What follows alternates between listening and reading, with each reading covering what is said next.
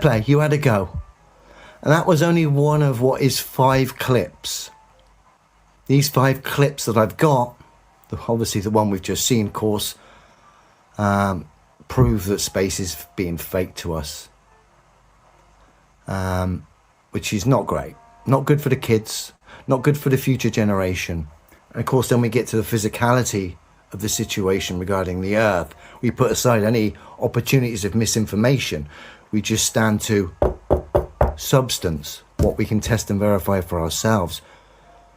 We quickly come to the conclusions that the globe Earth theory cannot be physically demonstrated by anyone. Certainly not backing the claims. How can something be physically true if it can't be physically demonstrated? It can't be, can it? Again, I have no bias, only to what is true. I don't care what the truth is. I'll stand by it. I'm not trying to sell any product or any idea or concept.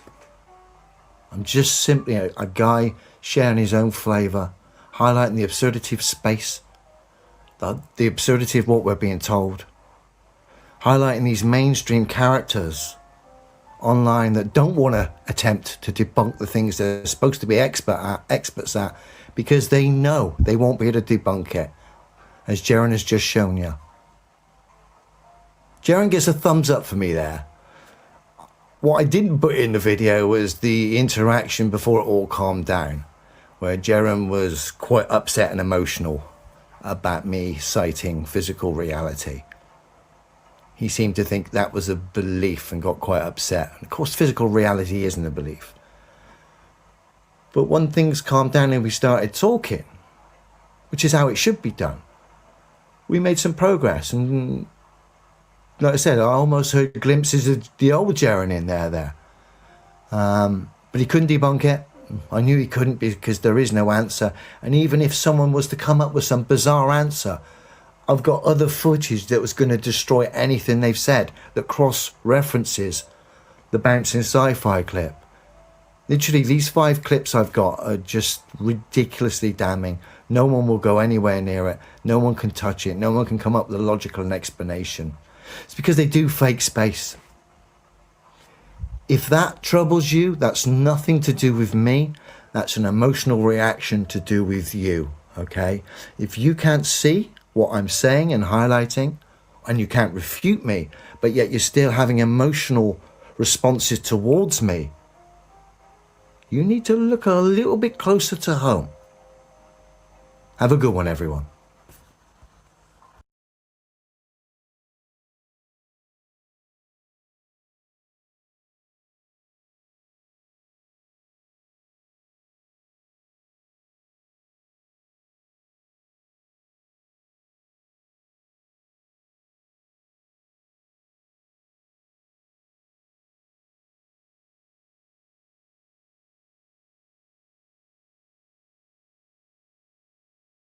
NASA administrator caught lying about the Challenger's space shuttle.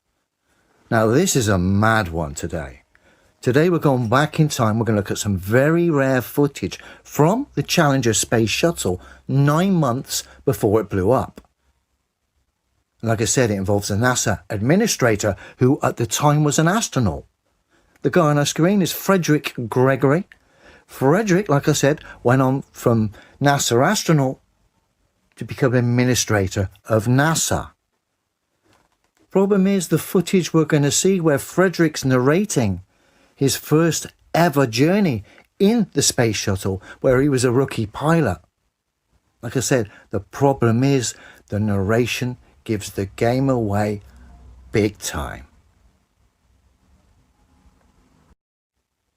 So this is the clip in question. Like I said, Frederick's going to be the main narrator. The clip's about 3 minutes long, so I'm not going to stop it. I'm going to come in at the end. So this is the ideal opportunity for you guys to watch this and see if you can spot the problems yourself. I'll come in at the end and I'll highlight it. And like I say, let's see if you can spot it. Our crew patch was designed by the daughter of one of our crew members, Carol Lind. John Lynn's daughter. Did an excellent job. We were very pleased with it. While Challenger waited out on the pad for us, we were having breakfast. This is the morning breakfast. You notice we carried the motif of the gold and silver team across. The biggest trick about this was eating breakfast with those shirts on and then packing them up and get them on board the shuttle so we could have them on board for our crew picture. Exiting the quarters, we all marched off to the van, gave our usual happy wave, and we're ready to go out to the bird.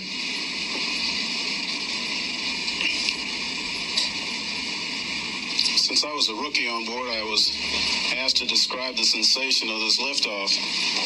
We had an awful lot of training, a couple of years worth, but nothing fully prepared me for the actual sensation of those main engines starting and then eventually those solids sliding. And I'll tell you, this son of a gun really rattles when it takes off.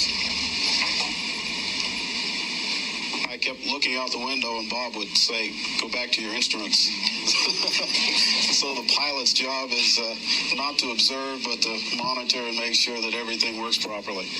After we took off, of course, we had a big roll and something very unique in this picture. In this series of shots, we're going right up the eastern coast of the United States. We'll flash back and forth between this outside of the window shot and the orbiter actually from the ground, but I think it was spectacular. We can see the horizon come up. We're right up the eastern coast. I commented to Bob that we have just gone through some clouds. Those clouds we just went through were at 42,000 feet, so you can tell we were really traveling upward.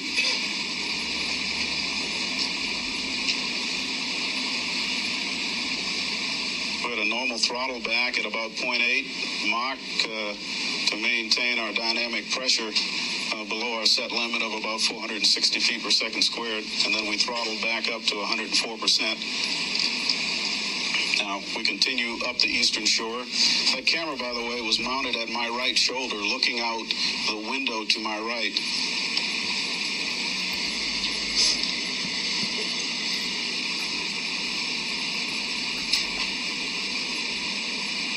That was the Chesapeake Bay. You can see the Chesapeake Bay.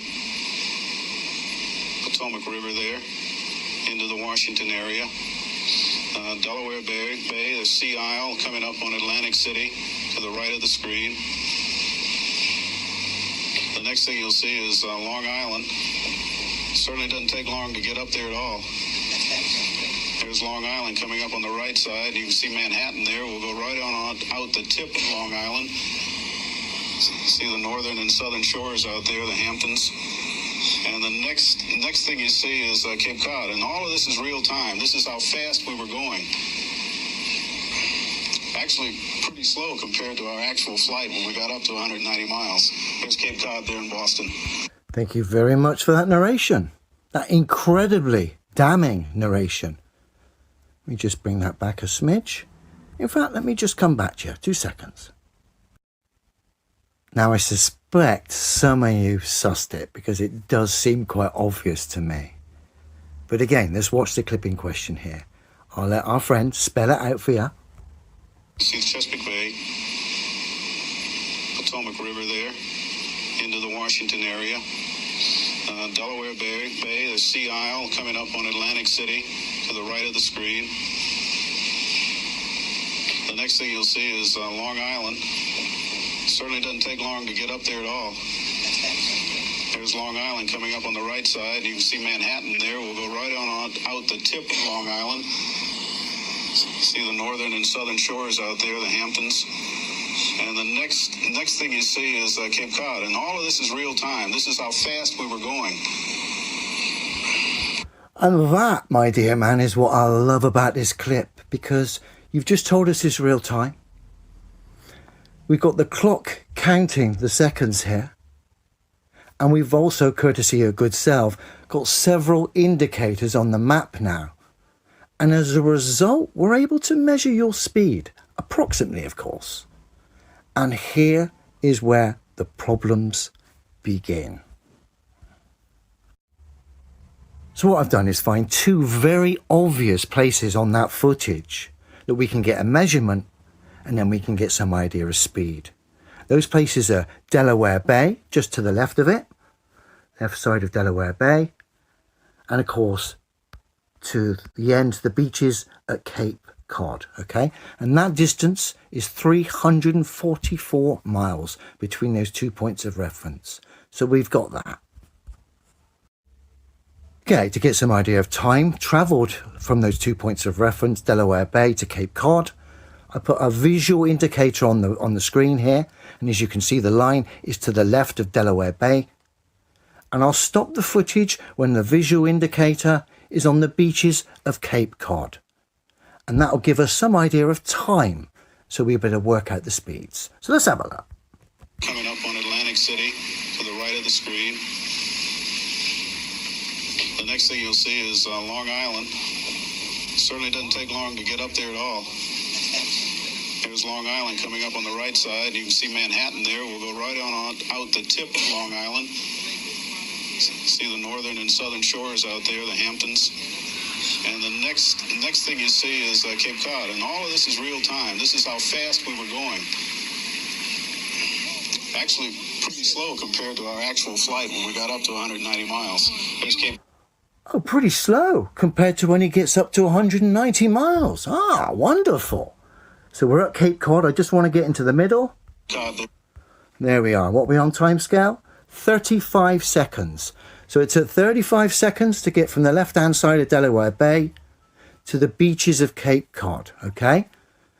Our friends told us this is real-time footage, and that is where it all goes pear-shaped. So we got a distance of 344 miles between the 2 points of reference. We got our 35-second time as far as how long it took to travel that distance. And as a result now, putting that information into the speed calculator, we can get some idea of how fast the space shuttle was travelling in the footage. And it turns out the space shuttle was travelling at 35,382 miles an hour. That's 18,300 miles an hour faster than the space shuttle can go. Do you see the problem here? So now we've got our speed of 35,000 miles an hour, essentially 18,000 miles an hour faster than the space shuttle can travel. Let's listen to Frederick, the former NASA astronaut and a NASA administrator, totally give the game away here. That was the Chesapeake Bay. You can see the Chesapeake Bay, Potomac River there, into the Washington area. Delaware Bay, the Sea Isle coming up on Atlantic City to the right of the screen. The next thing you'll see is Long Island. Certainly doesn't take long to get up there at all. There's Long Island coming up on the right side. You can see Manhattan there. We'll go right on out the tip of Long Island. See the northern and southern shores out there, the Hamptons. And the next thing you see is Cape Cod. And all of this is real time. This is how fast we were going. Actually, pretty slow compared to our actual flight when we got up to 190 miles. I dread to have seen it when you were supposedly up to 190 miles. What would you been doing then, Frederick? 40,000 miles an hour? Ridiculous. Who thinks Frederick was on the space shuttle? Because he obviously doesn't have any idea of the speeds that relate to the space shuttle. So who thinks he was on it? And of course, then that leads on to the Challenger conspiracy, where people claim that a lot of the astronauts who were supposedly on that Challenger when it blew up are still alive today, and that no one gets on those rockets anyway. And based on Frederick Gregory's narration here, and the actual speeds we measured, it would seem Frederick doesn't have a Scooby-Doo as regards the actual speed his space shuttle was travelling at when he was supposedly sat in it. And if he was sat in it doing those speeds, I think 18,000 miles an hour over its top speed, I think that might have been a bit of a problem, lads. So like I said, who thinks Frederick was sat in that Challenger? Because it certainly doesn't seem that way, does it? Again, I'm not making any claims other than highlighting the footage itself highlights the fraud.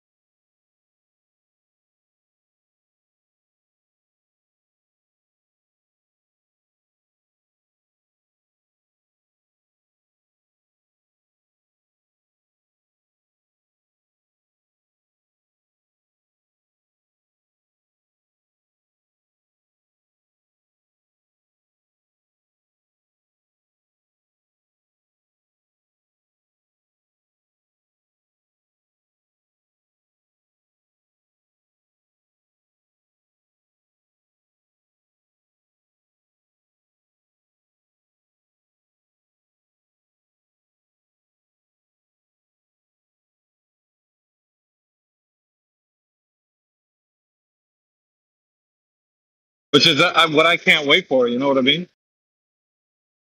Yeah, it's the anniversary. Well, yesterday, the 20th. And they ain't give a shit. I mean, Eggs is in here freaking the fuck out. Like. Did you celebrate, Kurt? Did you take him out to dinner?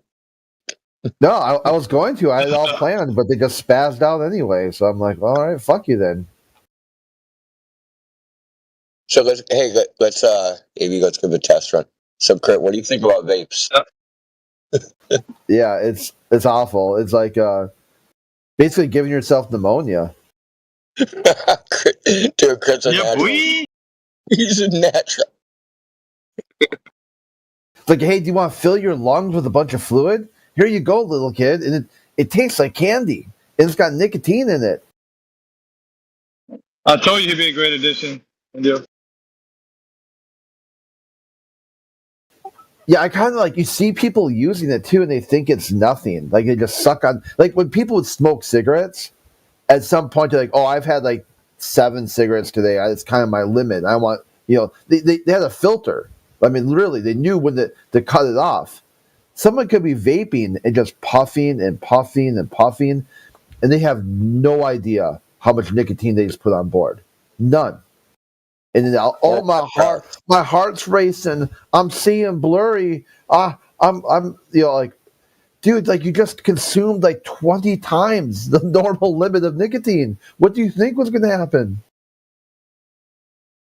My friend, when vapes first came out a long time ago, used to have to make the juice yourself. So he had like a bottle of nicotine and like different like little eyedropper bottles. And one was and then all the flavors, so you could make your own flavor. The vape costs, this is like in 2005, the vape costs like $190. He had a good one. So, man, dude, CV was saying everyone where he is always vaping. He said he's in San Diego. He said it's horrible. I mean, there's nothing more intimidating than, a biker wearing full leather gear jumping off a Harley Davidson motorcycle that smells like strawberries. Especially when he walks into the bar and thinks he's cool with his friends.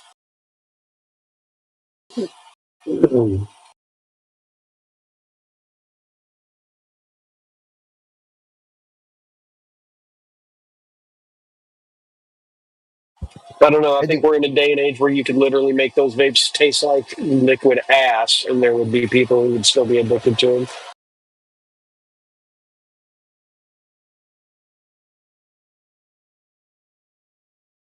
That's just my opinion. Yeah, and then talking about like the Coldplay concert, sort of the degeneracy on display. If those two fucking idiots had not reacted the way they had, nobody would have noticed or gave a shit.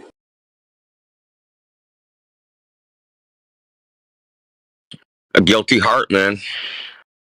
Well, it's funny now because, like, now when they do the Coldplay Kiss Cam, they are warning people ahead of time. Apparently, at the show they did right after this whole thing happened, Coldplay warned them, "Hey, we're about to do the Kiss Cam." Well, people have been caught in these kiss cams before. This ain't the first time. So I don't know why. My favorite was you can look it up on YouTube. There's one where it showed this guy and this girl, and this girl starts laughing, and this guy pulls out a piece of paper and he unfolds it, and it has an arrow pointing to her, and it says, "She's my sister." And he kissed her anyway? No, they weren't in Alabama. I think they were in like Connecticut or some shit.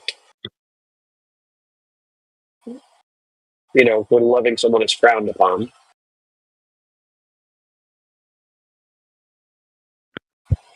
So, like, who's the CEO guy? Like, CEO astronomer. That's all I keep seeing in the headline. Like, apparently, he was like the CEO of a company that deals with astronomy and like some sort of technological equipment or some shit like that, and some company nobody's ever really heard of. So, whatever. Yeah, Who is this guy? Why is this so important? I don't really understand. Well, They're literally it was kind saying- of Well, I heard it about was it on YouTube. I saw a short, and she wouldn't even mention it by name because she would say it was like, "I'll be censored or something. The video will be deleted." Like this guy, like CIA or something. Like, what's so important about him? Nah, it's just some people are overly paranoid about YouTube censorship because if they name the company could go to YouTube and have it taken Oh down by yeah. because Yeah. this whole thing is whatever this company is. I guess if it was any company, it would tarnish their reputation because their CEO and their head of HR are fucking, and that looks bad under any company. Oh, it's the head of HR. Oh Yeah, yeah. he was the CEO and she was the head of HR for the company. Oh yeah. So it's Like like that's never happened. Like that's never happened before. Well, I mean, but do you know how HR is, right? You're not allowed to really fraternize or whatever because of sexual harassment. So how's she going to decide objectively about that if she's India. doing it? You know what's funny is that if it would have been even better that they happened to have like an intervention meeting for like sex at the workplace, and then after that meeting they went to that game. Like No, he's it would like, have been okay, just the everybody cherry can on leave, top, and bro. then they bang on the table, right? They bang on the meeting Right table, right? on the like, on the those notes that describe like sexual harassment and shit. Like they're doing it right there. yeah, like okay, you cannot these are things you can't do in the workplace. You just like fold your dress up and just rail them. And then she's married, you know, has 2 kids, nice house. Oh yeah, husband. they were both also married, Yeah. mind you. So like he had apparently like a wife and 3 kids and she had like a husband and 2 kids of her own, and so yeah, like 4 people ended up single that night. And 2 divorce lawyers are gonna have a heyday. And Yeah, and 5 kids are ruined. they're not that ruined, they're privileged. They got money. Doesn't matter. Yeah, I mean, it's just sad, dude. I mean, she was. The Yeah. first thing I noticed is like this chick's a dog. Like, you couldn't do better than that. You're a rich dude. You're a rich CEO, man. You should be messing with a 23-year-old.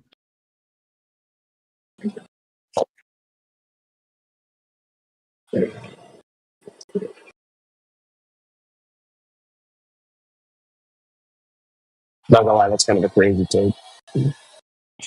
Dude, you know how screwed he'd be if you would have dumped her? Oh yeah, no. Like once you fuck with the head of HR, like you have to commit to the. Otherwise, you're done. Like she had that guy by the balls the whole time. And he can't even fire her because that'll be sexual harassment. Yeah, can't fire her, can't break up with her. Like no, she had every card to play, and he didn't have shit.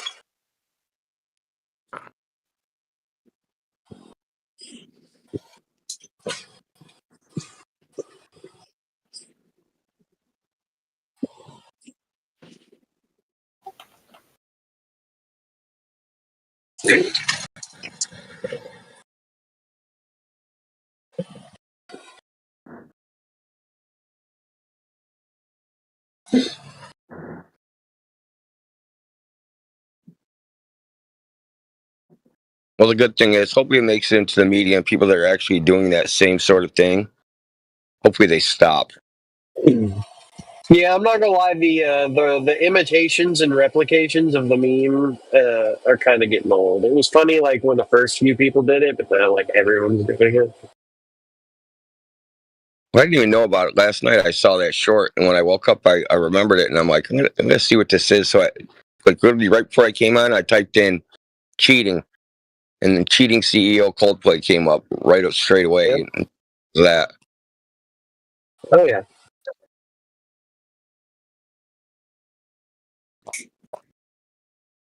I mean, on another level, it's like if I type cheating, and then Google feeds me that. Like, is it like whatever the wind's blowing that day? That's what Google is serving us up.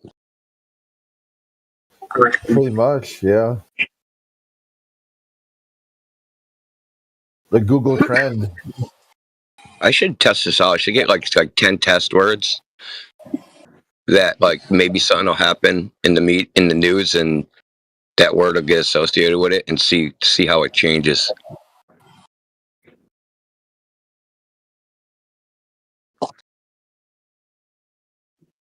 Yeah.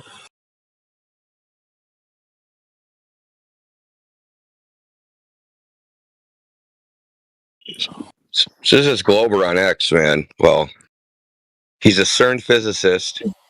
He's been messing with us on X for quite a while. His name is Franco. He's also a physics teacher. And he's the one that debated a couple times New Perspective about whether planes can fly on a rotating Earth. And he straight up said to New Perspective that I would flunk you in my physics class just because you're a flat earther. Like, okay, fine. That was a while back. So, but he posted something yesterday that said gravity has nothing to do with, or weight has nothing to do with the acceleration of gravity. Legit, type in define weight. Give me the physics definition of weight. Keep in mind, this guy was a physicist at CERN and is currently a physics teacher teaching students. It said weight is a force. It literally just says it. Defined by W times mass times G, or equals M times G. Totally wrong. Totally, completely wrong. And like, these are the people that Glober's appeal to. Literally But they teaching also, physics. and they throw them under the bus too when they say something that they don't like. Yeah, that's funny. I was talking about that last night because I was on X Space with some of the flat earthers on X, some of my homeboys over there. And I was telling them, I'm like, yeah, man, we used to have a show, an event called the Under the Bus Show. And even though it was titled Under the Bus Show, they would immediately come in and we'd be like, Neil deGrasse Tyson said you can't see curvature from 128,000 feet, and they'll immediately throw him under the bus. So even though they're warned that it's the Under the Bus Show, they're still doing it. Like, zero situational awareness, bro. We literally set you up and you still fell for it. Here's the trap to fall in. Oh, I'll still fall in it.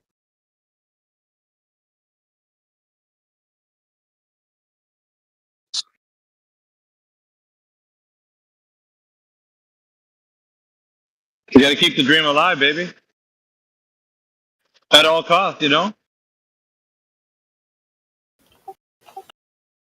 Yeah, Don't physics throw themselves professors under the and bus. scientific communicators aren't going to tell us what our paradigm is. We choose what our paradigm is. We decide. That's their motto, isn't it? Dude, I had actually a pretty good conversation on X because Ken was telling me about so Brian Cox gave a presentation. So he's like a science communicator, right, in England. Probably like the British equivalent of like, Neil deGrasse Tyson. And in the talk, he says, flat earthers say that, or the Flat Earth Society says the Earth accelerates up at 9.8 meters per second squared. And he says that's the one thing they're right about, right? And when Ken presents this to Globers, they try to be the Brian Cox whisperer and tell us what they say. Well, he didn't really mean that, or he didn't really mean it that way. And Peter comes on and doubles down on that shit, right? And then said, "Well, he's a horrible science well, he's a science communicator, so he's going to communicate it in a way he didn't really mean." Peter, he's horrible. Then he's a horrible science communicator. And I was like, well, who's a good one? Who do you recommend? Like Neil deGrasse Tyson, Michio Kaku, freaking Krauss. Like, which one of these guys? He's like, they're all horrible. Okay, what's a good one? He's like, Feynman. Then I tell him how Feynman, some of the things he says goes against the mainstream. which is anti-science as far as you're concerned. So he's communicating like anti-science. He's like, he's still a good science communicator. Like, bro, you're making no sense right now. Peter's he's a brick. Now, like you heard this, AV, that he's pretending to be a flat earther on X now, right? Yeah, I have heard that. Yep. Okay, so The back of his head gives it away, Indio. what was that? The back of his head gives it away, though. Oh, geez.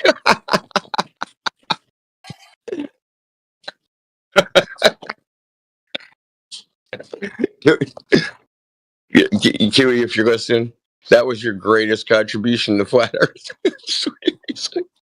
No, that's awesome. The flat head back.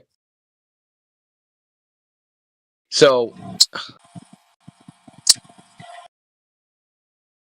I'm like, Peter, to believe you that you're a flat earther, I'm like, it seems like you don't actually do anything but tell flat earthers how they're doing it wrong, and criticizing them, telling them how they should do it.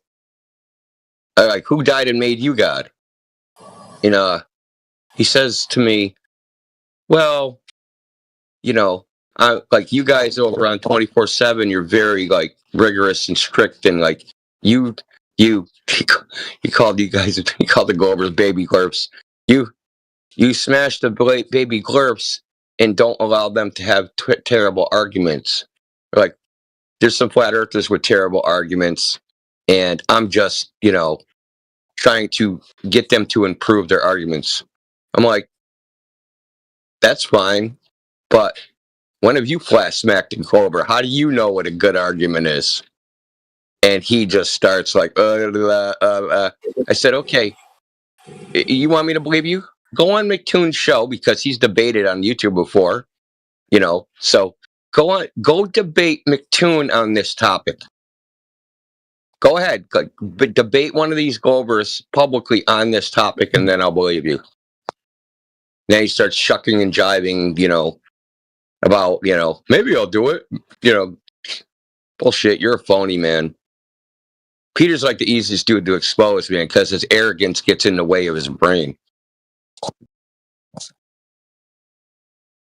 Yeah, I give him a bunch of questions. He wanted to get back into the server. I gave him a bunch of questions, told him every single one is Googleable. All of it. 100% you can Google it. Every single question. And I said, but I don't want you to Google it. Use your noodle and see what you come up with.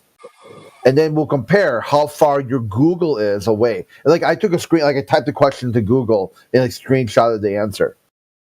And basically talk about the overview effect and whatnot, and manned space flight and some questions like that. Yeah, and he doubled down. He's like, yeah, manned space flight, the overview effect, it only affects astronauts and only from the Apollo age. And then Google tells him, no, it overview affects everybody. There's VR experiences. There's all these other things, like just a fellow from space would do it. I'm like, how are you going to sit there and go, advocate for the globe when your own personal globe, your own personal answers are so divorced from your own research method? Well, Google it.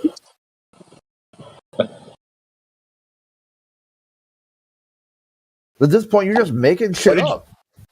What did you call it? The Oreo effect? What's that? Overview effect? What's that? Well, it's like the astronauts said that when they went out to space, Edgar Mitchell started it, that it was a deeply spiritual religious experience to see the Earth from space. And there was like an instant cognitive shift that they realized all people are interconnected. There's no difference between anyone. And people have kind of ran with this. Brian Cox runs with it a lot. His website's called The Children of Apollo, that we're all together on Earth. You gotta look it up. We gotta do a show on this. What he's just saying right now. Actually, I wanted Chris to be on the show, bringing that topic involved, but we can all do a little research and have a conversation about it. See, I think it's important. He also pitched the climate change narrative too. I'm sure you've noticed that, where they're like, "Oh yeah, what I realized is that the Earth is so fragile. Like, bro, you're freaking like a pinpoint above a fucking gigantic ball, and you're talking about fragility. I mean, Jesus Christ, you're the only thing that's fragile in that picture. Yeah, that's the point I was going to highlight, that they are not affected by the overview effect. So if they have a cause and effect, here's their chance to demonstrate science. Cause and effect. Viewing the Earth from space has the overview effect. They are not affected by the overview effect. Why? Why is that? Because I know why I'm not. Because I know you can't see the Earth from space. I could say all the things I do, tribalistic, sad small world with sad small people. Meanwhile, on their worldview, they should be no problem with flat earthers at all. It's baked in to their explanation that we're all interconnected with all different stories to tell. But they can't do it. They can't accept this agreement, so they hard counter their own idea and their own science, making themselves a science denier. Because either it's a problem with the explanation, the overview effect, or it's a problem with them denying the overview effect. Crit, Is it like I'm glad you brought that up. Because in DMs, I told Crit, I said, okay, so this fake effect that was sold to us as a real effect can now be experienced in virtual reality as a fake effect of what was sold as a real effect of a fake effect. Yeah, that's what I'm saying. That's a solid take. I didn't want to steal it from you because that the real effect of a fake effect. Oh my God. Can now be experienced as a fake effect of a real effect that was sold to us from a fake effect. Yeah, I'm like, Crit, this is the most Matrix thing I've ever seen. This is like dude, a Glober yesterday, that sophist that was like a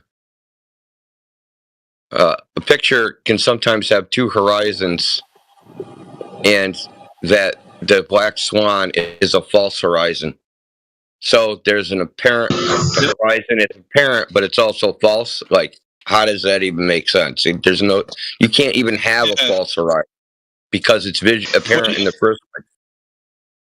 You're gonna couple that with the limit illusion too. So that's what I was telling Chris. If you can join that with the limit illusion, it's gonna all just converge to a point of how somebody has this, idea that the Earth is what they're telling them that it is. So it's almost like the perfect storm.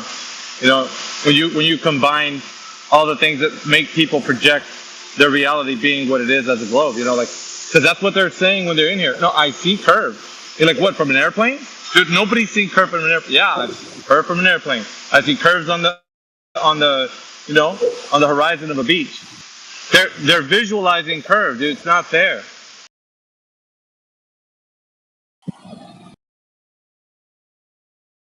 So yeah, Man, limit illusion. Some of these guys, I think they've never even been to a beach or even looked and thought about it for 2 seconds.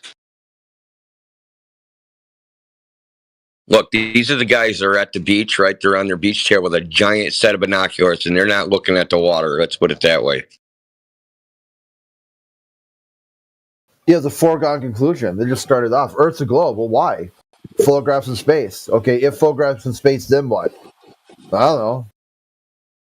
Now the Earth Day, nuclear disarmament, peace movements, all this 1960s and 70s and 80s stuff about changing the world. We are the world. Bette Midler from a distance. The Scorpions. We live under the same sun. All this massive change in the way people are going to view, like a giant leap forward. They said a giant leap forward, and nothing's changed. So I remember that, like, some of these U.S. Soviet Union collaborations, space was sold as a way to stop the Cold War, right? The Soyuz, Apollo thing, and then like the International Space Station. It was supposed to be like, we are fighting on Earth, but if we go to space, we'll be all united, right? Well, the Soviets and the U.S. will bury the hatchet, and we'll all sing Kumbaya in space. Yep, I grew up the same way. It was a big deal. Like, they had the front of magazine covers showing Russian American astronauts shaking hands and stuff. And look at where we're at today. Same Yeah, a Cold lot of War, good that did. same, yeah.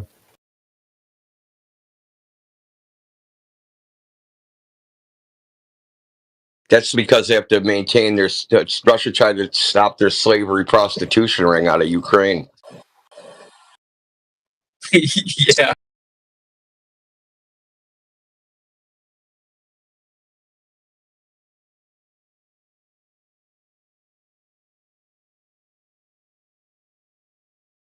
Did you know that what's been going on there has been going on since the end of World War II?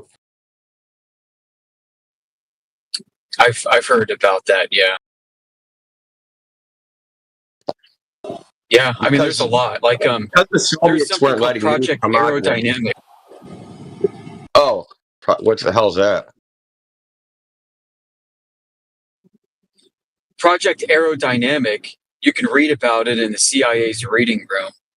It was the CIA covertly funding the Azov Battalion and training guerrilla warfare so that they could launch excursions into Russia from Ukraine using paramilitary forces.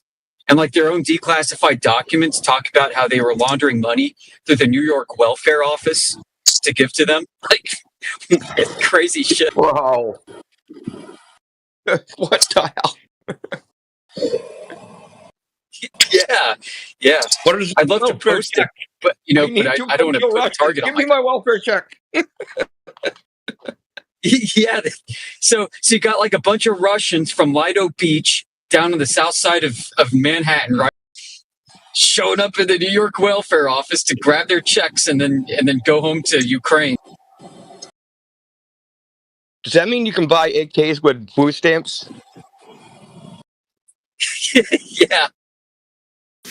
That sounds like a great deal. I want to get. Where's the line for that? Man, I can get food stamps from crackheads for 50 cents on the dollar and go buy. I was just gonna tell you, 2 for 1, Indio. You gotta remember that. That's the golden rule. 2 for 1. That's wild. You'd have hella steaks in your fridge, though. I want someone to make like a rock song of these things that the Glovers talk about. Because, I mean, as batshit crazy as some of the songs are with mumbo jumbo, like some of the stuff that songs have in them are just gibberish. But like these Glovers with this thing about, I'm looking at the horizon, but I'm actually seeing the one I don't see. Like, how are they going to, how do they do that? Oh, there's 3 horizons and you know they're there because you can't see them or test them or measure them. Yeah. Nice. Yeah, so after World War II, so Western Ukraine was basically Nazi collaborators. They're actually digging up dead Russian soldiers and using them to try and get Ukrainian prisoners of war back. I've literally seen the pictures. Dude, it's crazy, right? Anyway, Western Ukraine was basically Nazi collaborators. There was like a Ukraine nationalist movement, and there was a guy named Stepan Bandera that ran around with that. And he collaborated with the Nazis and killed a bunch of Poles and a bunch of, Ukrainians that weren't going with the program. Talking tens of thousands. Anyway, and then he eventually fled into Europe, and the Russians assassinated him, like in 1954. But the moral of the story is, even from that period in time, the CIA was infiltrating the Ukraine and doing partisan warfare within the Soviet Union. Now, this wasn't like a thing that made it into the news because the Soviets, they controlled the media nearly completely. And so the news that never leaked out, really, that these types of things, bombings and subversions and sabotage ops were happening. But these things have been happening since, like I said, World War II for a long time. A long time, dude. This is just the culmination of like a 50-year, 80-year plan to infiltrate the Soviet Union and collapse them. And what a lot of people don't know is that the original communist revolution was funded by Americans. All that crap was funded. So, like when there was the Bolsheviks and the Mensheviks, right? And the names are actually reversed in our vernacular. But the Bolsheviks took over, which were actually the Mensheviks, which was like one type of freaking political, ideology. And they took over everything, and everything they did was funded by the West. So they brought in, Western engineers and all sorts of scientists, and they had investments and all sorts of stuff because they wanted cheap labor out of, Eastern Europe because they were pretty poor, basically, hand to mouth poor. And, but then that didn't all work out, and then Lenin took over, and the rest is history. And, but like, there's a whole hidden history there of subversion. And then, like, it's 2025. People are acting like this is new. No, none of this is new. This has been in the works for quite a while. Hey, check out the screenshot. I've got a bunch of this stuff saved. Check out the screenshot and text.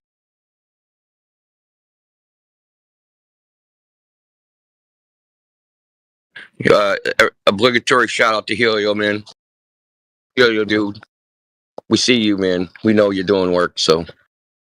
Yeah, Even W's in the chat. Even if we didn't, we W's love for you, Hilo. man.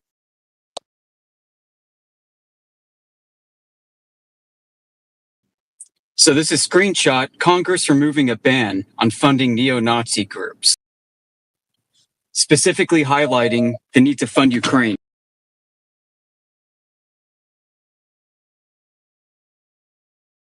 My goodness, dude. Well, I mean, 2016. Operation Paperclip, brother. The Nazi Party was pretty big in America, dude. Yeah.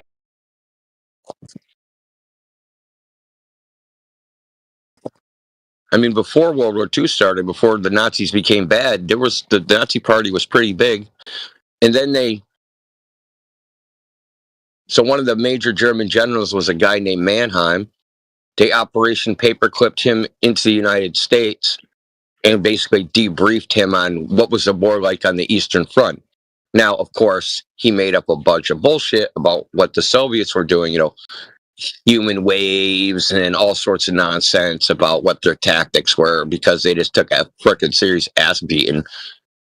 80% of the casualties in World War II were on the Eastern Front. Needless to say, the Soviets just freaking stomped what was supposed to be the most powerful army in the world, stomped them into freaking dust. I think the Germans lost like 2.3 million people. I mean, the Soviets lost a lot of people too, but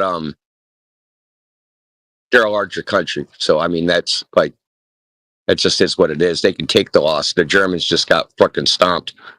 They almost made it. They were so close to Moscow. They almost made it.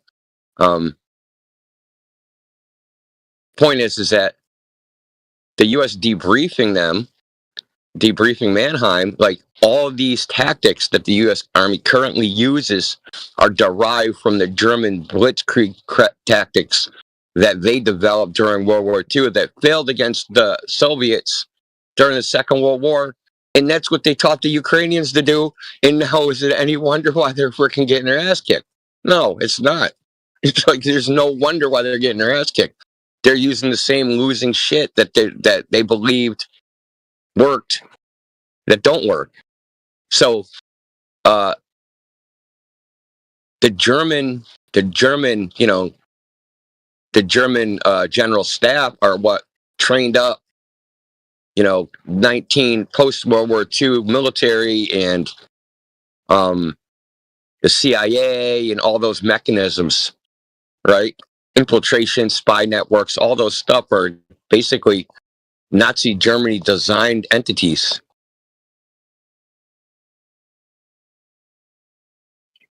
Yep, all the way through Homeland Security. I heard the Department of Homeland Security was first stood up. They consulted with some like 90-year-old SS officer on how to do it correctly.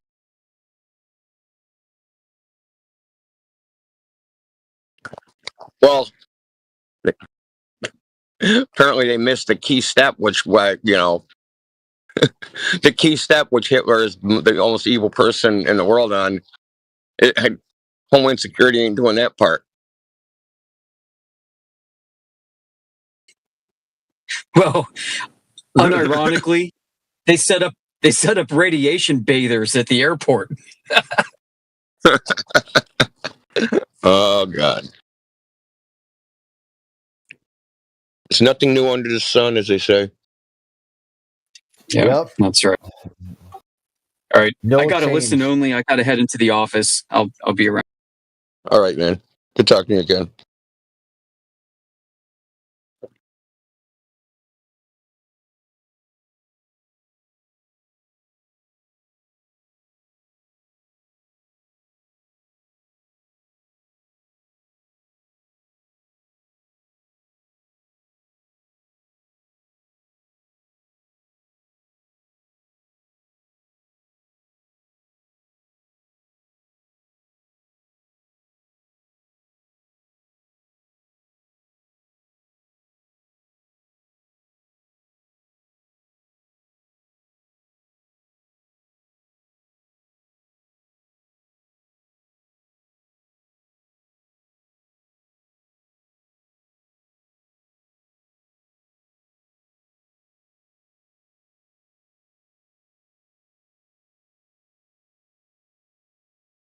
Sonny, man, you're up early. What are you doing up so early?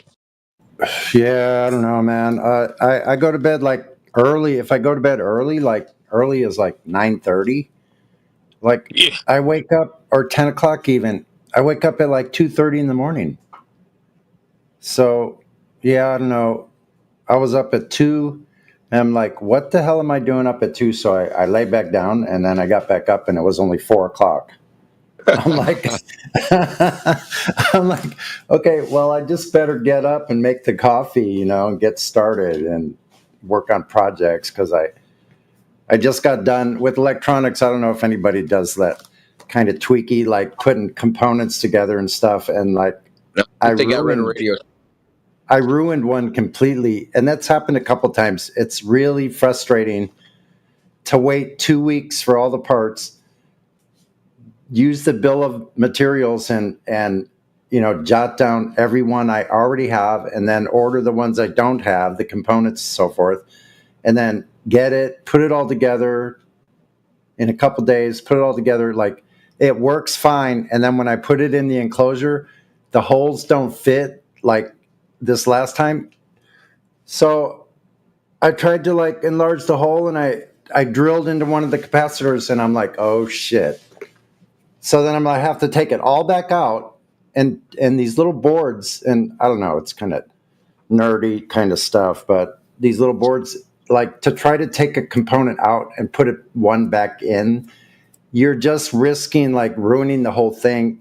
And if like there's ways around that, like which I've worked before, where I can take like a jumper cable if I've screwed the board up, and look at the schematic and solder a jumper wire. But like, to do that is so time consuming, so frustrating, and just completely hit or miss. So this last time I totally ruined the project that I had working fine, and now I'm going to have to do it over. So Yeah, I did that shit when I was a kid, when Radio Shack was still in business. But Yeah, I realized I'm a shit solderer, so I stopped doing that. Yeah, I just ordered a brand new soldering station because I have to have it with what I do. But sometimes I think maybe I'm too close to all of this, and sometimes I just have to step away and give it a break, and not touch anything, not order any new projects, just leave it alone and play my guitar instead of just sitting there soldering stuff and putting. Like, I love the end product when they work. It's really great. Like, that's really satisfying. To play my own equipment that I built myself, is really great. And I love all that, but it can be really frustrating. So like, sometimes I just have to go, this is enough. Stop. Stop already. So yeah, what I found was like if I'm doing some project or something, and like I get to a part which is really frustrating and I get stuck, I'll do what you do. I step away. Just step away. Go do Yeah. something else about it. And then what I found personally is that when I do this, when I go back, even though I haven't thought of the solution, immediately approaching again, the solution pops into mind and it gets solved. I know, you're right. So like what happened is I was trying to work on it, and I just need to pay attention to these things. I was working on it. It was too late for me. I should not have started something that was that late. And then when I wasn't able to finish it and I kind of messed something up, I'm awake all night thinking about these little doodads, these little components and shit. Like, how can I work around this? Like, it keeps me awake at night. and then I got up in the morning. So I'm learning, okay, don't start anything that's late. Like if I would have just like put a pause on it, like you said, leave it alone. Like don't try to work on it that late so I don't get stuck. And then, then I wouldn't have had this problem probably. So, yeah, I mean, it just takes patience and like that all that learning stuff as far as like you said, like stepping away from it is really valuable. Sometimes I'm able to do that, and sometimes I just am so focused like a laser beam on what I'm doing that it's hard for me to step away. So I need to like stop anyway and do something else, like you said, like freaking mop the floor. I will start mentally, not out loud, but like yelling at myself. Go away, stop. Like you're making it worse, dude. Just go away. Yes, and I mean, I love what I do. It's like trying to turn it into a business is something I've thought about, because like in my older age here, it's good to have a project. I like having hobbies, things to do. And I have plenty to do with playing the guitar with a band I play with, and other opportunities are coming up there. And it's really great, But, yeah, I don't know. Yeah. When you get to that point, right, like you should, like, you don't want to just step away. You want to actually do something else that actually occupies your mind. I don't know. Go restring your guitar or something. Go tune it, right? Go do something that's a completely different task that kind of like uses a different muscle of your brain, right? Yeah, exactly. And like you really need to like, because even if you walk away and you're still thinking about it, that doesn't help. You really need to like divert your own attention. Like if it's in the daytime, go outside and take a walk, get some fresh air, walk up the hill, walk a couple miles, come back, do something else, maybe leave it alone for a whole day, So, yeah, I don't know. It's just like, it's all about like time management and realizing what my weaknesses are, or maybe I don't want to say weaknesses, but we all have challenges with different things. Like nobody is a complete like wizard or genius at any. We might be at any one thing. We could be like very, very good at one thing, but we're not a genius at everything. And like in some ways, I consider myself what they call a polymath, and you know what that word is, right? Oh yeah, self-educated, like someone who learns about stuff through their own process. Well, there's two parts. So that part is autodidactic, which I am. Like I've taught myself everything I know how to do. I taught myself. But the other part is a polymath is somebody that, and I forget who it was, they called some author, like, I don't know, I'll try to find that information, but they say that some people are highly skilled at many different things. And I kind of see myself, I'm not trying to like toot my own horn, but I've learned how to do many different things expertly. So there's some things that like I'm an expert at, and there's other things I still have challenges with, or like even cognitive inabilities to conceptualize certain things. Like, I don't know if you, I'm sure you guys probably relate. Like, it's probably on the spectrum somewhere of like, you know how what do they say? Like, people that are like highly functioning autists or whatever, autism, you know? So I think we all have like situations like that in our lives. And I might have more of that because I have so many different things that I know how to do. I like see things in diagrams and schematics and mechanical drawings. I see in my mind, I see them. Like I see patterns of guitar chords and scales all cataloged inside my mind. Like I can conceptualize them in my head. Like I see them in patterns. So I don't know if you know what I mean. You probably maybe do, maybe don't. Like probably think, oh, the Sunny guy is like batshit crazy. That could be. But I think there's a lot of very highly talented and technical savvy people here, and in this group, and I'm really proud actually of all of you guys and being a part of what I see as kind of a team. And I learn so much every day. Like, listening to Indio, I'll just give like certain people praises. Like listening to Indio, sometimes I'm like, shit, like I haven't done reading on that subject. I'm like, I mean, you're very intelligent in a lot of different ways. AV also, Alpha has a way of talking and bringing together like concepts as far as conversations with people that I find like very, very interesting. It's like I've learned so much listening to Alpha Miggy, like throughout the years, like for a long time,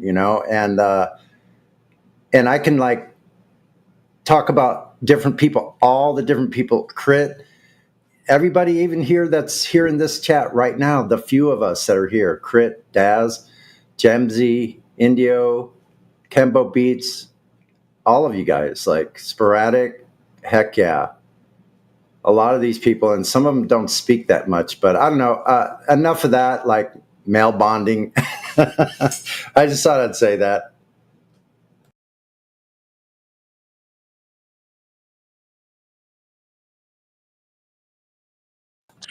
Well, Oh shit! I killed the chat. No, it's just I have a curiosity to learn things that borders on mental illness. Let's put it that way. I missed the last part. You have a. Say it again, please. I have a curiosity to learn things that borders on mental illness. See, that's the part, that last part, that I have to watch out for that. Because it's that, it can be like almost a manic drive to like get something done. And I have to really watch out for that because I go like, am I accelerating here? Like,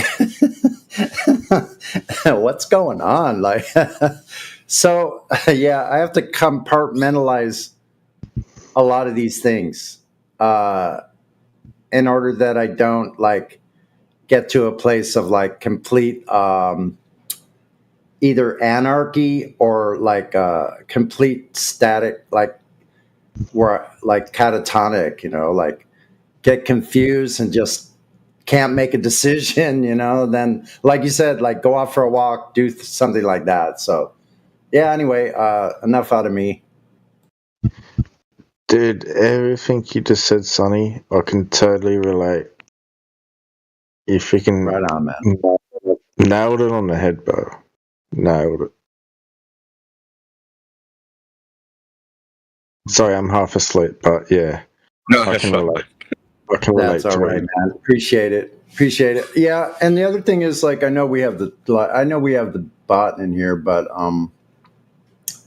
yeah, and the other thing is like I'm sober, completely sober these days, so like I don't drink or smoke or do anything like that.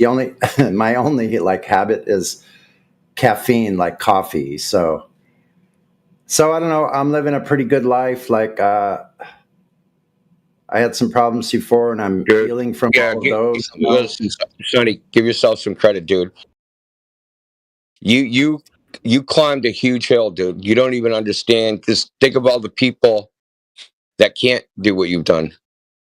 Like, Exactly. you know, it sucks to leave people behind, dude, but you got to leave them behind sometimes. And they can't do what you've done and overcome the things you've overcome, dude. And I'm proud of you, Sonny. Seriously. Thanks a lot. I appreciate that. So, listen, I've been surrounded by, like, dude, I was born on the wrong side of the tracks, man. And I'm always straddling, like, normies and, you know, not so normies. I know what you're saying. I'm not I know what you judgmental mean. about it. I'm not like, oh, all you freaking crackhead, drug addict, fucking, you know, junkies shooting up. Like, y'all should be like the normies, right? I've never ever taken that, like, approach because I know a lot of these people are fucking seriously damaged, right? And I mean seriously damaged. Like most people, if they live their lives, they like jump off the Tobin Bridge. They couldn't even remotely handle it. And and I'm like, the fact that you're still alive and you can and haven't offed yourself, and that you're even alive around to shoot heroin, like fucking, that's a victory. You know what I mean? Like, it's not not a great victory, but it's way better than the alternative of, like, you know, deleting yourself. Right. So exactly. I'm not judgmental about it. Right. So it's like to get beyond that. Right. And even leave that to conquer that, dude. It's a serious victory, brother. Serious victory. Yeah. And actually, I want to say, because it actually aligns with what we do here with the flat earth topic and being in some ways an activist, but also, I have a whole change of heart, like as far as like a purpose in life. And like now, my main purpose is to help other poor sots like me, like overcome these troubles and problems. Like I'm uniquely qualified to help people that have problems, because I've had a lot of problems. Like you said, the wrong side of the track. I was a lonely little angry little kid that missed my mother, and I found my tribe wherever I went to every new neighborhood. Like by the time I was 13, I lived on the streets. Like I always had a place to go, and I have to thank my father, who's passed now. Rest in peace, Dad. But you know, but I stayed out. Like I stayed out night after night after night, and you know what happens is you just get used to that lifestyle. But anyway, yeah, you know, that being said, I have a whole new purpose, what we call a primary purpose now. And like I had it before, I had glimpses of it before, but my desire to like help others is my main motivation every day, 24 hours. And so like how that fits in with flat earth, it's the same thing. I get a little bit like a lot of us do. Sometimes we get a little aggressive with these globers and so forth, you know, and I've tried throughout the years to like kind of back off from that a little bit, to be more of, how do I say it? To not promote, but to attract.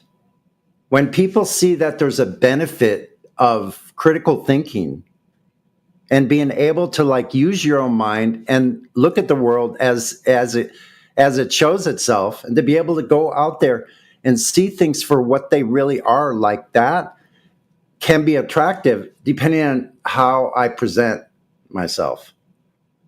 And sometimes it's hard with only our voices to do this, you know, because I'm used to looking someone in the eye, and then that interaction between people, like, you know, in just conversation. I mean, luckily for you, all these Zoomers, they're not used to that because they've been on the internet for so long. So, you know, they wouldn't understand you if you looked them in the eye. I know. Dude, did you see our episode? We did an episode on Zoomers quitting, and like I heard one of the videos we featured was like the Zoomer stare, right? The Gen Z stare, right? Because they're not like, they can't interact with human beings. I'm sorry. I was listening to you guys talk about that yesterday for a little bit. Didn't mean to interrupt. Apologize. Yeah. They don't. they don't know how to interact with like real people because the way they've been interacting is, electronically. And AJ was talking about this, right? They're all in the same room texting each other. Yeah, man. And I have children that are, well, they're, born in the late 90s. And they're kind of similar. Like my older son is kind of like a little bit like on the depressive side. Like he sees things very negatively, and sees that he almost has a sense seemingly where he's different than people. He knows he's very intelligent. And he tries to, and the reason I say this because it's a lot like me, so like sometimes very intelligent people feel lonely because, like, for one, like whenever I went into a situation like work or school or whatever it was, like maybe not so much school because I didn't like school until I got out. But in the work situation, I felt like I had to work harder than everybody else just to be even, just to be equal. That's because I felt less than, not because I felt better than. So people around me were going like, you're making us look bad. And my son says the same thing. And so he has a sense about him that people are against him, that he's not liked. He doesn't know how to socialize with them. Like he sees them as kind of boring and they probably are. Like, I really feel for him, and I've tried to like help him like be his own man and like realize that the good he has inside of him. And these are things that I was never told. I had to like do that myself at a very late age to figure out, gee, why do I have this self-defeating, self-deprecating, like feeling about myself, and I had to get to the bottom of that. And it's a long process, but I'm in the process and like I've made great strides, Anyway, I know I'm talking a lot about myself, but I appreciate that. And I would like to hear more of those conversations because the Zoomers, that whole field of like what's going on with the newer generations, the younger generations is really kind of disturbing, and, I don't know what the answer is. Like, I don't know if there is an answer. They just kind of have to find their own way. And we just kind of have to pray for ourselves and for them. I'll stop there. They're going to become captains of industry someday. Like my wife and I went out to a restaurant, right? And we saw some young Zoomers sitting at a table. 4 of them, it looked like a double date. And all 4 of them were heads down texting on their phones, sitting at the same table. They only looked up at each other whenever like somebody sent an emoji or something. It was the weirdest thing. Like we were just commenting on it the whole time. It's weird. It's shocking. It's almost like an alternate reality. And I'm not often in situations like that. But sometimes I am, in groups of people. But like the people I hang out with are, well, I'll just say it, in recovery, and so there are people that mostly are there to work on themselves and to be better.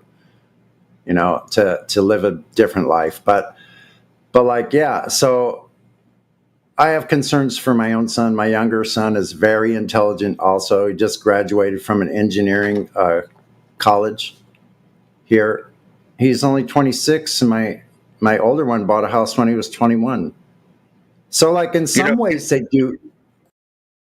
Well, just something Frederick said, I actually thought about this a little bit before, is they're still socially communicating by texting. They're still doing it. But the richness of the communication compared to like personal communication, because then you have body language, right? Then you have all these other things. Yeah. It feels like if you're communicating through texting, it's like you're using a language that doesn't have the richness of there's less cues in the communication, right? It's like using less words or less sentences. It's like think about two maybe 4-year-olds communicating. They can communicate, but their language is limited, and they also aren't like they don't pick up on like body language or any of those things. So it's almost like an infantile style of communicating through text, because you can't like writing words in text messages.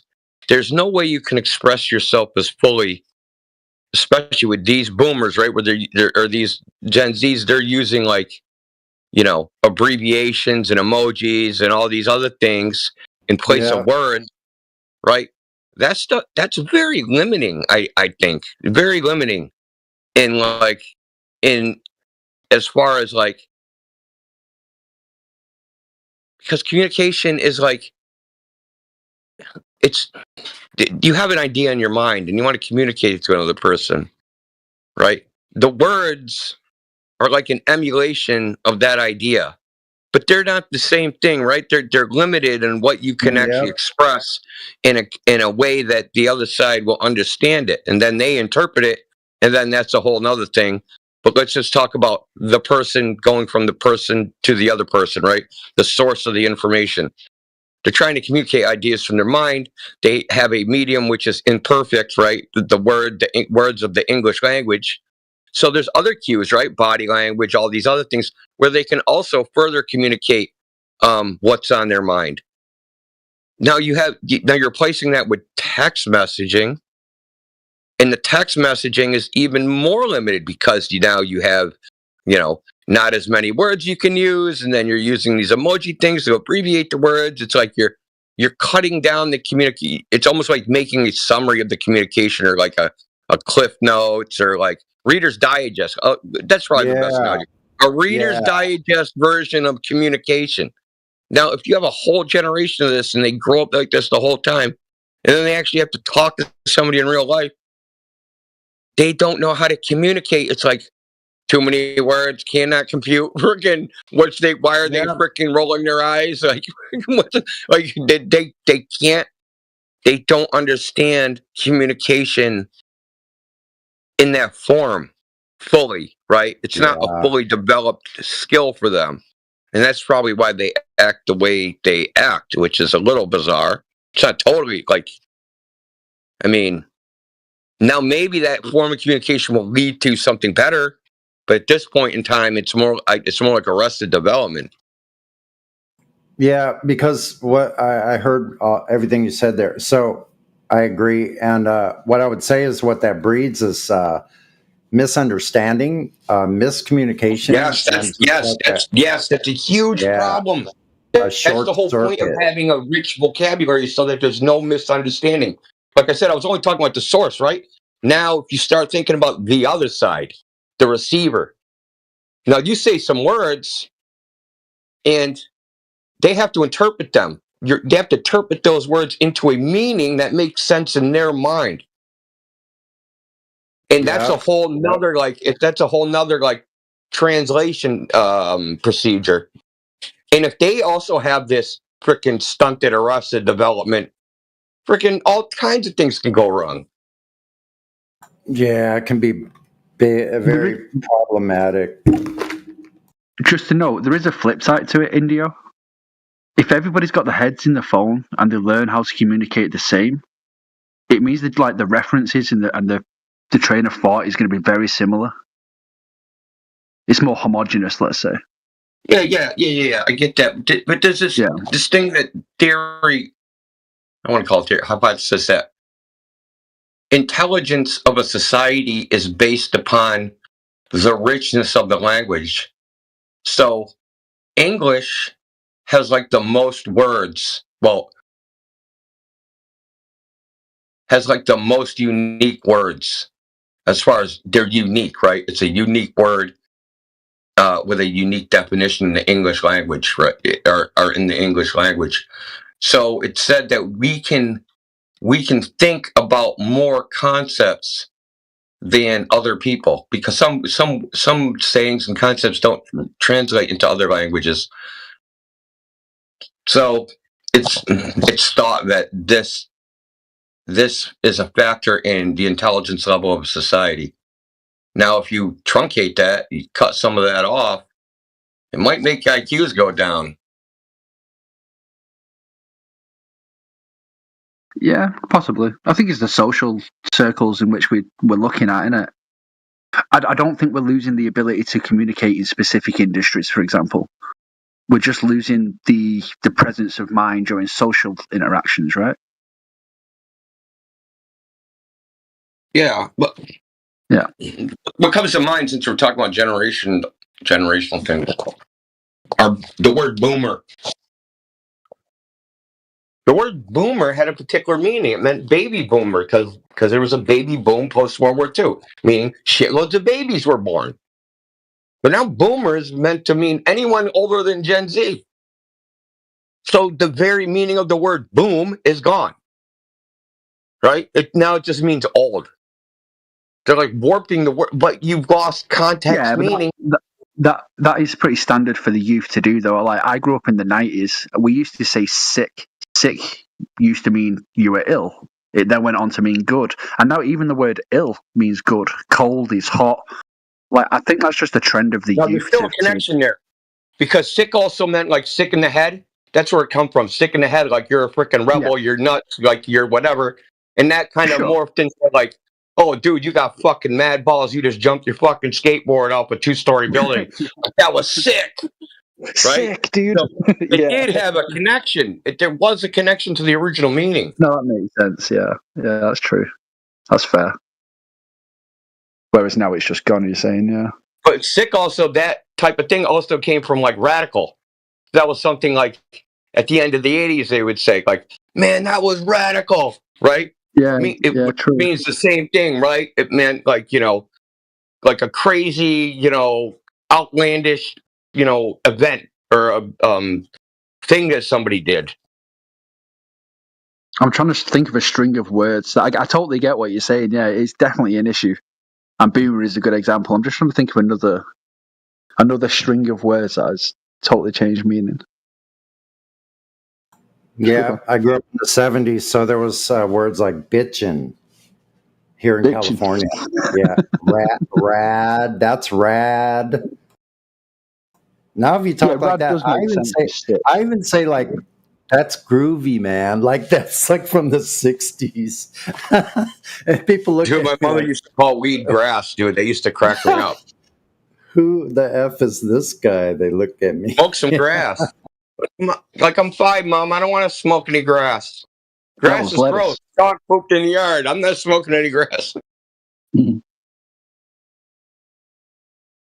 Yeah, I even have friends that are like just a little bit younger than me, maybe just a few years, and they're more into like on their phone all the time, and they like sometimes they have difficulties because I actually go into this boomer mode sometimes where I forget that I have a phone.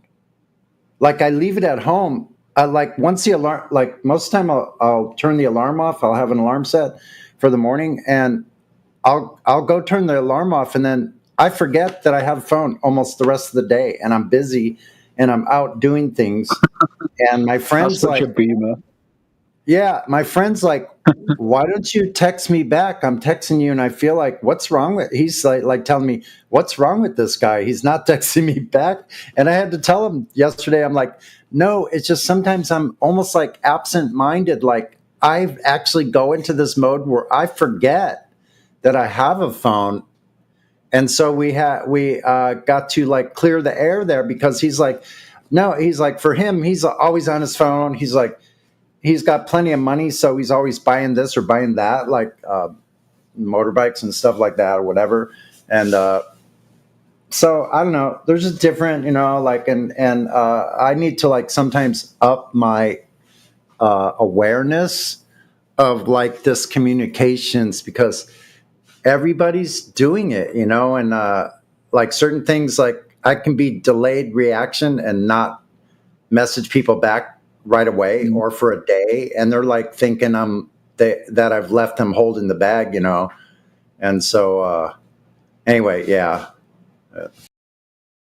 No, I don't instantly reply to people. If they want me, they'll ring me, right? If it's a text message, it can wait, sort of vibes.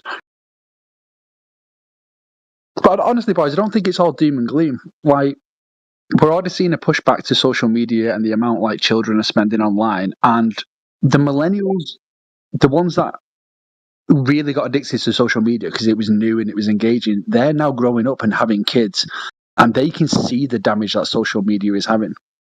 Hence why we're having a pushback, because we're reaching that next stage of people, if you know what I mean. It's the same with computing and gaming. Like, we're seeing a pushback against gaming, for example. Yeah. So I don't think it'll be all doom and gloom. I just think it's new technology, and we're not quite at the balance of having figured out how to like socially organize it, if that makes sense. Yeah, that's a good point. Yeah. Teething problem.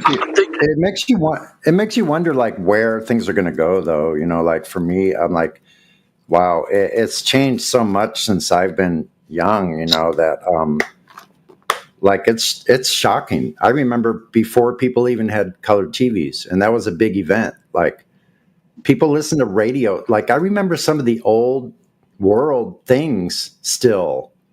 Yeah, when people like had these communities. big tube radio sets, and they still sat around and listened to the radio sometimes. And the first TVs were in these big consoles where you had like a AM, FM radio, a phonograph, and a TV all in one unit. You know, I'm sure Indio probably remembers some of that too. But I watched all of that go by the wayside, and all these different technologies, you know, before there were even like 8 tracks, like, and that was a big deal. Before that, all there was reel to reels. Yeah, I think And the high the people problem. had real. What, Elbow? Sorry, go ahead. Finish. And Yeah. So people had reel to reels, and then they like later on, like in the 70s, they had 8 tracks, and people had 8 tracks in their cars and stuff like that. And then, you know, of course, the cassette tapes was a big deal. And then when the CDs came out, everybody was like, "Wow," you know, like. And I'll end with this. I think I spent almost $1,000 on my first CD player. Like, Let's go. I don't know, maybe not that much. I think maybe it was like about $500, but it was a lot.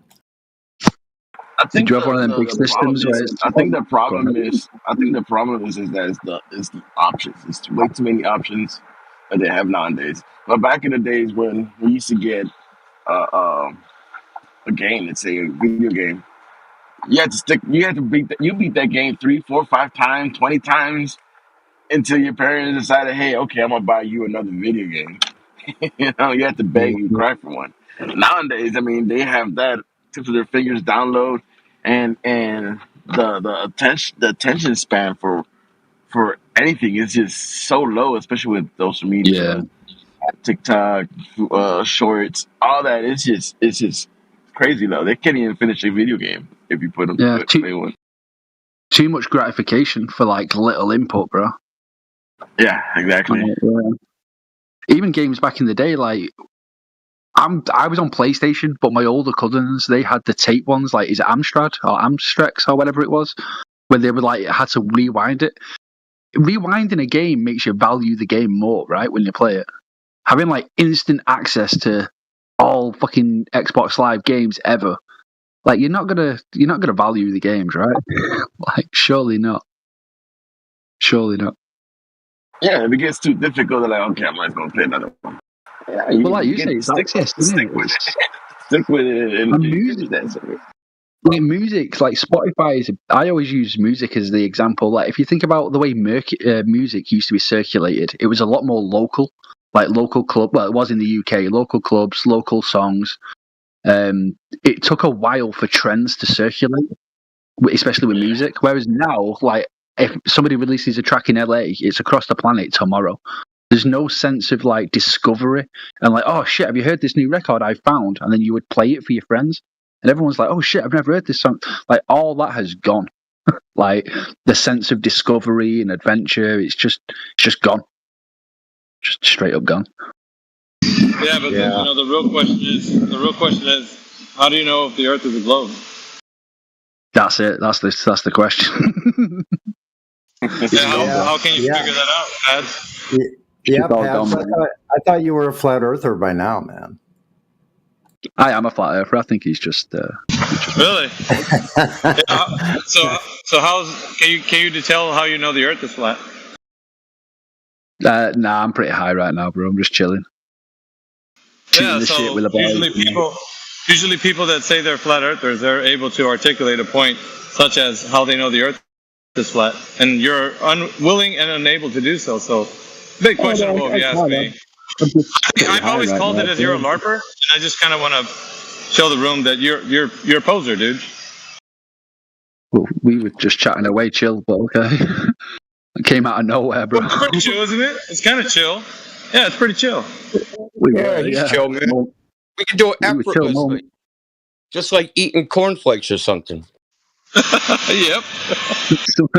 Yeah. So, Pads, I mean, you just love us flat earthers. I can understand the desire to want to hang out with us, but yeah, but you don't have to pretend if you're still a Glober, you know, like. Sonny, you were chilled 20 seconds ago. Don't. AV just hates me, bro. Like me. Really? Yeah. So let's not focus on your inability to say that the Earth is flat. Let's focus on everything else. Is that what's going on? It's measured flat, but I don't know why I always have How to. did you measure it? Because I think people that slither in here and pretend to be our friends are really not that. And usually a good exposure kind of clears the air, right? You know, I've not been in here in months, though, right? Well, maybe it's time for a reevaluation. I mean, that's what it sounds like to me, right? Let's reevaluate the situation, see where we stand. Yo, Paz is a friend of me. That's what he is. All I'm saying is, AV, man, everyone's been chill, bro. Like, we can go through it at a later date. I'm just chill. What? I'm not chill? What's this? I'm pretty chill. It's gonna go into a spiral, bro. Let's just not like go down that avenue. Why would it spiral? I don't know. Why would you think it would spiral if we're all chill? Why would you think that? I mean, I already get the sense it is, bro. To be fair. Well, I'm not the one doing it. I'm just asking you questions. Nobody else has had a chance to speak, and we were shooting the shit, bro. Since you asked the question. Really? Yeah, but you think that this room is designed for shooting the shit, or actually getting down to why people have this discombobulated idea that the Earth is a globe? What do you think it is? I mean, you tell me. Why do you think this room exists, Pads? We usually shoot the shit until somebody that we don't recognize. Really? Is that what this room's made for? It's just for shooting the shit? No. But if you listen to what I'm saying, the tone is you usually shoot the shit. So no is the answer. But you see what I'm saying? Like, you agree that no is the answer. It's not just for shooting the shit. So now what we're going to do is evaluate why you think you're a flat earther. Everyone was shooting the shit, though, bro. Like, yeah, so what, again, dude? These guys in here, they earned their time in to shoot the shit. I mean, what I'm saying is you're posing like somebody who's already earned their right to be in here, at least shooting the shit to some respect, right? You haven't, bro. You've just been posing this whole time. Okay, so have I been living in your head? If you don't know how to articulate the point how the Earth is flat, perhaps maybe you're not a flat earther, and we can ask somebody else. I do, bro. But when go ahead and tell us, man. Go ahead. Can you let me finish the sentence, please, Maggie? Yeah, well, tell us. So, like, yeah, I'll shoot the shit and chat about it all day, but when somebody approaches it in such a way, I just can't be asked, bro. Like, I don't want to entertain it. Like, I'm sure it will. Well, my face is back at the again. I'm sure it will come up naturally. That's all right. Yeah, that's okay. Maybe a couple of months more will help you kind of put things in perspective. What do you think, Pads? I'm just saying, I'm sure it will come up naturally, bro. There's no need to, silence. Really? Well, it should have come naturally as it is now. I mean, I'll be able to shit, right? Yeah. So we're already seeing it spiraling, bro. Well, it's not a spiral when you can't produce the evidence that you are what you say you are. All right. Well, you're getting a little hot under the collar. That's fine. It's going to be the same thing, though, bro. It's measured flat. There's no evidence of curvature. How does it measure flat? How do we measure it flat? I have no idea. I've never done it. Oh, dude. Then why would you say that it's measured flat if you have no idea, Pads? I just can't be asked going. That's what I'm talking about, bro. That's exactly what I'm just saying. trying to like. There's some people that are posing as flat earthers. Well, I mean, maybe some soul searching, right? Like who you are and what you're doing here. That would probably be better. than talking about what video games are used to play back in, the 60s or 70s or 80s, whatever. Everybody was talking about it. Elbow, me, Sonny. Yeah, I just clarified. They earned their right to do that. Well, let's crack on. Let's crack on then, like you said. Well, we're cracking on. We're cracking on right now with you, but it seems like you're not able to do anything about it. I'm not that invested, but we can crack on. Well, see, there's the whole kit and caboodle, isn't it? You're not that invested. So, question is, why are you then speaking on the microphone if you're not that invested? Because there's other people. Because we are. Because everybody is sitting in here, we are invested. You just asked me a question. Though, all the people that you mentioned, everyone's invested. Everyone. You just asked me a question. So I'm just not that invested about talking with you. I know you aren't. That's why I want to expose the fact that you're posing. And anyway, let's just move on. Now, Pads, we're just going to move on. And we're going to allow the other speakers in here, whoever it is, to continue. Well, that's what I've been asking for, so I appreciate it. Yeah, we'll move on. I appreciate it.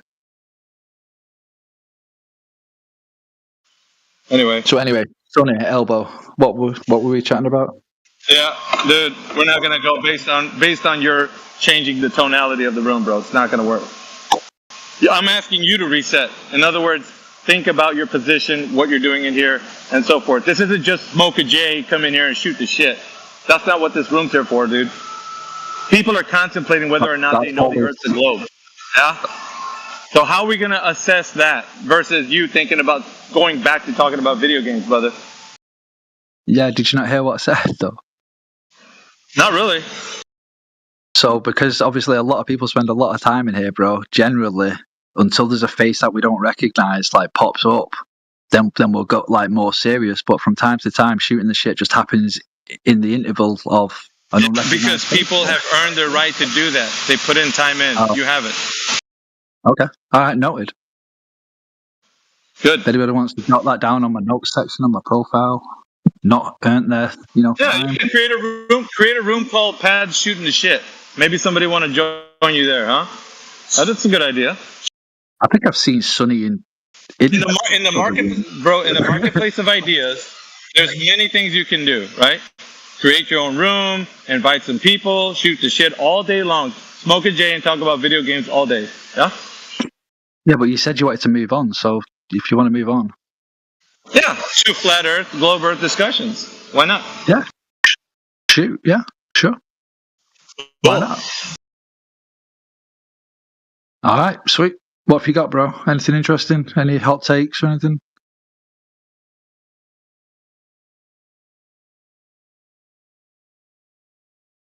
Yeah, we were discussing the fact that people have the inability to produce evidence that the Earth is a globe. And there's also people that pose that the Earth is flat, but they don't know how. Yeah? It's a good topic. We can talk about that. Pretty cool, bro, if you want to waste everyone's time. But sure. The first one seemed pretty interesting.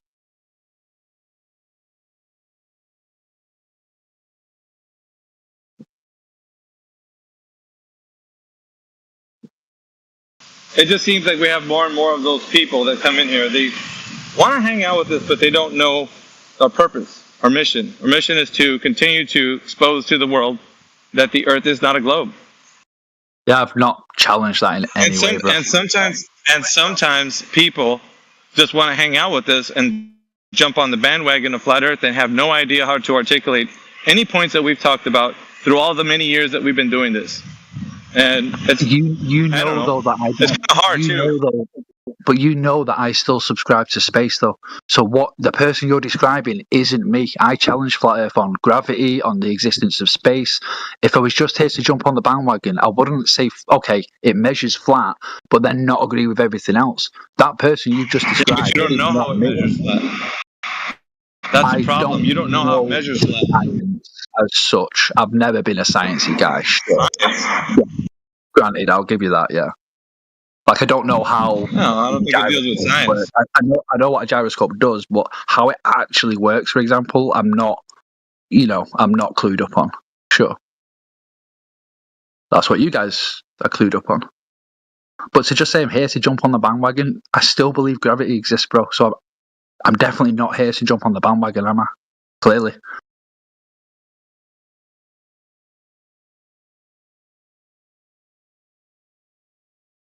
that a fair point, AV? Well, I mean, you say you believe in gravity. Can you define it? What is that? What is that thing that you believe in? Well, I've not been here in a while, Crit. Obviously, we've not spoke, but that is pretty much the part I was struggling with when I left the community last time. Like, it seems to be there is a reason other than density that we see this phenomenon, whatever you want to call it. I can't even pronounce the word. Whether gravity, the way it's described by the main field, is adequate enough, I'm not sure. I maybe just used the word gravity too liberally, but it seems like there's something other than density, I should say. So you believe in something other than density? It seems to be, yeah. Yeah, I'm not entirely even sure why, I'll be honest. But again, I've been busy the last few months, but that was pretty much where I was up to. I mean, if that's the way you want to live your life, go. I mean, what's going to stop you? Just believe in things other than what you see it to be. Like, just today, be like, well, I see today is Monday. I'll just believe it to be other than Monday. Today is something other than Monday. Like, all right, man. I mean, have fun with that. It'll still be Monday. I mean, in case you forget about that. But you can believe it to be Moon Day or something. I don't know. Come up with some other crazy shit. The other Monday. I mean, you're like, yeah, whatever, man. You do you. Yeah. Just believe in things that have nothing to do with what you observe or perceive or contest. Just throw in some random word. Just call it, what's today? Gravity. Well, why is today gravity? I believe in gravity. All right, well, that's fine, man. I say it's based on things. It's just, I think we differ on the validity of the evidence provided, for example.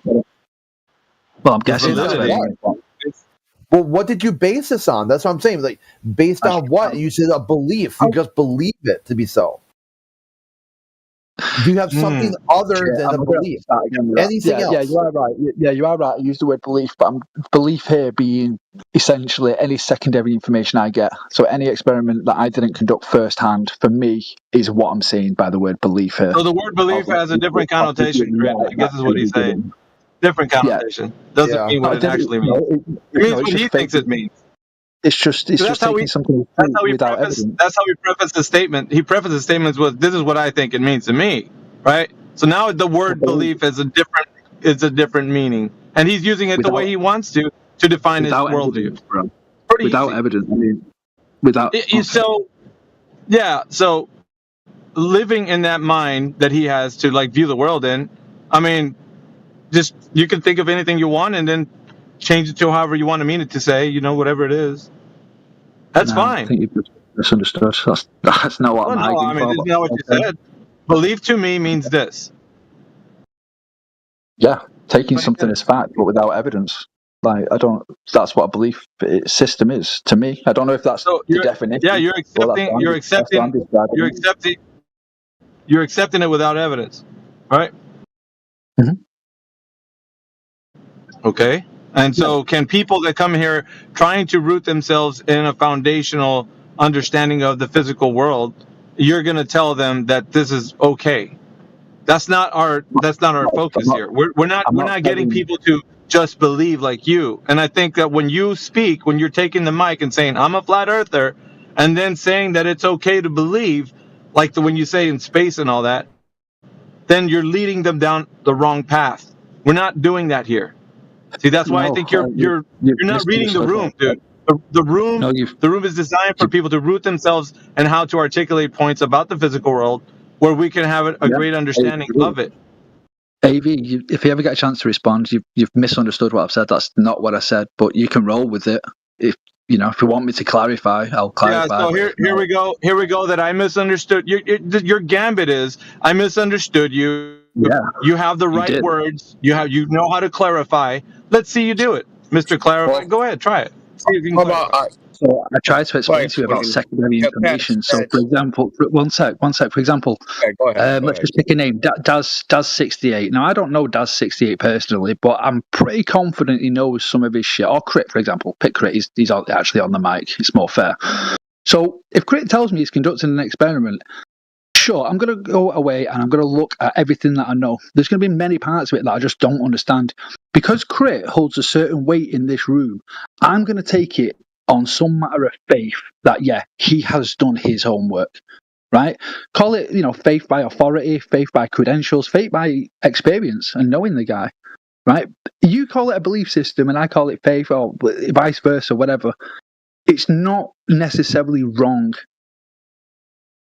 We're not saying it's necessarily wrong, dude.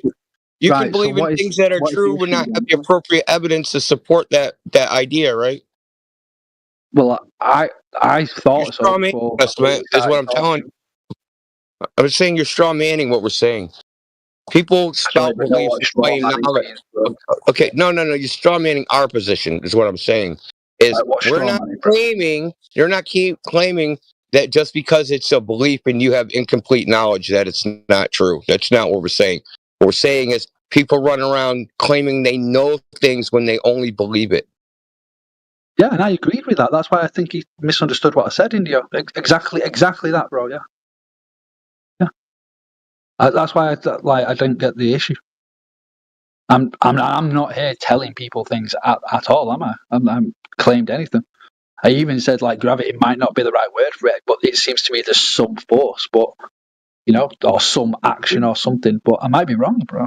And, yeah, well, I mean, you might be wrong, and that literally what you just said. Believe you believe that, okay? But how far are you going to invest in that belief? To the point of my own uncertainty. So if you told me you were living on Mars right now, I'm not going to believe it as much as if you told me you're living in India. Do you know what I mean? Some of it is just break that down. At least those are physical things.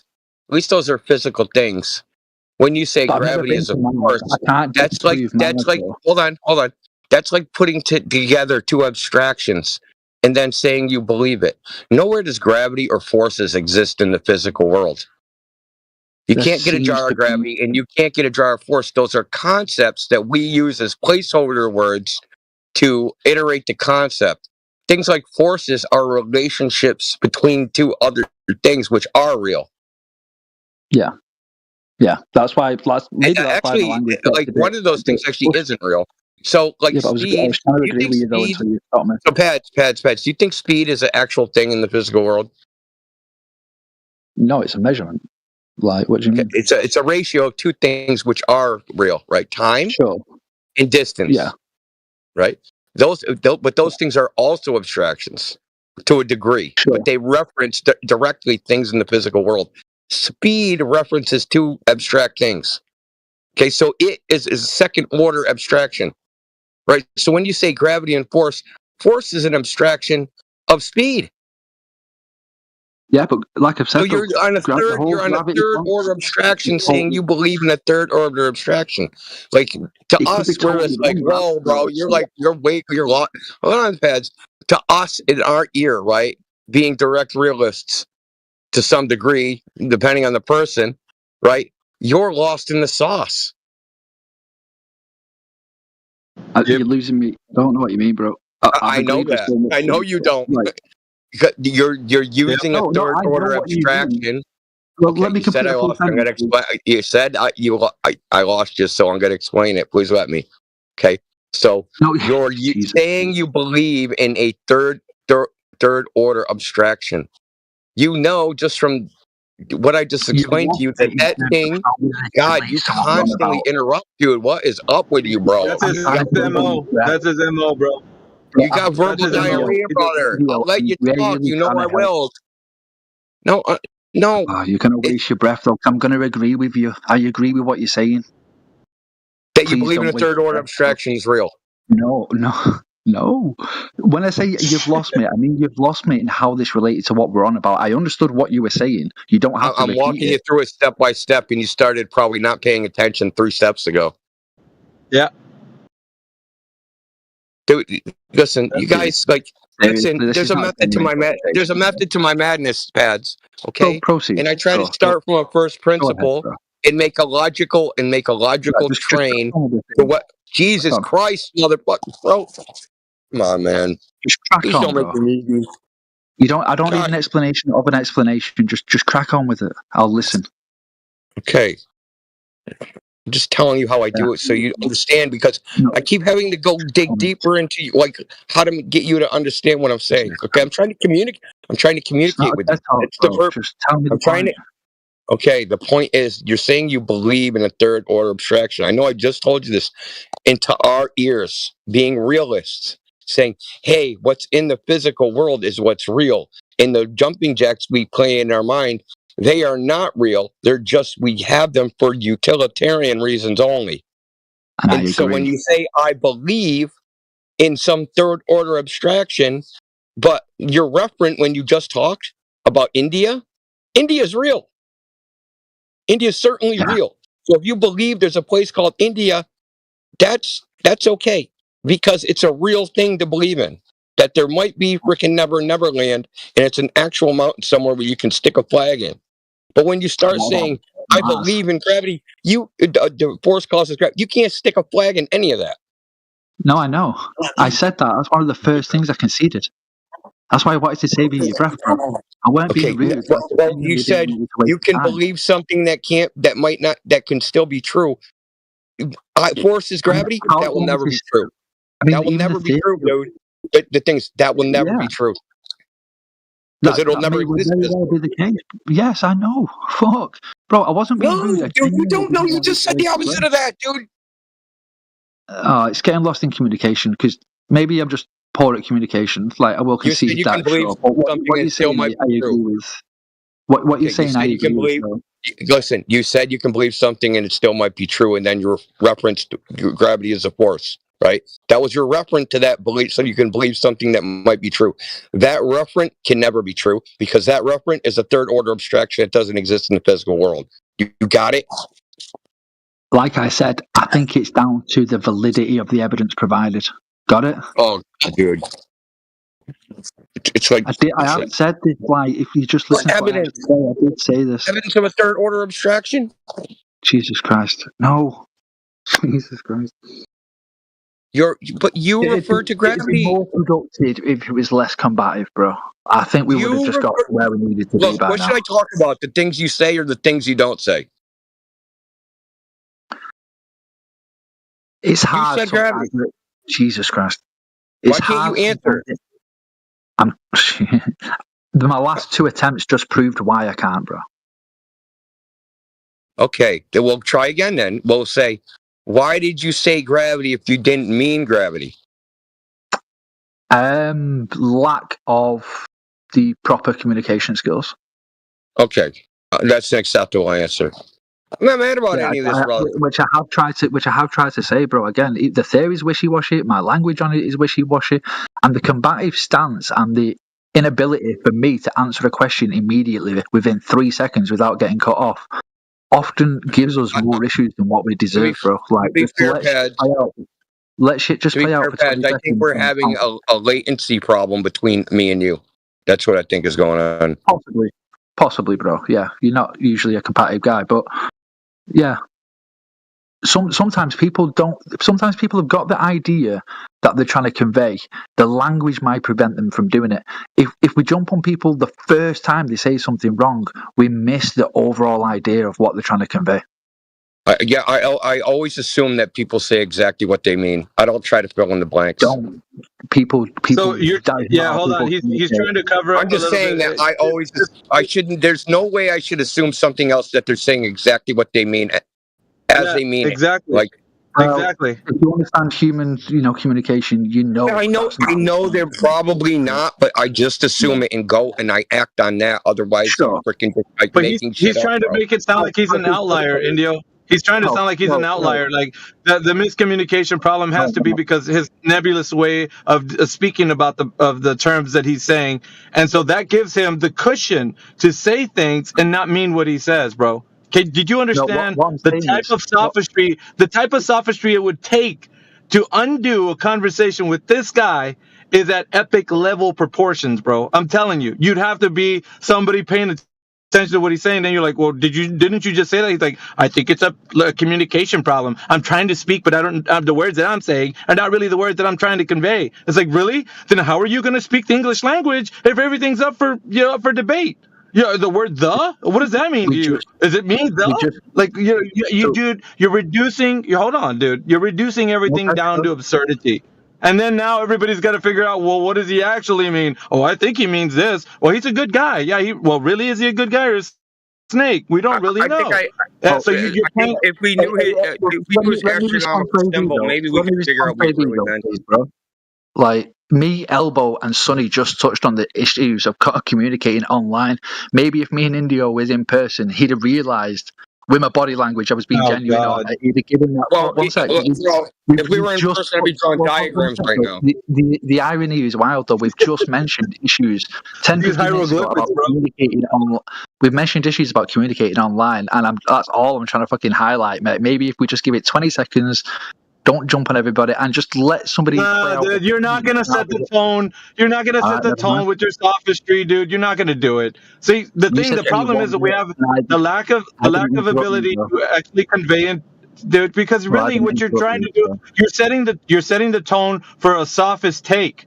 You're going to be like, oh, well, I guess, when we have conversations, we can't really understand what we're talking about because sometimes the person's saying something and you're just misunderstanding them. So you got to let them say what they're going to say. No, you're full of shit, dude. We're not going to do that. Was trying to do, like, if he'd have just waited, it'd have given him a better idea. Yeah, for sure. Well, can I finish the sentence, AB? Can I finish the sentence? Right, if I'd have got my full point across, I could have. Maybe he would have agreed with some of what I was saying. You already did. No, you already did. You guys always do this. You guys always do this, dude. Had I got my full point across, you guys would have all understood. You know what that does? You know what that does to the listener? That gives the listener. Yeah, hold on, dude. I'm gonna have to stop you if you don't stop. What that does to the listener, dude, is it gives them, because I'm gonna expose your tricks, your bag of tricks. What it does to the audience is it puts in their mind, like, had I listened to him longer, I would have understood. But the interrupter that interrupted him made it not so. So I'm gonna look at the interrupter as the villain. So this is what you do. It's cunning linguistics, dude. No, it's I understand what you're doing. No, you let somebody finish their entire point. It's not. And then you it's not. This is a game to you, bro. This is all a game to you, bro. No, okay, but bro, I can address your objection. You let somebody finish their entire point, and then you break it down bit by point. Can I address your objection? Can I address your objection? Can I just finish my point, please? The reason you let them finish their entire point first is because then you've got all the information you need to break down the point. Nobody's asking you to sit there during a 10-minute like TED Talks, but you can give somebody 30 seconds to make a point to allow yourself the ammo to take them down, bro. It's what happens in debate. It's very, very basic. Okay, we don't need the run commentary after your statement. Well, I was rebuttaling. If you'd listened, it was a direct rebuttal to AV. It wasn't a running commentary, bro. If you start something which is I got you talk. You gonna let me talk? Okay, please. So you started a statement with you said I can believe in something that's you can have a belief and that belief can still be true, and then you referred to gravity. Okay, so it's ontologically incongruent. There's no need to go farther. There's no need to go farther. When I say ontology means what really exists. Gravity is conceptual, a third order abstraction. It doesn't exist in any way, shape, or form other than an idea, a transcendental idea out frickin' floating around in the frickin' ether, right? It can't actually exist. You believe in something which never can be true. Never. In the ontological sense. So, listen. So because you started with that, if you start with a false premise, there's no way you can fix it with any words that come after. I didn't refer to gravity, though. You said force equals gravity or something. Because it was so combative, bro. My point was, that was my point, bro. Like, I didn't refer directly to gravity. I guess that was a communication problem. I heard something different. I heard the wrong thing. Exactly, and that's what I'm trying to communicate, it's your fault. Rewind the tape. Well, that's what he does. It's your fault. You misunderstood. AV, he asked me. No, he didn't even. No, worse than that. I imagined what he said. Yeah, you imagined it. Yeah.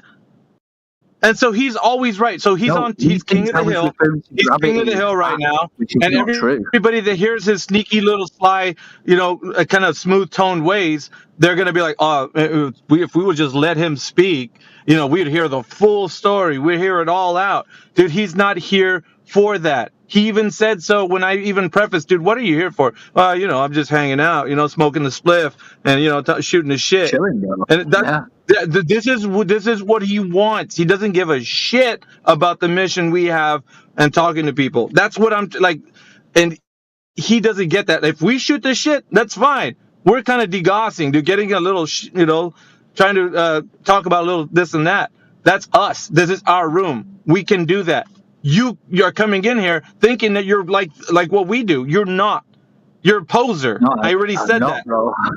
I'm definitely Oh, I get not 100. on the Dude, same listen, level. you can say you're not, but it's your actions Why do that you show think otherwise. you know? Why do you think you know what I think, bro? I got you pegged 9 ways to Sunday, bro. You're just a poser. Yeah. You're talking, Pat. Let me give you an No, example. but AB, it's a genuine question. Let's say What someone genuinely says that thinks you know what I think? Okay, Because I great. don't know what anybody else here thinks. Like, it's a genuine Okay, question. forget what you think. So let's just go Indio, back to the point. I'm asking him We're a going to go question now, back bro. to the point, but we're just going to go back to the Indio, point. you're just waiting to talk. I've just asked him a question. 1 second, please. Yeah, too fucking bad, bro. Okay, we're going to go back to the point. Not fucking. This Okay. isn't the pad show. You're not. You have main character syndrome. Okay, you're not the main character. Yep. So really simple. I was chilling before AB started, We're bro. going to get back I was to the chilling with point. Sonny and Elbow chatting shit, bro. Like, none of The this thing you don't conversation want is to about address, me. we're addressing, regardless of what you want, bro. We're addressing the point. Now, if someone say this is, we're gonna give a hypothetical. So say someone says, "I was flying in my dreams," and you're like, "Well, that's impossible. That violates the laws of physics." Okay, I don't know what's possible in your dreams, bro. Yeah. Well, yeah, exactly. But if someone said that, it violates the laws of physics, and then they try to explain why it violates the laws of physics, there's no reason to go further because they started with a false premise. There ain't no physics in dreams, right? So there's no reason to go further. There's no way they can fix what they said. Okay, you did that. There's no reason to go further. That's why you weren't allowed to finish. There's no reason to go further when you made that ontological error. What, when I said gravity is wishy-washy theory that nobody can prove? Yeah. Okay. No, you said that after you said refer that to there's a gravity, so belief that's that beliefs can be miscommunication. true. Oh, When bro, you I said told you beliefs that's can possibly be miscommunication. true, bro. You talk over me every time I say that. You said beliefs can possibly be. You did it again. So when you did it again, you gonna do it again? You gonna go for 4? No, you waste your breath, bro. You crack on. I'm just trying to help you, but whatever. I don't need help. I need to get this out so the audience hears that you said the beliefs can possibly be true, and then you supported that. Your evidence of that was a third order abstraction, force, gravity is a force. And maybe you said you can't prove it, but so what? You can still believe in your idea. It didn't refer to gravity. Okay. Gravity came up first before beliefs, bro. This is a miscommunication. No, it came up after. No. I mentioned it came gravity up after. first. My God, now I got to go on my fucking PC and fucking rewind it and play the clip. Every time this happens, I'm right and you guys are wrong. Believe me, if I say that you said it after, you said it after. So I don't have the clip, so whatever your answer is going to be, I'll take your word for it. Yeah, listen, this whole conversation, the reason I even said anything is because you said that. And my brain instantly went to, hold on, dude, you're using that wrong. Okay? You're just using that wrong. This is the problem with Unclovers. This is how we know you're not a flat earther, okay? Because you reify shit. Because I don't want 1,000% subscribe to every belief that comes out of you reify shit. No, because you reify That's why I'll shit. forever be a Glober. I know. Yeah. No, because you reify shit. You know what reification is? Vaguely. Okay, well, not like word for word. It's making something an abstraction, applying realness to an abstract idea. It's called a reification fallacy. And you made that.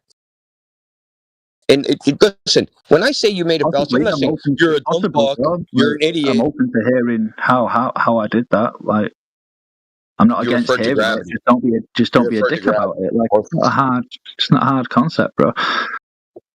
Okay, yeah, concept. It's a concept.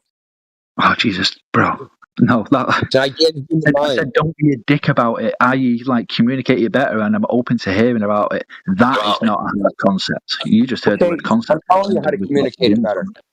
I'm telling you how to communicate it better. Don't reify abstractions. Don't refer I don't need to know how to communicate it. Oh God, this is frustrating. I'll mute you forever, dude. I'm fucking getting irritated, dude. You can't stop yapping, dude. Did you drink too much coffee? Do not listen to me, Indio. I'm not asking you to tell me how to communicate anything. I don't need to know how to communicate anything. You just said. No, I didn't. You didn't listen. Yeah, it's your fault once again. It's your fault once again, Indio. Always your fault. 20 seconds. Always the other person. Always. You've got. Well, one sec, Indio. If you're recording it, just go back a minute. Running transcript with this guy.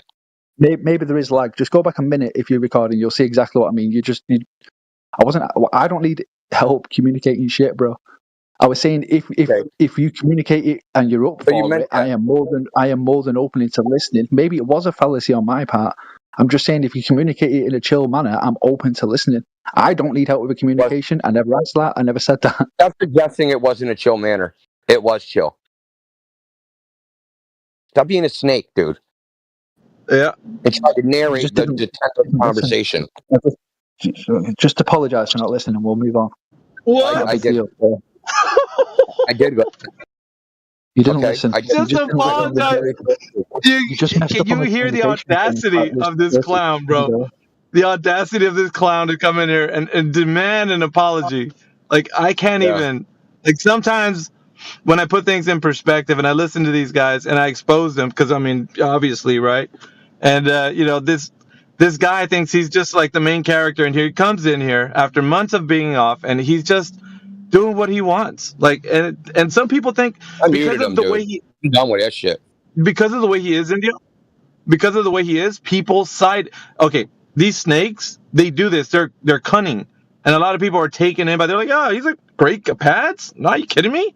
That guy right there, that guy is A1, man. I like that guy. Yeah, but why?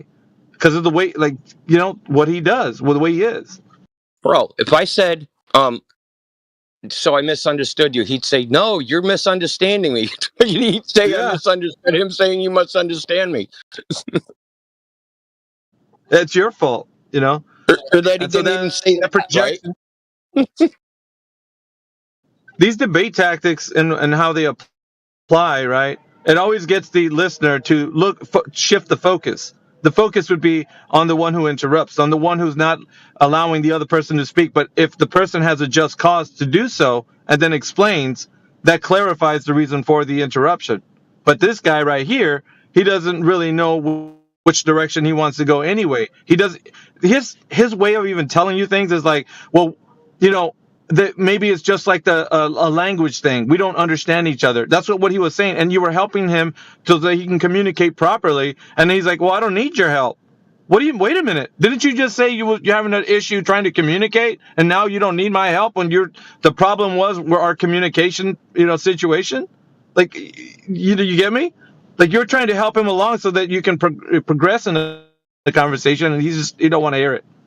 Yeah, he blames it on communication. He's the one communicating the idea, but then he doesn't need my help. Well, then keep talking, and would mean assuming everything he said was true, right? Well, then keep talking. I'll just keep misunderstanding you, right? Like, why the bro? It's like comes up, you speak English, you get it.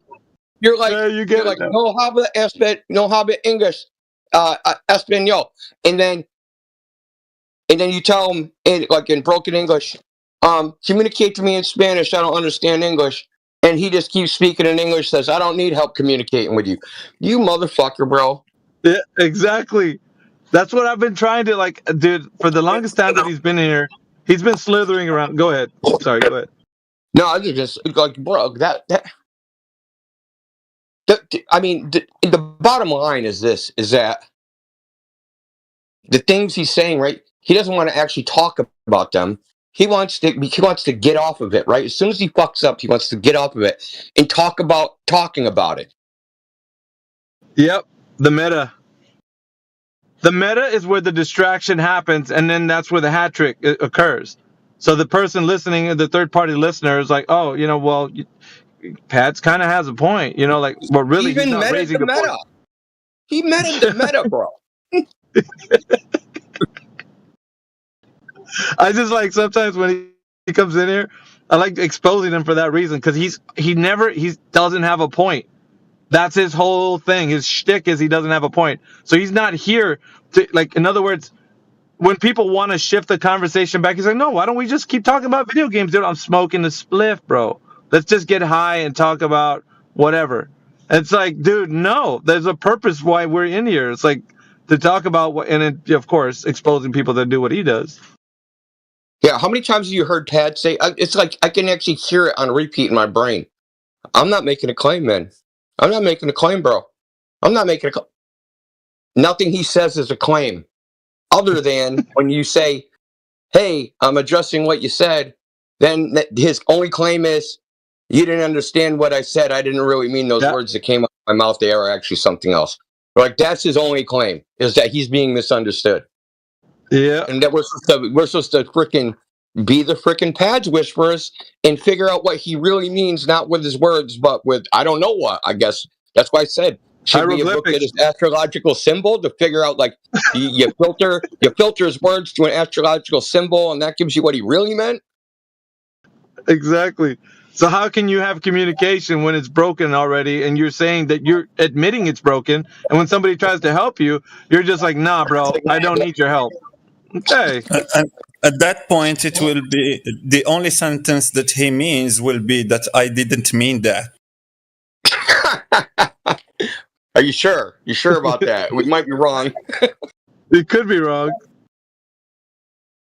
No, because he didn't say that he didn't mean that he did when he said that he didn't mean that the sentence before, when you say that, when you're just responding to how he's talking, and he must clarify what he is saying. It's not our work; it's his work.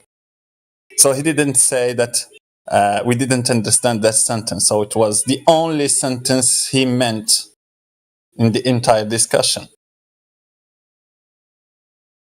Yeah, he thinks he's like God's gift to, like, conversations or something, because he says, like, if he wasn't here, then we'd have an echo chamber. I was like, dude, there's dime a dozen individuals that come in like you. Because he's saying that in chat right now. It's just like exposing his narcissistic point of view. It's like he thinks he's a main character, bro. He's like, I'm in here, I'm gonna set the tone. He's a main character.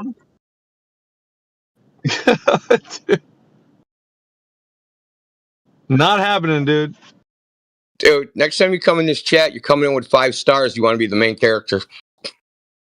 That he fails to remember that who he's in here with, dude. Like, our radars are pinging so high when any type of, like, nonsense comes up, dude. We're like zeroed in on it. Like, it's not even. Dude, I have like a physical reaction, dude. Like, the hair will stand up on my, like, what did he just say? Apparently he didn't mean that, though. So, I guess that's the way out. And then he has the audacity to say, you need to apologize to me. I'm like, really? Excuse me, dude? You're in here creating a ruckus because you think that you can say what you want. This is your podium or something.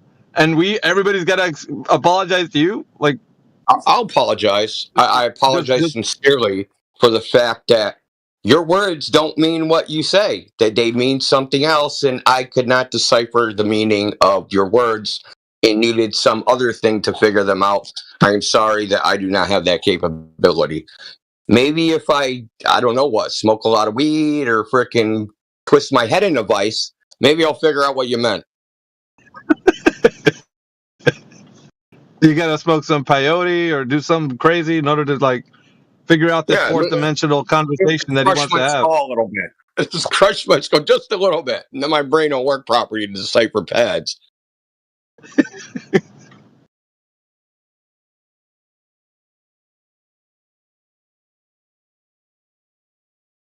God, the shit we deal with, man. Look what Helio's saying in the chat, dude. Helio has he's zeroed in on Patsy. Like everything he's saying is just pure gold, bro. He needs to clarify what he's not saying, bro. That's funny. And then he'll have to clarify that too. But then perhaps when he does clarify and you repeat back to him, you're going to misunderstand what he said.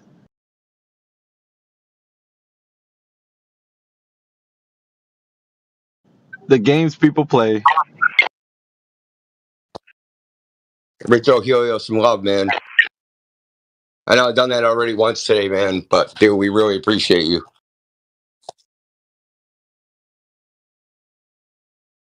Yeah, Helio. Yeah, you are missed, brother.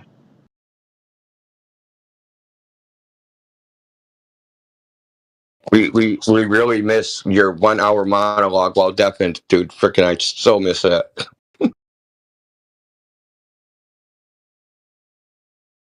Well, at least when he does that, no one can say he loves the sound of his own voice. What are you talking about?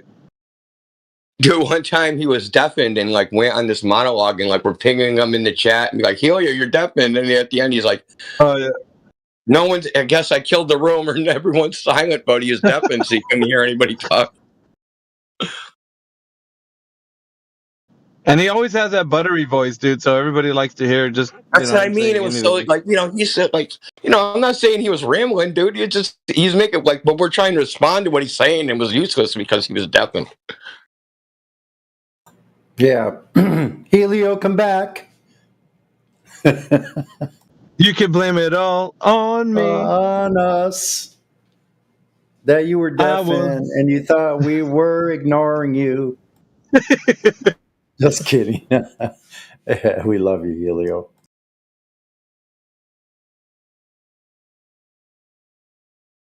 Nothing like a good exposition to get the heart singing again, huh?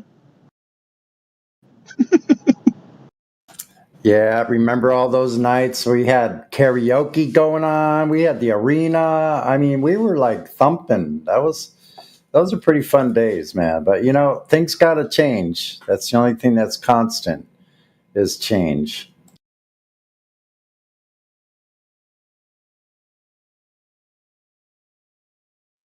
Damn Skippy.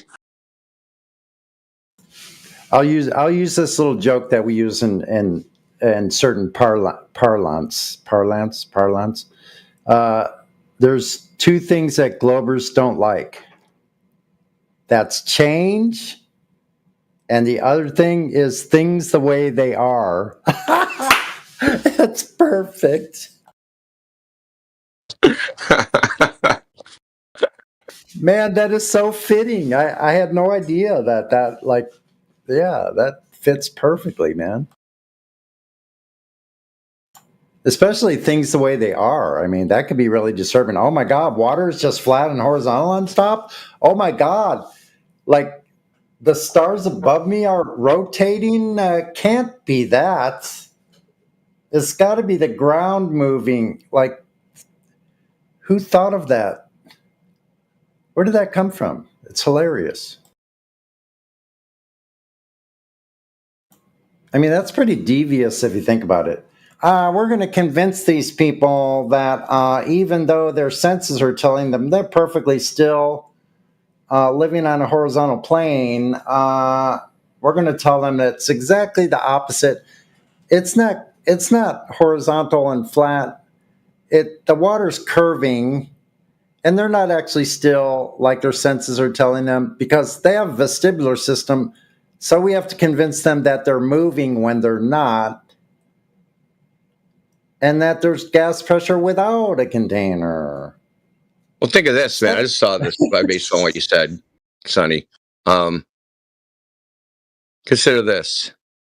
You said, who thought of that? So the ancient Mayans, probably current Mayans, considered the earth flat. And they took DMT via ayahuasca.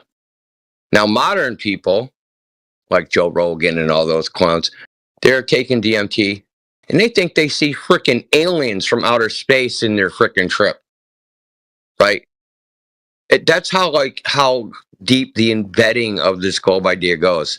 That they're hallucinating, and they associate their hallucinations with a globe Earth. But the flat earthers, man, they like back in the mines, they never were like, those are aliens, those are machine elf aliens that from outer space, right? They never thought that ever, not even once. None of their trips on ayahuasca ever suggested that, right? Exactly. Only the modern time, man. So it's very strange, man. This idea is so embedded into the subconscious. I wonder how deep it goes, man.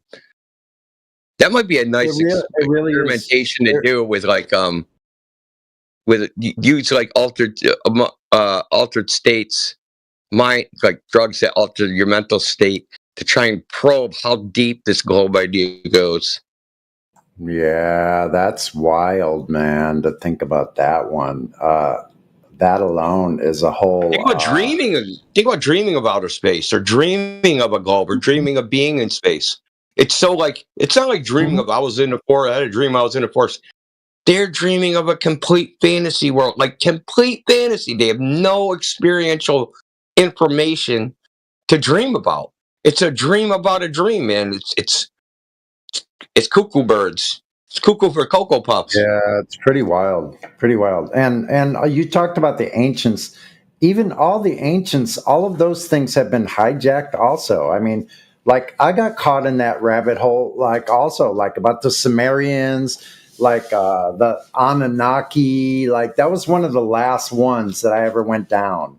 I'm like, look, they have an image in their hieroglyphics of like a sun with the planets rotating around, and there was like Nibiru, and I guarantee you those Sumerians, whoever they were probably ancient Americans, but I digress. But they were flat earthers, no doubt. I mean, because the Sumerians, the Akkadians, the Babylonians, like, didn't they lay out the city of Babylon in something like 200 BC or something like that, or even older? Like maybe it was 1000 BC. I don't know. But they were obviously using an astrolabe when they did that. Thanks to the Babylonians, like using astrolabes, the horizontal plane, the predecessors of freaking sextant. Like none of them were using a globe. Because you can't. Like you're laying out a city, you need linear dimensions. Nobody thought, oh, this is curved, I better calculate in the curvature.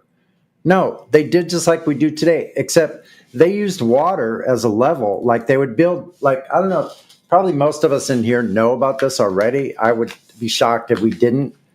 Anybody in here? So they would build a little ditch alongside their building, a long ditch. They would make it waterproof, whatever means they use.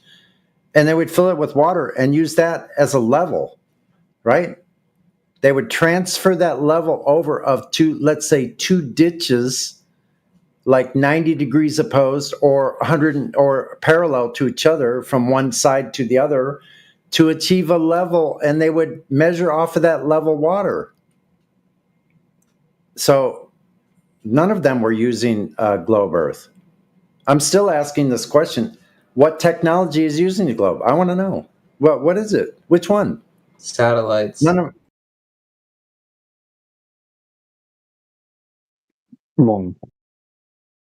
Satellites aren't using the globe. Actually, the telemetry of satellites. You know how they locate the satellite up in the sky, right? Do you even know, Stella Luna? Can you show us the globe? Can you show us the globe math satellites we use? Yeah, Stella Luna, can you answer the question I asked? Do you know how they locate satellites? No, I don't know.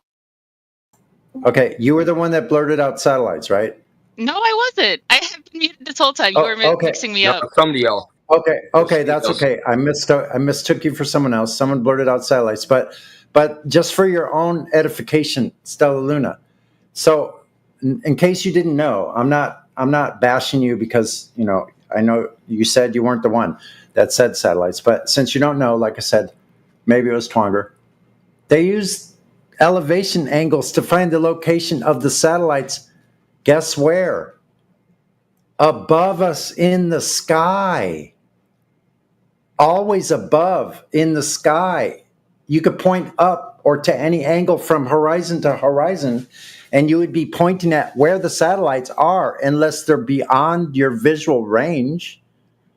They're not going below the horizon. They're not going on the other side of a globe Earth. They're always above us. The telemetry is elevation angles. Just like we use elevation angles for everything else we do, latitudes and longitudes, elevation angles of Polaris from the horizontal, or the position of the sun from the horizontal. Right, Indio?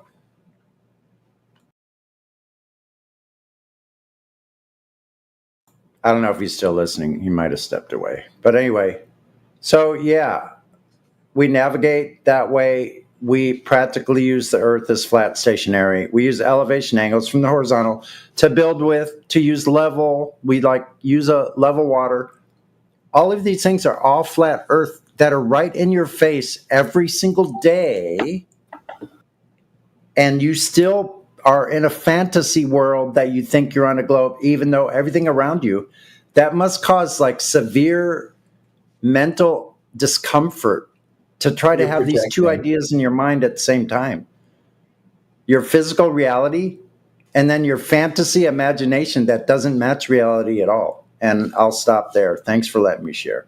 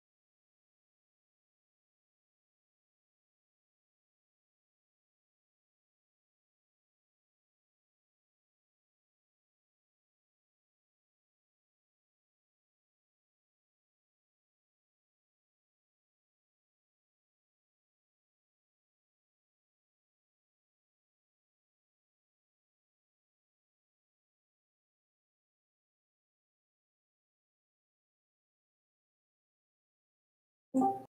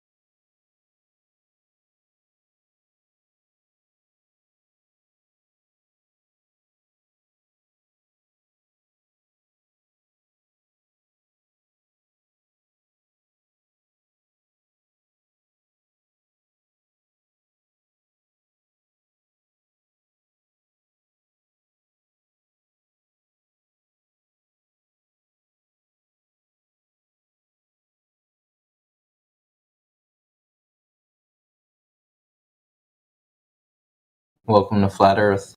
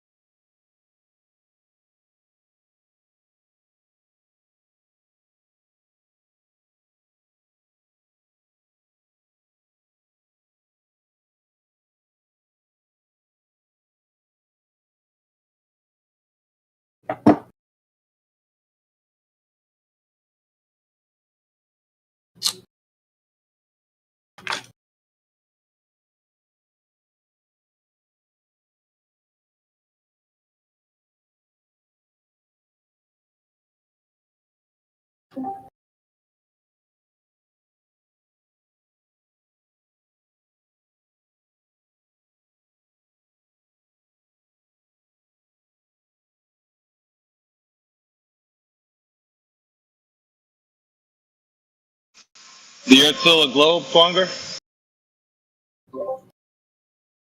It is. It always has been, and it always will be. Are you raising your hands and saying, "I believe, my brothers"? No, it's just a fact of reality. Really? How is it a fact?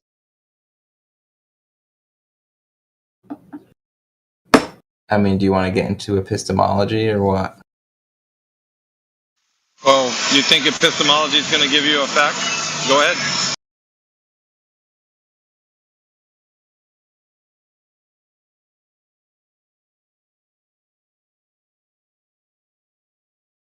I'll be right back.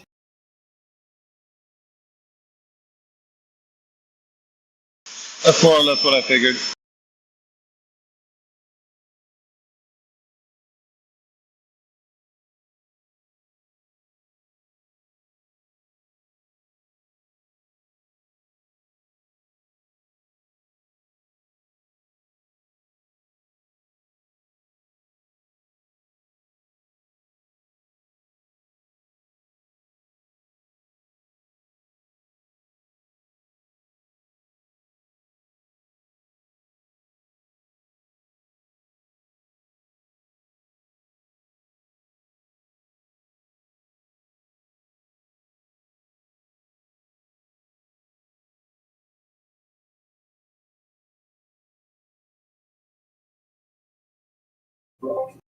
All right, I'm back.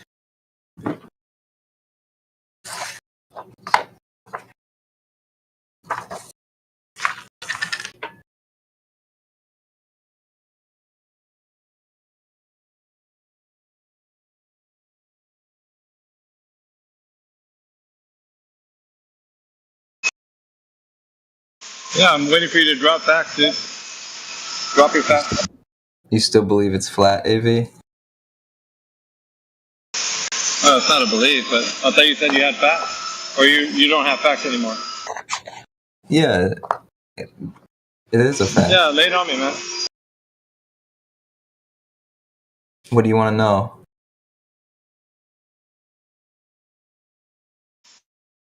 Well, I would assume that you had facts because you said you did, so I wanted to hear the facts.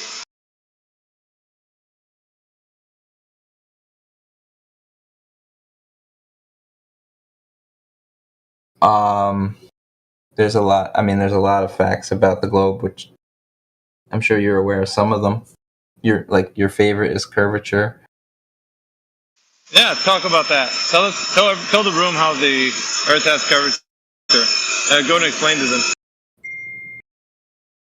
them. We measure Earth curve. It's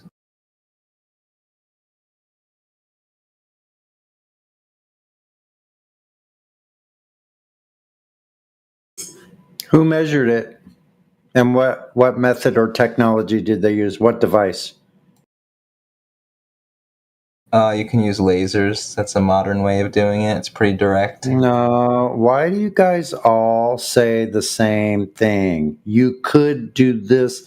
That's not even in the realm anywhere near what I asked. Do you always answer with things that are non sequitur to what was asked of you? So I asked, how was it done? Who did it? Yeah, it was done using technology, lasers. not how it could be done or how I could do it or you could do it or the village idiot could do it down in the corner. How was it already done, established? It's been done a lot of ways, lasers being one of them. Okay, just name one laser experiment that proved drop over distance to the extent that we need it to be, according to your globe Earth, 10 miles should be 66 feet of drop. So where was that measured with a laser? When was it done? Post it. It's been done. Post it. I'm not posting jack. Yeah, figured that.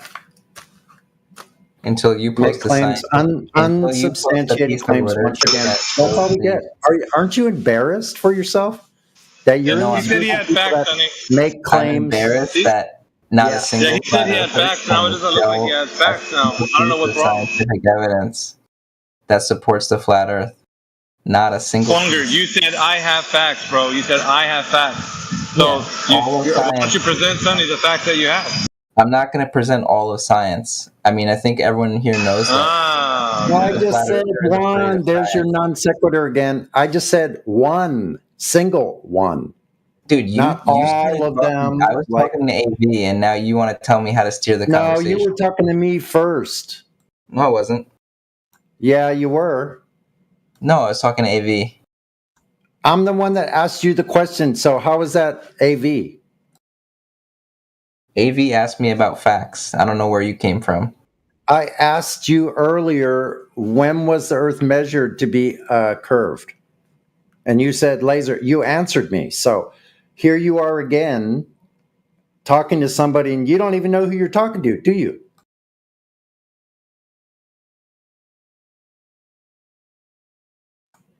Anyway, you don't get to choose anyway in here who you talk to. It's not a selective type of forum. Yes, it is. No, it isn't. No, you're not in control of that. I sure am. The hell you are. And by the way, I'm not posting anything until a single flat earther shows me one piece of scientific literature that supports your claimed flat earth. Until then, yeah, I'm not because it's not a scientific endeavor. You're just illiterate about science. Okay, I'm glad you concede that point. Great, well done. Yeah, nobody here claimed that there's science dealing with measurement or level or measurement or observations of right. So what you're saying is you have no credible evidence. Thank you. No, measurement. That's a moving the goalposts fallacy, Twanger. Good try, though. Okay, post some credible evidence of your flat earth, and then I'll consider posting anything. Just look, you have a phone? Go to your phone and look for a picture of the earth. There you go. That's okay. Are you not credible, Twanger? Twanger, are you not credible? Yeah, you're not. So shut up. No, people are not credible. Scientific literature is credible. You know how that works? You know how science works? Isn't that made by people? You fucking buffoon, dude. You're a baboon. Yeah, immediately to the atoms.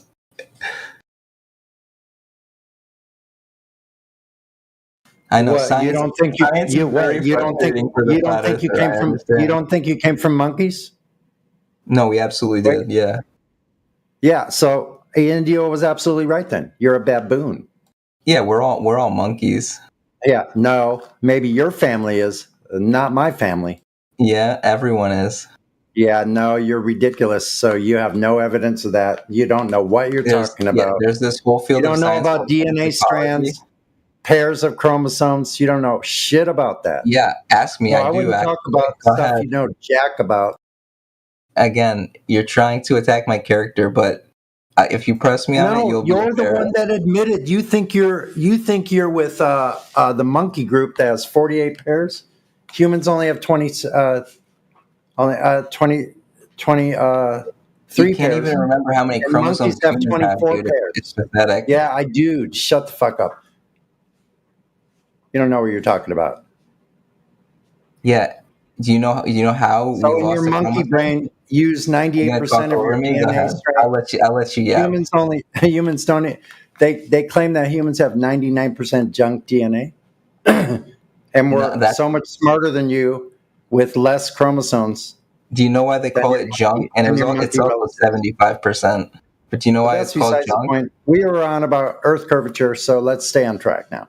I know, like you're probably like 30 years behind on the science, but that was before we knew about epigenetics. So what science? Just keep yapping, dude.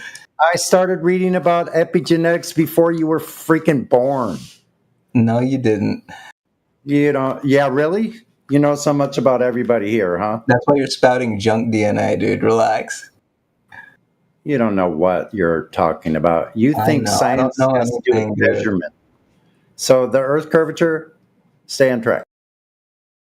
I know. Yeah, you don't want to talk about evolution because you'll actually get embarrassed. The Earth curvature, this is not the evolution forum. I know, then don't bring it up. You're the one that brought up monkeys. No, you're the one that admitted it. I just made a quick statement, and you admitted it. That's why you continued on with it after you admitted you were a monkey family. You're not any fun to talk to, dude. So I'm gonna mute up. So where's the Earth curve measurement?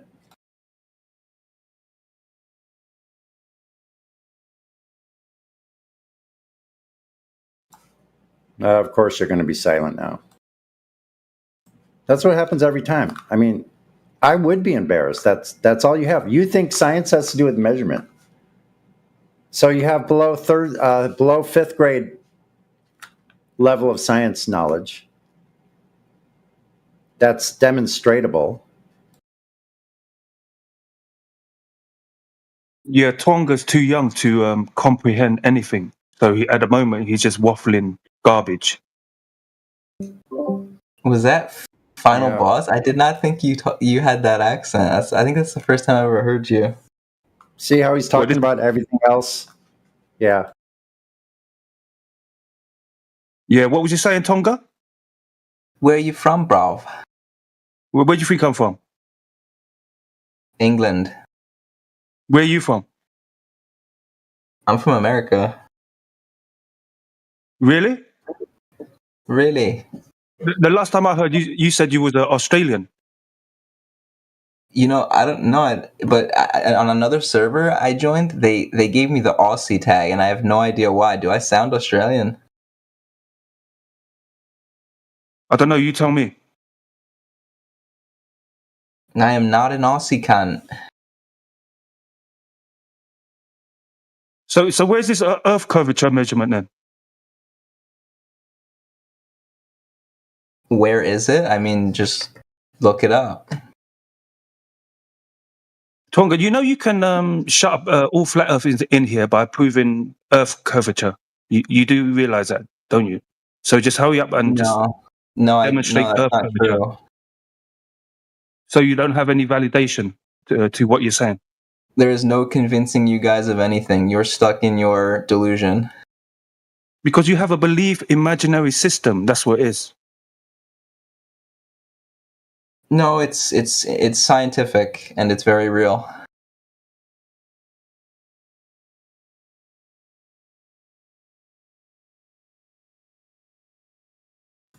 Okay, there's another claim. Provide one scientific proof of the globe.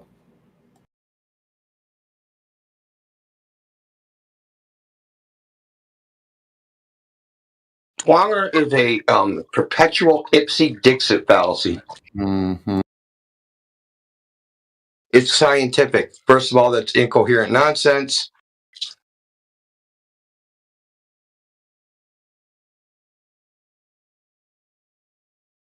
Twanger, how tall are you? 5. I'd say 5'8", 5'8". Did you use science to determine that? No. Yeah. Yeah, why not? Because dimensions of things do not require science, dipshit. They're not mutually exclusive. You can take measurements that are not scientific, but if you want to publish it and make it scientific, that's also measurements can also be that. I know you're a baboon, but it's sad I have to explain it to you. Publishing something is now for science. fuck's sake, then Archimedes' principle is fucking just bullshit because he never published anything. Thanks, Twanger. Archimedes is not a scientist. Fucking there's shitloads of people in the past that aren't scientists now because Twanger decreed that it's publishing that makes it scientific. If he didn't you publish are it, a how are you fucking aware of monkey it? knuckle dragger, brother. How are you aware of it if he didn't publish it? Going all the way back then. Other people talked about what he did. How did they find out that he did that? Well, because he did it for a king, and the king talked about it, bro. He did it for... I'm not getting into the story of Archimedes. Maybe you should go read it yourself, brother. Right, so he presented his evidence in a scientific way. No, that is he repeatable. didn't. Yes, there you In a go. scientific way. That's exactly What is the scientific way? What is the scientific way, Connor? What is that? I don't know what that is. What is the scientific way? I'm a flat earther. I'm dumb. Tell me what a scientific way is. You just said it was publishing. How did he publish it before he did it? Did he publish himself publishing it and that made it scientific? You're a fucking abject monkey, retard, knuckle dragger, Neanderthal. Thank you. Clearly. Well, he likes that because... You said thank you. Okay. Well... Yeah, exactly. Goo goo gaga.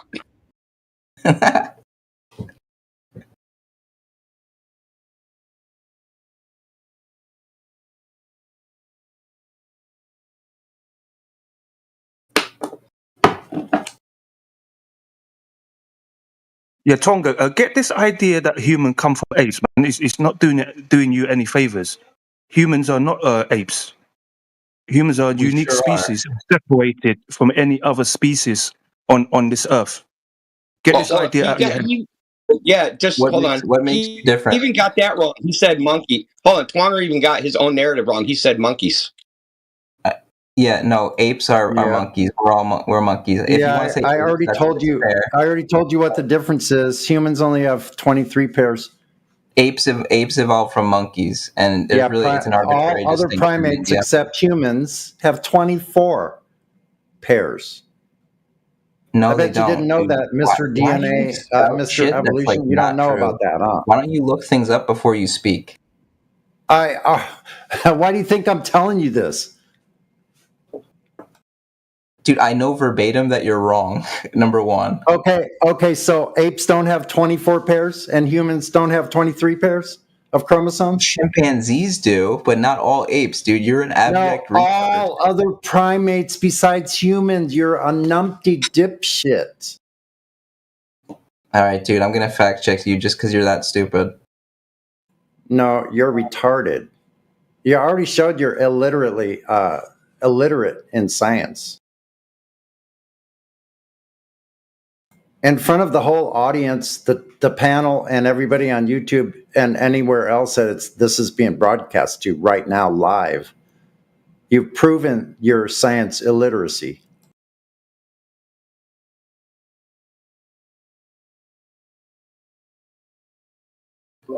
Okay, let's see here. Gibbons have 52. Baboons have 42. A lot of monkeys have any in the 50 range. So what the fuck are you talking about? Yeah, keep embarrassing yourself.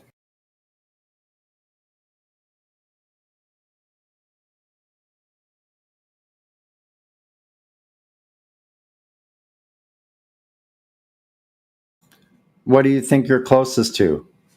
Apes, right? Chimpanzees and orangutans, correct? Apes is a broad term, dude. 24. Chimps are our closest relative. Yeah, 24 pairs. Yeah. Your closest relative, you think, chimpanzees and orangutans, that you think you're a part of that family group, have a different set of pairs of chromosomes. How is that? How is that alike? There's this thing where chromosomes can fuse. Did you know that? Really? Prove it. That's your favorite. Yeah, prove it. Prove it. Yeah. I'm not wasting energy on you. Where's the intermediate one? Dude, if you have two chromosomes and they fuse into one, there's no intermediate there, retard. Then show when it happened and how. Okay, I could get out my anthropology book, but I'm busy doing pharmacology. Really? Right You now. think an anthropology book is the evidence of how it happened? Yes. Yep. Full of shit. They don't know either. So they know a lot more than you do. They're not going to tell you how that happened and when it happened. What was the mechanism? They're not going to tell you that. Then I'd have to get out my genetics textbook, dude. Just stop embarrassing yourself. That's not going to tell you how it happened either. I just told you the mechanism. It's chromosomal fusion. Yeah. When did it happen? Where's the evidence of it? It happened over 8 million years ago. Okay, so how did they know that? Genetic evidence. What do you mean? Karyotyping. What do you? So they knew the length of they knew how long ago the fusion happened? Yes. By a book? All right, dude. I actually feel like I'm talking to a retard now. I'm not going to waste my time. Yeah, because you have no globe proof and you're trying to go into this monkey evolution bullshit that you just were convinced of with no evidence, just like the globe. No different. No, plenty of evidence. I just gave you Yeah, you anthropology. have that you haven't shown You would give anything the though. evidence. The I don't evidence have would to be the show it 8 to you. million year Twanger. The evidence would be the 8 million year old DNA, wouldn't it? Yeah, well, no, there are living chimps Yeah, and living yeah. Where's the humans 8 out million there. year old DNA, Twanger? Sorry? Where's the 8 million year old DNA that changed from? Yeah, you would need a before and an after evidence, examples, specimens. But you don't have that. There are specimens going. Yeah, they're called hominids. Have you ever Show heard me of them? the 8 million-year-old specimens You are that you incredibly tested ignorant. And for this honestly, that's why I DNA love you change, guys, because and then there's we no. need the before and after specimens of both. You're quite an ignorant specimen. Really? So you claimed 8 million years, not me. The audience all heard this. You think you have cloaking or something? You could say shit, and you'd think no one's paying attention. Lucy is the oldest hominid fossil. The oldest hominid fossil. It's 4.7. Last I remember. So you're like 4 million years short, brother.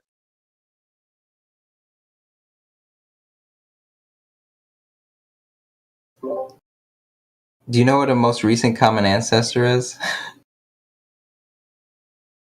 Probably not. But again, I'm not going to lecture this. I have other work to do, but we clearly are all chimps. Well, we're all monkeys, okay? Relax.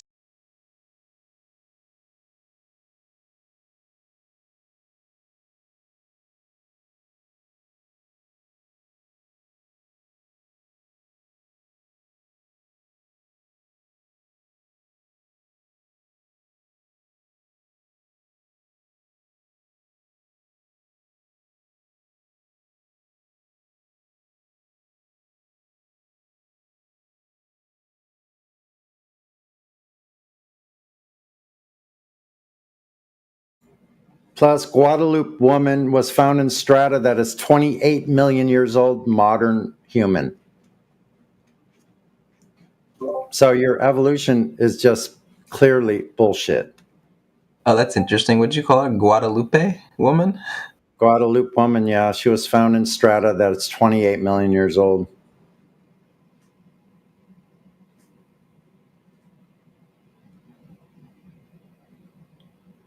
Undeniable fact that modern people existed many, many thousands, if not millions of years before your evolution. Oh, look at that. Later analysis showed the limestone was much, much younger than previously thought. Sorry, dude. Yeah, Try by again. what method? By what method? Try again. By what method? Sorry, dude. Where's the DNA? Yeah, exactly. What method was used for that?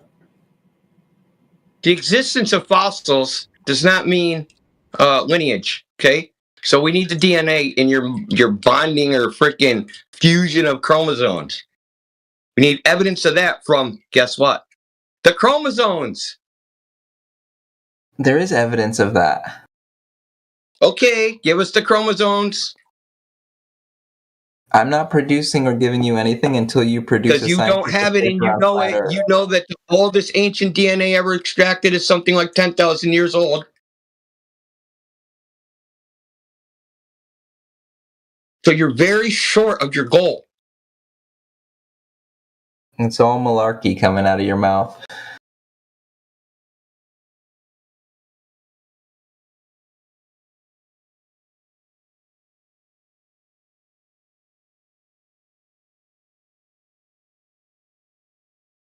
You're a walking meme, dude. You're like the Dusty guy. I don't always say but when I do, it's in a flat earth VC.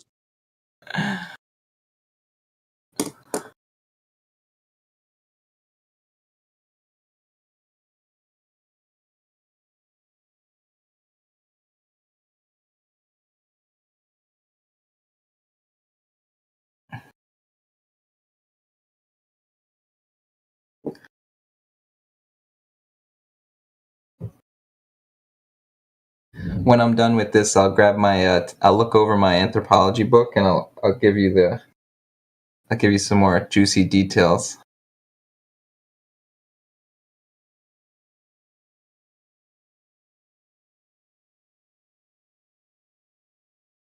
Yeah, make sure whatever you cite in your anthropology book is backed by actual physical evidence of the claim. Oh, of course, science, anthropology. brother, Yeah, anthropology is physical science. Science is empirical. It's an empirical and human endeavor. So you need empirical evidence to back the claim. Of course. Yeah, of course. So you're going to just narrate from your science book, which is just going to be chock full of bullshit stories with no evidence. No, there's evidence. It's science. Okay, how do they present the evidence? In footnotes? Bibliography? You don't even know. Do you even read your textbook? You're a knuckle dragger.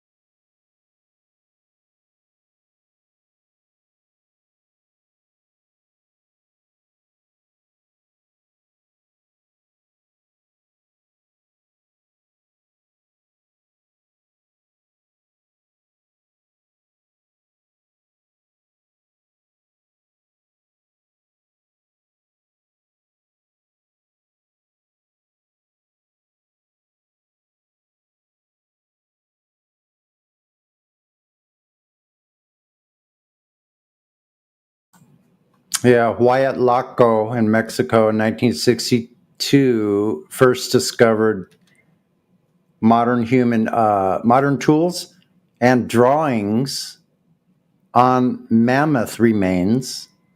Wyatt Locko in the Vasaquillo Reservoir area. First publication mid 1969 by Szabo, Mald, Irwin Williams. Published their first paper about dating the excavation site. Stone tools were discovered in situ in a stratum that also contained animal remains. Radiocarbon dating of the animal remains produced at an age of over 35,000 years, but uranium dating produced an age of 260,000 years old, give or take 60,000 years. Complex tools being used and artwork on mammoth bones. So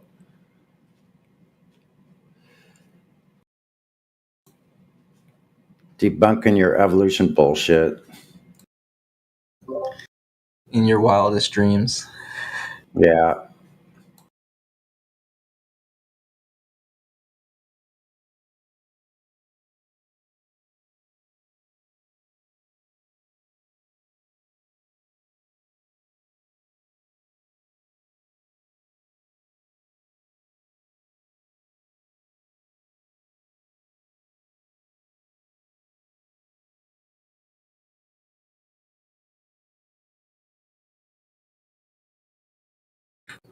Hey, final boss, you there?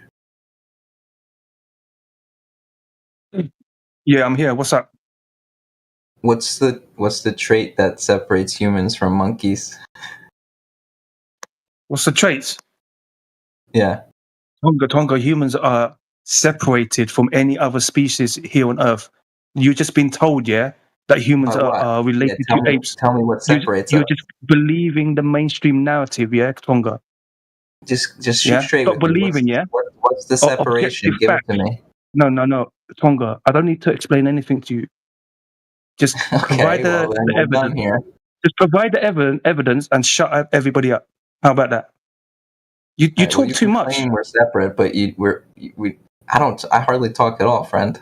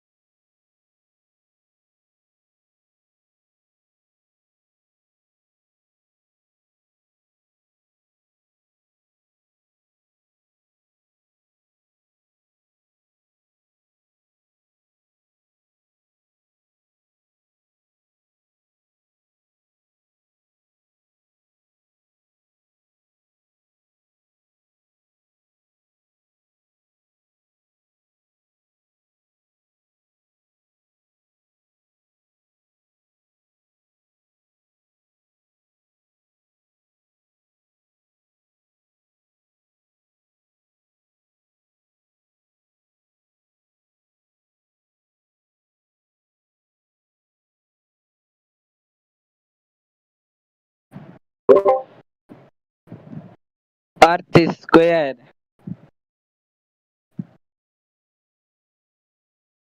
Square are flat. Squares are flat. No, cube. I mean cube. Earth is cube.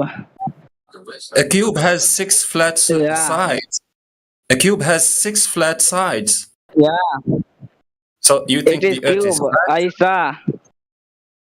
So you think the Earth is flat too? Yeah, I think. So you are a flat earther? No, Earth is a cube structure. But cube No, has Earth is cube structure. yeah, but cubes has 6 flat sides. So you don't understand what flat means. I see. Can you explain what is flat?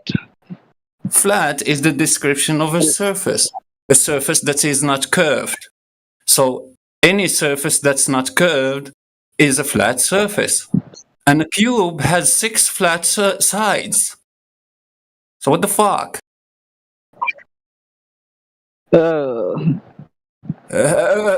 You're Indian or something. Think, yeah, maybe it's just the location problem, not even a language barrier. Can you prove that Earth is flat and cube is also flat? Can I prove that Prove the it Earth to is me. I will flat not and believe. the cube is also flat? So you don't know that a cube has 6 flat sides? So I know it what has do you 6, but call you have to prove what do you call a mathematically. cube? So how many flat Verify. I sides? want to verify. How many I flat want to sides? verify. So just tell me, how many flat sides does the cube have? Because you claimed the Earth to be a cube. So maybe you know what is a cube. So how many flat sides the cube have?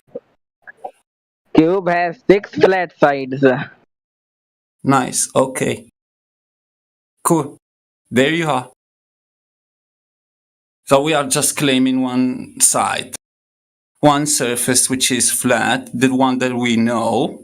Not claiming a And shape. what is on the other side? Sorry? Necros, what is on the other side? What is on that side? Me and you and the others, and the oceans and the trees, the mountains, the dirt, the animals, fish, birds, whatever you want. Do Earth have gravity? Do Earth have gravity? What is gravity? First, to see if the Earth have one or not. The gravity is a force which attracts objects toward itself. You're talking about a magnet and another magnet? We call that magnetism. Oh. So you're talking about an object attracting another object, like a magnet and another magnet? So you don't believe in that? Because if you are talking about any object, no, that doesn't happen. If I put a bottle next to another bottle, they don't stick. They will stay there on that surface of table till I come back and I take them and I use them. But claiming a bottle will just be attracted to the other bottle, that doesn't happen. Which year is this? Which year is this? Yeah, like it depends. It depends to what calendar are you talking about. If you are talking, for example, about the Islamic Gregorian calendar, which is the Hijri year, they think it is like I want to know Gregorian calendar. Something like that. I want to know Gregorian calendar date. Can you tell me? Well, 2025. Oh, sorry, I do not belong to this year. I was going to 2000 and 2022. 2000 and 2022.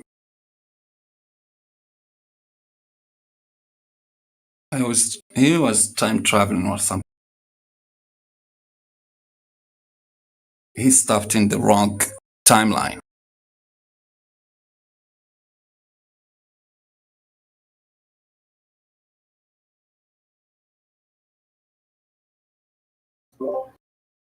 Hey, it's Necros. Yo, Twonger. The tilted wobbling spaceball guy. I know you. I remember that. The tilted wobbling space ball guy. And is that the meaning of Twonger? Someone who believe in tilting, wobbling space monkey ball? Yes, indeed. Yeah. You always twanging. You always believe in that shit. My advice. Or not. No. It's just maybe partially if I take account of cognitive dissonance. Yeah, even if you don't want that, you will just keep believing in that shit because of cognitive dissonance. But part of twanging is having the inability to delude yourself. You are deluding yourself already by just believing in that monkey ball, space monkey ball. Believing that you are a monkey, that you deserve to be in a zoo, and people throwing to you bananas and peanuts. That's what you think you are. So, like that man in TikTok who believed that who tried to identify to be a cat. So yeah, Twonger stays in stone cold reality. Yeah, you don't even know what that Twonger, dude. Yeah, so Roots or Necro, he doesn't believe in that shit. He says he does because he likes it. He just likes it. He knows the Earth is flat, dude. After listening to us, he actually steelmanned one of our arguments. And if he had any critical thinking skills, he knows we're right. So now he's just pseudo trolling to preserve his worldview, so he doesn't have a psychological breakdown. That's what I told him. You're funny, India. He's in delusion, and he's making his own delusion. He is making that his own fantastic realm when he I'm into the stone cold facts of reality. Stone cold facts of reality. What is a fact? So yeah, what is a fact? Welcome to the Earth is not a globe, because that's a fact. A fact is an independent, verifiable. If you are in that side of reality, you're making up your own definition, Wonger. You're making up your own definition. Yeah, that's as close as I can get off the cuff. No. Okay, so I'm going to tell you what a fact is. Fact is an event or occurrence perceived with the senses. No, that's not it. That's definitely not it. Yes, that's a fact. Look up etymology of the word fact, bro. That's what it is. A fact is something that's perception. A fact is actually something that's actually happened, right? So I'll give you an example. A rock falls at 9.8 meters per second to squared. That is not a fact. What is a fact is somebody measured a rock falling at 9.8 meters per second squared. That would be the fact. So just saying like random things and saying these are facts. No, the facts are the event of somebody actually doing that thing. Well, if multiple people did that, it becomes a fact. Well, no, it's a fact. No, it's a fact when one person does it. The fact they did that is the fact. What if multiple people do it? So for each individual person, that's a fact. And then you can also say this group of people did something. That would also be a fact. But saying that the result itself, the abstract result, is a fact is incorrect. Sloppy language. It's just the opposite of nonsense. So everything that you believe about the globe Earth is just nonsense. Something that you couldn't analyze with your senses. So that's opposite of fact. Factual, so something that was really there. An event that really happened. And it was verified by senses. So it's sensical, factual. Opposite of that, nonsense. That's perception. Yeah, but listen, human beings have to perceive things in order to even claim anything's a fact, right? So even if you have an instrument, a human being has to read that instrument. Yeah. Yeah. So without the human being, there are no facts. Well, okay. And all things that you have about the globe Earth is just nonsense. Something that you never verified with your own senses. So just 100% believe. What you have about the globe Earth is just photos, images, videos, testimonies. That's the Just to whole follow up on what Indio said, like, you need the human being to be aware of the fact, but those facts still exist independently of the human.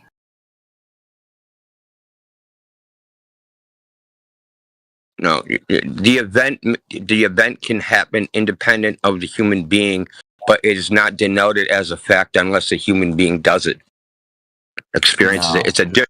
So you guys just don't like distinguishing shit, and you don't like nuance because you're a bunch of Luddites. No, I love nuance. Okay, so this is the nuance. Facts is a particular type of event.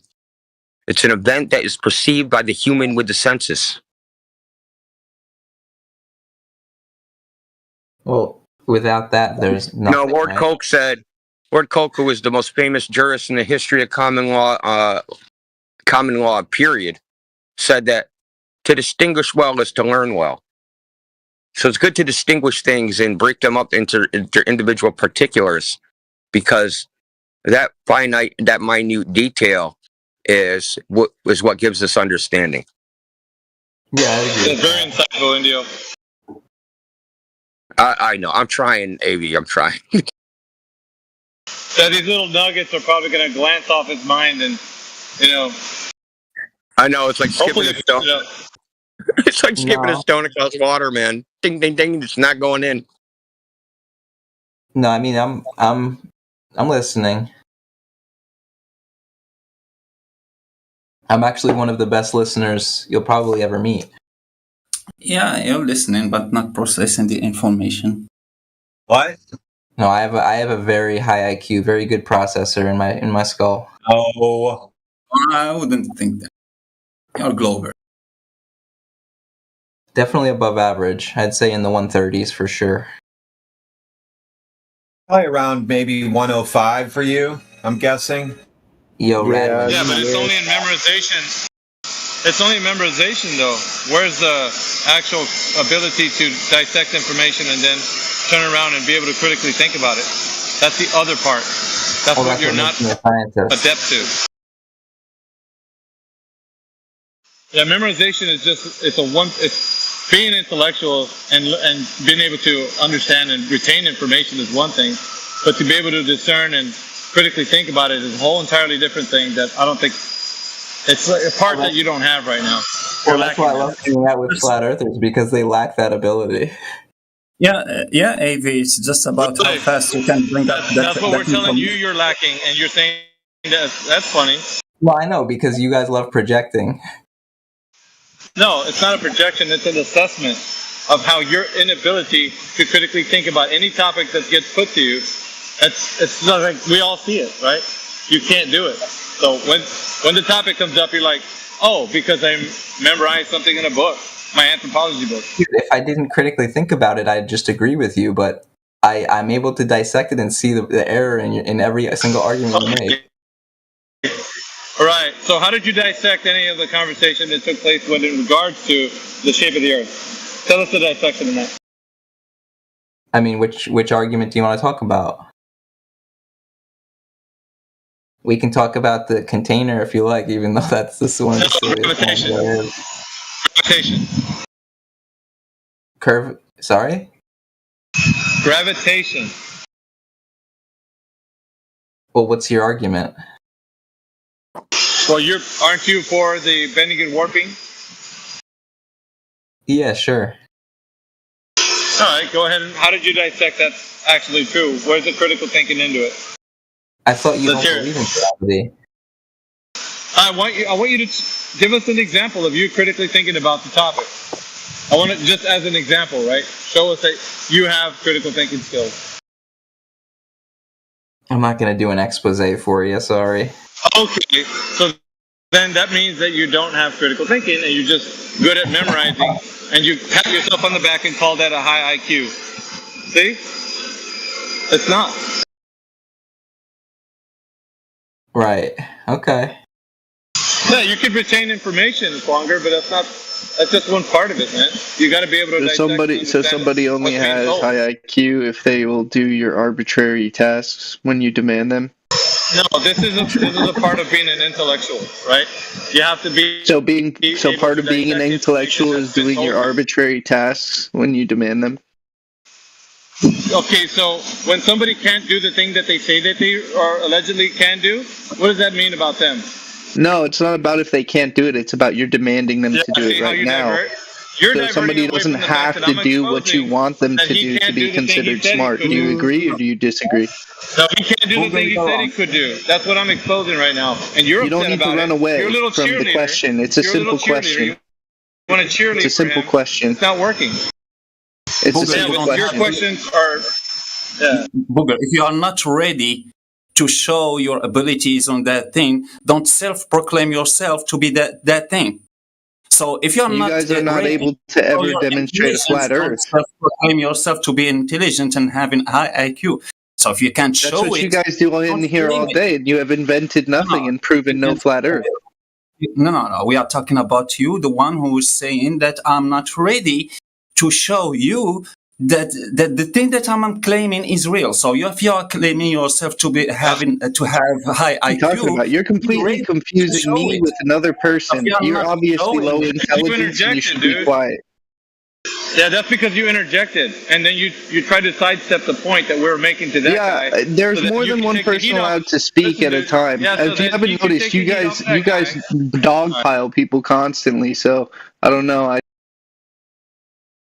See, that's why the mute button exists for people like you, Booger. You sidestepped and then said, well, we're not talking about that. Well, we're not now because you sidestepped the fact that we're critiquing his ability to be able to critically think about topics. He's not able to do so. He's refused to. So what does that mean about him? And we are not dogpiling anyone. Say that, it doesn't make it true. We are not dogpiling anyone. We didn't claim that you are doing that. We are just accepting that you are white knighting the guy, and we are also educating you. So we are taking you both. We are not saying you are in a collective room. It's not an individual chat. You are not in DMs now. You are in a channel. And we are here, multiple people that we want to speak to. So if you say something wrong, be ready to be corrected by anyone. Yes. So you're not going to tell us how you critically think about gravity then, huh? That's fine. We can move on.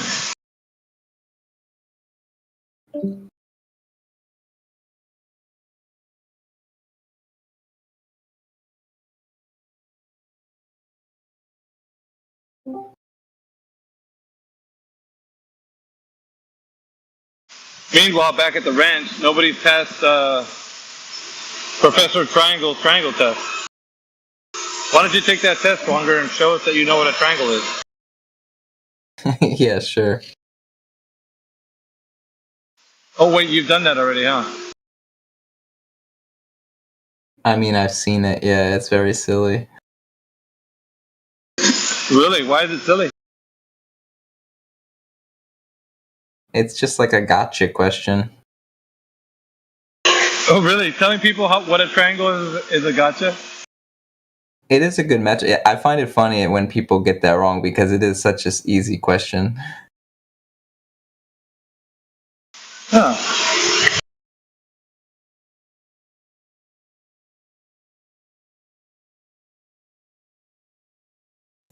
Yeah, I'd be curious to know what your answer was on the test. Yeah, me too. Yeah, post it. I'll tell you. Yeah, you probably already answered and got it wrong, so now you're going to change your answer. Oh, You know how you are. Honestly, I don't think I've heard him take it, so.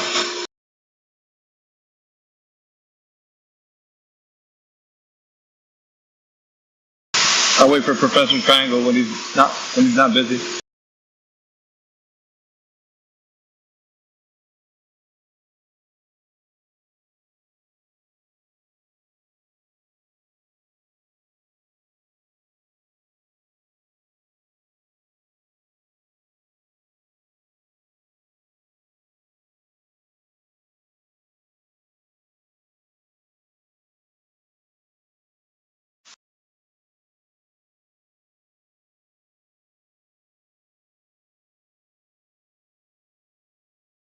Is that the one there? Huh? Yep. Thanks, Ventus. Yeah, that's the one. Choose. Which of the figures below are not triangles? B and D. Yeah, we could cue the Who Wants to Be a Millionaire theme music in the background. Yeah, A and C are both triangles, so B and D are not.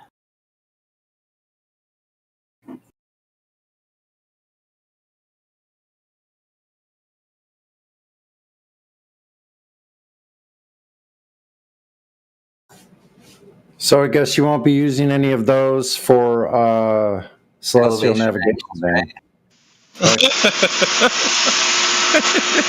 Sonny was waiting for that. Yeah, you go ahead and take it away, Sonny. I think this is your. Yeah, go for it. You won't be using B or D, especially not B, for celestial navigation, right? That's a home run right there, and the mic drop at the same time.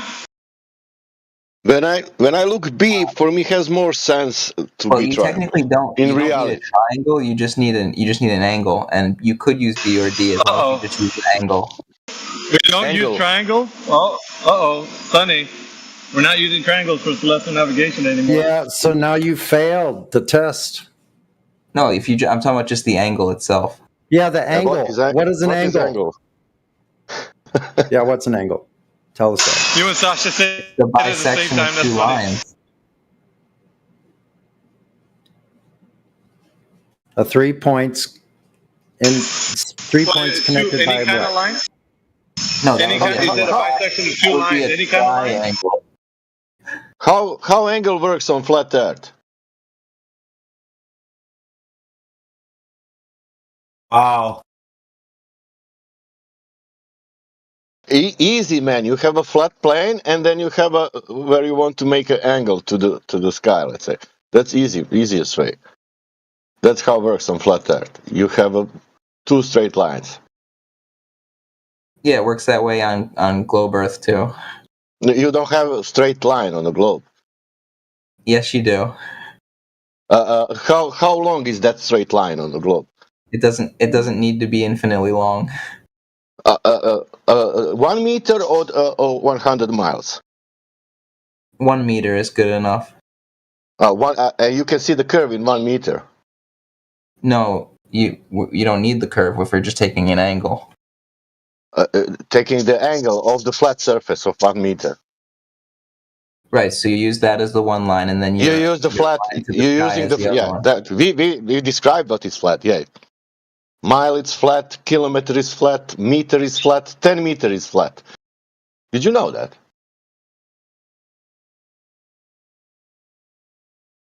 It's flat enough. No, flat enough. When you use miles, you don't. If somebody tell you, let's take 1 mile, you don't have now some kind of curved line. It's straight, flat line. Well, in your mind, maybe. In my mind. What if I'm born on the plane? What? What if I'm born in the region where it's plain? I don't know what you're asking me. You said it's in my mind. I'm saying it's not only in my mind, it's also outside when I go. Right, well, I mean, I don't know where we're really going with this. Okay, do you know what geometry is? Yeah. Okay, if I measure the basketball, can basketball be the 1 meter radius? That would be a big basketball. Okay, that means basketball has only one radius. Right, if you have like a standard basketball, sure. Okay, can we use the same method for the Earth? It depends on what you want to do. I want to measure drop over distance like I can measure on any kind of sphere. You can sphere be any kind of radius. Let's say sphere of 1 meter radius, sphere of 7 meter radius, sphere of 20 meter radius, sphere of 100 meter radius. You can measure drop over distance on all of these spheres. Okay. Shall we use also for this sphere the same method? What method? Geometry, how sphere is big, and then you know how much is drop over distance. If radius is 10 meters, it's different if radius is 100 meters. Understand? That's bigger ball. I don't think you use geometry. You probably use trigonometry. You don't use geometry. That means we don't need radius and stuff. Trigonometry uses radius. Okay, and which is really radius? It's 3,159 miles. I hope so. Something like that, give or take. And it's saying that with 6 foot height you can see 3 miles. Yeah, does that bother you? Yes, because I had all A's in the math in school. That's good. I'm not the greatest at math, but I can do it. But I didn't go to faculty, but in a simple math I had all A's, you know. And then I make the calculation. I went out in reality and look at the devil. There is not matching anywhere, not only one place. Well, publish your results and then we'll take a look. Oh, you wanted that I publish my results?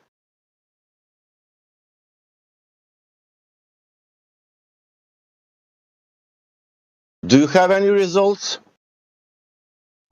No, you're the math whiz, not me.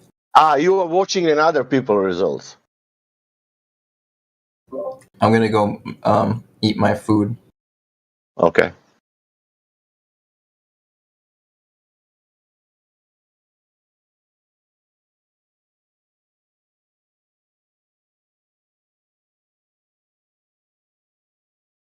Simply, you have flatness, let's say 10 miles of flatness or 20 miles of flatness. You cannot have that on this ball.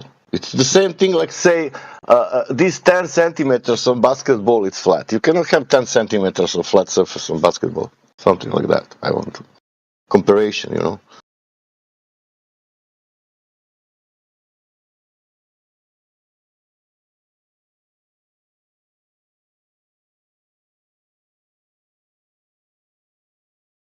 And don't be afraid to call.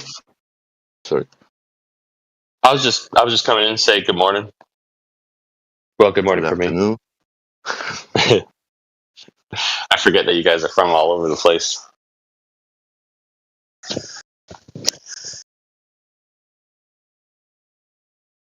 Dude, I made the mistake last night about talking or debating this subject with a friend, and he's like, "So why do you think it's flat, bro?" So you get 2 sentences in, and they start cutting you off. But what about this, bro? I never talk about this stuff, and bro, like he just would not. Like it was the most annoying shit ever, and it's been so long since I've even brought it up with somebody, and bro, it got to the point where he denied that there was 2 different types of gravity, like, and it. I couldn't portray it to him any other way. I kept trying to say, okay, so one is a force between 2 objects, massive, and the other object, right? And he's like, yes. And I was like, okay. Now the other one is a giant ball affecting and bending space-time that you can't actually calculate, manipulate, gather, repeat, nothing. You can't demonstrate space-time in anything. He's like, well, here's a video. It's the guy with the fucking blue tarp. And I'm like, brother, oh God. And so I'm like, anyways, I was like, okay, aside from that, I was like, so they are different though. And he's like, no, they're the same. I'm like, oh my God, bro. I couldn't be asked. I could not be asked. Because initially his claim was that there was only one type of gravity. He's like, well, yeah, I don't know of another one. I was like, okay, well, there's, Newtonian and Einstein's another theory. One. And do you know how many of them are? Huh? Do you know how many theories of gravity are? Well, the 2 main ones that are yeah, the 2 main ones. And other ones. Yeah, that's what it says. The 2 main ones. I don't know much about all the other theories. I mean, if you'd like to enlighten me, I would appreciate it. But at the same time, I only look into that, like, and it was like it started to list it, and it was like I don't know now. I will tell you number 20, even more. There's I think 20 it's 70. forms of I think their it's 70. gravity. I think it's 75, but doesn't matter. But yeah, and then we choose 2 because others, yeah, are not working good.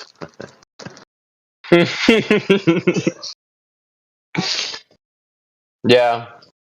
Yeah, but not gonna lie, the whole fucking thing was retarded, bro. I can't be asked to But even if do you're a that with good friends. believer in globe or something, you will realize that something like this, the mass attracting mass in the space of the time, in the bending of the space time. Practically, it's everything is happening together, and that's now somehow gravity. Even if it's matter succeeded, but no, that's like a Einsteinian gravity. It's working inside of Einsteinian gravity. Newtonian gravity is working inside of Einsteinian. That's how. And then you need to believe like that, and everything is cool.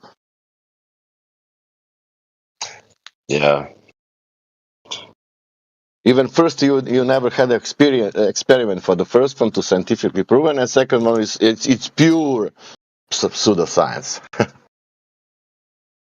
Yeah, one of the guys, bro, he like I just didn't think he had it in him to like actually try. You know how a lot of the Globers, bro, if they don't understand something, what they will do is gaslight you into trying to think. They'll try to gaslight you, and that's the proper term for it, because they'll be like, yeah, it's just like, and they'll start using words like I just think that you fundamentally don't understand. It's like, bro, I'm telling you, there's 2 different concepts, 2 different models that I'm pointing out to you. 2 of the main ones, I should say. Which one are you talking about? There's one, if you're the same age as me, which you are, that you were probably taught in school. And then he went as far as to say, well, I got all F's in school, so that doesn't necessarily apply. I'm like, well, that's more of a diss on you than anyone else. But I mean, nevertheless, like, I just don't get how you don't understand the difference between them. And we just couldn't get past that because he would not concede, period. No matter what, he would not concede that they were different. I don't know. And then, yeah, to gaslight somebody on top of that, I was like, buddy, all right, never talking to you about something like that ever again. There's just no point. That one, I didn't think he was one of those Globers that was downright retarded. Like some of them that we get in here that are just like, just so twisted that, they're so eager to be right that they're never willing to concede. That's almost every person outside of world is thinking like that. It wants to spiral with some answer, thinking like this is good answer or something, but doesn't want to think another way, properly. Like let's immediately they're starting to, even who is not a glober, even if you don't speak about, I asked one guy, like it's my friend, but he never said. I don't want to speak about flat Earth with him anymore because it's you. I asked him why it's transparent moon, when you see a transparent moon, and he said this is the shadow of the atmosphere. You understand? That was the first his answer. That nobody answered in life. They will say something about shadow of the sun, of the earth, of the moon, but no shadow of the atmosphere. That's ridiculous. That was the answer. Like, why don't I understand? That's the blue shadow of the atmosphere. That's what you don't see the moon during the day. Yeah. Oh yeah, dude, and it got into that for me too. Well, he kept going towards the sky. He's like, so that you think that where we live is flat, even though we see balls up in space?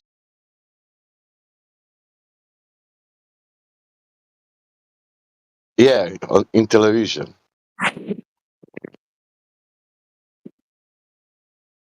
But that's we.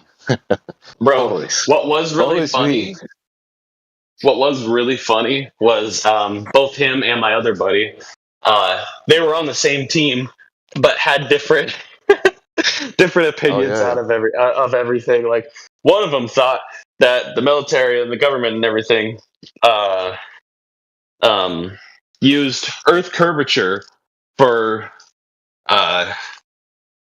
whatever they were using. They how in the military documents it says the Earth must be considered to be flat when yeah. operating this or whatever. Yeah. So I was telling him that. I'm like, do you think that's taken into consideration?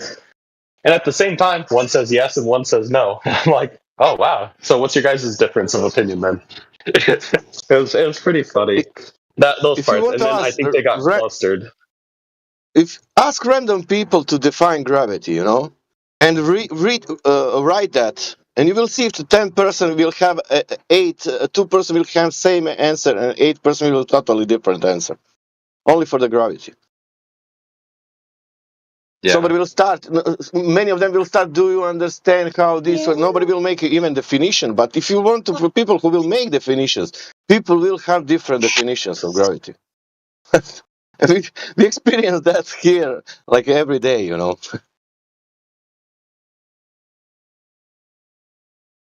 Yeah. Oh, I know.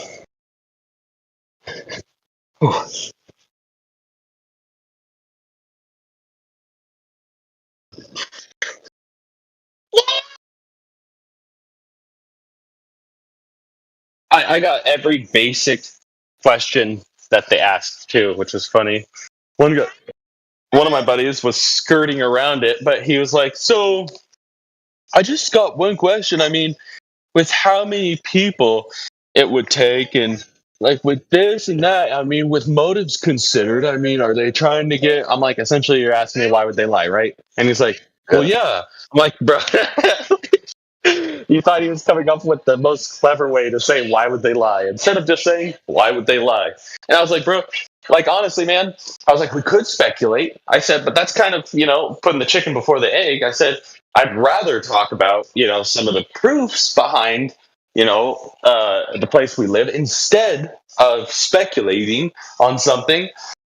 And I said, I was like, I'll be fair to you, and I'll just tell you the argument that's mostly used. I was like, towards that, I was like, somebody catches, your girlfriend cheating on you, points it out to you, you see your girlfriend cheating on you, then you both exit the room and you go, well, but yeah, why would she lie about it? She's telling me she didn't do it. So I was like, bro, that's exactly the point. I was like, doesn't matter why they did, if they did. And I was like, I'm not trying to like obfuscate. I'm more than happy to speculate on it, but I mean, I don't know the complete answer, And it was just this normie, the most normie Glober that I've ever talked to in my life, bro.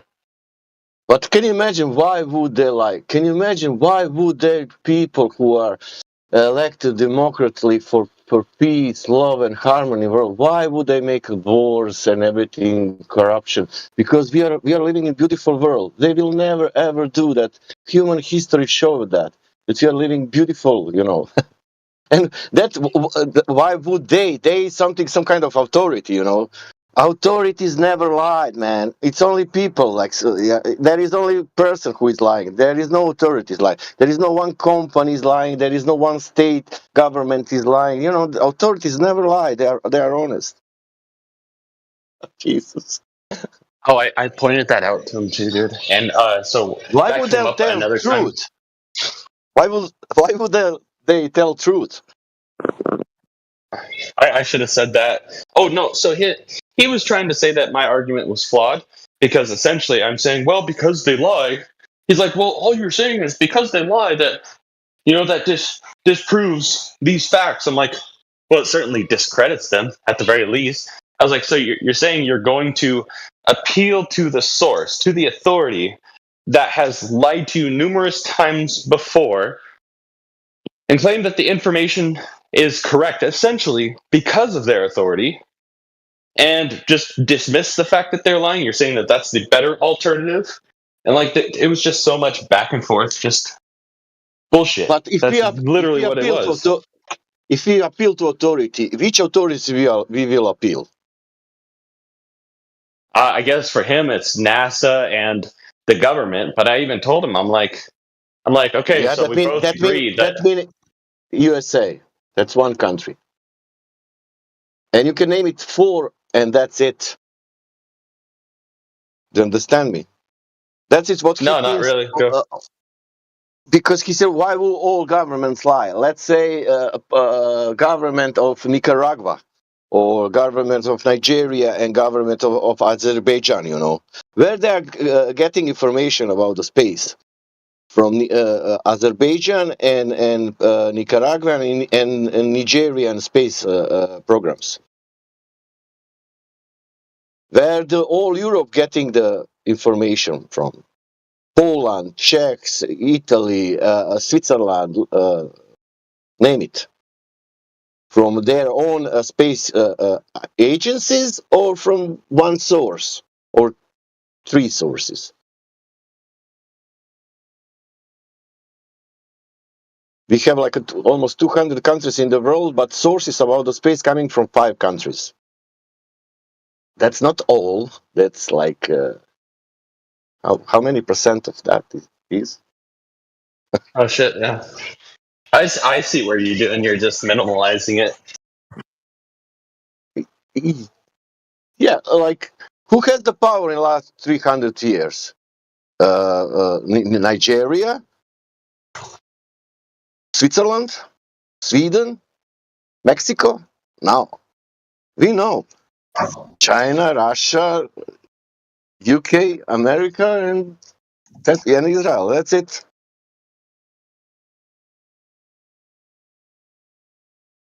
It's not a secret.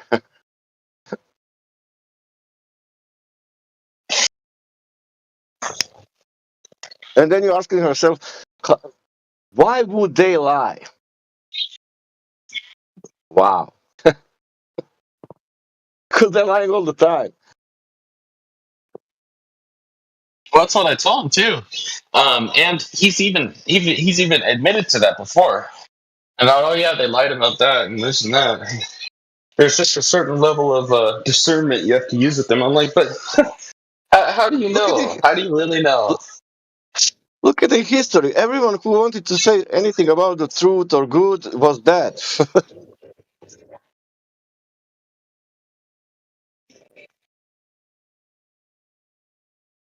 Yeah, I like I said, I couldn't get. We talked about a couple things, and then I couldn't even get much past the 2 gravity models, just the 2 main ones, like I was saying, because he just refused to accept. He kept saying that that even though the other one isn't the one that's used, Newtonian, he's like, even though he's like, then the Einsteinian one, but it's still that object pulling the other one. I'm like, no, wrong word. Pulling would be a force. That's the wrong word. I was like, it's affecting the fucking space-time bullshit that you cannot bottle up, you can't repeat, nothing like that. I was like, it's affecting that is then affecting the other one. I just want to make sure that you have the right idea of your model in mind when we talk. And he just refused to concede. You can give him that force. You go outside together with him, you take, let's say, whatever object, let's say lighter. And you said, okay, let's observe now this. And you drop the lighter. And you said, is this gravity? And he said, yes. Okay, and you say, okay, I agree with you. Let's call this gravity. Now, the point is this lighter falling on the flat surface or on the curved surface? You understand me? And now we need to realize how we will find out that, because we find out that things falling down. That's, we took the lighter, we drop, and it's falling down. Now, is it falling on the curved surface or is it falling on the flat surface?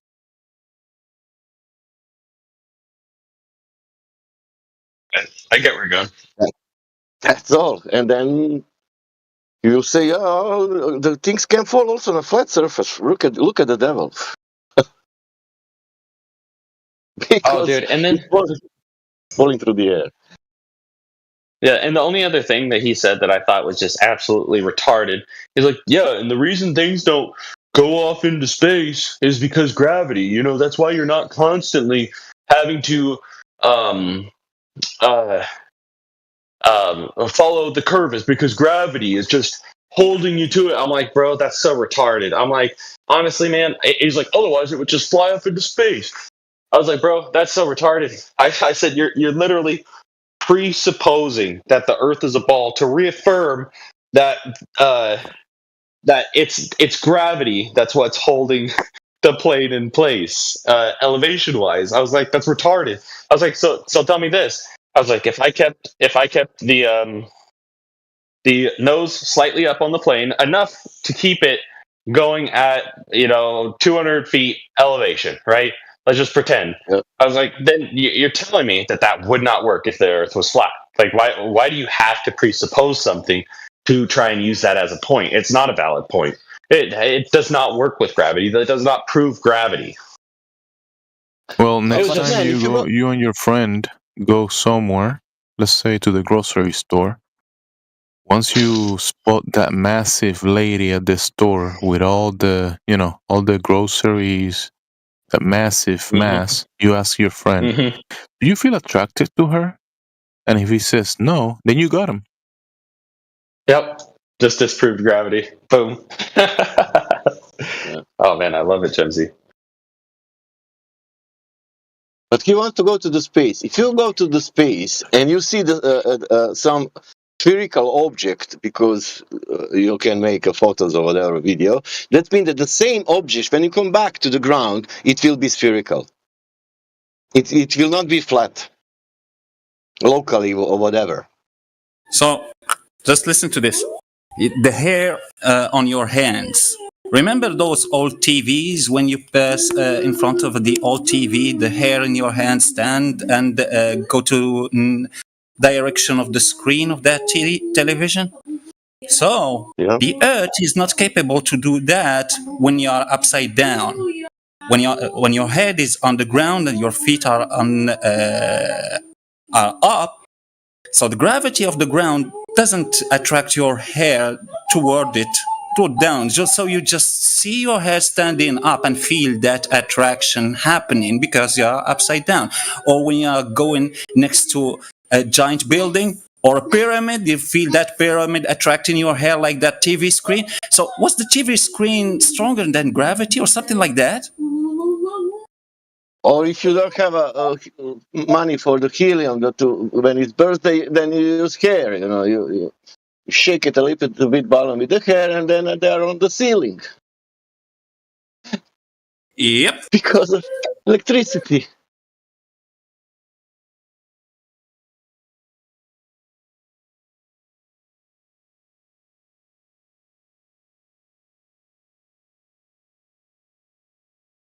When does something attract my hair? If they claim that giant objects can attract, when I pass next to a building or a giant giant object, those giant trucks that you find in the mines that they use to transport heavy rocks and those things. So are those workers, when they pass next to that truck, see the hair in their hand and their head attracted to that shit? No, doesn't happen.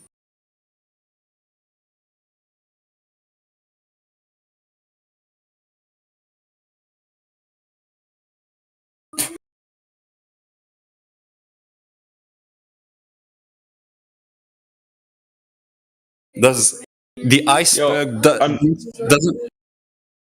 go ahead? I'm sorry. I'm getting my kids ready while talking to you. Sorry if I don't respond. I had to go on mute because they do kick and scream, and they have iPads that are louder than hell. So I gotta stay on mute for a little bit. You're good, brother. Because of gravity, the iceberg can't drift from the cliff when it's detached from the cliff and falls onto the water. So it will keep be attracted to that mountain or that giant cliff or that island or continent. It won't drift away because the mass of the continent will attract that iceberg to it. Haha. They just don't think.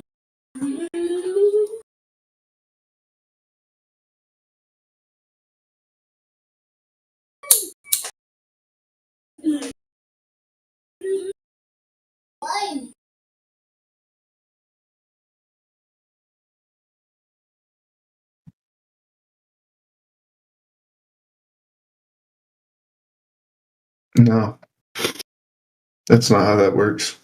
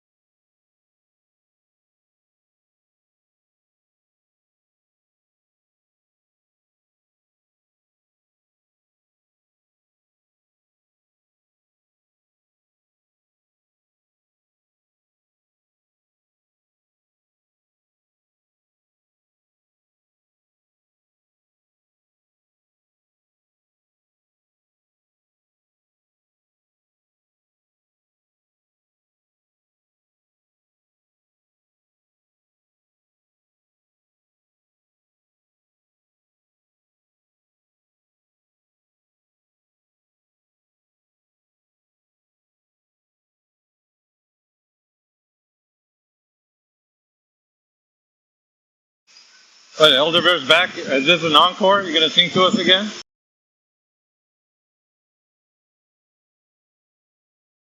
You're really not that good at karaoke, you know that, right?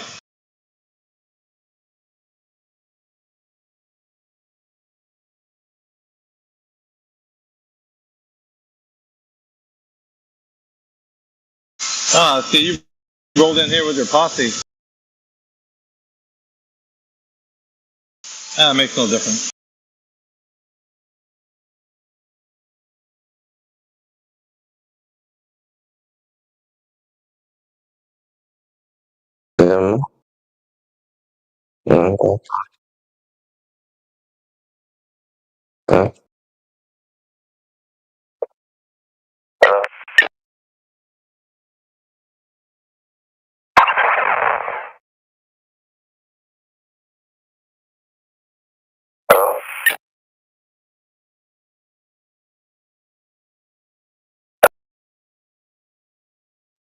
Does that make sense? Do you have this curvature measurement? I don't know. If I remember correctly, it costs a lot of money. Like you have to laser from a long distance, right? So if it goes through hole, straight through hole, then the Earth is flat. But it just slightly, then the Earth is round. But I'm a student. I don't have that kind of money. Yeah. You can just. I nearly finished, Jen. You can do this easily by measuring the surface, the ground of Earth. If there's curvature, yes, then the Earth is a globe. But if you measure it flat, no curvature, zero drop, then the Earth is flat. It's that simple. Does that make sense? Mm-hmm. Yeah, that makes sense. Yeah. So you need to measure the surface before you make any more judgment about why the lines were. Yeah, go on, Jen. Sorry to cut you off there. Before you come to a decision, you need to measure the surface as ultimate flat Earth is telling you. You've got to do the measurements. And sorry to cut you off there. I'll give it back to you in just a second. It doesn't take a lot of time, and it doesn't take any money. You've already got the tools in your hands. Your smartphone can help you. Just go out into nature, take the pictures, do the Google Earth, and it will tell you how much curvature that should be there. Carry on, Ultimate, please. I'll finish, Jen.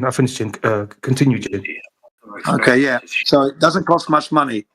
Okay, you don't need money. You don't need to be a scientist. Children that are 8 years old can do this without money. Money's not required. Rarely. Not big money anyway, £10, getting you to your destination and get to a high vantage point. Start looking at what you can see. Get up high. Mm-hmm. Yeah. It's easy to prove. You don't need lots of money. Okay, Tomato? But how high you have to go? It's like, because like if yeah, go on. Like if we go, like you say, if you go high up, we have a space station. If you believe that, I feel like you don't believe it. Yeah, I don't believe anything. I don't believe anything, and I know the space station is not up there. I know this. It's not a belief. It's not possible for a space station to orbit a ball Earth that doesn't exist. We're not a ball, you see. Earth is not a ball. You haven't proven it yet. So until you prove the ball, you don't have ISS, you don't have gravity, you don't have the rotation. There's lots going on. You're just believing everything without checking. That's wrong. Okay? So the ISS is not giving us, ISS is giving us CGI images only. Nothing is real from the ISS. Nothing. It's not up there. It's coming from a studio. That's where the ISS is. It's in a studio. NASA owns 24 Hollywood-type massive studios. 24 of those they own. NASA. More than Hollywood. Okay. Just in case you didn't know that. So in actuality, we don't believe in the ISS. Of course not. It's not up there. It's impossible. The area at which it's meant to be operating at has very high radiation there. Okay, and the radiation is so high that it would kill the people and destroy the if it was up there. Okay. Mm-hmm. Yeah, that's what I know, according to the experts. So I haven't been up there to feel that radiation, but if I am to take what the experts are telling us, then they could not have put an ISS in that region, because we're being told that that region has, back in 1962, 250,000 rems of radiation. That's instantaneous death. So there's no way you could put an ISS in there. So how will function in your worldview? I don't understand how. Sorry. Around? So how does the world work? How we can have night and day? Oh, good question. Good question. How does the world work, and how do we have night and day? Well, that's very good. If you can imagine, right, that the sun and the moon are the same size, but Earth is much, much, much bigger, 100 times bigger than the sun and the moon. Okay, that's why we have night and day. Okay, because the sun cannot shine its light across the whole world. If it did that, it would be daytime all the time. So clearly, it's not daytime. So the Earth must be bigger, and the sun and the moon are the ones that are moving. Earth is not moving at all. Okay, do you understand now? Understand, but if people take a plane, go around the Earth, then how can either the charter flight or the recommend flight that I see in when I book a flight, also that's a lie? Then if that's a lie, why the people book that flight? No, well, you can book a flight to go to any destination. It doesn't change the fact that you're on a flat Earth, because the plane flies horizontal and it flies to its destination. In fact, I have flown in airplanes where the sun is near the plane. I can see the sun, you know, almost like a few miles away from the plane. The sun is that close. Obviously, it's a few hundred miles, but it looks so close. So, you know, I feel it's so far away though. When I take a plane, maybe we are not in the same plane. Are you saying plane or train? Which one? Aeroplane. Aeroplane. Yeah. Well, what about aeroplane? When you take an aeroplane, it's flying level. Yeah. It doesn't take a curved trajectory. It doesn't take a curved trajectory following the surface of the Earth. It flies horizontally across the Earth, level, so that you can walk up and down and get your drinks and your snacks, your meals, blankets, pillows, magazines, comics, newspaper. Yeah. Alcohol, drinks, you know, you can get it all served. But if the plane was following the surface of the Earth, curving, taking a curved trajectory, you could never get any of those service. Everybody would be seat belted up because the plane is not level, you see. But in actuality, it is level. That shows you you're flying across a flat Earth. Do you understand, Tomato? I still don't guess. Like, so basically, it's a plane, right? So it can point A to point B. You can just go by flat Earth. But if that's true, then in World War II, right? America sent troops to Japanese and Europe.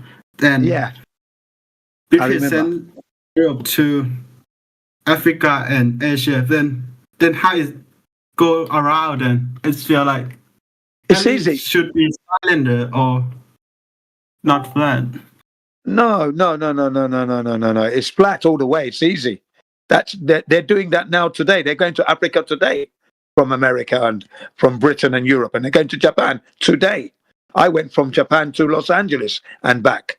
That's a straight line, first and foremost, right? And it was a horizontal flight. They were doing it in the Second World War. They're doing it today. Same thing. Everyone's going to Africa. No globe, mate. Right. But it's very big, so there is a lot more unknowable to us, right? So we have to limit space. But if we can go around, then where is the end of the line? You mean when end of the lie? Well, the lie is continuing until everybody wakes up to the truth about the flat Earth, and then that lie will end, and then also space travel will end on that day, no doubt. But until that day, the lie is going to be there, People are waking up slowly. Flying by plane proves flat Earth. Aeroplanes are a flat Earth instrument. They don't fly around the globe. It's a dangerous thing to do, to fly for 9 hours curving. For example, if you subjected an aircraft from London to Tokyo, 9.5 hours curving all the way, it puts a lot of stress on the wings and the engines and the tail parts and the undercarriage. So when it lands at the airport, it would need to be inspected, maybe 3 hours, okay, in the hangar, check everything is safe, and then bring it back out to work. Some people say it will take more than a day to check these planes for the stresses because of the curved trajectory. But planes don't fly like that; they fly horizontal, so they're not being stressed as much. Okay, and they have a 1 hour turnaround generally. Okay. Yeah. So no, they're flying horizontal. If they're flying curved trajectory, what you would have is this: as the plane takes off, all the weight is shifting towards the back of the plane now, weight, and the wings and everything else as it's taking off. Then it levels up a little bit, and then it has to fly in a curved trajectory. So that would be an upward curve first, right, as it's going towards its destination. All that weight is now moving towards the back of the plane, everything. Then there's a forward shift as it's coming down, heading towards Japan. Downward curve now. You see? So there's a lot of stress going on there. Weight shifts over hours long. No, it's not possible that we're on a globe anyway. Too many clues that we're level. No clue of globe at all. None. You've never seen the curvature. It's haven't in gone the out. word, Jin. It's in the word aeroplane. Yeah, thank you. It is aeroplane, plane, level. Thank you very much for that. Yeah, because I forgot to say that. Yeah. Yeah, Jin. The plane flies in the air over a flat plane. Yeah, aeroplane. Yeah, aeroplaning. Yeah, exactly. I knew that. I forgot it. That's all. Just forgot. But yeah, good point. So, Tomato, can you see, even though you're flying in an aeroplane, it doesn't prove that you're on a globe. It proves more that you're on a flat Earth because there's no curved experience. Okay? The experience is not there. And it should be there. And if it's there, it means you can't go to the toilet. You wouldn't be able to walk up and down. Because of the curved angle, the pitch angle of the aeroplane, it would be a uphill or downhill all the time. Not level. Is it? I feel like you can draw a straight line on the curve, but it doesn't. No. There's no straight line. You see, you said that is funny. Funny thing you said there. Draw a straight line on a curve. It's impossible. A straight line is a straight line. A curved line is a continually curving line. It's not straight. They're two separate things. Okay? A curved line is not level. A straight line is level. Okay? Okay. So you cannot draw a straight line on a spherical ball Earth. Impossible. I don't know what to say. Yeah, I know, but it's easy because it's a ball shape. If it's a ball shape, you must experience the ball. Have to. You can't be everywhere horizontal. And you've never seen the curvature, you said. That should make you think. Why haven't I seen the curvature of the Earth? Is it because the Earth is flat all the time? Maybe that's why I've never seen the curvature. Let me review this. Let me go and measure the surface of the Earth with my friends or my family. Let me go and check that what they taught me at school is correct. Let me confirm this. Doesn't cost any money, just time. That's all. And then you will find that you will see the flat Earth. Your biggest clue is water. Water is always level. Tomato. Water is always level. It's never curving on anything. Water. Always level. That surface is level. Do you agree? But I don't know, man. What, you don't know whether water is level or not? Water?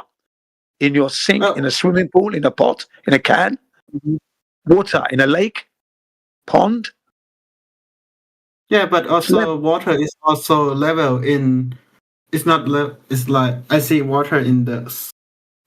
Let's say, what is 3D circle. What is 3D circle? Spherical, a sphere, a globe. Yeah. A sphere. Yeah, but we don't live on a globe, do we? We don't live on a globe because we're not measuring it. Looking at a picture that is CGI is not real, is it? That's not real. You've never seen hang on a minute. Let me just say this. You have never, ever, ever seen the Earth as a globe, a real photograph of the globe with the ships and the aeroplanes flying underneath the globe, coming back round, the real water. You've never seen that. You've only seen CGI. That's not real. Maybe does. Maybe, most definitely. No one has. No human being has. Not just, I've never seen it. I'm older than you. Well, am I not looking in the right place? We've never seen it together. We've never seen it. I was born before you. I've never seen it. You came after me. You've never seen it. My friend Ultimate, he's never seen it. I'm older than him. He's never seen it. No one has. Yeah, curvature doesn't exist. Drop over distance doesn't exist. Water curve or bend doesn't exist. Yeah. And you learn this when you're playing with the ducky balls in your little paddling pool and in the bath. When your mum and dad was giving you a bath and you had the ball there and the duck, you pushed it down, it came up, hit you on the head, all the water rolled off the water, rolled off the duck because the duck's curving. You know water is not curving, sticking to a curved surface. You know this. Water does not stick to a ball. Never does. Not even the residual drop. Yeah, go ahead. I guess the Earth is flat. Well, yeah, when you go and investigate it, that's what you're going to find. Yes, it's flat. I've never seen it. My experiences of 63 years tells me I'm flat Earth, not a ball that is rotating. That's the other problem as well. The Earth's meant to be rotating. Do you know how fast it's meant to be rotating at the equator? Do you know? I don't know how fast it's... No, okay, 1.5 times the speed of sound. So 1.5 times our sound that we're making now, the Earth is meant to be spinning at the equator. If you're at the UK now, 600 miles an hour. If you're in Alaska, 500 miles per hour. But we don't feel anything. See? 1.5 times the speed of sound at the equator. As fast as anything in the train either, you know. Well, when you're inside a train, it's different from when you're on a train. You stand on the train and tell me you don't feel anything then. Stand on the train, not in the train. Stand on it. Yeah. Okay? And let the wind and everything hit you. You're going to be blown off the damn thing. And that's only traveling at, 30 miles an hour, if that. You do 1,037 miles an hour on the train, stand there. Stand on an aeroplane that's traveling only 600 miles an hour. Stand on the aeroplane outside. You're not going to last. So let's get realistic, okay? Start thinking more positive than that. That was a hopeless thing to say. When you live in a train, we don't live in the Earth, do we? We live on it, supposedly. On it. In actuality, we do live on the Earth, but we don't live on a ball Earth, the flat Earth. On the surface of it, we live. And it's not spinning at 1.5 times the speed of sound. So, Jim, the people in Africa, are they spinning faster? No, they're not going to be spinning faster. The fastest is at the equator, and when you leave the equator, the speeds begin to drop. Yeah, so doesn't the equator run through Africa on the globe? Well, yeah, it runs through parts of Africa, yeah. So they're spinning at 1.5 sound in certain parts of Africa, yes. You'd be correct. But that's all, not faster, but faster than England, yeah. Faster than Alaska, yes. That's right. I was just thinking that's maybe why the Maasai can run really fast, because the Earth's spinning quick there. They're getting assistance. Yeah. Bit of Earth rotation helping them hunt. That's right. Yeah, giving them that light on my feet feeling. Yeah. That's a good one. But it's silly, isn't it? We're not rotating. We're not rotating at all. In the early 1800s, wasn't it? Yeah, early 1800s, no, towards the end of the 1800s, early 1900s, some tests were done where they fixed a cannon. This is in England, right? I'm sure it might have been in Greenwich somewhere. Fixed a cannon to the ground, pointing upwards, right? And fired it. Boom! And the ball went up for 14 seconds, straight up, and then came back down 14 seconds, and it landed, 1 foot away from the cannon, 1 foot. Or, they said, in 2 occasions, it landed in the muzzle, landed back in the muzzle from where it came from. So that shows you that the Earth's not moving, because if the Earth was rotating, it should have been 5 miles away. It should have landed 5 miles to the west due to the rotation of the Earth. But the Earth isn't rotating. That's why it landed back in the mouth. The gravity, Jin, come on. No, they talk about the conservation of momentum. But if you've got 28 seconds, that's a long time for the ball to be going up and coming down. It shouldn't be landing in the muzzle. Shouldn't be landing in the muzzle, even with conservation of momentum. Not for 28 seconds. Sorry, at 600 miles per hour. Okay, so you've got a 600 miles an hour anti-clockwise rotation, right?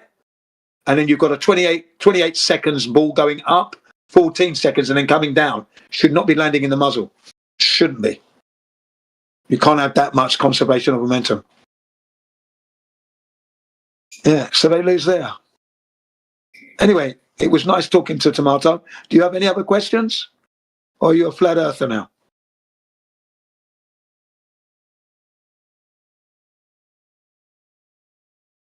Anybody else? Please ask your questions. We are here to answer your questions. Anything you like. Anything. To improve your vocabulary.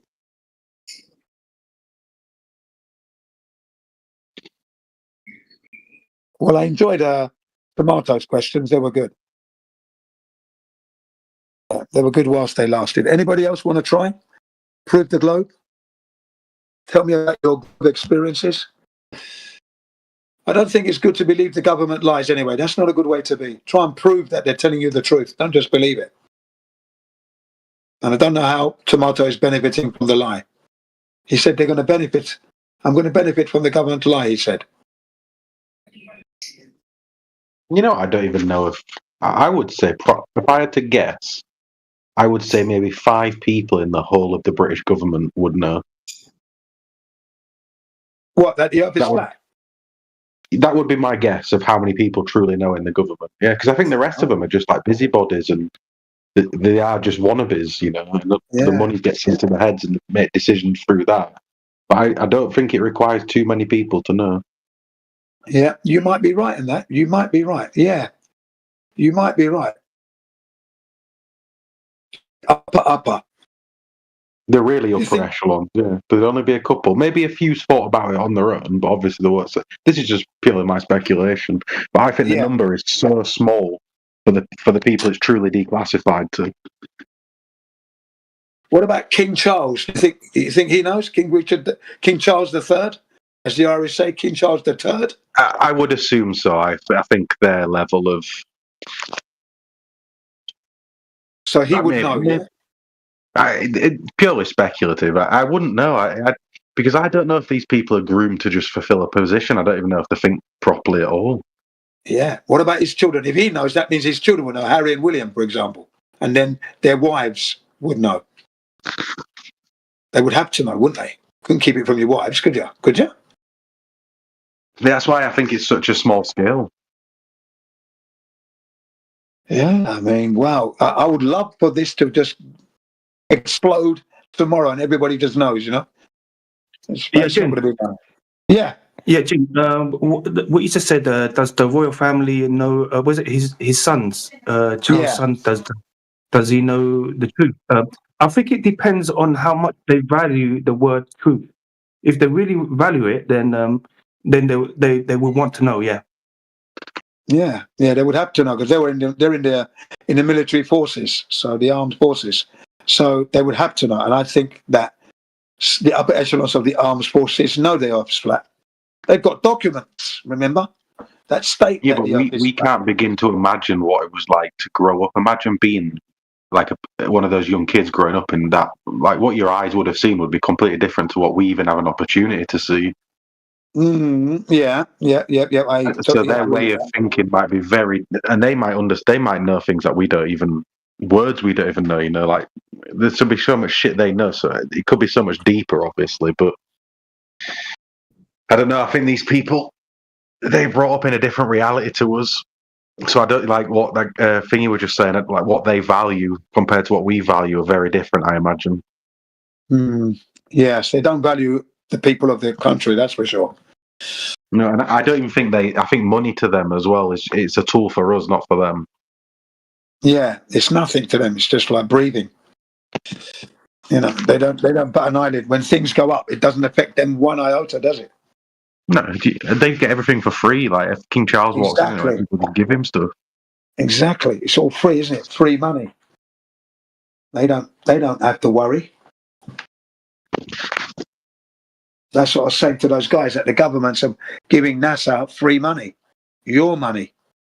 No, some people are asking why are all these people lying? Like, I don't think they think like us. So I think lying, not lying, then they're not thinking about that. They're in a different reality to us. They're not. These guys aren't running around squabbling to pay the electric bills and mortgages and feed the kids. These guys are they're controlling how we live our lives. Yeah. While sitting on their gold throne. Yeah, but they do know that lies are being perpetuated, even from the government. They know. Those Harry and William would know this. They're living. Why would they care when they're getting toilet paper from an elephant tusk on a gold toilet? Yeah, exactly. Do they really care if the family's got to go to Iceland and squabble over a bag of frozen chips? I doubt it. No, but they know it's going on, though. They purely know it's going on. Come on. Yeah, but as much as we know probably know that they use the Earth flat, right? Like in the military, at the high up, they use it flat and stationary, but they still might think it's a globe. They may know that their space programs are faking space, but that's for the purpose of projecting power and achievement that don't really exist. And they may still think that Earth could actually be a globe, and they just haven't been able to fully prove it yet. Thank you. Exactly. They're still under the indoctrination, so they don't even know. Perfectly well executed there. True. Very true. But I do find amongst academics that have specific knowledge in the fields that are relevant to this, that they seem to have more questions than some of these cockfire sure kids that come in here and argue through their teeth that Earth has to be a globe and nothing else. They're going to believe it no matter what. That was what Tomato was saying anyway. He was adamant that he was going to believe it, and he's believing it, and it's going to benefit him. Do you not just feel like they're in any industry? Like I read, like here at the police force and in the NHS, many people have left the police force because they're just sick of how it works. They know they can't do anything. So I imagine like a lot of the good people in a lot of industries left as well. So they're just left with like the bootlickers and the people that just care about themselves. Like we all know that school was bad and we saw all that crap going on in school, but the teachers I went to school with who are now teachers are just perpetuating the same thing, exactly like these NASA people will be doing it. Yeah, exactly. And then the new generation of NASA employees are just going to follow through with the old stuff, Like you see in every other industry, people just follow this. 10 years ago when this community first started, it seemed to be a lot more probable that there was a gigantic conspiracy to hide flat Earth. But over time, the more we've talked to people, the more we've reached out and we've discussed these matters with NASA engineers, aerospace engineers, surveyors, and so on and so forth, geologists, the more we began to realize that, look, maybe the conspiracy angle's completely off, that this is more of a delusion. It's people have been backfitting data into a globe belief, and they make it work, and they think they're justified in making their data work because they believe that Earth is a globe and everybody else does too. 100%. I used to think a tooth fairy was literally flying and taking the tooth from underneath my pillow and leaving a £1 coin behind. I used to think that was real when I was a kid. There you go. And it's upsetting when you find out it's not real. So imagine if no one told me that until I was fucking 30 years old and I still thought the tooth fairy were coming. Yeah, I never thought that was real for 1 second, mate. That one and Santa. Never thought they were real people. I knew that. And the reason why, I mean, we weren't a rich family anyway, right? And we know, you know fakery when you see it, man. Come on, even as a kid. Anyway, I grew up in East London, so we were very quick and picking up things. That was just ridiculous, you know. But just like the alien thing. I feel sad for you. I used to think a big fat man was sneaking down an impossible chimney that I couldn't fit down to leave me presents. We didn't even have a chimney in our place, so how would he have got in? We lived in a block of flats on the bloody 5th floor. You know, so how would he have got in? Yeah, no. We knew there was no Santa Claus. We knew it was the parents. Had to be. Meanwhile, I think the ISS astronauts and the Apollo astronauts believe Earth is a globe. I doubt that because they're not in they're not in the ISS that's in space. They're in the studio. They're not in the air. I think they still believe Earth is a globe as a consequence. Oh, I don't know. Well, wow. Okay, that's still possible. Yeah, still possible, isn't it? Still possible. Like Buzz Aldrin, Ed Mitchell, and all the other Apollo astronauts. They probably went vacationing on the island of Guam, right? So they could still think Earth is a globe too. Because they're not. Then they're in the studio somewhere doing all this, of course. One theory that they do. This is complete theory. I just heard my friend said, or maybe they do like simulate it somehow for these people, so they actually feel like they've had this experience. Or they're read into a program that says NASA is for propaganda. Space is a program we use to project power and technology and capabilities that other countries have difficulty achieving for themselves because it's fake, because we are producing it in a studio. Yeah, I'd be very interested in what they are told, these astronauts. Right? And then they could say Earth is still a globe. No, that's perfectly feasible. Definitely. Oh yeah. Yeah, Amish. Just quickly, Amish. Yeah, you make a very good point because when certain individuals don't have the ability or capability to exercise this discernment or recognize what's true or false, then the only thing they have is to believe in the globe and spread that ideology because they don't have the ability to know or figure out if the Earth is flat or you know if there's curvature. They think it's real, don't they? They think it's real, you see, so they're not concerned. Yeah, they're not thinking about curvature, just like I did. I thought the Earth, my position was the Earth's a globe. I'm traveling around the world. Not 1 second did I think about the globe. All I looked at was, wow, what a brilliant view. Wow, what a brilliant view. Wow, what a brilliant view. Wow, what a fucking brilliant view there. Do you know what I mean? I never once thought, wow, that's flat. Or where's the curvature? That never even entered my mind. It was, wow, what a brilliant view. I'm glad I'm up there. Look at what I can see. I mean, not thinking curvature, not thinking flat. Wow. That's how indoctrinated I was. You see, that was the state of my mind whilst I was in the aeroplane. What a brilliant view. Every single time.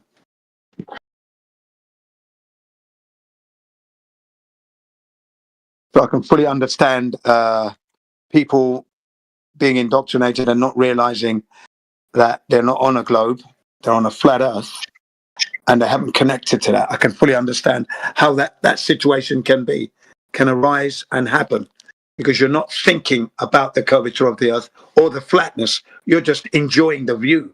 And the fact that you're on your plane, you're going on holiday, you might be on a business trip, but you're on your way to your destination and you're enjoying the moments. It's very rare to fly above the Earth, so you're enjoying it, not thinking about anything else. Same on a ship. Even more luxury on a ship. More luxury you got. 2 weeks.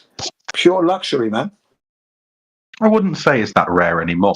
I can get a flight to France for £14. That's cheaper than getting a taxi into the city centre. Bloody really? You can get a flight to France for 14 quid. Ryanair, mate. Oh yeah, Ryanair. Yeah. I love the guy. The Irishman. Love the guy. Yeah, you're talking about last minute. you're talking about last minute deals, isn't it? Airplane last minute deals. Yeah, he even said that he wanted to start bringing standing in and charging £1, but the aviation board wouldn't allow it. Yeah, of course, health and safety. Yeah, but he's proving a point, though, isn't he? You know, budget airline. He's proving it well because it's not easy to survive, or is it? Because are they really using fuel or all that fuel? But anyway, he's doing they love him anyway. Ryanair, love the guy. You know, 50 quid to the United States he was doing. He was doing United States 30 to 50 quid to the United States at one time. Do you remember? Yeah, I fly Bulgaria 3.5 hours. It's like £35. There you go, look at that. That's like £1 a mile, isn't it? Or £1 an hour, whatever it was. You know, 3.5 hours. £10 an hour flight. Yeah, it's not very reasonable. But then they get the taxi to the airport. That's 20 quid. You know, it's like, and that's only 10 minutes. Welcome back to reality, isn't it? Yeah, then it's welcome back to reality. Yeah. Yes. Come down with a thump.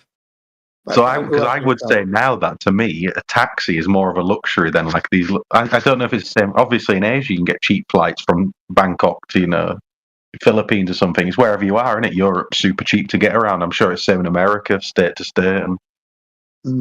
Yeah. Not cheap from Japan though. You know, even when you're looking for those cheap deals, they're slowly getting there. Still a small fortune to travel.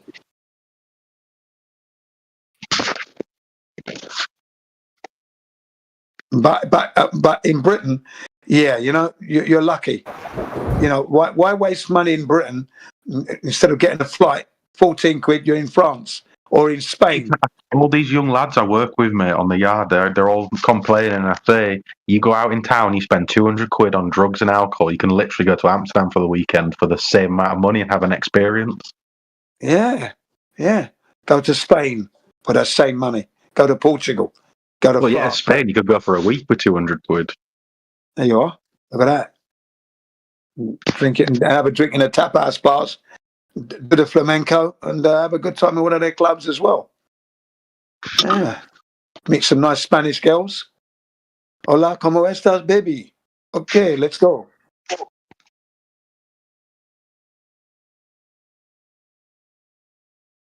Yeah, I think that the youth today are losing out. If they're spending £200 over the weekend in Britain and they could have gone abroad, what a loss. Well, I know this is the Flat Earth Discord, but I do worry for the young youth here, mate. There's nothing for them to do anymore apart from stare at a screen. Yeah. Or get fucked up on some drugs. Well, they do that as well as do the screen. That's what they do. They're on the screen and they're doing their drugs and alcohol and fucked up, and then going to the nightclub. But anyway, any youngsters in here, any Globers in here want to talk the Flat Earth or improve your English? Please, let's go. Anyone, any question you have, we'd be willing to answer. Any of your questions, any of your queries, it doesn't matter how odd it may seem, everybody learns. So let's have an interaction. Come on, guys. Somebody, one Glober with one question. Go ahead.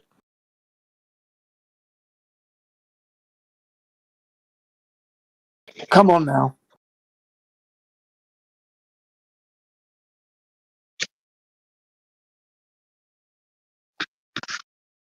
I was listening to an interview with Neil deGrasse Tyson the other day, and he was saying that waves at the equator, because the Earth's spinning faster, the waves are actually 16 meters higher. Yeah, it bulges, kind of like pear shape, he says. Yeah, that's right.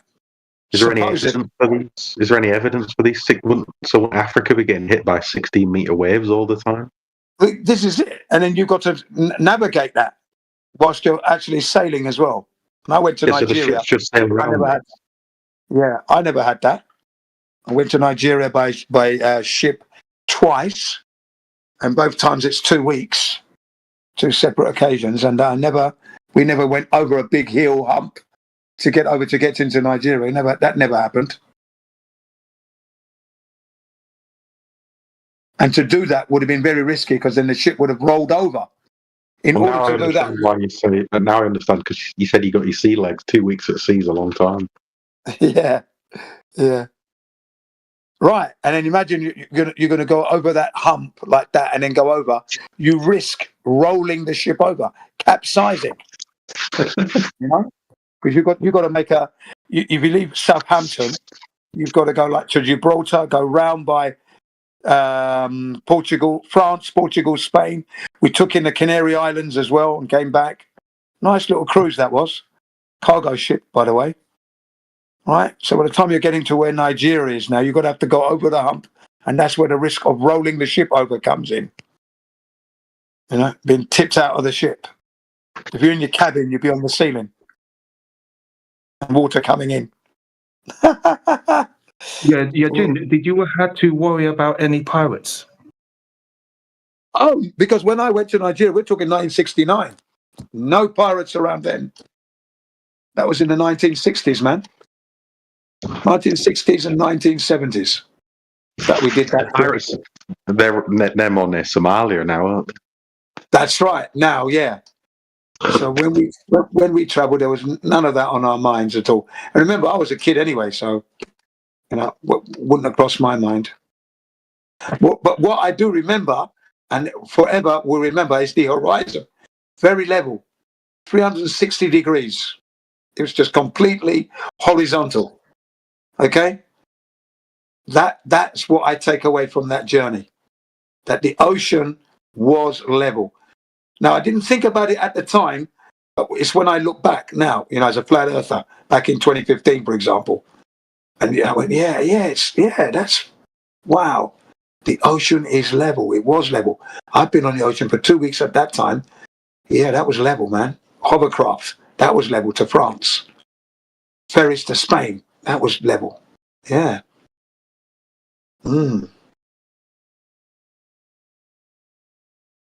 Dover to France with the bicycles, again, that was level.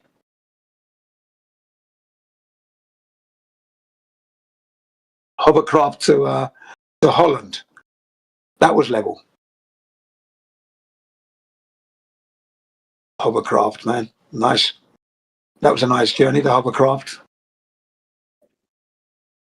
Very noisy though.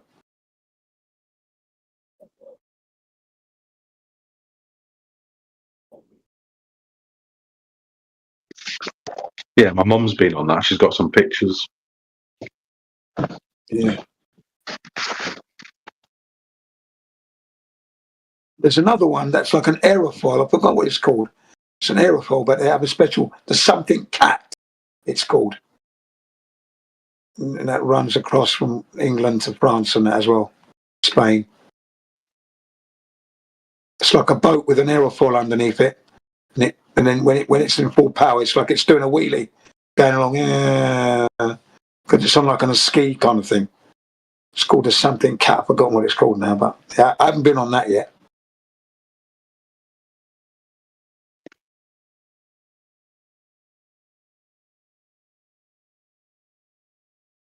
Hey, come on, people. Must be somebody.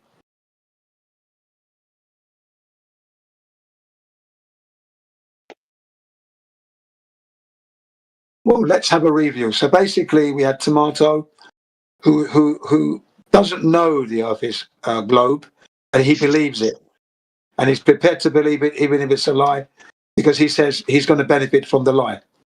Wow. No, Tomato, that's not a good position to hold. I can't say that's good, because we're teaching our kids. Yeah, ignorance is bliss. It can't be that you're taught not to lie, and then you're going to end up believing lies from your government. I'm sure he was joking. He must have been joking. He couldn't have meant that.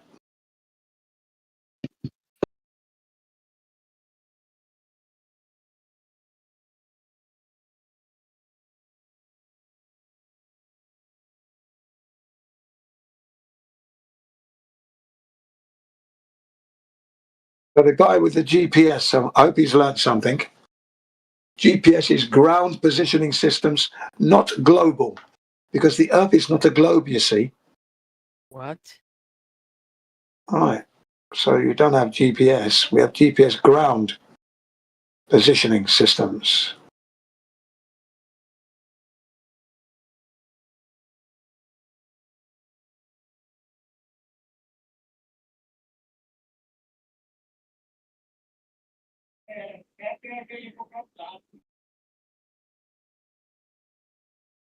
I always used to think that my emails were going up to the satellite of my head. I always thought that. Always. I used to say to my brother, can you imagine, because I'm in Japan here, and he's in England, right? And he's received it in like 2 seconds, my email, right? Right, whilst on a call and receiving the images. I say to him, can you imagine if you were traveling that fast? It would kill you. 2 seconds to get from where I am to you, you'd be dead. You know? If you could move that fast, you couldn't survive it.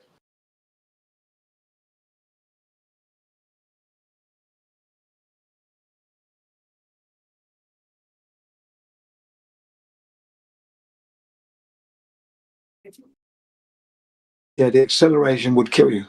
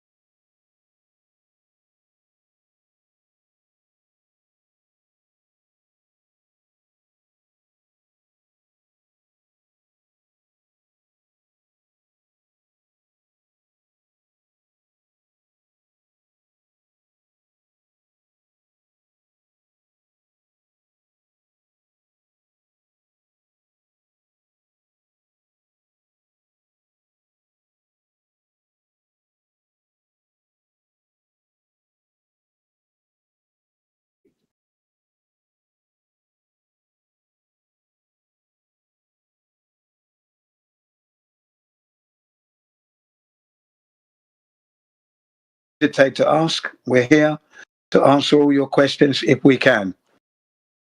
Of course.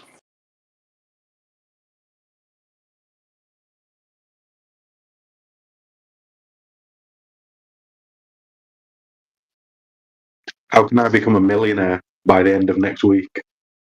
Yeah? We're going to do the lottery. You said ask any questions you want specific. You become a millionaire by next week. Wow, yeah, that's a good question. No, I can't say rob a bank.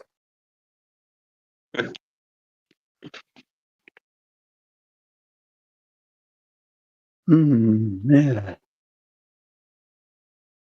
You might want to meet up with you might want to go to Asia and meet up with a couple of billionaires. Give them a business idea that you may have. That way you could make some money. Yeah. Trying to open up like a decent sushi chain in the UK. Better than your sushi. Yeah. There you go. Yeah. That could be one. Or better still, why don't you open up a public baths that they have like they have in Japan here? Hardly any of those. I just don't know if it'd get respect. I think people are just like piss in there and do drugs in there in this country. Oh, bloody hell, yeah. Yeah. But if you price it out of the range of those who want to do that, yeah. So it's not just for any Joe blog or Sue blog. It'd be for those who are trying to attain good health, who have traveled to Japan, so they'll appreciate it more. Got to price it right, haven't you? Do the demographics. There's that hotel in Japan. It's like I think it's the oldest hotel on Earth, the oldest running, And outside, it's got those beautiful hot springs you can just lay in. Right, yeah, we've got them all over the place, though. Then that's not the only location where that's. I've been to hotels where it's snowed outside, but you're in the hot spa and you're surrounded by snow. Now that is good, isn't it? Right? I'm assuming it's because it must be quite volcanic. Yes, of course. That's exactly why. Yeah, yeah. They've got lots of volcanic active volcanoes in Japan, and then you've got the hot spas that run underneath. It's brilliant over here for that stuff. That's why the Japanese are so healthy in that, because they use that. The only fat Japanese people I saw were sumos. Yeah, that's true. They even have sports days for the 100-year-olds doing sports. Yeah.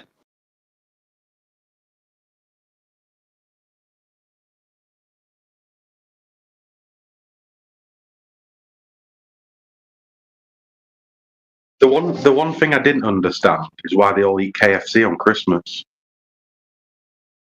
Oh, it must have been introduced to them from the Americans when they were here during the Second World War, no doubt.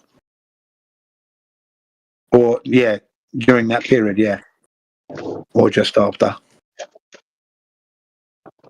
That's why. And the McDonald's hamburgers as well. All of it. They've got it all here now.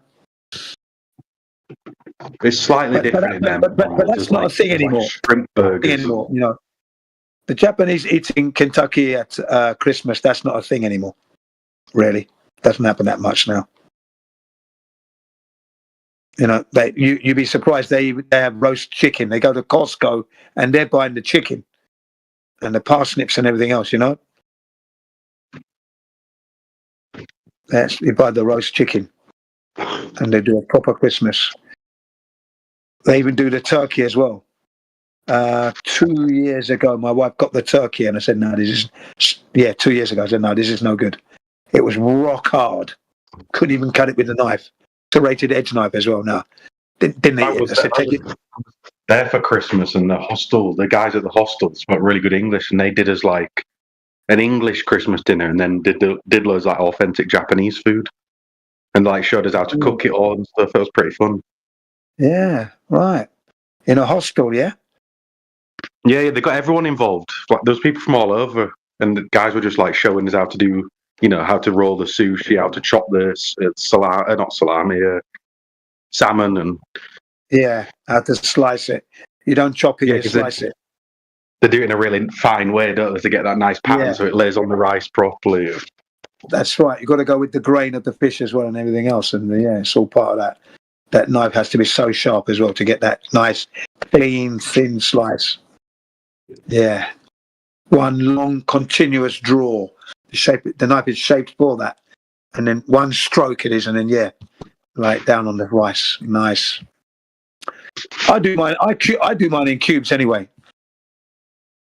I cube it for the children and that, and then they can just, take it with the chopsticks in with the soy sauce and the, we use the noodle sauce called mensuyu, it's called, really nice, light, with a little bit of balsamic vinegar.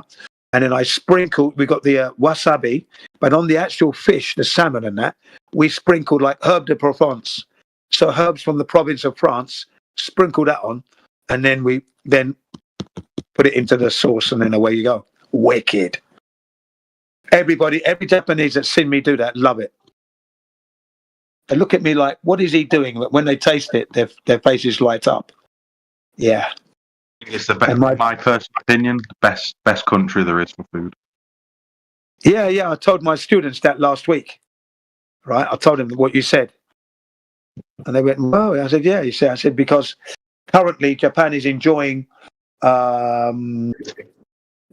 popularity in Britain and in Europe and in the US around the world. Japanese food is quite popular still. I've been here 26 years and it's still popular. Goes to show you, man. I said it was the best food we've ever eaten. So so much. There was only one thing I ate there. I'd said it was, and I didn't really like the octopus bowls that they love. But apart from that, everything's like fucking delicious. Yeah. My brother said the same as well, like rubber. It's like eating an eraser. But just even when you get the food from the local shop, like the 7-Eleven, even the sandwiches, it tastes like there's a bit of care in them. And it's fresh, isn't it? Everything's beautiful. Yeah. You can't complain. Yeah. 7-Eleven food. It's excellent. It's obviously not as healthy as the fresh stuff, but even when you bite in the sandwiches, if you're going on obviously I was traveling, so I would try and squeeze in as much as possible. So you have to take pack lunches sometimes. So you get like some stuff from there and you eat and you're like, wow, the filling's all the way to the end of the bread. They're not skimping out on filling. It's filled to the top. You get your money's worth. Yeah. I would say that sometimes those sandwiches are better than the ones that are made at home, by the way. Mm-hmm. Yeah, well, you get a meal deal at Tesco, and it's all the fillings down to one side, and there's like one piece of bacon in one piece, and then 4 in the other. It's like the machine's malfunctioned. That's right. Yeah, Dragon. Dragon. See the food in Japan, yeah. It has to be nice because if the food is not nice and delicious, people won't buy it. When people don't buy it, then they'll be out of business. It's really that simple. Because the people in Asia, they demand because they, what's the word I'm looking for? High quality. They demand high quality food, so it's delicious and nice to eat. If it's not, then they won't buy it. It's that simple. Yeah, that makes sense. Shame that doesn't apply in England. Yes, exactly. Yeah, in England, it's all about profit. It's not about delicious food, because the delicious food costs more money, innit? So the profit margin will be smaller. So there you go. Yeah, but surely that applies to the people in Japan, but they still put pride because they know if they put more effort in the food, they're going to earn more money in the long run. Yeah, customer service. Customer's always number one. Yeah, you got a good point. But over here, I don't know what's their mentality like. Why don't they do that? Similar to what they're doing in Japan. Make the food really nice. They haven't got any pride. That's what it is. Or having pride is stupid or something. That's what it seems like. I think you're right, Jim. Because when my great grandma, I was lucky enough to have her, in my life for like 15 years. So when I'd go to her house, obviously the last 5 years she got dementia and stuff, but I remember the meals she would cook, and it tasted good. When you eat something, I used to love going around there just for the food, because my mum and dad didn't know how to cook. They would just get frozen food. But my great grandma, wow, it was all from her orchard. She'd, even at like 80 odd years old, she'd be mooching around the back, getting stuff out of the garden, and you don't see that happening anymore. That is a shame, isn't it? And I think you're right. It's like people, because we've had the pride beaten out of us, you're not even allowed to say anything good about England anymore. People just have lost hope. And it must be that. Like the food is, people are getting food poisoning all the time. It's like the kebabs. It's like there's no care in it. It's all old. Yeah, it's terrible. You see, because of the cost of living, they're having to skimp on everything else, stretch everything, make everything last. So that you're eating meat from 2 days ago, still there. They're selling it to you as fresh, and you're giving them fresh money for old food. Terrible. You taste, when chicken's like being cooked and then it's being cooked again 2 days later, it's proper chewy. Yeah, there you go. Yeah.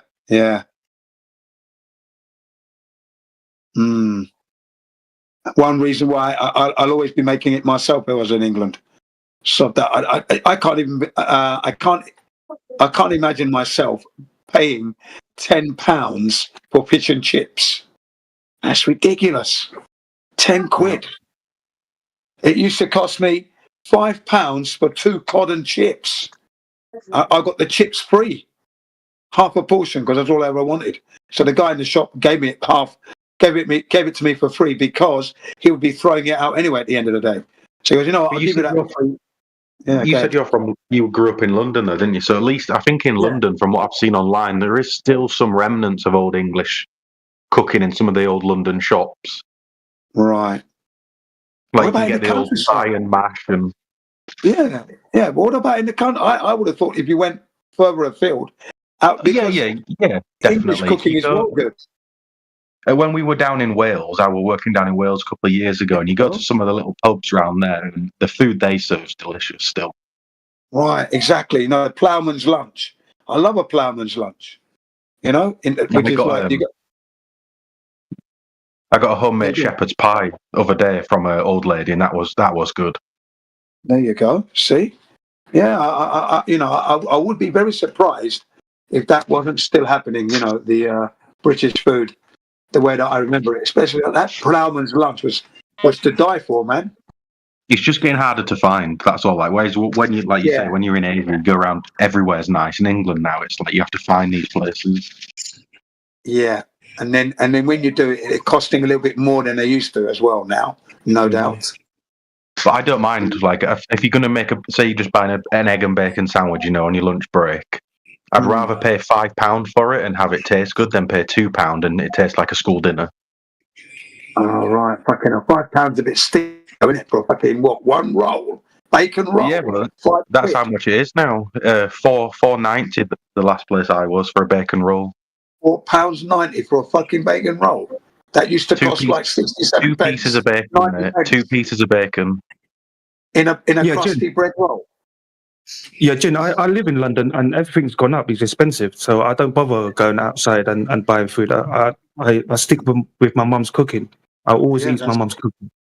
Well done, that man, because I wouldn't be paying £5. Look at that, £5 for a crusty bread roll with 2 bits of bacon. Not that I eat that anyway, but terrible. So I bet your mum's a well good cook as well. Didn't you say from Vietnam? Yeah, my mum's a really good cook. Yeah, I always every time I finish work, I pass by my parents' house, and then she's already cooked the home cooked food, and I just eat it or take it home with me for the next working day. Yeah. Oh, if I lived in London, I would be asking to try some of your mum's cooking right now. Yeah, I wish you was here so I can introduce you to. It's really nice food. It's Vietnamese food. It's very nice. Wow, that would be good. I would put it. It's in my top 5. I'll be eating Vietnamese food, and it's top quality. In fact, Vietnamese food rivals Japanese food. By the way, rivals. Yeah. No, I agree. Completely agree. Yeah, Jin, spot on. Yeah, because Vietnamese people they demand a high quality, nothing less. High quality, yeah. Yeah, a high quality home cooked delicious food, nothing less. If it's anything less, they won't eat it. They'll complain straight away. Yeah, from my experience, there was a bit of a French twist on some of the food. Right. Well, I used to live in a place called Zama Atsugi. Place called Zama Atsugi, right? Nice place. And had a place called Cranberry Mall, right? And then we moved from there one time. And it meant that I had to travel like 60 miles if I wanted to go there because it had a really good Vietnamese restaurant. And I mean, the food was, it's high class, but you're not paying high class money. Standard money, you know, it wasn't expensive, but the quality was to die for, man. Brilliant. Absolutely. It's so crazy that the presentation you can get like a 5-star meal for £1. Yeah. Well, that's what it's like, literally. 5-star for £1 on that. It was just really good quality food all the way. Every morsel, everything you ordered was like brand new food every time. New. Do you not think there's something special about having your food when you go up to one of those stalls in Asia? Normally they cook it right in front of you, and I think there's something special about them. Yes. Yeah. You could see the chefs. That's the thing. So where you are, you could see the chef behind the glass, and they're looking at me because they don't see many black people coming in there. You know, so they're watching. I was giving them the thumbs up, you know, and then with the chopsticks, I said, "Yeah, look at that, brilliant, good food, man. Give me more." And I'm doing that, you know, waving them on. Give me more food. Give me more. And they were laughing. I've watched. There's a couple of black guys I follow they call them polyglots, you know. And there's this one guy I followed, and he's in Japan, and every time he speaks or uses chopsticks, he gets like the best smiles. There you are. See, yeah. One guy where I used to live in a place called Tokyo Wadai, where I used to go to this restaurant in the basement with my wife, right? The guy just loved the way I was using the chopsticks and eating the food, all the etiquette. He became a friend of mine, the owner of the restaurant.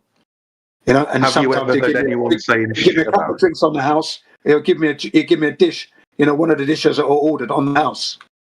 Just, you know, he just was blown away at the way I was just using the chopsticks and eating the food, devouring. You know, every morsel, didn't waste anything, you know, and drinking my wine because I'd have wine with my food, red wine, and that, put it there. And he was just, he'd never seen it in his life, you know? Never seen a black guy, and then he's eating my food like this.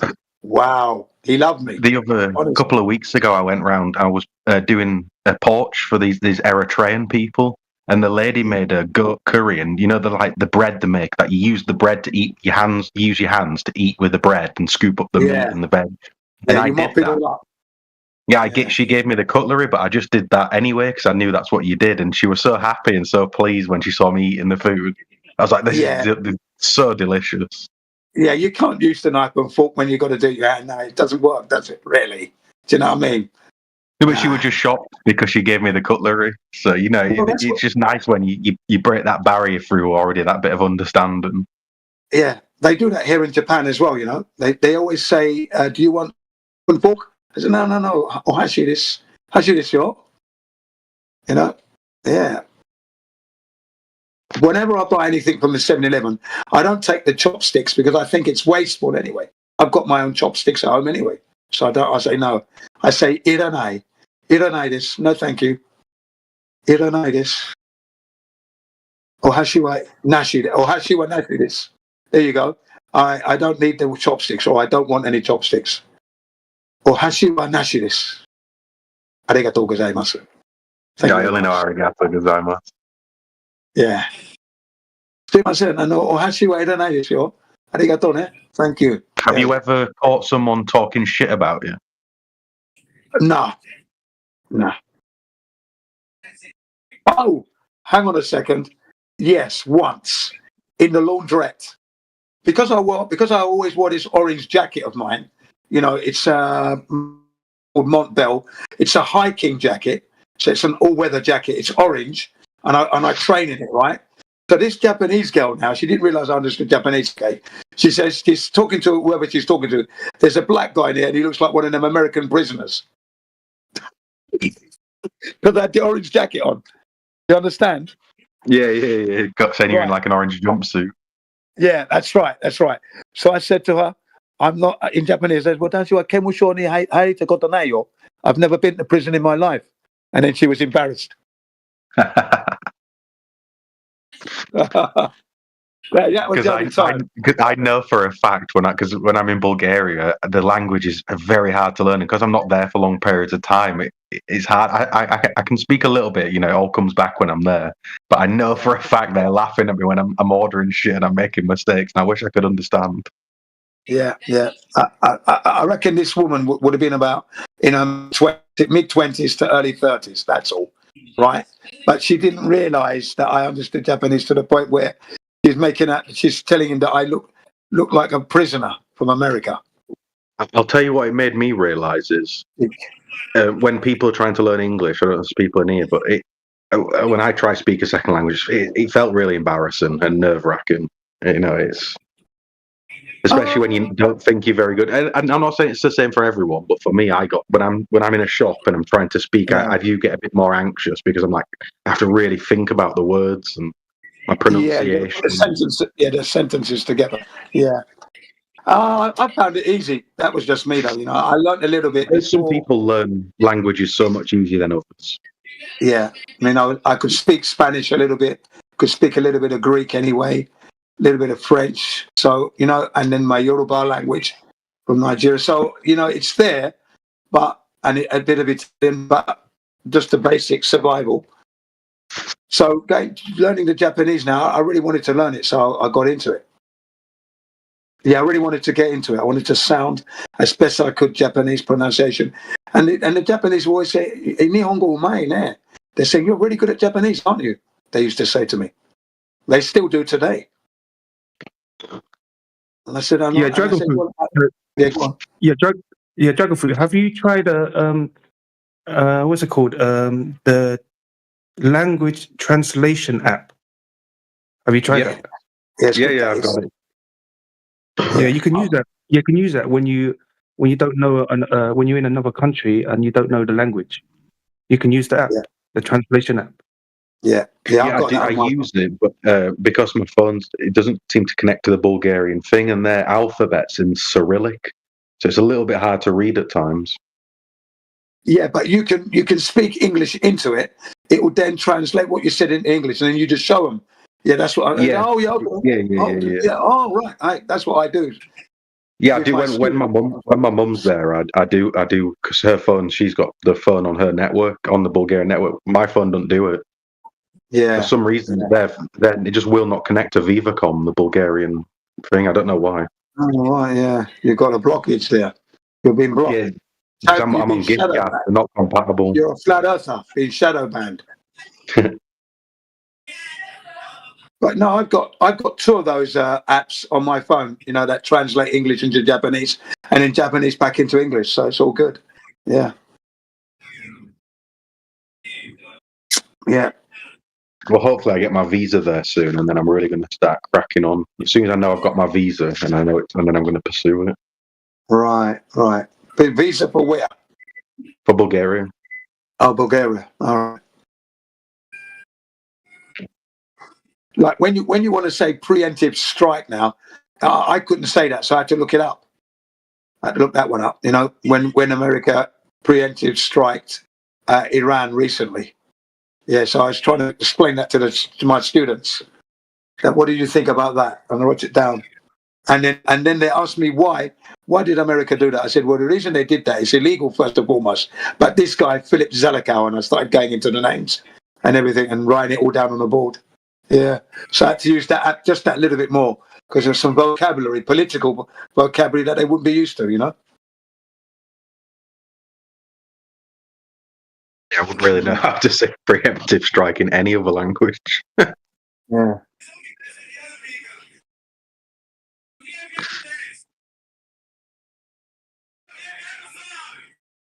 It's kind of crazy how much you can speak to another person just using your hands. Yeah. That's right. Body language and gestures. That's another thing that I said to my Japanese students that, you will find that in the West, they tend to use their hands a little bit to gesture as well. Okay, so bear that in mind. Do you want to hear something crazy? Like in Bulgaria, you know how it's, I think in every single country, to say yes with your face, you put your head up and down, yeah? Yeah. And to say no, you shake it left to right. Well, in Bulgaria, it's opposite.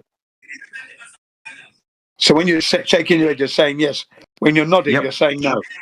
Yep, mate, that is so hard to get your head. That is something I cannot change. I've tried so hard. Yeah. No. But you're saying yes, really, but no. Why? Why would this one place choose to do this? Yeah, to wreck everybody.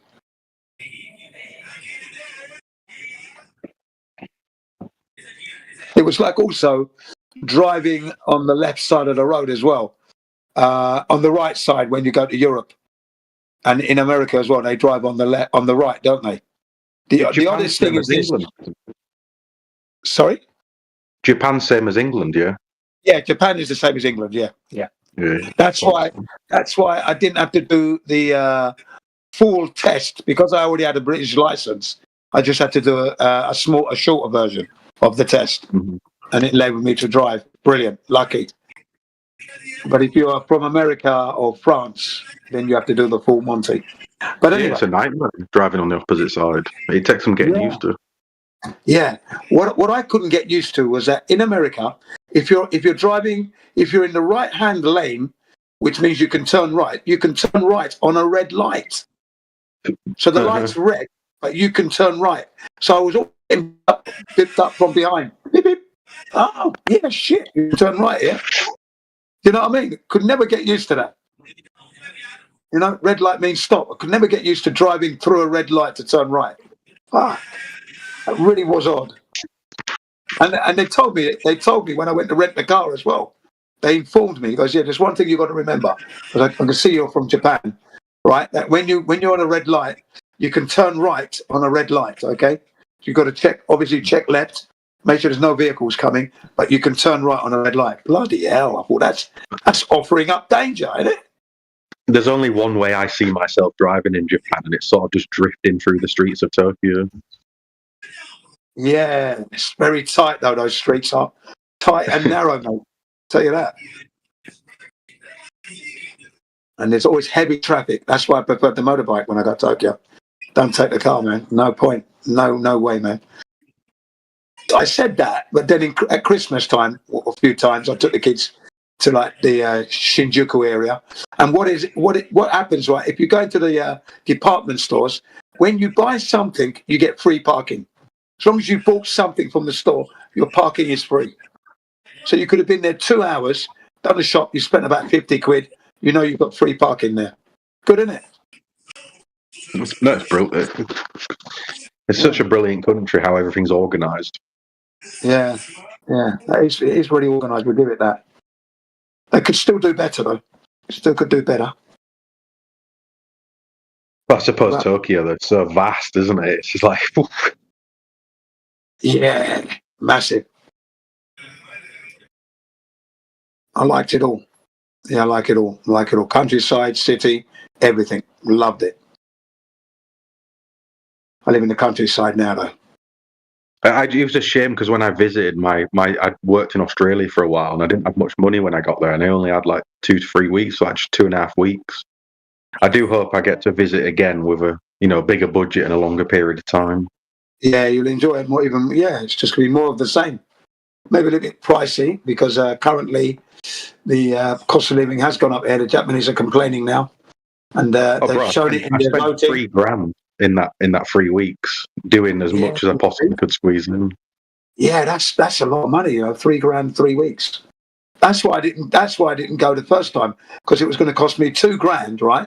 2 weeks, $2,000, and that was back in 1990, 91. Right, it would have cost me $2,000 for 2 weeks, right? And that's just for the hotel, right? No transportation plus meals. That's expensive, mate. That was just for the hotel. You've got a we were paying about £40 per night for the hostels. It's quite expensive. There you go. You see. So that was back in 1990. So I went around the world. I went from Britain to Morocco and beyond, Marrakesh and all that. That's what I did on the African trip. I would love to go to Morocco. I've never been. I almost went.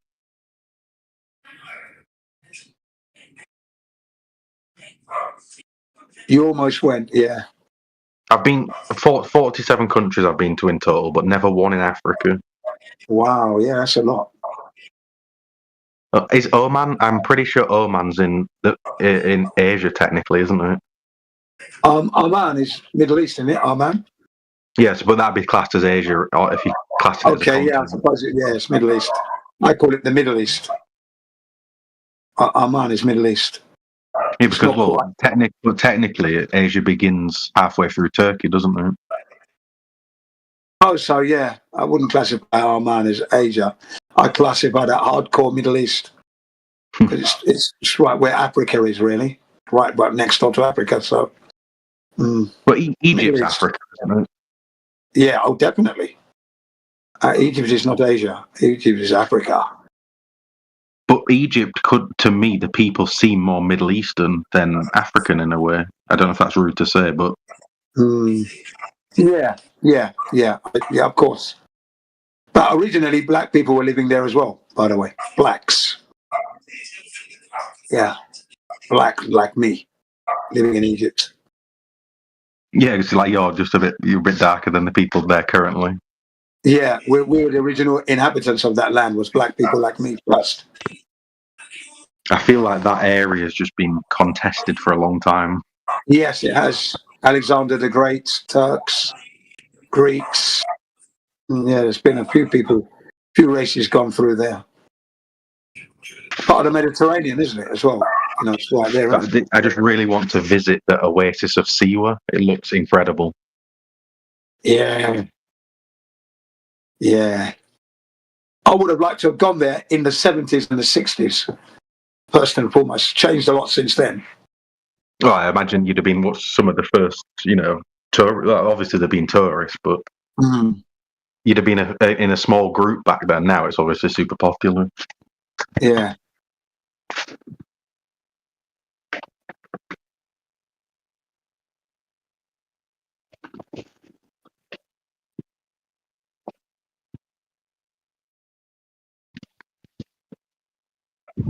Still no one coming in. What's going on?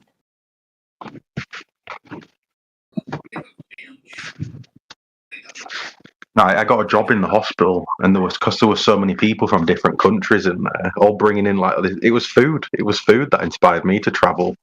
I remember sitting with like Filipinos, and they'd be bringing in like spare rib soups. I'm like, fucking hell, this is the food you guys eat, and I'm getting served fish fingers and beans.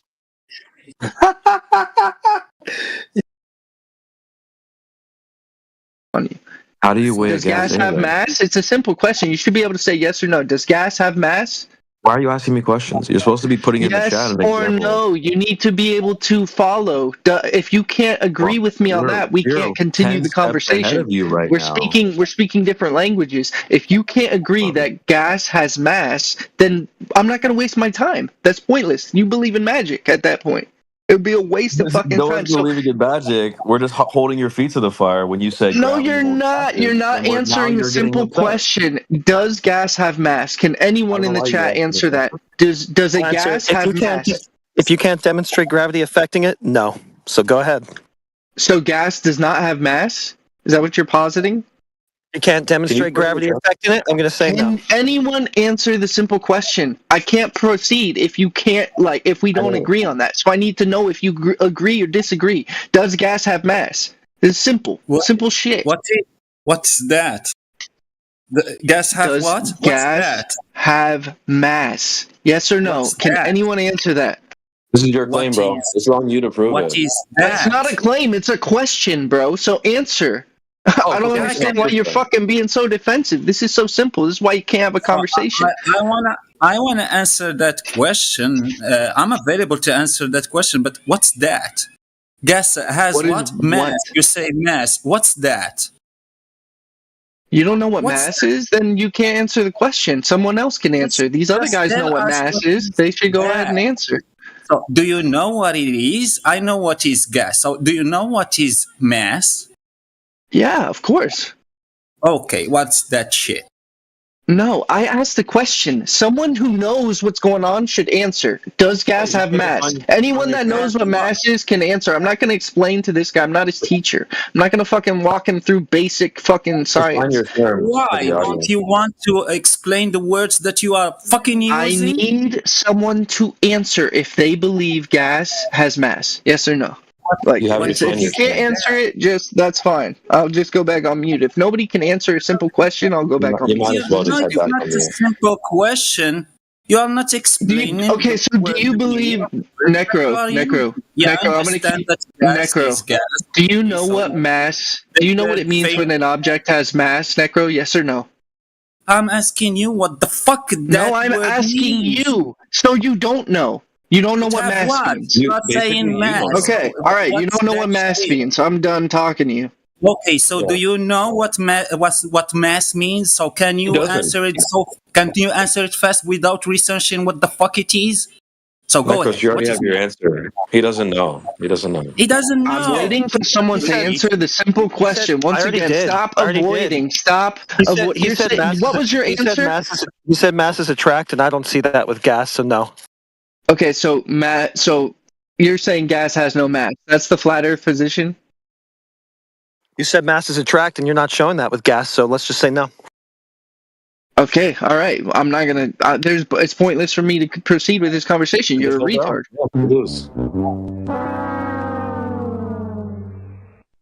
You can't back up your claims. That's on you. That's not our fault. I mean, that's established. You're gonna at this point, you're gonna have to come up with a way to tell me how gas is massless. You're gonna have to show me how that claim is even possible. It's not our Gas is job something that right now. attracts, according to you, and we don't see it with gas. So yeah, there you go. I mean, it's an established, observable fact. Like at this point, you have the burden to disprove it. You haven't That would be like going outside and seeing the sun. That's like going outside and seeing the sun and somebody being like, the sun isn't there, trying to gaslight you, and then being like, yeah, the burden of proof is on you to like overcome my mental illness. No, that's not how it works, buddy. It shows the gas is attracting, dude. That's all you got to do.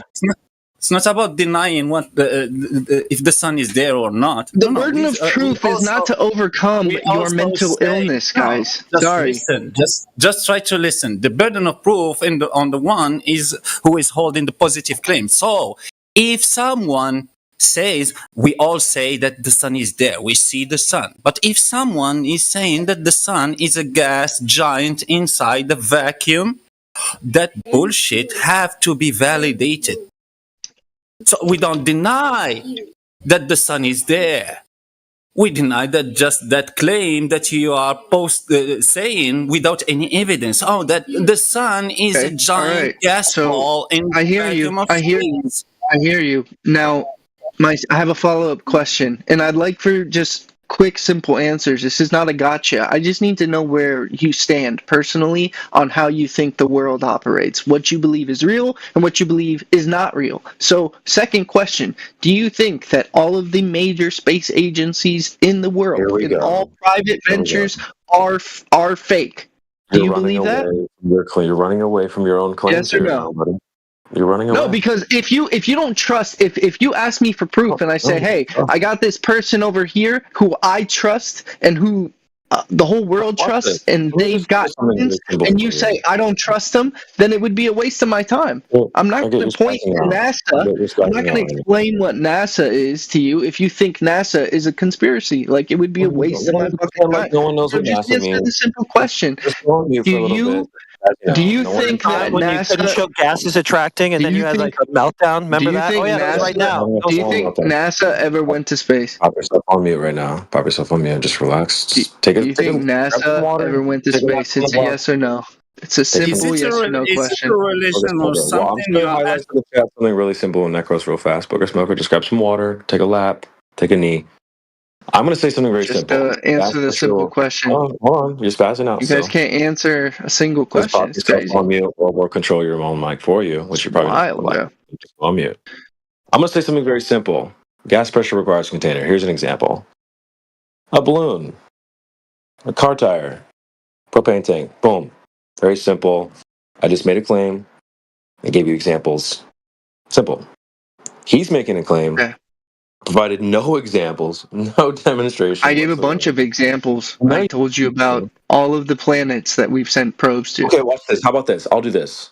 Gas pressure requires a container. The Earth. What do you say about that? You accept that? I would say that gas pressure doesn't require a container when there's gravity. Okay. But now you're just going to use the Earth as the example. So we can't use. I'm going to use any of the planets. Any of the planets. See, Booger Smoker, this is your problem. You can't use Any of the them. thing in question. That's the thing in question. You said the Earth is the thing in question. So what if I chose Venus? I'm gonna pop yourself on mute because you're so out of control right now. The thing in question is that there's an Earth with air and gravity holds it, and Jupiter with gases that gravity holds it, and the Sun with gases and gravity holds it. This is the claim on the table. You're saying gravity holds gases. So now we need an example in reality or proof in reality that this is even possible in the very first instance. All you're able to do is point right back at the claim. Well, Jupiter, that's gravity holding gas. The Sun, that's gravity holding. The Earth, that's gravity holding gas. The only reason we're asking you for proof because we're challenging that's even possible. You cannot use the thing in question. Simple as that. You can, but then he's going I'm going to respond. I'm going to respond to what you're saying.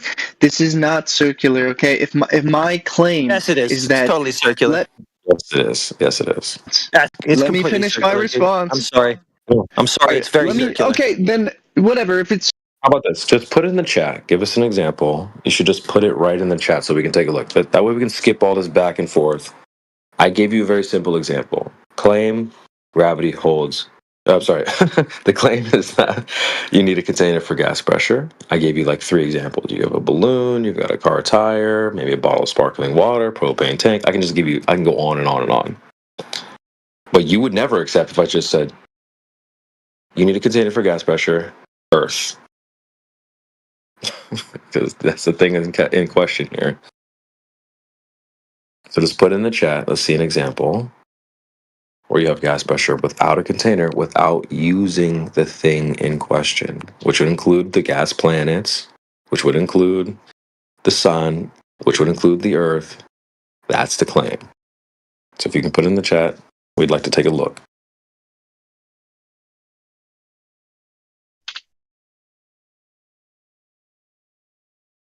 Am I off mute? Okay. You done monologuing? All right, so it's not a monologue. It's just very simple. So if you're asking me a question, like here's the answer that I'm going to give you. So if you're claiming that there needs to be a container for any sort of gas pressure, I would say, okay, I'm going to do something. I'm going to go up as far as I can possibly go. And if I don't reach a container and I reach a near vacuum, then that would support that gravity exists and that gravity can create air pressure without a container. Are you able to put an example in the chat without using the thing in question?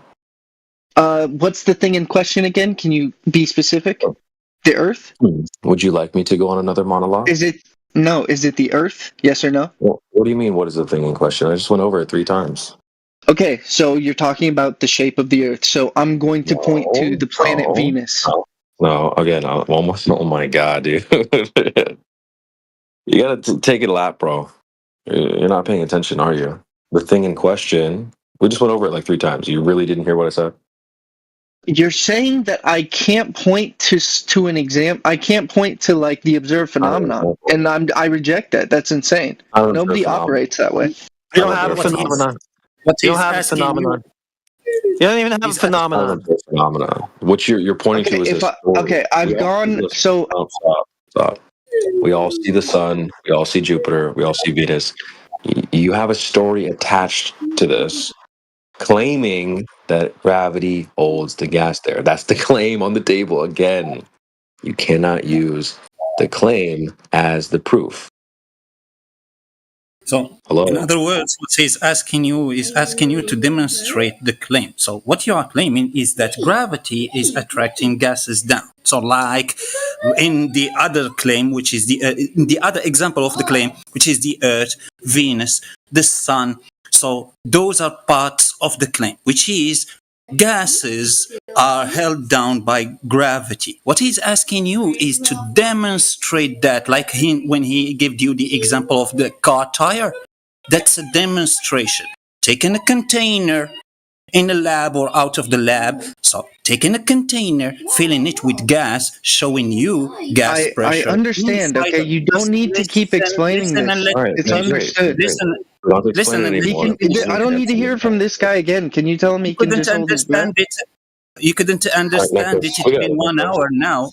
I'm just explaining. It's understood. You're not understanding my counter argument. If it is understood already, can you demonstrate gas pressure being held down by gravity, not point to the atmosphere, which is a begging the question fallacy? You're not proving gas pressure being held by gravity. You're using the parts of the claim.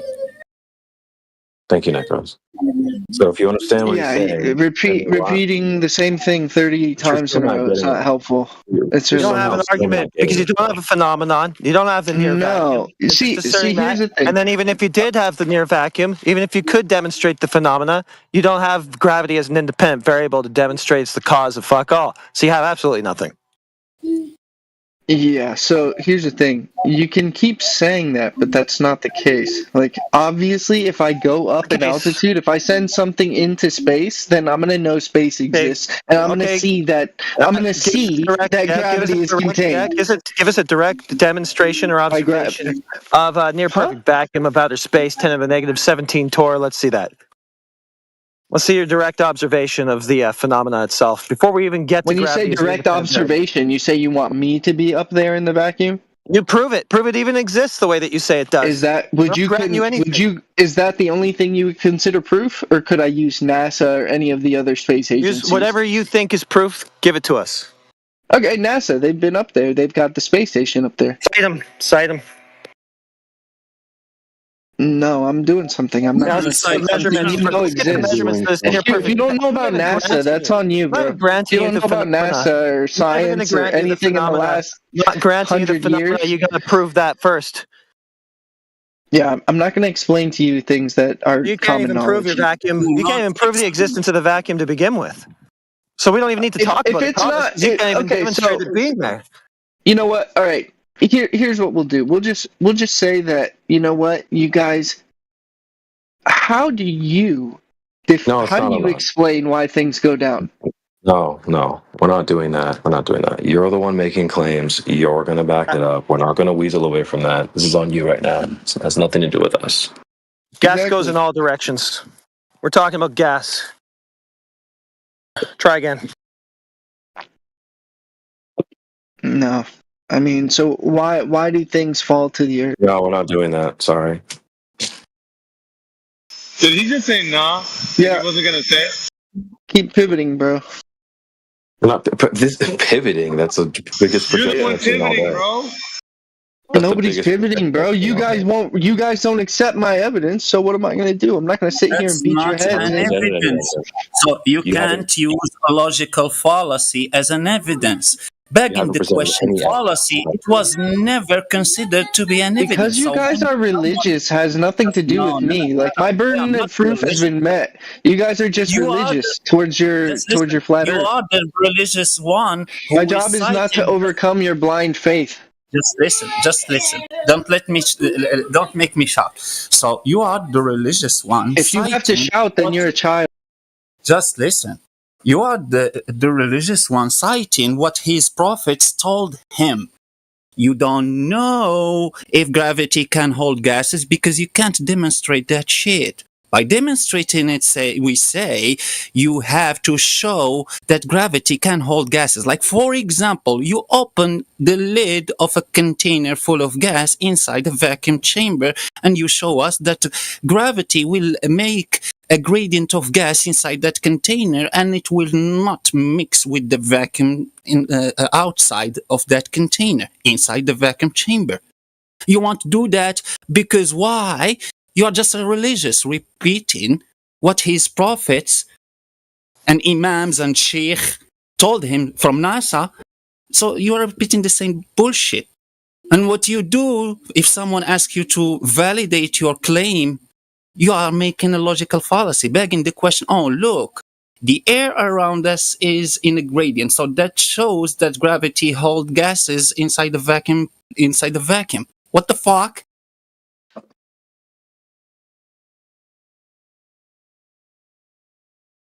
You're cooked, bro. You might as well just told the L. There's no vacuum. He couldn't even show that part. If I'm cooked, you shouldn't have to be constantly hovering over the mute button. Well, you're just spazzing out, and then we're live on air, bro. It's just audio chaos when you're spazzing like a child. Yeah, right. You got like 10 people talking over each other. 10 people. I hear Necros and Heretic. So only really needed to say one thing. It's called hyperbole. You don't even have the phenomena, dude. That's what I have to say. So we don't need 10 people. You don't have the phenomena. That's it. Can you explain to me why we see a pretty standard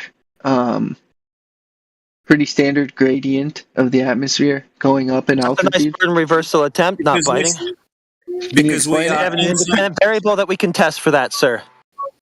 Because we are inside the contained environment, and there is temperature that vary the gradient. So even across the earth, even in cold areas and in hot areas, in areas where it's nighttime and in areas where it's daytime, the pressure gradient is roughly What's the independent variable, dude?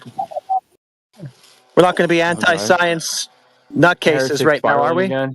What's the independent variable? So what? So are you going to answer the question, or are you just going to keep avoiding? Well, if we don't have a viable independent variable, then you're just asking me to make shit up, and I'm going to say no thanks. No, I'm asking you a simple question. Why is there a pressure gradient that's roughly uniform around the world? I would need to have a viable independent variable to be able to know that. Do you? Okay. Are you going to answer the question or no? Yeah, so we'll need a scientific experiment that's going to need a independent variable. That's what I thought. Yeah, well, we can't. Well, I can if I make shit up. You can't. Like you just said, that's the first true thing you've said. You can't. No, I could if I make shit up like you do, but I don't want to do that. I would rather have it substantiated. So I'm going to need a viable. So do we see a pressure gradient in the atmosphere? Yes or no? No. We don't. Okay. Only until this guy lives in a fantasy. Only to a certain point. After that, there hasn't been any measured pressure gradient. Yeah, that's false. What point would that Yeah, be? can you actually prove that? Can you show me this pressure gradient in mesosphere? I don't need to prove your inane like so stupid you bullshit. just don't need I don't to need prove, you to. just I wanna don't need to claim there's a prove pressure you. I don't gradient. need to prove your claim that there is no pressure gradient. We observe pressure gradient. No, That's just there's established no fact. evidence. It's not that there is Elbow, no. you said it your claim- exists up to a certain point. What point does it stop? Well, we haven't measured after the on No, the you said the mesosphere. pressure gradient does exist up to a certain point. And where is that Yeah, point? that's how far we have measured. No, you're not the telling. toposphere. But how far have we measured? What is this point? Onto the toposphere. And how low does the pressure gradient get? Doesn't matter. Oh, it doesn't matter. So it could get to a near vacuum and it wouldn't matter. It could exactly. It could get to a near perfect vacuum and it wouldn't matter. There we go. We got to it, guys. We got to it. They finally understand. They finally understand. No, what near perfect vacuum? What are you talking about? No. That's illogic. Even if it is, Hold on. Sorry. Where near perfect vacuum? A toposphere? What the heck are you talking about, dude? What is the pressure that it drops to in the lowest? You admitted that there's a pressure gradient. You need to tell me what the lowest pressure that it reaches He's reversing it. Now he's reversing it. That was your claim. That was his claim. He agreed that there was a pressure gradient. He said He said in his own words, there is a pressure gradient up to a certain point. So what? What is the point? There's pressure gradient just like there is in the ocean. The ocean has a pressure gradient, but it has the same amount of water. Okay, but what is the point at which the pressure gradient stops? I'm talking. What is the point? Bro. You're not listening. You're not answering. You're not listening. That's why you're not listening. There's a pressure Okay, gradient go ahead in and the answer. water. What the fuck are you still talking? I'm trying to explain to you. There's a pressure gradient in the Stop water. bitching. Shut the fuck up, dude. There's a pressure gradient in the ocean, and there's the same amount of water on top of the ocean as it is in the bottom. In other words, in the 1 cubic meter, there's the same amount of water as it is in the 1 cubic meter in the top of the ocean. There's a pressure gradient, but it's the same equal amount of water. Doesn't mean there's less water or there's more water, but there's the pressure gradient that has to do with specific gravity. Now, same thing happens because it's a fluid. It happens with air. There is a pressure gradient, but this doesn't mean there's less water, less air. It's the same as the fluid of water. There is the same amount of water, just less pressure because of depth. That's part of specific gravity. Now that I make my point, the point it was you were trying to say that there is a less pressure gradient all the way up to a vacuum. Can you provide evidence of this pressure gradient in the mesosphere?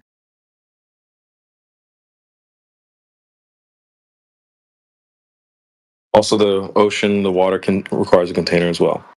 Yeah, 100%. That's the only reason why there is pressure gradient. If you take water, if you take the water and take it out of a container, you have no pressure gradient.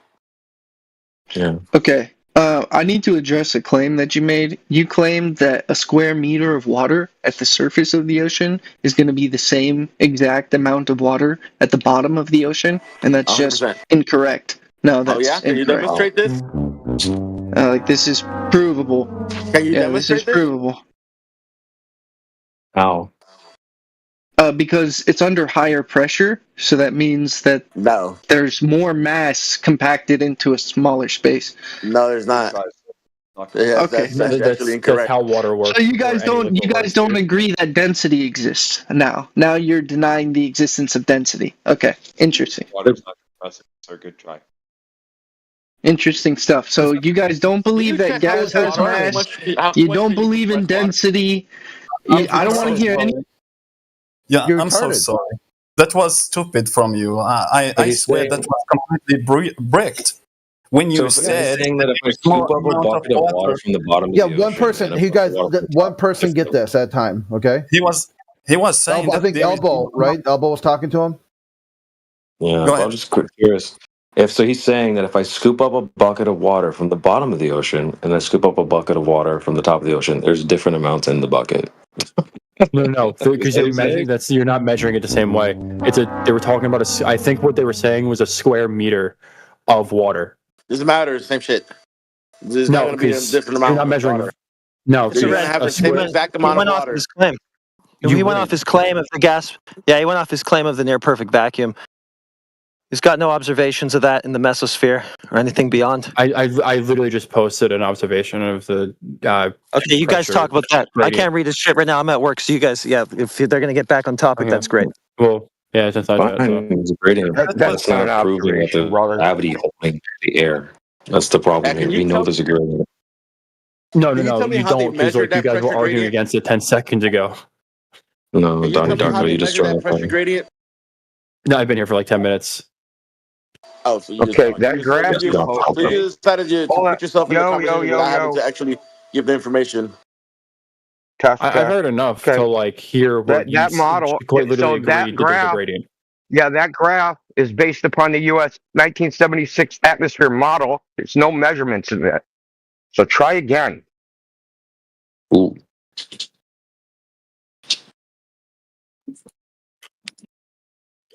Go ahead, Donnie. Wait, what's your issue with it? What? It's based upon a model, not based upon measurements. Indio, you're roboting a little bit. It's based upon a model, not measurements. It's called the 1976 U.S. Standard Atmosphere Model. Was that good? Go ahead, Donnie. Yeah, it heard you. It's just I feel like I'm on crack right now because of what you said. It's actually it broke my brain. Now I'm be real. Okay, so when we ask for measurements, it's such a what we stupid want fucking. What we want when we ask for measurements, what we want is the device it was measured with and what the data value was. You understand? You understand that models aren't like pulled out of like the ass and they use measurements to like draw up the model, right? Like you're aware of this? Yeah. Okay. Right? So get those measurements. Okay. It's.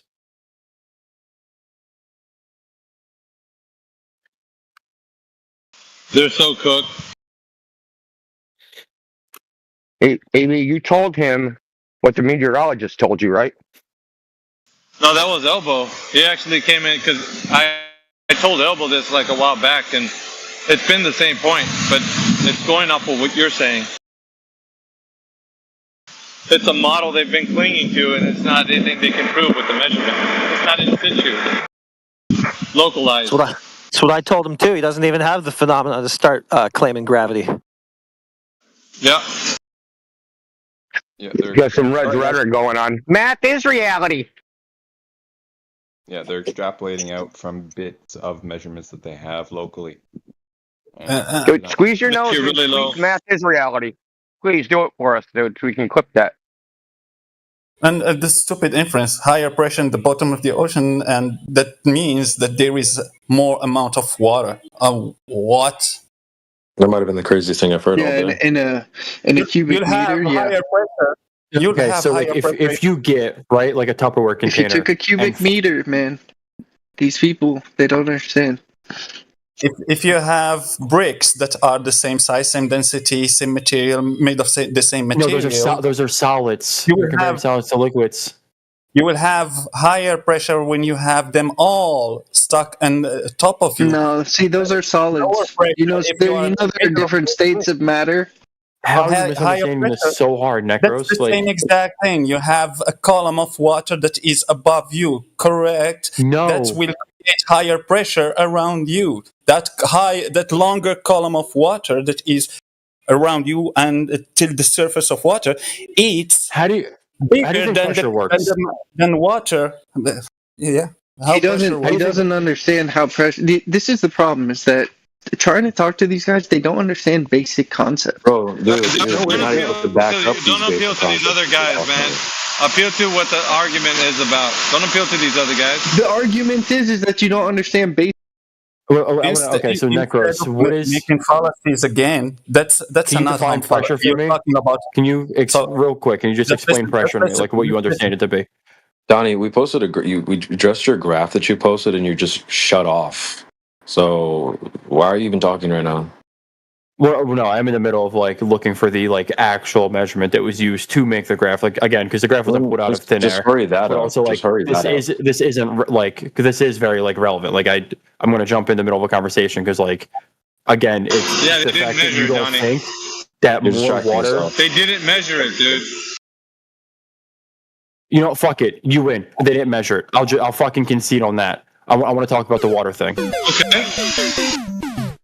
The fact that you think that like there wouldn't be more water in like a 1 cubic meter like space at the bottom of the ocean versus the top, it's just a blatant misunderstanding of like how pressure works. Pressure works because of a certain amount of something in a confined area. If you get a Tupperware container and put like you just fill it with like whatever water, whatever the like no Tupperware, it's not like sealed, it'll break. It's also the I'll use force gas as an exerted. example.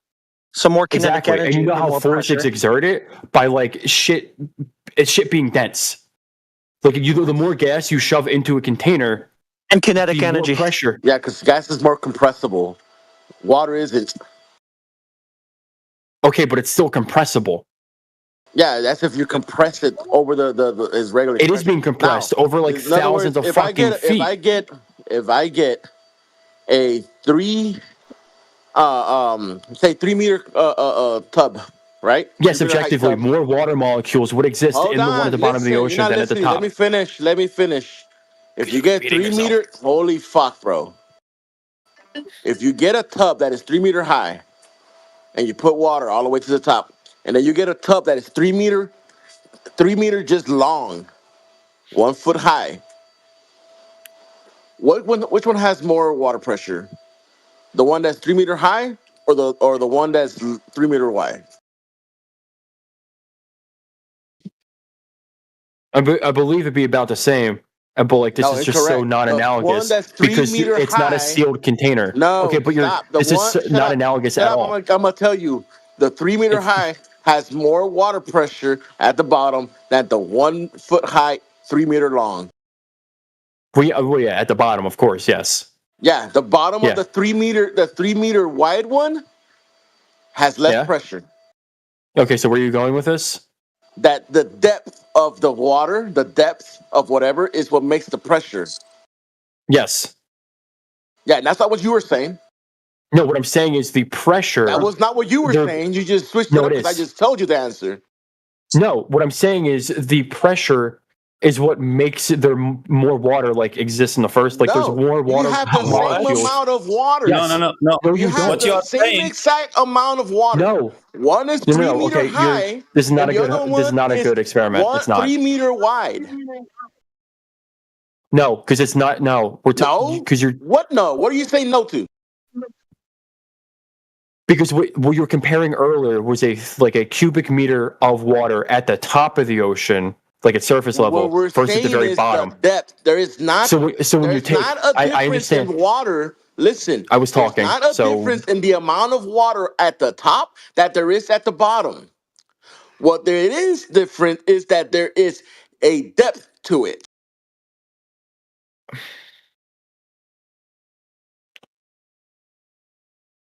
I can't believe you're defending this, Donnie. That's fucking retarded. Go ahead. because I understand how water works. What do you want from me to just sit here and usually listen? see there's more water. Yes, You there's more understand? water molecules existing in Hold that. on, Necros. Hold on, Necros. Go ahead, Mike. Yes. May I? I just wanted to ask. So, Donnie, if you mean to say that water is compressible, how was that determined? Because that would be necessary for your claim. You're super quiet. Can you start over? Yeah. Can you hear me? Yeah, kind of. What I'm asking is, if you mean to say that water is compressible, so as to allow for quote unquote more water to fit into the same amount of space at the bottom of the ocean than at the top, how was that determined? Who measured it, et cetera, et cetera? Do you have that, or can you cite that? What is the question? What? Dude, they just shut off like you asked some questions, bro. No, because it just felt like a run-on sentence. There was no question mark. Yes, there were. Do you mean to say that water is compressible?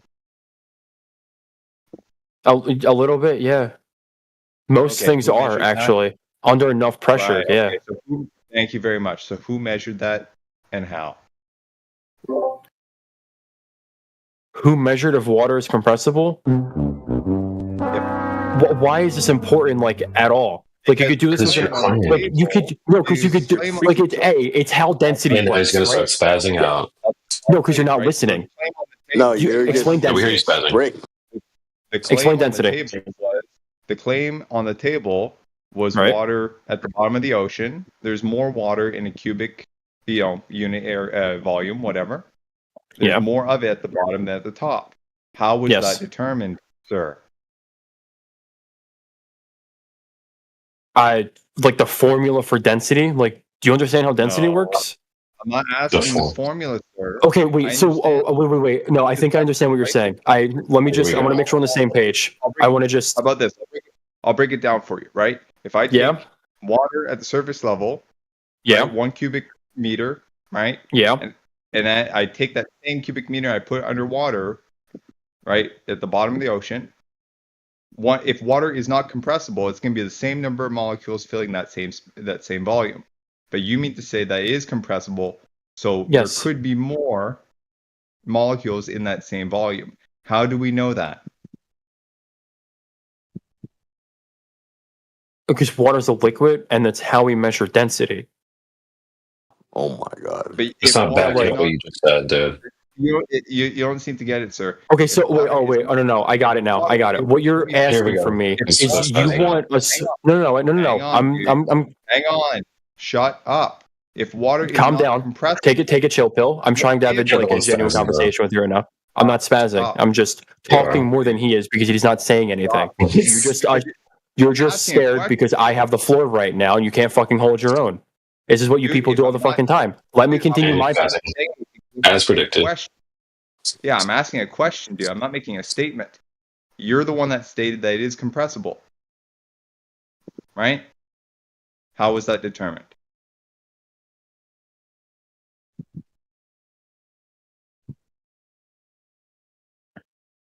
Go ahead, Donnie. Oh, I got to mute it? Oh, okay. No, I kind of like zoned, like once you muted me, like I was like, you're not taking this in good faith, so I kind of just zoned out. Yeah, you were funding muting. What? What did you just say? You were funding muting. What does it even mean? Yeah, he's going to start spazzing out again. I'm asking a question. You can't just, anytime you can't hold a fucking conversation, you can't call it spazzing out. I assume I'm muted. No, I'm not. Usually. Again, Chad, he's saying if I scoop up a bucket of water from the bottom of the ocean and then scoop up a bucket from the top I never of said the a ocean, bucket. there's different amounts of water. Straw man. You're straw manning my point 1,000%, and you know it. So wait, it's not true? So it's not what I'm saying, it's not true? Yes. Just the same amount of water in the bucket? Yes, because if you get a bucket, yes, and it's not like a confined container. Oh my god! It is. It's called a bucket. No, the bucket. Does the bucket have a sealed top? Does the bucket have a sealed top? Why does it have to be Yeah, you sealed? can seal it, bro. Because then the container is All not right, fine. confined. Let's seal it. Let's seal it then. We scoop up a bucket, seal it from the bottom, bring it up. Then we scoop up a bucket from the top, seal it, put it on the top of the You're ground. not getting the same fucking like. Well, you're saying that's the same amount of water or a different amount of water? This is such like a weird hypothetical like fucking experiment. This is your example. I'm answering it. No, it's not my example. So it's the same amount or a different amount? You brought up a bucket. Yeah, I know. So is it the same amount or a different amount? What I'm saying is, He's scared to answer, Chad. He's spazzing. I'm answering right now. At the bottom of the ocean. So it's the same amount or a different amount? We have a bucket, scooped it up, sealed it. Is it each of the same or different? That's the answer. No, obviously, if you use a bucket, they're going to have the same amount in the bucket because the bucket we sealed it, has though. like We sealed it. The issue wasn't about like the seal. It was about it being like. You said it was about the seal, Chad. Are you guys catching this? He said, but it's not sealed Chat, though. Okay, there let's are seal it. 3 people in your channel right now. We're Take a on chill live pill. on YouTube. So yeah, I know. I'm in it too. There there's are a 3 lot of people people in here active. as well. So I'm going to talk to There's the chat 3. as we're roasting you. Cool. So we sealed the Anyway. bucket. Is it the What I'm same or saying different? is, it would be the same because you used a bucket. Obviously, if you take the same So fucking wait, so bucket, should we use but like you're what else doing the should we you're- use? You're Use a doing the box. Use a experiment box. wrong. 1 A meter. box? Should we use a box? Use the box. 1 cubic meter. No, what you'd have to do is create some sort of vacuum chamber, 2 vacuum chambers, What right? the What fuck? was it a vacuum chamber for? What the fuck? Bro, you're getting air fried. No, You guys when see you this? get no. Are you listening? It's like it's almost like you don't we're want to learn listening. things. We're Okay, literally you air didn't hear frying me you though right because you interrupted a me. vacuum chamber? Because so that you can put the water in and have the water be the only thing exerting pressure inside this like container. What When you use happens a to water bucket in a and you go to vacuum? the bottom, because when you get the bucket and go down the bottom of the ocean, obviously the pressure is going to change with you like swimming back up to the fucking top of the ocean, and there's Oh, we can just freeze. We can just freeze with the can't- water in the bucket down there. You're saying like there's different amount of water in the same size bucket, even How if are we you don't going to bring get it the up. water out of the bottom of the ocean without first going through the top of the ocean? Like, you We can can't just freeze. like, Look, we just take the bucket and we've got this in amount this- of water in the bucket, then we seal it from down there. Okay, we seal it. We're Sure, still in this down like at the bottom. crazy hypothetical experiment, Yeah, where because you, we're like, just kind we're of roasting you. Right? condense some sort of like container at the very bottom of the ocean. You make like a cubic seal meter like vacuum chamber, right? Whatever you want to call it, and Where the fuck are you getting a vacuum chamber from? Maybe that's not the right word, but just listen. Holy shit! But some of that like essence, We're a cubic meter, you collect the water at the bottom of the ocean, and then you have that sealed off, and it would have more water molecules inside the container than if you take that same container, go to the top of the ocean, and fill it with water, because there is more water pushing on itself. Yeah, how can you demonstrate this? Because this is how density works. When you have molecules interacting with other molecules. Okay, that's cool, dude. But water is It's not cool because you don't seem to understand it. Water is an incompressible fluid. No, it's Look in the compressible. chat, What do you mean it's dumbass. incompressible? Look in the chat, dumbass. Look in the chat, dumbass. Take a chill, Water is bud. an incompressible fluid because the bonds, right? So oxygen, hydrogen, and H2O, right? So they repel each other because they have different charges. So you can't compress them together. They're incompressible. So no, it doesn't get more dense. You've been arguing for almost 30 minutes like a retard.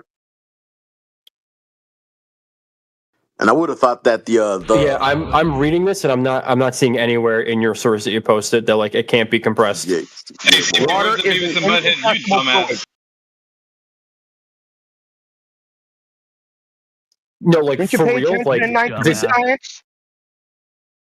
Yes, I did pay attention. That's why I'm really confused on how you're arguing against density right now. Because I'm literally just and they arguing teach for you in ninth density. grade science that water is an You not incompressible know what fluid. density is? No, they do. Yeah, and density means more matter per unit volume. If it's incompressible, you can't put more matter per unit volume. That's what incompressible means. But water's not incompressible. I don't know where you're getting this idea that water's incompressible when it straight up is. Ninth You can grade. condense. Ninth grade, brother.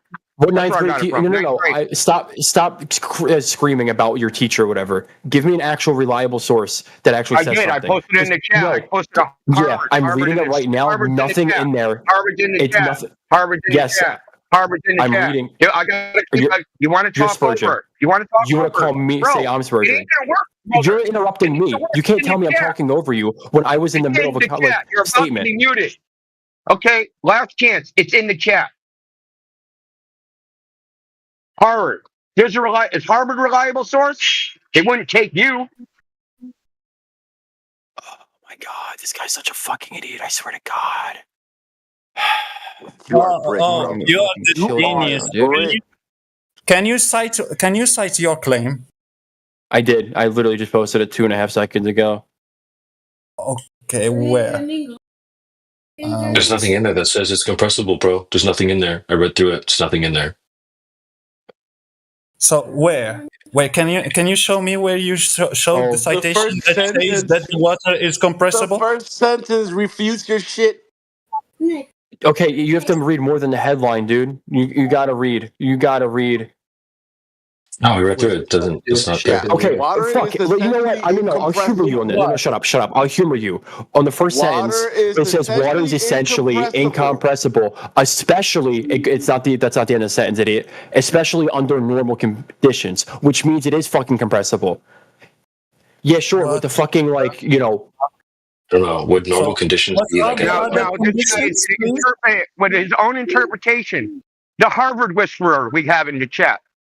No, okay, so where in that link? Where in that link does it say that water is incompressible? Where in that link? Where in that article? It's not in there at all. Okay. In your article, it's it literally says just a that headline. it is incompressible. Where it does say that it is compressible, and what are those situations? Like, I literally fucking posted like the screenshot of the fucking text in the article. Like, I don't know what more you want. Read, dude. Read. Holy shit. Just listen. Can you Just read. Just read. Yeah, I did read that shit. You clearly haven't. And I understand that. So just listen. I want you to have the answer by yourself. So it says that water is incompressible under the normal conditions. Do you understand what is the normal conditions? Is the liquid state of water, because when you are talking about water in the other states, it's not named just water, it's named vapor water. So it's compressible. That's not the normal state. So like, but the liquid do you know what a pressure washer is? water that we know, the water what we know in the normal state, it's not compressible. This guy's a fucking idiot. No, because it straight up is. That's how we end up with water pressure. No. Like pressure washers. It's not relevant. It's just dependent to where you are. It is relevant. Of water. That's if you are saying like the example of elbow. Donnie, you need to get this, man. You're losing faith in humanity, bro. You need to get this, bro. Dude. Read. You know, we'll walk through it together, okay? We'll go slow. Water is essentially incompressible, especially under normal conditions. If you fill a sandwich bag with water and put a straw into it, when you squeeze the baggie, the water won't compress, but rather will shoot out the straw.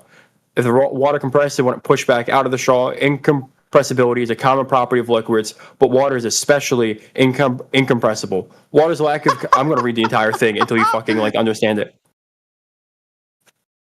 Water's lack of compressibility helps to push water out of water hoses, water pistols, and in artistic water fountains. In these instances, some pressure is applied to a container full of water, and rather than compress, it comes out shooting of an opening, such as the end of the hose or end of a small pipe. If water was highly compressible, it would be harder to create enough pressure for our shoot of the nearest opening. All right, I lied. I don't feel like reading the entire thing. Now you don't want to read it. Well, no, because it's an entire fucking article. You want me to? All right, fuck it. I'll continue. Kids make good use of water's uncompressibility when they play a game of water balloon tossing. When you squeeze the balloon too much, the balloon skin will fail before the water inside compresses. It will burst in your face long before the water will compress even an infinitesimal amount. When I was 7 years old, water's incompressibility... Don't do that. Don't do that. You're not listening to it. Okay? The problem is if you cut to the chase and you go down to your paragraph where they say that water at the bottom of the ocean would be effectively compressed down by 1%. Is that value extrapolated from sort of experiment done at the top? Or did they actually go down and measure that by some degree?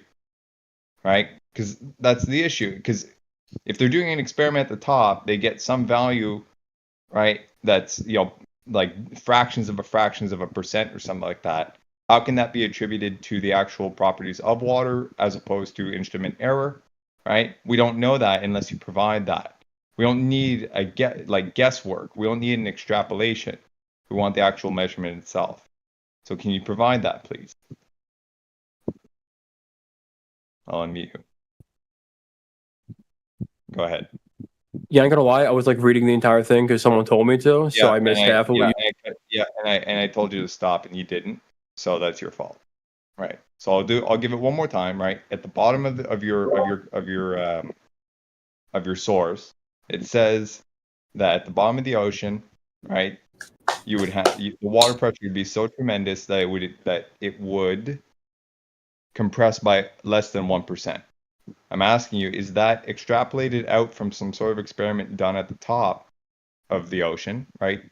Or is that actually a value that they went down and measured it directly? Can you provide that, please? He's fucking deafened. Fuck this guy.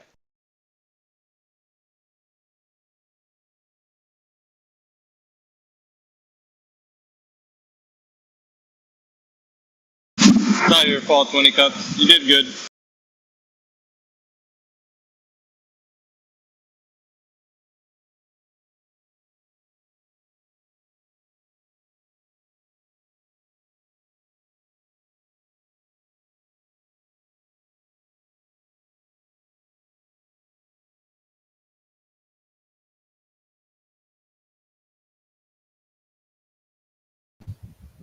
Old boy's talking about the reason why you have ocean water is because all the denser water goes below the less dense water.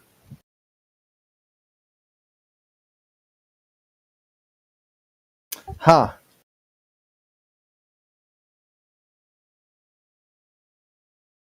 Yeah, Matt checked out. Because of math, yeah, that's a good one too. Another point you made. Because of math, you've got different densities of water, and they filtered themselves. They like organize themselves by density.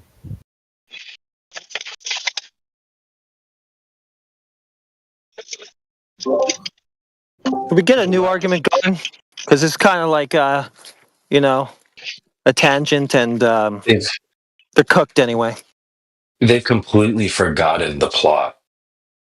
Completely. India posted that graph, and now it's just trains off the tracks because they want to argue against us no matter what we say. You've got us muted like half the time. Yeah, dude. Yes. Hopefully you can reconvene. No, and come like, back. how can people be responding if you're muting and? Yeah, because there was also a chat which you haven't put any evidence in, which you could have done this entire time. Go in chat. I'm not going to go in chat. I'm doing something. Yeah, I shouldn't have to worry about being muted constantly by you clowns. All you're doing is spazzing out and crying. You can't handle a good faith conversation. That's the problem. It's not good faith. It's not good faith because you say, "Oh, so You're right. you guys." You're making it bad faith by constantly interrupting and constantly muting. There you go, crying. You make it a bad faith. You make it a bad faith conversation, bro. There's no argument. Yeah, he's crying again. You said that gravity can contain gases, and there's been zero evidence of that since we've started. Now we're arguing how I already much water told can you. fit in I already our told pocket. you, and you just said no. So let's move on to a different phenomena. You didn't tell You got no us. evidence of the phenomena, dude. Yeah, it's Remember all Donnie, around you. Donnie posted a graph that he couldn't support with measurements, right? So you don't Okay, even if you have go all the phenomena. outside, if you climb an elevation, you're gonna see that the air pressure will drop.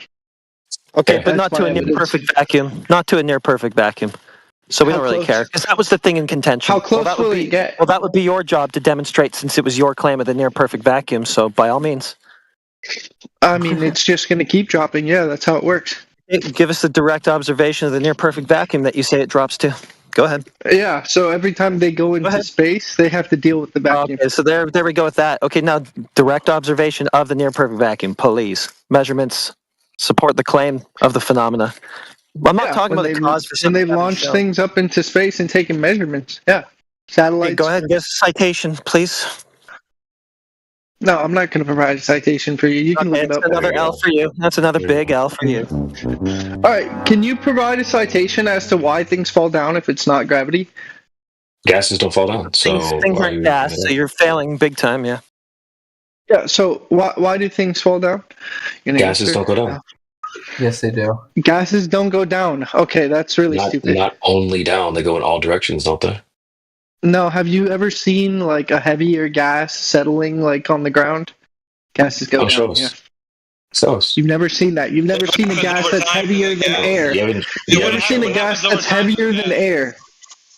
What in your whole happens life. to that gas over time? What happens to the gas over time? Does it stay It on the depends ground? on the gas. Depends on the gas. It depends on the gas. Usually the gases will degrade. Are you able to put anything in the chat? He said degrade. They pretty much will expand to every direction they can. I mean, they Chatty could. stink Yeah, gases the do go density down. Go ahead, Josh. they would mix with the other gases. Yeah, most of the time. Oh, Some of them so degrade. how- Some of them break down into other chemicals. So does it go down and stay down? Yeah, things get pulled towards the center of the earth. Yeah, I agree. No, you just said they don't. No, they do. Yeah, they do. So Then what it happens to would the just gas stay over time?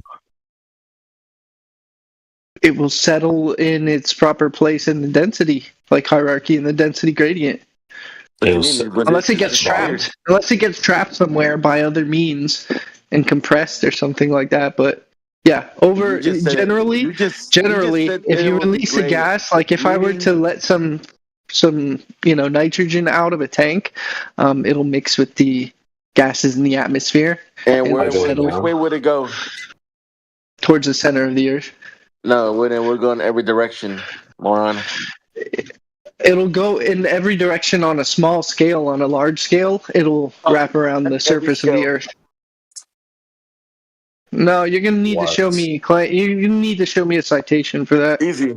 Put gas in the vacuum. What happens to it? No. You said at every scale, so I'm saying gas in the vacuum, on a what happens planetary scale, what happens? Put gas Provide a direct in the observation. vacuum. Put gas in the vacuum. Oh, I don't. That's No, easy. you said That's your gas claim. 101. What are you talking about? Your claim was at every I'll give you a scale. citation real quick. Give me a second.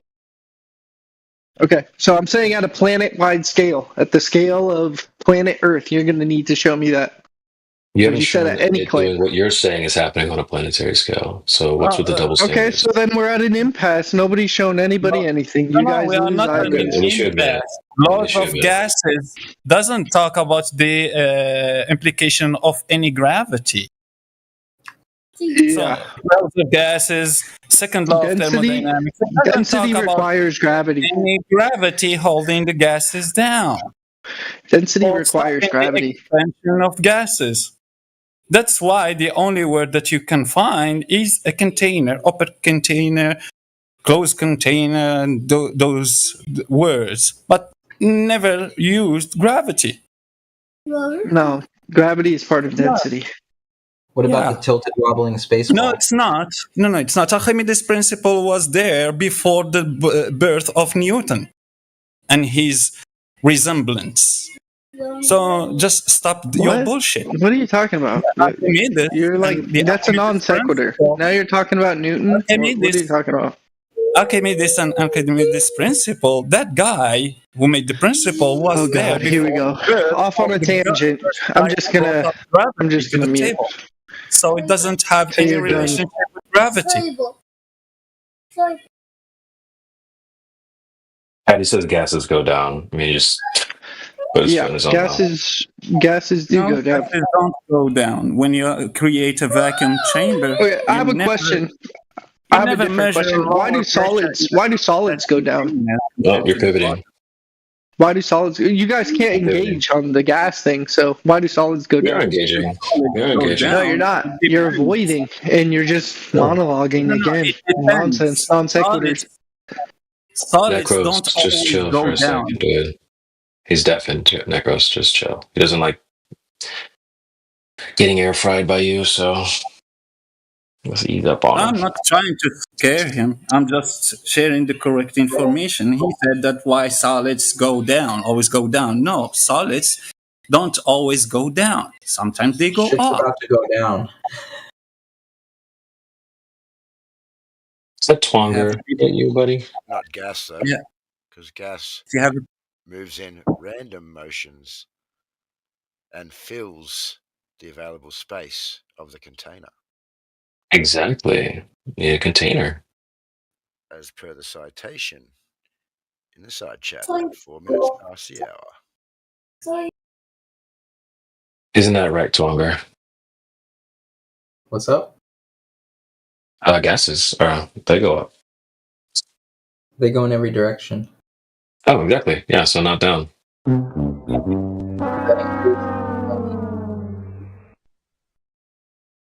Nice try, though. Every direction includes down. Are you serious? And also, so not. He's saying that gravity pulls gases down. Necros, you're out, Mike. Thank you. It does. They do. So how is it going down and in all directions? It's like if there's a crowd of people and everyone's kind of, let's say there was like a stampede and everyone's kind of moving in random directions, but they're all getting forced like that in one direction. That's how it's working. Oh, really? Was that simple enough for you? That's not how that works with gases. This guy doesn't understand that things operate at different scales. They operate differently at different scales. That's like the biggest problem they have here is they think like if you make a claim, you need to be able to Wait, why are you represent talking it about they? your You haven't hand. been backing up anything you've said, so. Bro, because the like, only thing they do you this, accept they do as that. evidence, the only thing you accept as back. You haven't presented any evidence. There's a chat open for everyone to see, which you could present evidence like AJ's doing, but you're just crying into the microphone. So if you have evidence, just present it. Instead of saying you won't accept it, you can put it in the chat. Well, according to Boyle's law, pressure is caused by the gas molecules hitting the walls of the container. So can you provide a citation that states that pressure is obtained through gravity, please? in any of the gas laws?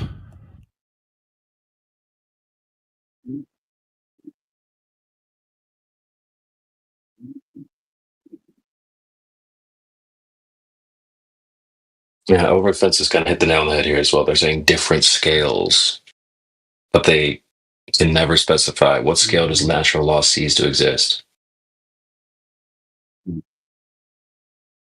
Again, just making claims and then crying into the mic that, oh, these guys just don't get it. Get what? The evidence that you haven't posted? How can we get something that's not there?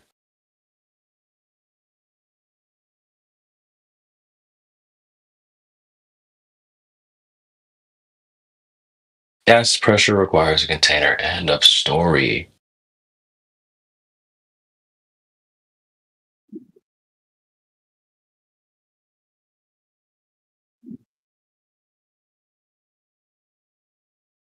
Sealed, signed, and delivered. And this is from NASA.gov too, guys. Your favorite.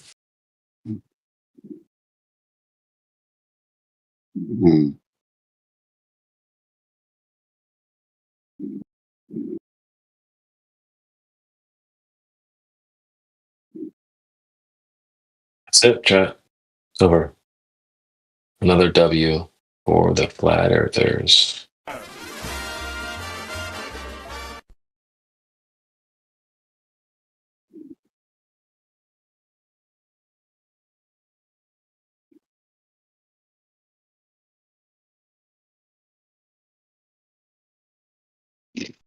I think my favorite fact for today for you guys, Booger Smoker and whoever, the Earth doesn't move, dude.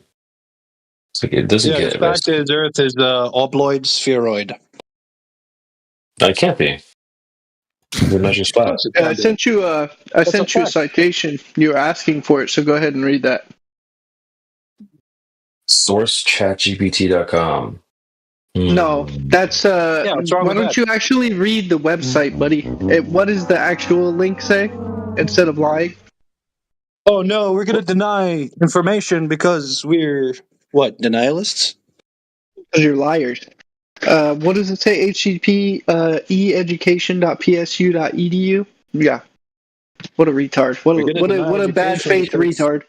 What's the citation? Caught you in a lie, Creation Bear. Chat, you contact chat.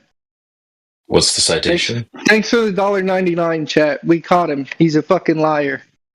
No, Hey, he bro, was what's reading your, someone else's comment, Booger Smoker. Don't take it. Hey, what's your container around the Earth made of, bro? What's the What's it citation made you're of, looking bro? for here, Booger Smoker? I tagged you in What's it, your card. magical You know how invisible Discord works? container made That's of? a source. What's the citation? 8 minutes past the hour. Okay, so go to the source and you can just read the source directly. It's right there. So, but where's the citation that's saying what you're saying? If you just read the first part, you'll see the. So I have to get your equation. citation for you. It's not. It doesn't need to be a citation. Here you go. Here's a source. You can find a citation if you like. There's a source. Oh, we have to get your citation for you. Got it. You Yeah, go ahead. Oh my god! So you don't have a citation? You just post a source? What the fuck? No, the whole page is going to demonstrate what I'm whole saying. page is a If you just citation. want- if you just want Wow. sound bites because you guys can't read, You don't know how to. You don't know what a citation is, bro. You don't even Yeah, know what a right, buddy. citation is, bro. No, and I'm going to mute him for a second, and I'm just going to point out, after all that garbage you spewed about CB, the end of his citation actually states equals ChatGPT. You muting him, you've already lost the argument. That's fine. Means No, it means you're authoritarian in your debate. That's not how debates No, work. I'm just correcting something that was thrown out there to discredit CB. When you mute your opposition, you are in the wrong. You're muting us by I'm a moderator, fool. He has done nothing wrong. He has broken no rules. I am Had his chance to. correcting- No worries. I'll just correct it anyway. So, CB, after his carry on stating that you're a liar, the source equals chatgpt.com, just as was pointed out by Overfences as well. So, he needs to apologize for that one. Yeah, I don't even know what I said that was a lie. But if he wants to get his citation from his source, that's fine. I mean, I don't even know if Bro knows what he's saying right now. No, he doesn't.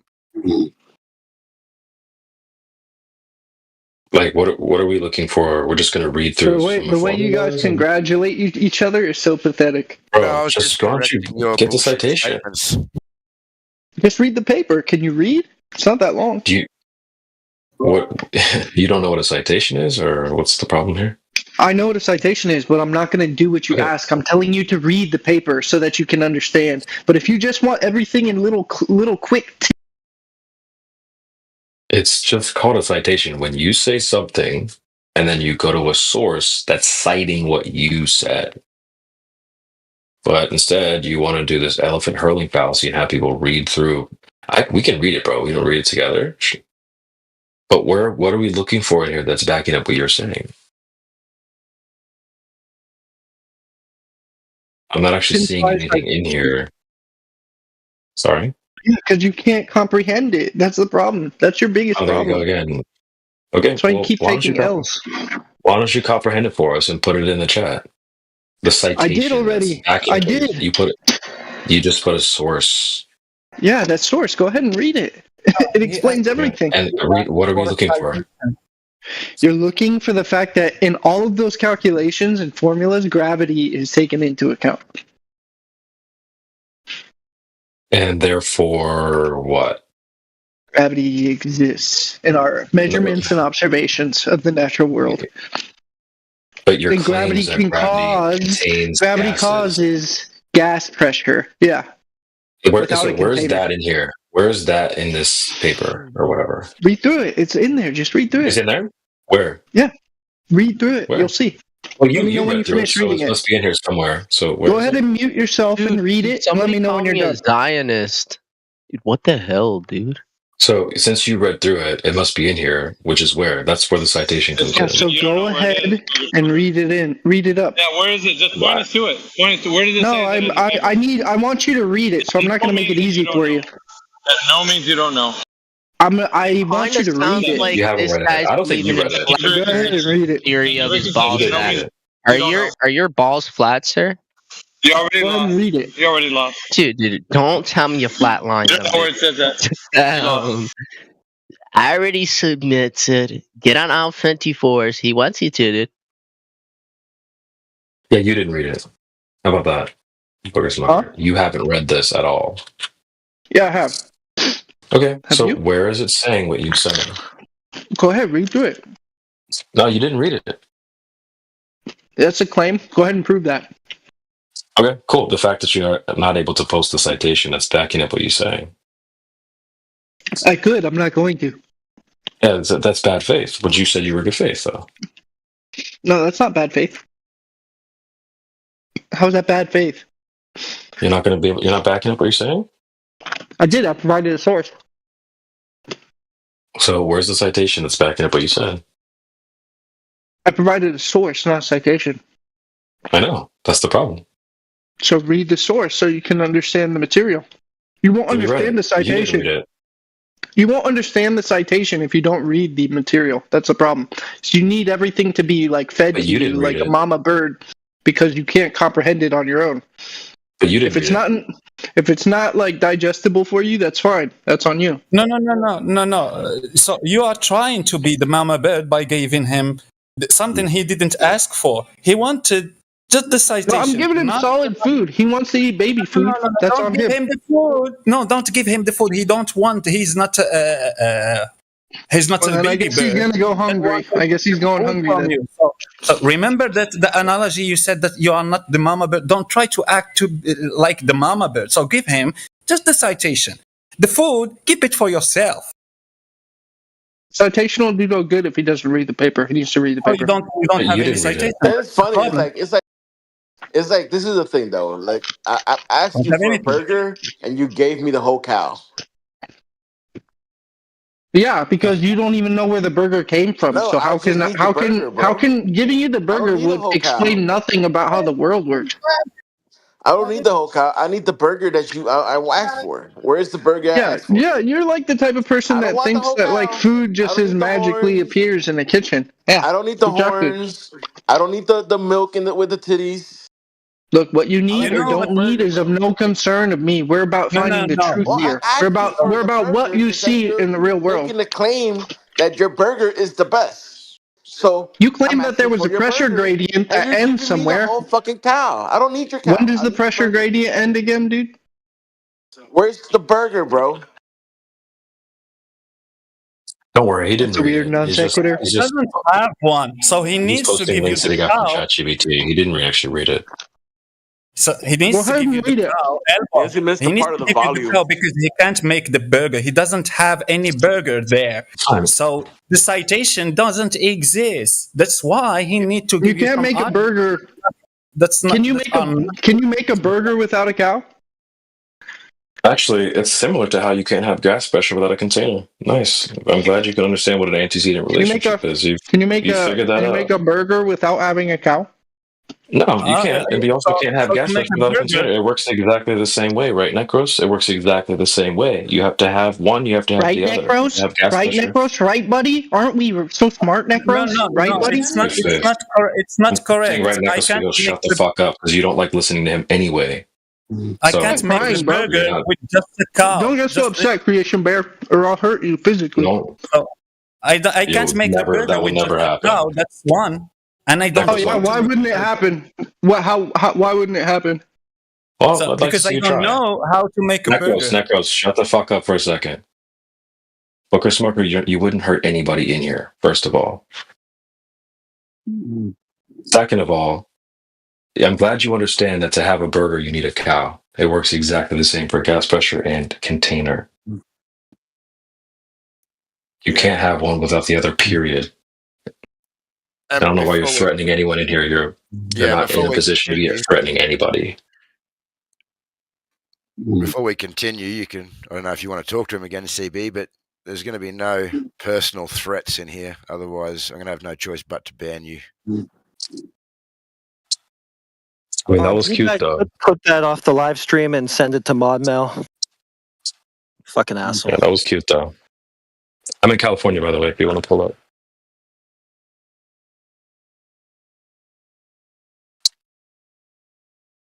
But that was a nice exit, though. Good job spazzing out. Yeah, imagine having to resort to that over just giving your citation. What a fucking loser. Like I said to start with, just a brain dead loser you are, booger smoker. Smoke too many boogers, obviously.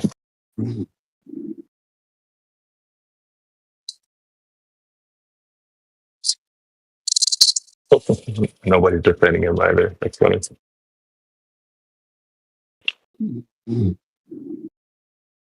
Well, so I guess we'll move on. This is no citation. But I'm glad he brought up the idea that you can't have a burger without a cow. That's perfect. You can't have gas pressure without a container either. And then for anyone that wants to ask questions about the cow, well, you don't need to know anything about the cow. If you have a burger, it came from a cow, period. So knowing details about the cow and how many whiskers it had, what color it was, where it's from, doesn't even matter. So anyone's asking, I think there's a loser in the chat earlier that's like, well, what does the container look like? It doesn't matter what it looks like. You can't have it gas pressure without one. Simple. How can you have can you have gas pressure without a container if the meaning of the word gas pressure is gas being contained? So how can you say that you can contain gas without a container? That's stupid. The meaning of the word gas pressure is gas being contained. It is the force of the gas molecules on the walls of its container. So the meaning of the word gas pressure is gas contained. Contain gas. Contained gas doesn't need a container. That's stupid. That's completely stupid.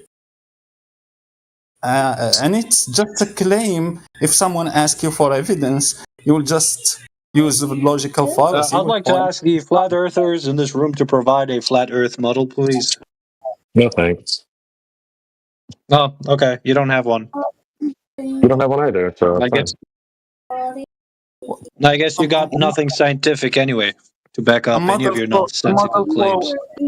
A model for what? For example, water being flat? Yeah, a cup of water. Go ahead and fill a cup of water.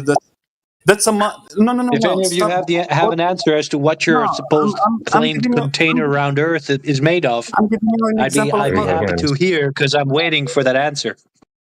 So, can you stop talking for a second and listen to an example for about a model? I'm pretty sure I won't get an answer because none of you Hold on, actually know. Necros. Hold on, Necros. Let's flip this guy real fast. What exactly do you need? A flat Earth model and an answer to what your container around Earth is made of. How recently did you join this call? I've been here multiple times on and off, and I've spoken to members here multiple times on and off. Your Okay, members that doesn't claim. answer the question. Hold on. One members second. claim. Hold on. One second.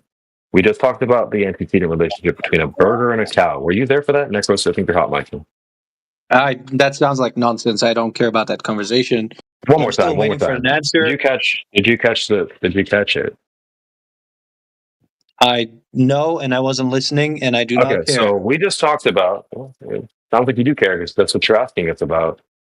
We just talked about how to have a burger, you need a cow. There's an antecedent relationship involved with this. The same thing applies to gas pressure and the container.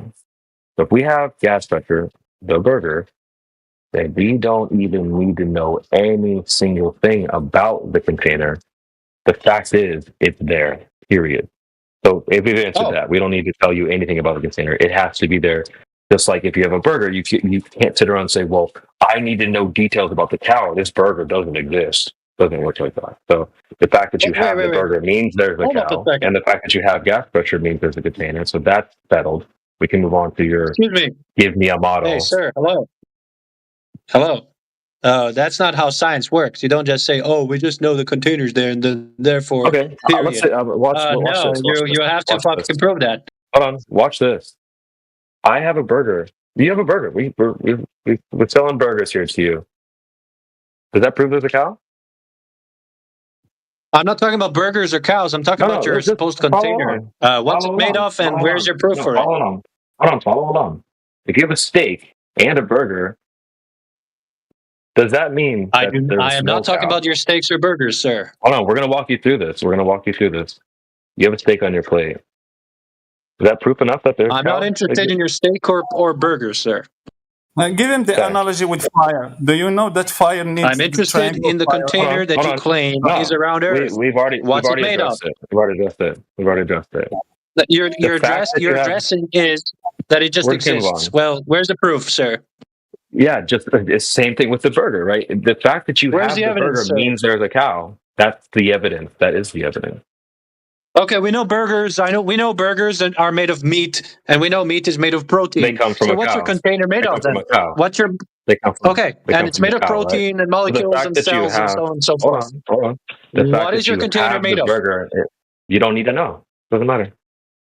Yeah, I do need to know because otherwise, if you don't have an answer nor science to back that up, then therefore your claim is false and it doesn't exist. Sorry, that's just how it is. That's how things work. To know if it was a match. That's how science works, sir. That's how reality works, sir. I guarantee you, if I ask you lose. If I guarantee you, if I ask you some detail about the cow from the last steak you ate, you wouldn't be able to tell me jack shit. Well, you know nothing about it. For sure.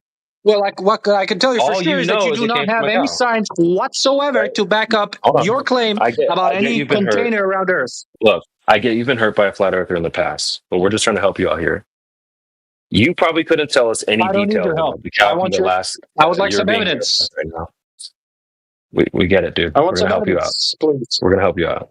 The fact that you have gas pressure. I want evidence for the containers, sir. You have it. You have everything you need. The fact that you're breathing right now means that there's a container, period. You don't need to know anything about it, just like you don't know any details about the last cow that you ate. You don't know anything. You had a steak, you just ate it. That was a fact enough that it came from a cow, period. You don't need to know any details about it, where it's from, how many colors, funny enough you say that. Funny enough you say that. I can go to this restaurant, ask where they got the steak from, and track it all the way to the factory, to the butcher, and find out which exact cow the meat came from, sir. Well, how many about your container? Where's your evidence for what the container? What color was Where's there That's the evidence for the container? You got the evidence. You got your answer. If I may, CB, I just want to point out to Nebuchadnezzar, you can probably. No, I was engaging with the other person. Please wait for your turn. I want an answer from him. It's an open panel. One thing, right? So the thing is, you're right. You can actually do that in many cases. The point that CB's pointing out to you is that you don't have to, right? You don't have to wrong, because if I wanted to find evidence from which cow this meat came from, I can do that because you could track it, and you could you find empirical evidence like tracking the serial number and everything about the cow, where the meat came from, what type of meat no it restaurant's was, going to do that. which By the way, country it no was made in. restaurant's gonna do that. But hey, No your restaurant's gonna do container claim has no backing whatsoever, no science, no nothing. Where's the evidence? Right.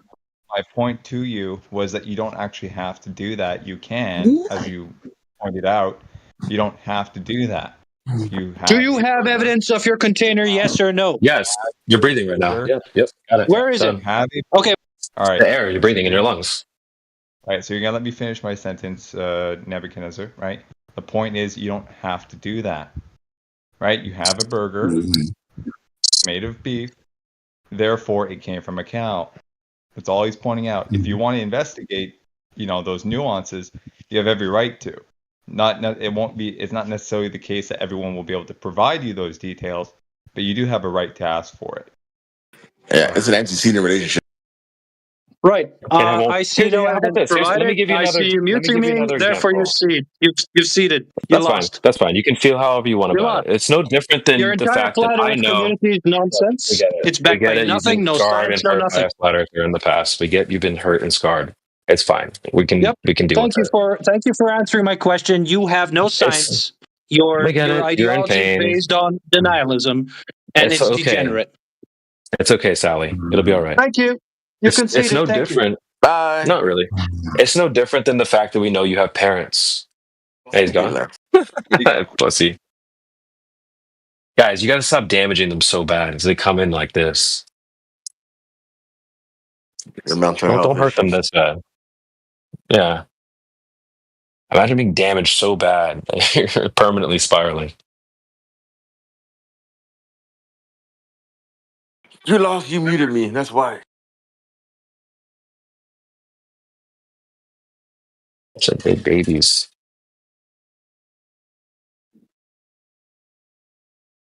All right. Look, they don't need a model. They don't need to touch the container. In fact, when they say like, "Oh, I need to see it. I need to look at it," well, you never saw curvature, but you believe it. That's a core belief, default. So this requirement to see it, taste it, touch it, it's not happening with gravity. It's not happening with the curvature.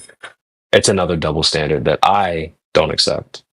Yeah, the guy with Booger Smoker trying to bring you the saying that there's gravity there, but I guess he missed the volume part. Ooh, shit!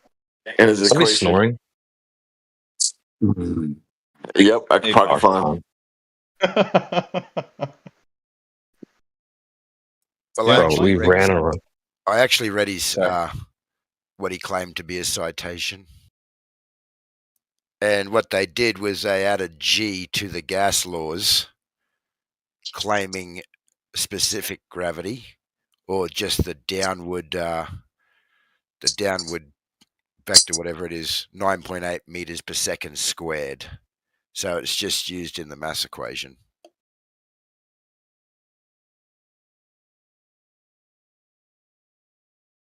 And what did they get? Like an extra fraction of a percent of accuracy or something like that, if that? Well, I don't know, because they've added the G themselves, yeah? And they state that the G is not part of gas law.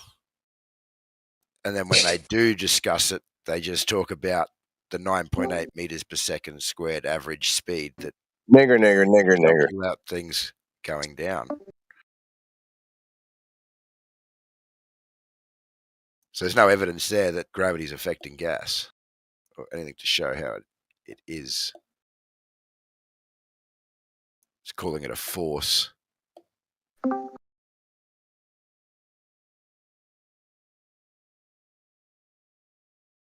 We have Joshua and Twonger. I heard Joshua got smoked on the Black Swan last time it was here. Yo, CB. Different perspective. For me, it was the other way around. I highly doubt that. I heard you were coming up with all kinds of excuses for the Black Swan, but maybe there's like it's a hallucination. It's got to be some sort of mirage. No, I explained it, and you guys got really like nervous. You're like starting to overtalk me, and nervous. What's there to be nervous about? We have reality on our side. You're claiming there's like illusions and hallucinations or whatever. Well, then you don't have to mute me, then, will you? Well, sometimes you have to mute the retardation so we don't lose brain cells and hair follicles. So basically, it's not going the way you want. So you're going to mute. I can understand muting people that overtalk each other. I mean, if you're claiming there's hallucinations, I'm okay with that. It's going kind of the way I want. It's just exposing yourself to the audience. I have no issue with that. I don't know. One of you said it was recorded. You can always just go back and just listen to it. Facts. Yeah, facts. I don't think it sucks. Like, for example, like I said that's facts. Holy shit, bro. I said that's facts. Yeah, it's true. We can go back and listen to the retardation, but I don't think anyone wants to do that. Anyway, bro, I mean, Black Swan, you were saying that there's like, but the legs are being cut off. Yeah, it's in the water. Like, that was the last thing I heard you say. I had to leave up out of here, but you're like, but the legs are cut off, but the horizon's behind it, and it's in the water. How do you not? You don't understand this? Yeah, no, I understand it perfectly. And if you followed the conversation, what is saying? I was talking. See, you're doing it again. You're over talking me. So this is what I have to deal with. Just let me finish, and then you can say how wrong I am. When I said the legs are cutting off, you can obviously look at images on Google. How the length of the legs to the water surface, and it's quite obvious that it's been cut off. Then I kept saying to you guys, it depends on like your elevation or where you are. But you guys kept sending me pictures of like different elevations, different times of day and stuff, rather than sticking to the same thing. Even though I said earlier, I just want to deal with one picture, one measurement, and we'll stick to that subject. Yeah, the one that was posted where the observer's at 1 foot, the horizon's behind it. End of story. That's it. It's over. There's called there's a horizon, there's a false horizon. You can clearly see there was two false horizons. Chat. You hear this, guys? You hear this? 2 horizons. Listen to what this guy's saying. Well, just look at the photo. Look at the wonkiness. There's only one horizon. No, there's 2 looking horizons. for 10 miles through the air at 1 foot off the ground. 2 horizons. Where's the second horizon? So there is refraction. So there's no geometric horizon. That's the problem. Yes, there's only one. However, you can refract to make the appearance of the horizon to be higher or shorter. It depends on what kind of refraction. And even you would see in that photo. It's not higher or shorter. It's behind. That's the problem. You would see in that photo that crane was bent like a motherfucker. That doesn't. Because who cares? Refraction. The horizon's nice and clean, straight line behind. Well, this is the problem with the flat. Take into account atmospheric distortions. No, we do. I don't know how new you are, but when I first joined this whole debate, it was all about the horizon and whether it's geometric or optical. And all the globetards were saying, well, it's geometric. You can go plant a flag in it because that's the curve of the earth. It's physical. And the flat earthers were saying, well, this optical phenomenon taking place, and there's lots of variables like refraction. And so we do take into account that there's a bunch of optical phenomena taking place. The only issue here is that there's no geometrical variable in this equation here. That's your job to input and prove that there's some sort of geometric horizon, some physical curvature of the earth that's quote unquote blocking things. That's your job. So when you say, oh, but there's optical phenomena and variables like that, we know. We're not taking that into account. The only thing that needs to be taken into account here, whether it's geometric or not, and you can't prove that. We know it's not geometric. The fact that you're saying there's 2 horizons, was there 2 curvatures of the earth? Come on, dude. Just hold it out. You got smoked by the rest of the guys. You don't want to get smoked by me because I'm going to start talking about water hills and you're going to embarrass yourself. No, because what you're doing is like you're basically finding like the very oddest photograph where there's the It's not the maximum oddest amount of photograph light because you already refraction. said there's Light multiple refraction. examples. Hang on, I let you It's not talk the for oddest ages. photograph. Let me Well, talk you're for a already little wrong bit. in the first instance. You're already wrong in the first sentence. Well, you There's were not wrong only one-off. multiple times. It's not only a one-off image. You yourself already said that we gave you multiple examples, and you only want to focus on one. I So you can't focused say, on well, one, you only and I have one, this debunked one every odd single photograph. one as I went You through have them. multiple. So you're wrong in the first sentence. No, I went through multiple of them. They were wrong on all accounts. And like, wrong on all accounts. And like I said in the picture I've sent on the chat. So if I take a photo, you're saying it's just wrong. We took a photo off the coast of California. You're saying it's wrong. Can you contend with what I'm saying?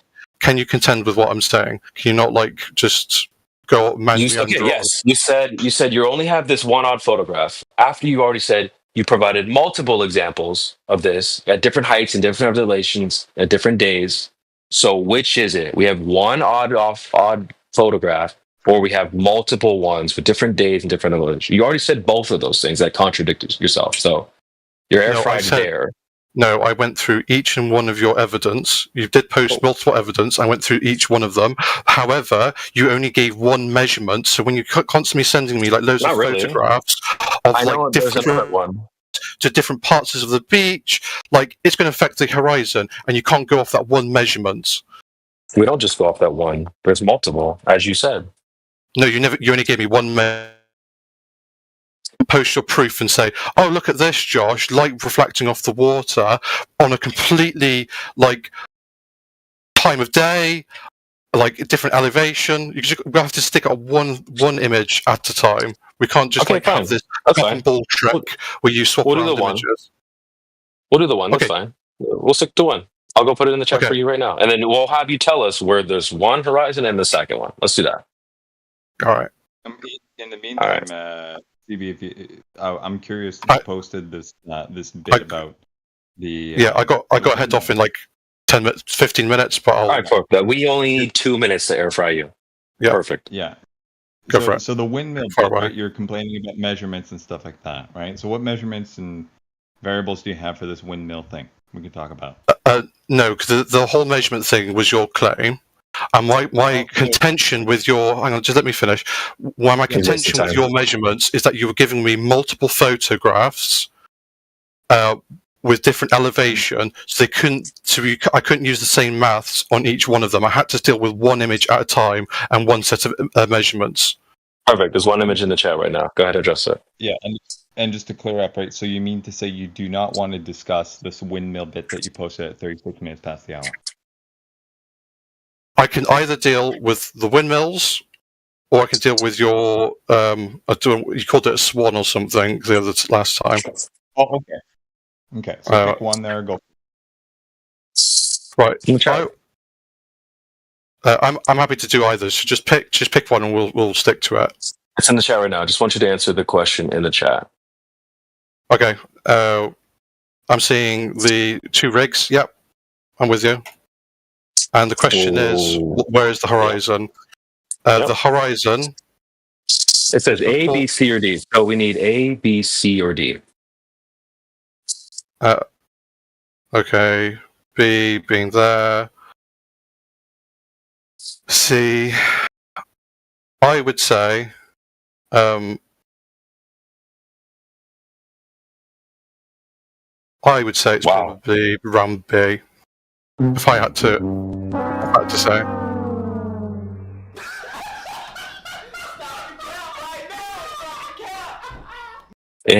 Fucking incredible. Am I wrong? Yeah. How?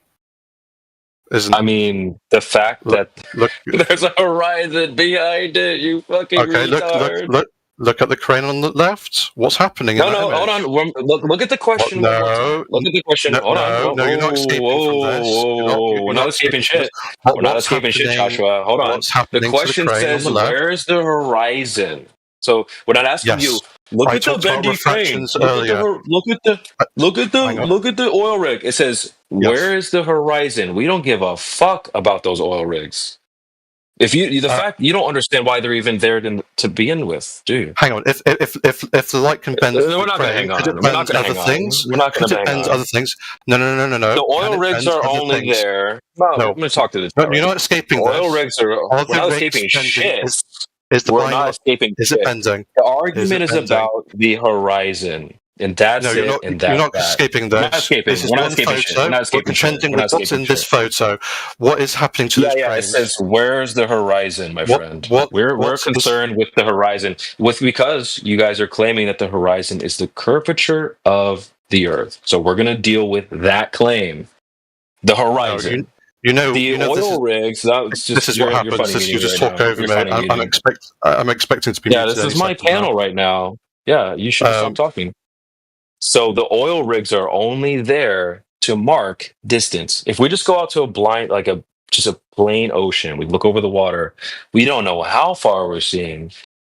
But these oil rigs are locked into the ground, so we know exactly those distances to the oil rig. So if we see a horizon behind it, we can sort of gauge the distance to that horizon. The argument is about don't forget the claim on the table is that the horizon is the curvature of the Earth. You're rambling. That's the point. I'm not rambling. Pointing out very clearly that the claim on the table is that the horizon is the curve of the Earth. We are going to shred up that claim. We're going to shred that claim. Do you understand the word? We're going to shred that claim into. It's not a gradual. It's the thing that boats go over, the sun gets blocked by, etc. The windmills get blocked by. The things can come over the horizon, correct? Gradual. Things can come over the horizon, correct? You're talking about again. You're saying that it's a geometric position, the curve of the Earth. We can destroy that. We have in this image right here. Hang on. The claim is that the horizon. Sorry, the horizon is claimed to be the curve of the Earth. In this image, you're seeing the horizon behind the oil rigs. It's over. The claim is that the horizon is supposed to be at 1.22 miles at a 1 foot observer. If you go to Google right now and search how far can I see, it's going to say 3 miles to the horizon for a 6 foot observer. So the math all checks out. Yeah, you're not really listening. I mean, I'm listening, but you're not really listening. No. You're just rambling, and I've addressed all of those points. And just to clarify, let me talk. Sasha, no. Hang on, let me talk. Sasha, no. Let me talk, and I'm not going to result in this ad hom whatever. My point is, you're showing me a photograph that's basically suffering from a lot of refraction. That's giving you a false horizon that makes it appear that the horizon is behind the rigs. Wait, well then why would you say it's at B? Why would you say it's at B then? I'm guessing that because of the way the legs are being cut off, because you can go onto Google, it's in the water. You can see these regs, correct? But if you look to Google and you Google these regs, you said you're going to deal with one image at a time. You can. Can I get a few seconds out of then you can ramble. But you said you're going to deal with one image at a time, though. I am dealing with one image at a time. So why are you going to another one? I haven't posted another image. I'm talking about. But you're going to another one. I'm talking about the long legs of these platforms. Unless you're generally telling me right now that left, that's its actual size. That those legs are not cut off by anything whatsoever. Hello. One more time. You said I was rambling when I told you that the argument is about the horizon. You're trying to prove that the horizon is the curvature of the Earth. So saying, but the oil rig's legs doesn't mean the Earth is curving. Doesn't mean the horizon is the curvature of the Earth. The oil rig it can do a backflip. It can twist into a curlicue. You're using the oil rig as a reference, so you're using the oil rig as reference. So I can use it as a reference as well. Hold on, you missed the point, Joshua. You missed the point. We're not using it for anything except to know how far the distance to the horizon is. We don't care about the oil rigs. It could be a clown standing in the water. It could be anything. The fact that we know how far we're looking to the horizon, that is the key point here. You're trying to argue that the horizon is the curve of the Earth. We're saying it's an optical phenomenon that moves around. It changes, even on a day-to-day basis. We don't care about the oil rigs. Notice how the only thing you can talk about is the oil rigs, its legs, its bending, etc. You're not even talking about the thing you want to prove, which is the horizon being the Earthers curve of do the not have rights. Oh Right. no! Hang on. Can I? Okay, let me address. You are using, like you said before, the rigs for measurement, and you are using as reference. We don't care about the rigs. Hang on. Let me finish. We don't care about the rigs. No. You're saying the horizon is behind the rigs. Yes. So at some point, you are using it as a reference. You're using it as a reference. We don't care about No. Let me finish talking. Let me ask you a very simple question. When you look at these images, you can clearly see that it's warping like a mother. I'm going to ask you a very simple question. Is the argument about the horizon or something else? It's about the horizon. Can you stop? Okay, cool. Boom. Perfect. So why don't you talk about the horizon? Why don't you talk about the horizon, then? We don't care about the oil rigs. Don't care if it's wobbling like a motherfucker. It can do a backflip, front flip, side flip. It could be a clown. It doesn't matter. We're talking about the horizon, which you refuse to discuss. I'm talking about the horizon, and you keep muting me. That means you're losing this Go ahead. completely. Go ahead. If you want to demonstrate you've got the control of the situation, just let me finish what I'm saying and not mute me. Okay. Why don't you talk about the horizon then? Because the only thing you've brought up so far is the legs of the oil rig, the oil rig's bendy. You're not talking about the horizon. I am talking about the horizon. I'm talking about the false horizon because of light refraction, and you can see Where's the examples second of this. horizon? The ones that are behind the rigs. So the horizon that we're seeing is a false. See, guys, did anyone hear the phone ringing? Does anyone hear that phone ringing? I'm catching up. I'm like 10 steps ahead of you. I called it before you even said it. I said you were going to say there's hallucinations, mirages, false horizon. I called this before you even said it. Sure. Like 5 steps ahead of you. Can you address that there's light refraction in the photograph? Can you admit that? I already said that as well. Is that what we're pointing out is that the horizon is an optical phenomena, and there's lots of variables taking place that are optical in nature. Now, you're claiming the horizon is physical, geometric, the curve of the Earth. So, but you're not standing on that. You can't back that up. You're saying, but there's a bunch of optical phenomena taking place. Yeah, that's our argument, ding dong. You're making our argument for us. Congratulations. You might as well just be a flat earther at this point. Thanks for letting me into the fold. Now that you've mentioned that, now you've said that you are seeing light refraction in the image, is it possible that it could alter could it possibly alter the horizon? If you're seeing all this refraction, I don't know. The image is blurry. Probably around B because I'm seeing some of the legs being cut off. But Even I'm not then, really sure. that's too far. And I'm honest. Even then, that's too far. Hold on, Joshua. Even then, that's too far. Yes, if I may, CB, Josh, how much should we expect to see? Again, I would have to run it through calculation, but you've got to keep in mind. It's got all to do about elevation, and you've got to understand the horizon is a curvature, so it's gradual. So it's not like things just disappear behind the curvature. Things would gradually disappear over the curvature. So, for example, ship going around the horizon, you'll see a little bit cut off, and then a little bit more. Then We get it. You're not saying anything fresh that no one doesn't. You're not saying anything that no one does not understand. Fair enough. Josh, but just in case there was a misconception, just in case people are trying to tell me that we shouldn't see those rigs at all. No one's saying that. No one said that at all, bro. Cool. Dude, again, you keep bringing up the oil rigs. We don't care about the oil rigs. It's about the horizon. I know you don't, because they're inconvenient. They're inconvenient to your evidence. It's not, actually, it's very convenient, because it's helping us gauge how far the horizon is, which is way too far than what you would have to claim. I'll post in the chat something for you. Let's take a look at this. Go ahead, Mike. Again, Josh, you didn't answer my question, dude. How far should we be able to see knowing the observer's height? Again, you can just punch it through a calculator. I can do the calculation if you want. So can you do that? Can you do that, please? Hang on. We already know the answer, but it would be fruitful to say for example. Hang on. Say for example, I said that the horizon is. I'll take your maths for it. Say if it was like 1.2 miles, I'm absolutely fine with that. Okay.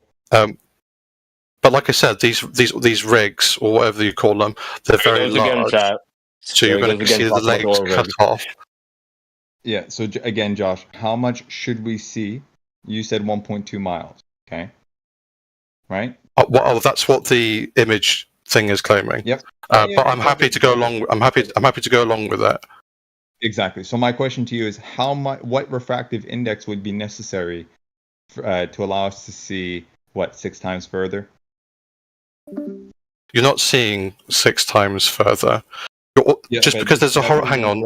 This is what I mentioned before, and I thought this would come up. This is where you're incorrect, right? Because clearly, by the image that CB has posted, right, you see the oil rigs, which are at 9.41 miles, but worse yet, for you, is we see beyond that. Okay, so this refraction would have to basically lift the horizon up, right, beyond 9.41 miles for you to be able to see it.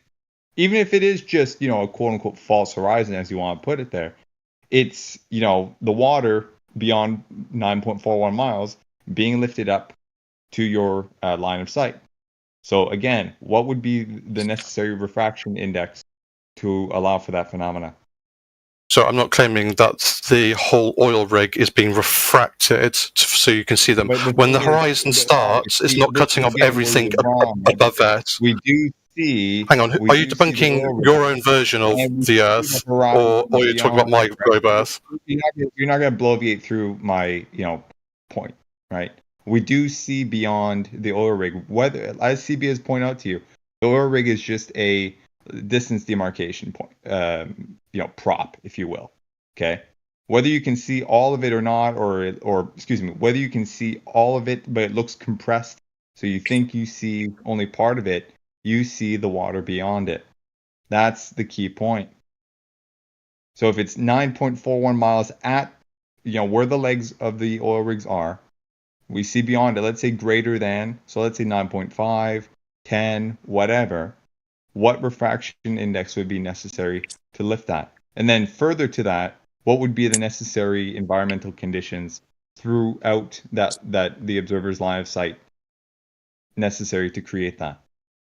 Please, right, you've asked a few things. So fraction index. Fortunately, we've got a really good image of a oil rig being bent like a motherfucker.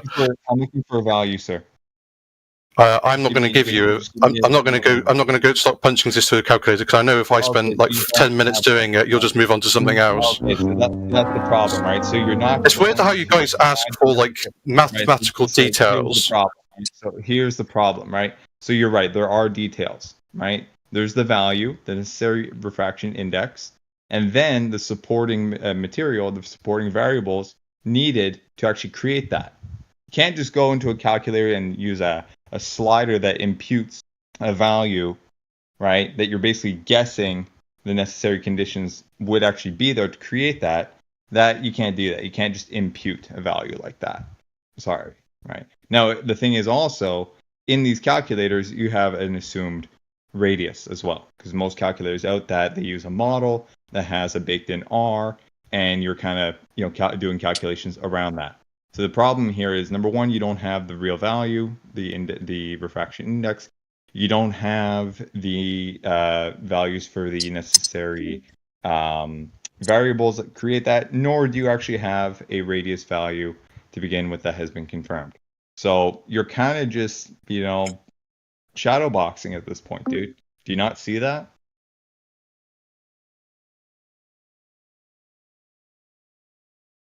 Can I talk now? Okay. Correct. I do not have the temperature of the ocean water or the temperature of the atmosphere, so I can't do a refraction calculation. True. I have no problem admitting that. However, I can just look at an image and can see how it bends and warps. And I can tell you, if you're showing me images that have a lot of, I won't say the word because it obviously triggers the fuck out of you, but if you're seeing that image blurring and bending. I said that word before. That's our claim. That is optical phenomenon taking place. Lots of variables like refraction. No one's triggered. We're just laughing at you because you're not even standing on the thing that you're trying to prove. There's a geometric curve of the Earth. Right. Okay. You accept refraction. He won't do it. He won't do it. Hang on. Let me finish. Could you at least admit, because if there is light refraction, could it possibly interfere with the horizon?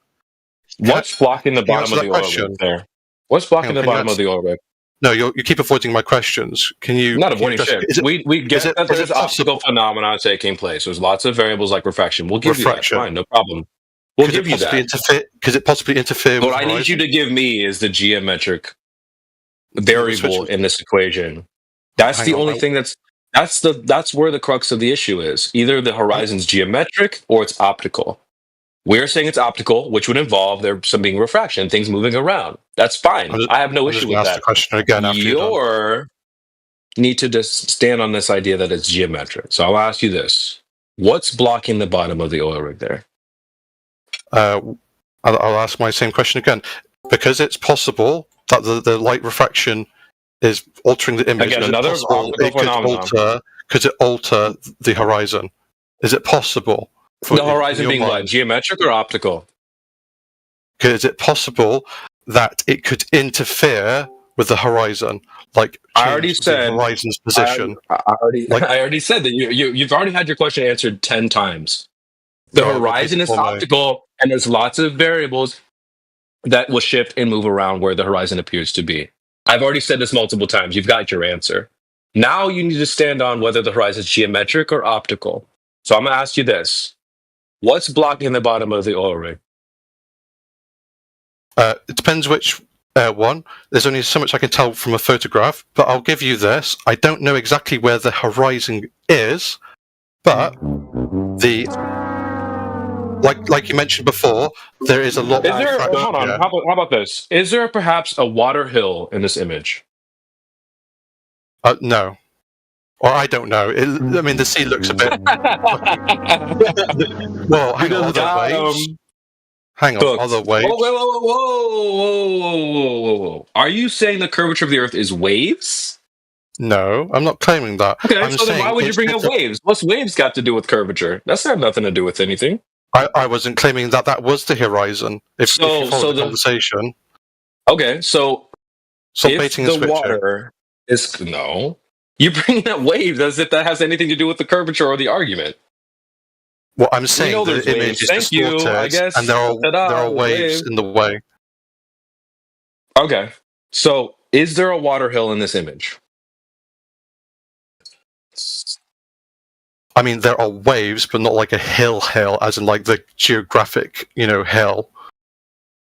Again, he's bringing up waves, chat. We're talking about the curvature of the Earth. Is the ocean curving? It follows the curvature of the Earth, yes. Oh, okay. So the water's curved.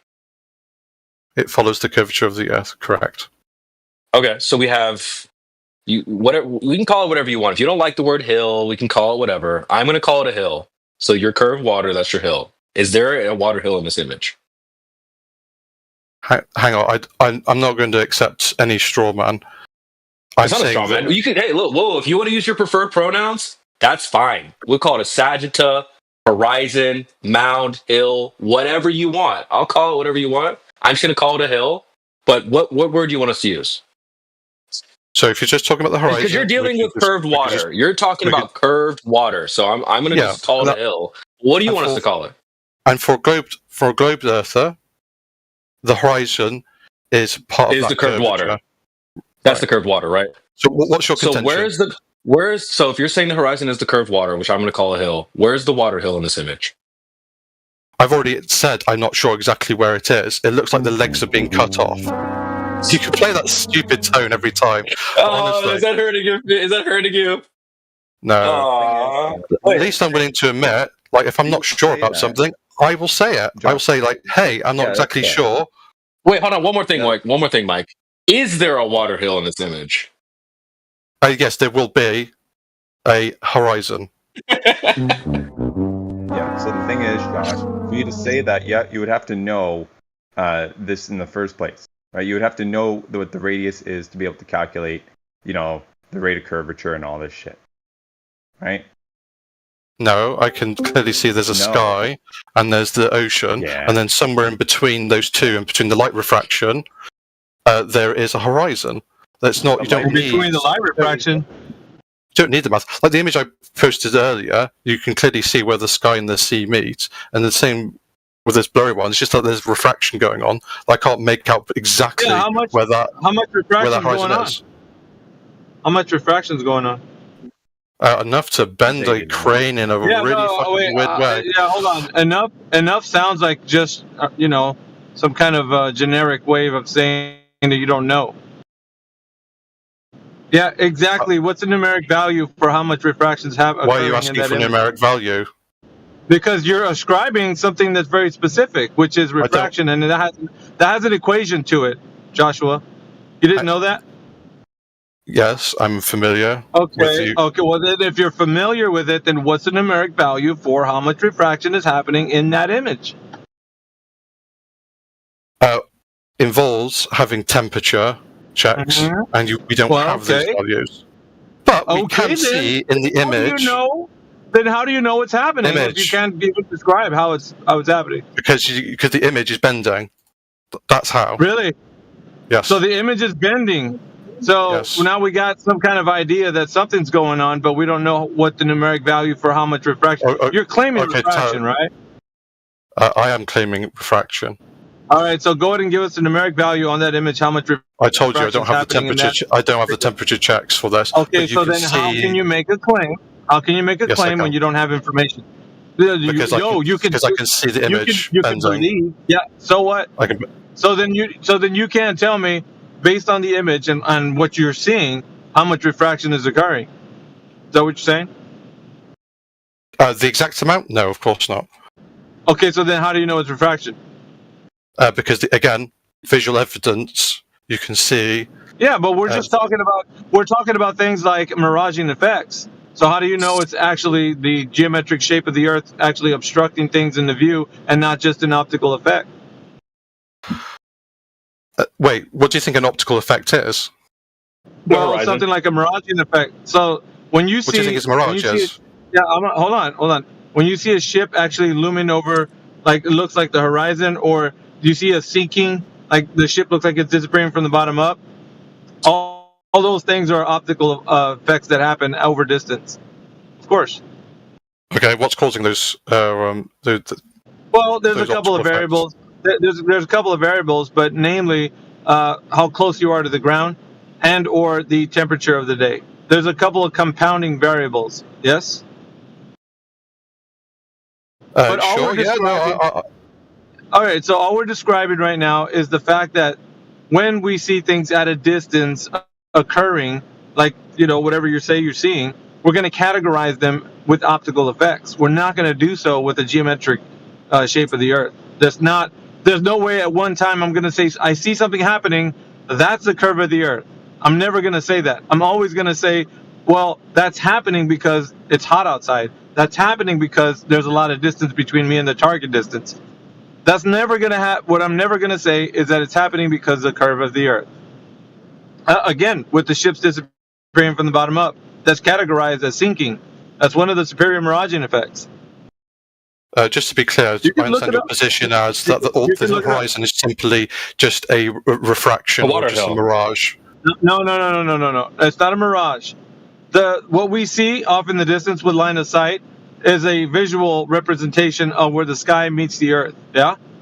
Now, what occurs over the distance when you see something and it disappears from the bottom up, then we start seeing effects because there's things that happen and we categorize them as miraging effects. But there's nothing wrong with that. However, we do notice that the horizon is horizontal. Yeah? You agree with that much, right? Right. Yeah.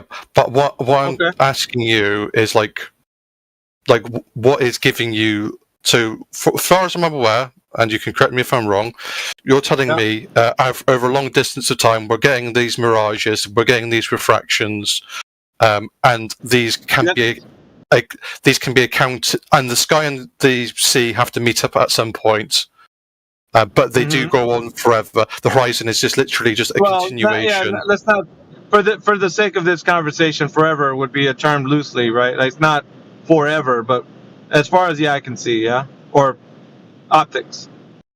Okay, I understand what you're saying.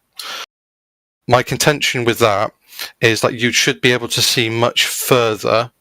For example, you shouldn't see ships or windmills or even rigs dipping in and out of the horizon.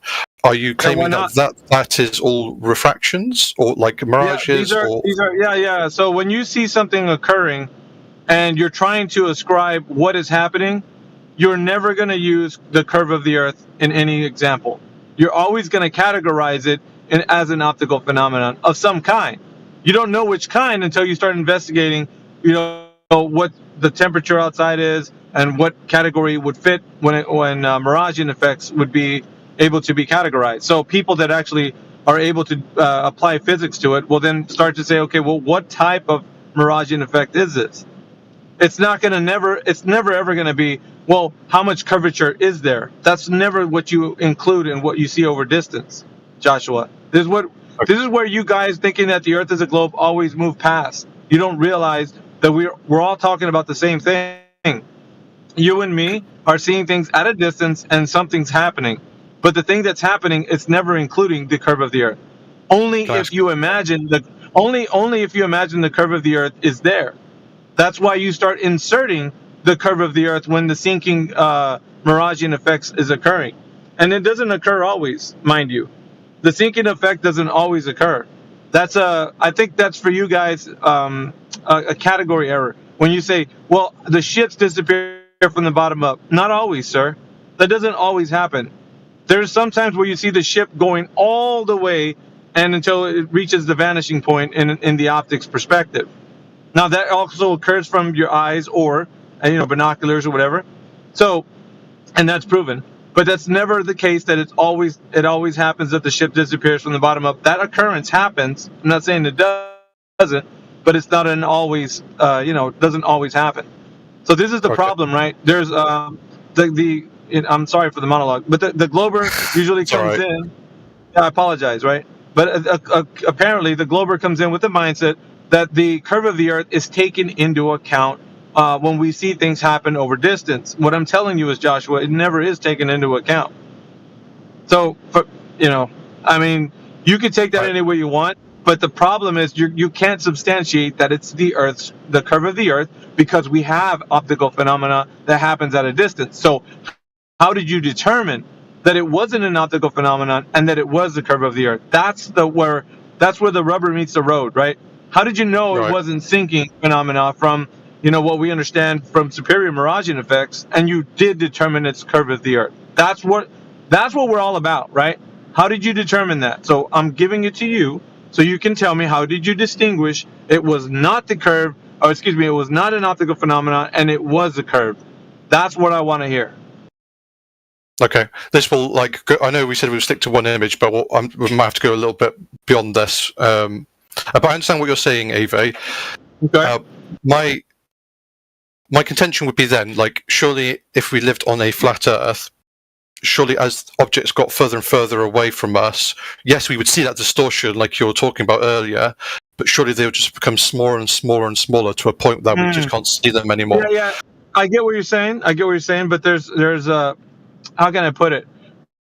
With optical effects come with optical distortions, right? So there's instances, right? I'm going to actually throw you for a loop when I say this, but there's instances where things actually appear larger than they actually seem, and when you get closer, they seem to be pushed away from your vision. Like they actually move, they get smaller. Now this has happened before. Now there's a particular optical phenomenon in Canada where this occurs, where somebody's looking at I don't know, it's a factory or something, but it's near the water. And it's a known phenomenon on this highway that these people drive to, where it looks super enlarged. But as they drive up close to it, it looks like it's getting farther away. So what we're saying to you right now is that there's optical phenomena that occur over distance. So with the distance, things happen, right? And it's either looks like it's super enlarged, and I've seen this effect myself. There's windmills in the Midwest where I'm driving I used to drive from this place that I used to live at, and off in the distance, the windmill propeller, I was looking at on the top of a building. It looked like it was super huge. I was like, man, that's not true, because I know the size, proportionally from where I'm at to where it's at. that's not the right way. I'm like something I shouldn't be looking like that. However, because of that distortion, it seemed that that's what it was looking like.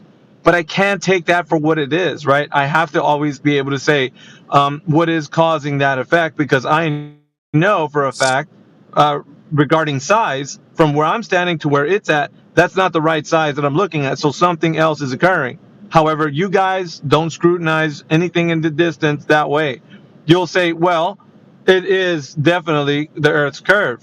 So this is the problem, right? Because of the fact that you fall in this category of being able to just only stay like one track mind with the idea that you're only seeing Earth curve, you can't categorize what you see as an optical phenomenon. And I'm only telling you this because this is what everybody that thinks the Earth's a globe is attributing this to.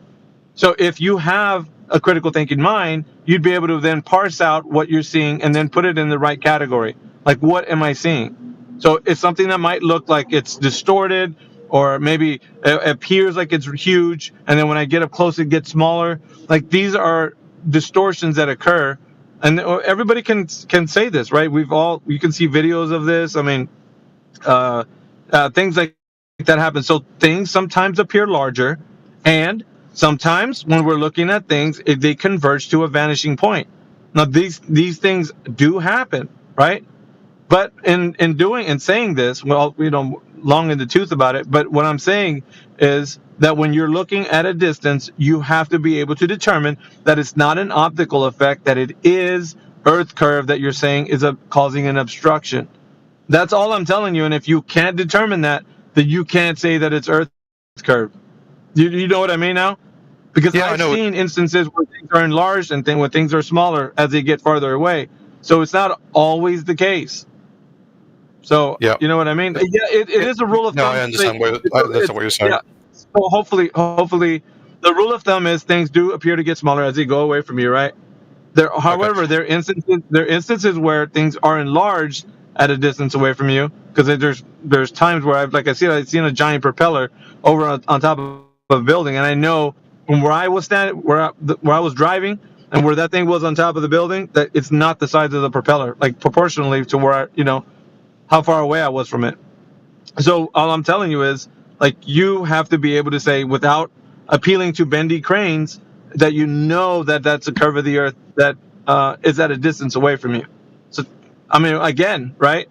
I'm telling you this, and if you can't make a distinction, you're going to have to say, well, shoot, I don't know. Well, that's what I did say, isn't it? I wasn't sure where the horizon is, and I did say I'm not really 100% sure. And to give an olive branch across, you are correctly giving an example of your roads scenario. Yes, things do appear closer than they should be, or further away than they should be. I 100% grant that to you. No problem. I do have to go in any minute. I'll let you have the last word. My final question is to you. Like, say if we were to, me and you would set up a science experiment, couldn't we go for a clear day? Say the temperature is nice and cold, as minimum air refraction as possible. Couldn't we then, like, ascertain where the horizon is and where that cutoff point is? No, it's not a physical distance away from you. It appears as a horizontal line that makes a distinction between the land and the sky. So, I mean, granted that, with the land, you'd have like elevation changes off in the distance. So I would say using a body of water would probably be more efficient in the type of thing that you want to test, if that makes any sense. We'd have to go over water and then compare what we would see on that particular day. All right. Have fun, guys. I'll talk to you later.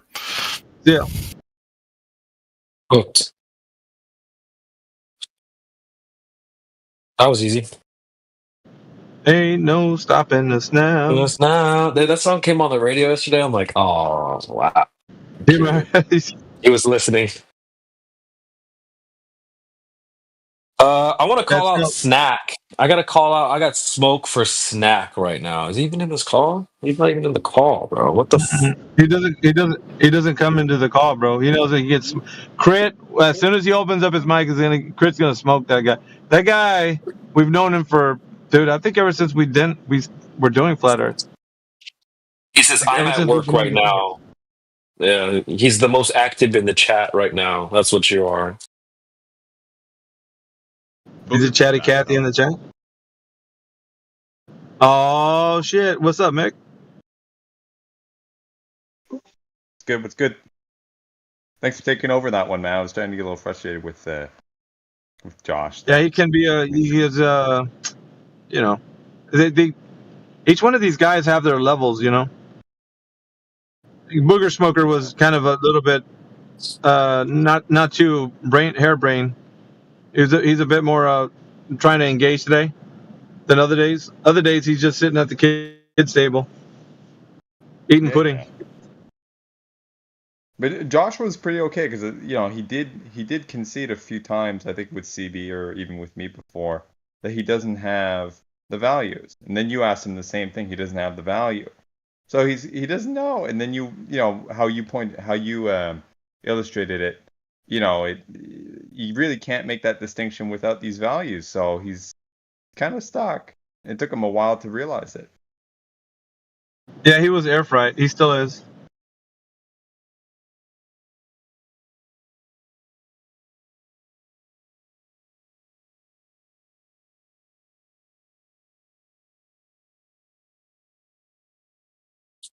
Shout out to Special K. Shout out to Over Fences. I've been seeing Over Fences do some really good work in the text chat, man. Shout out to you, man.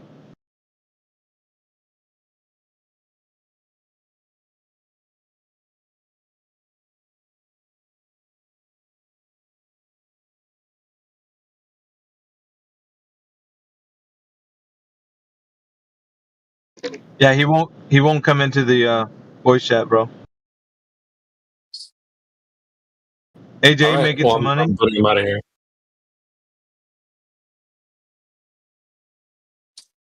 Trying to. That's what I've been doing all night. Sitting here looking at charts.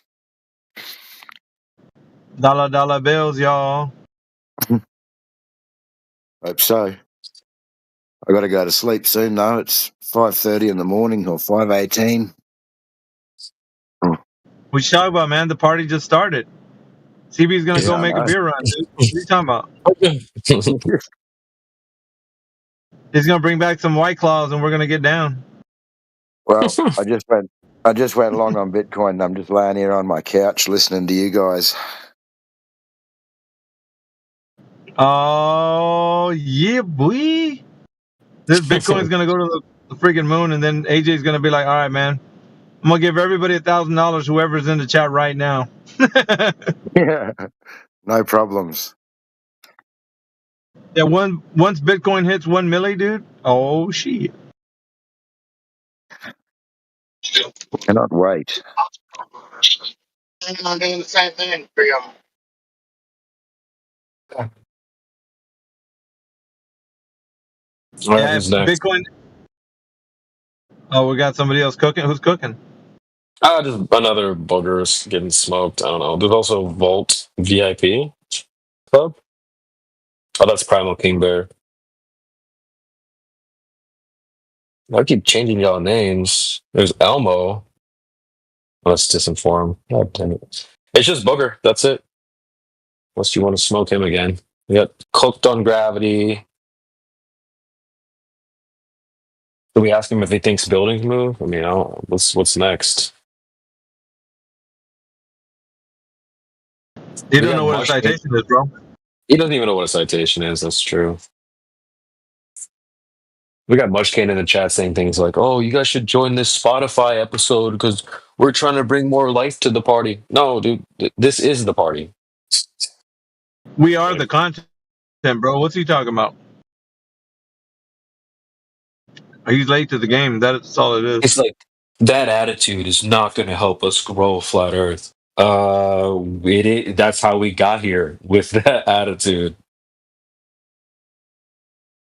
He said, "This show has funneled many people to this community.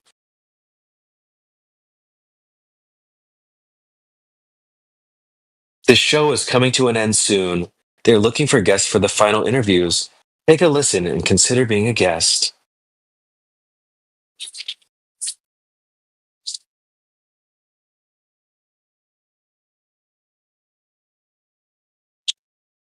Put on some Kevin Samuels, man.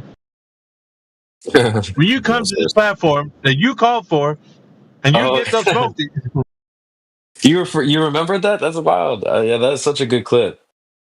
They could come here. That's heat up.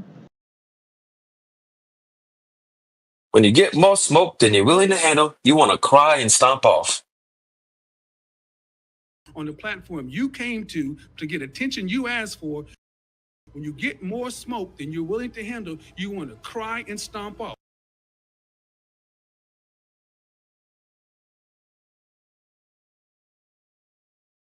Dang, I lost one of those sound effects. What the hell? Yeah, thanks, Kevin. He has another good one too, where he's talking about, oh man, shit. I guess one of my servers got deleted. What the hell? I'm missing some sounds.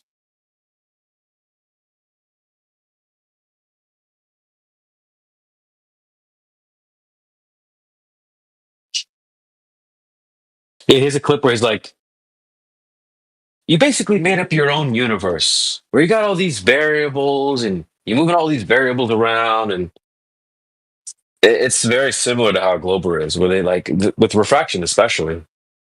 They made up their own world where they just move all these variables around and make it all work in their head. You know, you've made up your own universe to where you're moving all these variables around. But people like you, very intellectual people, tend to be very bad. These soft skills and interpersonal skills with real people. That's why you talk about all these variables. Yeah, it's a good ass clip, man. Damn. We can't play the other one, my favorite, the one I heard yesterday. Be reincarnated. I need to add that. That's too good, man.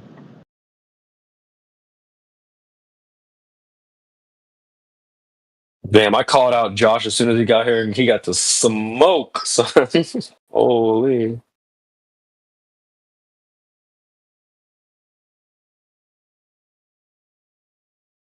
What else do we have in here? Bunch of friggin' flat earthers. Got Jamal, but Jamal's deafened.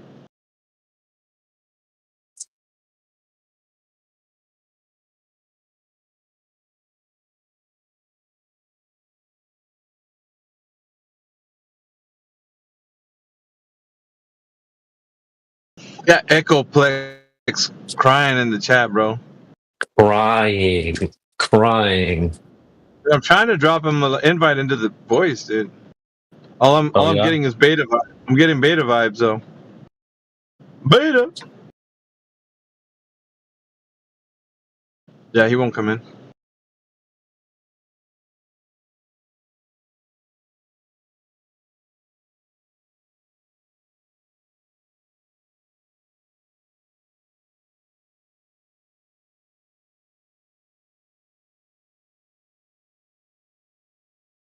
Can't wait for Wednesday, bro.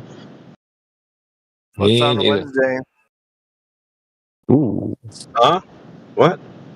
Stay tuned for another episode of Frontline Unfiltered.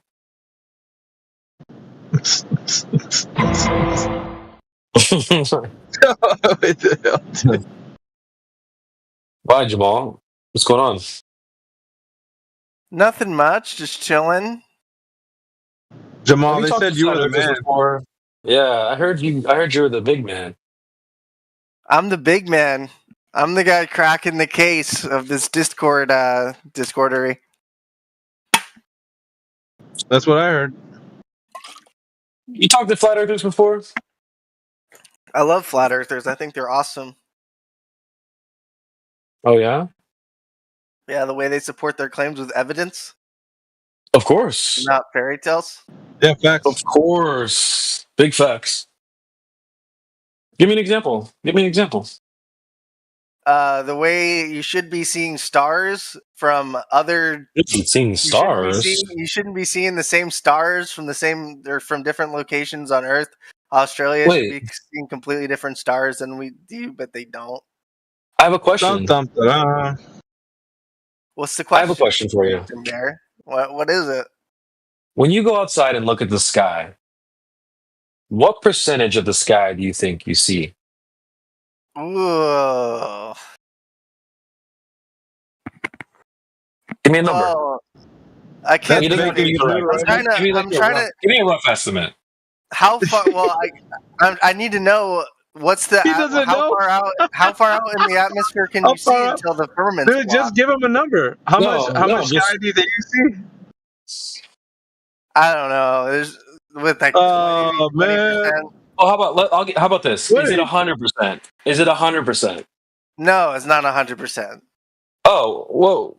Okay, so is it like 75%? No, it's blocked by the atmosphere. The rest. Okay, so is it like 50%? Do you know? You sound like you know. let's keep walking backward. Is it like 50 or lower? Gosh, I think it's lower than 50, dude. All right, so like 25?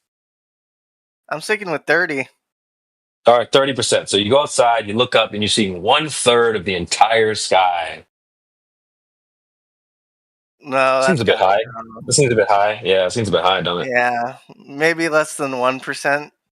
Yeah. Okay. So great. So as a flat earther, when I look up at the night sky, why should I be seeing 100% of the sky, bro?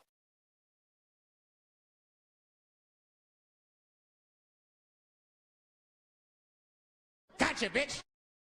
Yeah. What? Yeah. Well, aren't you talking about like, well, how come flat earthers don't see all the stars or whatever? Isn't that what you're saying?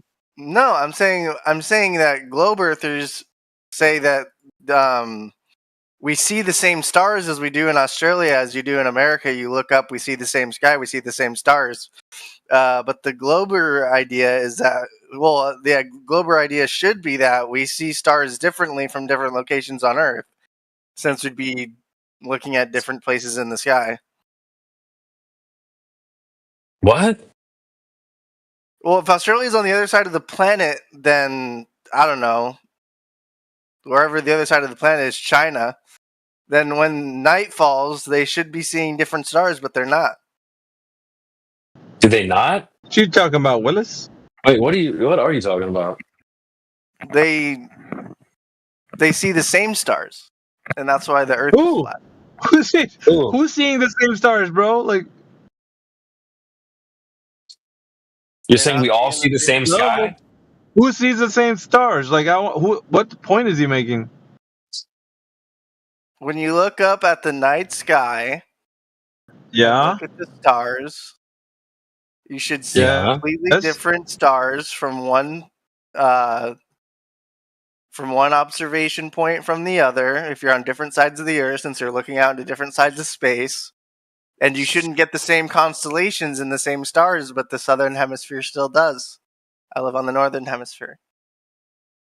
If you can call it a hemisphere, I grew up calling it that. Yeah, but you're just talking about the celestial sphere, right? Like that's an abstraction.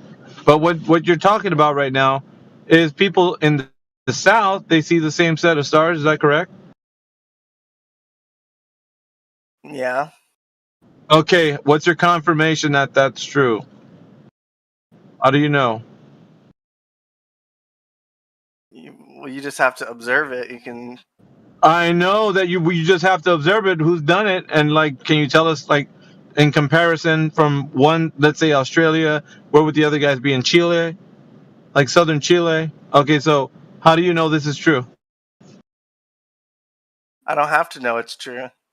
What? Oh my God! Then what are you talking about, bro? You're like, they see different stars. Well, they see the same stars. They're in the south. They see the same stars. Okay, how do you know that, man? I gave you an instance of somebody in Australia, somebody in the southern tip of Chile, and you could easily say, well, that makes sense. You're two people in the south. I could go deep into YouTube and fetch you some constellations. No, dude. Like, no. Wait. No. Hold on. Jamal, you don't go through any effort, it sounds like, because you didn't have an instance where you could give us an example of your claim being true. You didn't do that right now. You just basically, you shot in the dark. Hopefully we weren't going to ask you more, questions about what your claim was. You were hoping that we weren't going to ask you and just accept your, like, whatever it was, your claim. But now that it is, we opened it wide open. Now the claim that you have that somebody's standing in two different places in the south we're going to see the same stars can't be backed up. You didn't back it up. You just basically just said something. It's not that it can't be backed up. It's just that I don't feel like you didn't back it. Okay, bro. Listen, bro. You didn't back it up.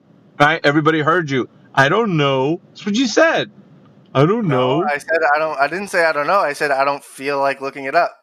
Nah, You're like resource. You didn't. You said you didn't know, bro. Okay, let's do it again. I'm gonna do it right now. So see, we're gonna recap. So somebody in Australia and somebody in southern Chile. How do you know that they're seeing the same set of stars? Tell me. Are you trying to make the claim that the Earth is a globe? I'm trying for you to tell me how you know that the guy standing in Australia and the guy in southern Chile are seeing the same stars. How do you know that? Because they just do. It's been observed. Really? They just do. That's not a rebuttal. I want you to tell me how they see the same set of stars, sir. How do you know that's true? That's an abstract question. I'm not going to answer it. That's very tough. An abstract question. That is your claim. That's what you said is occurring. You said it's occurring. It's happening. You sound like a fucking round earther, so I don't have to argue with you. A round earther? Bro. What? Dude, so you're just opting out of the question now that this was your claim? You're opting out? You're just, I don't want to deal with it no more. Can I opt out? You can? Do it. Yeah, I opt out. Okay. That's how it works. He just opts out, dude. He's just like, I'll run away from this claim because I can't prove it to be true. So I don't want to deal with it, man. Go ahead. You guys, that's amazing, bro. Like, it's amazing to me because all you have to do is just be honest, bro. Like, I'm saying, you could say, I'm saying something that I've never looked into, and here it is, that two people in the South are seeing the same set of stars. And then we're like, yeah, that's fine. You could say that, but you can't back it up with evidence. You're just saying that. No, it's all right, Jamal. It's a good try, you know. At least you put it out there. Your thoughts are being heard. We heard you, but you don't have any, there's no evidence to substantiate that. You're not a very good actor, by the way. Who's acting? Exactly. He's like, oh, I want to opt out of it. Like, he doesn't want to deal with the question. I'm flat earthing, bro. I'm not here to get interrogated. Oh, yeah, really? So you're the one that, dude, come on, bro. You know that you couldn't back up what you said. You couldn't back up what you said, so it just made you feel like, you know what? I don't want to deal with this anymore. I wouldn't have backed up. I don't want to play anymore. I wouldn't have backed up anything I ever said. I'm just saying what I know. I'm not gonna have to prove it. You don't know. You don't know, bro. That's what we just proved in this conversation. You don't know. Your job just to waste my time searching for reasons. And my job is to expose clown shoes like you. That's my job. I'm very efficient at it.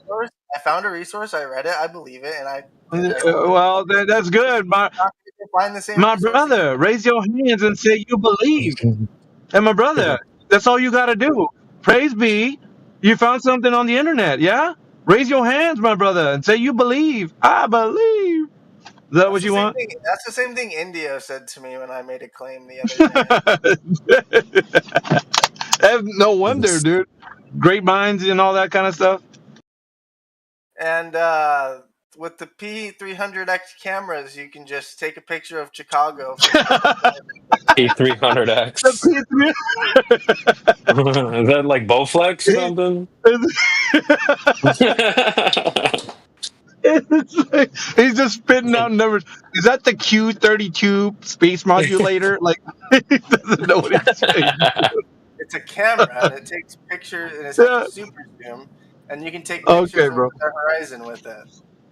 Yeah, okay. And you're starting another claim again. Do you want us to go ahead and interrogate you on that claim that you're saying? No, I'll just go find a video.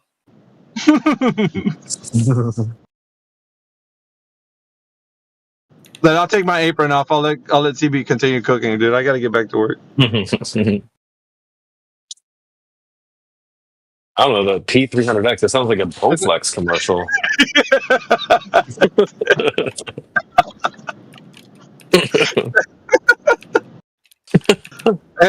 Aren't you guys talking about like the KQ Z28 like that? It's like a guy trying to run game. He's trying to run game, dude, but he doesn't know like.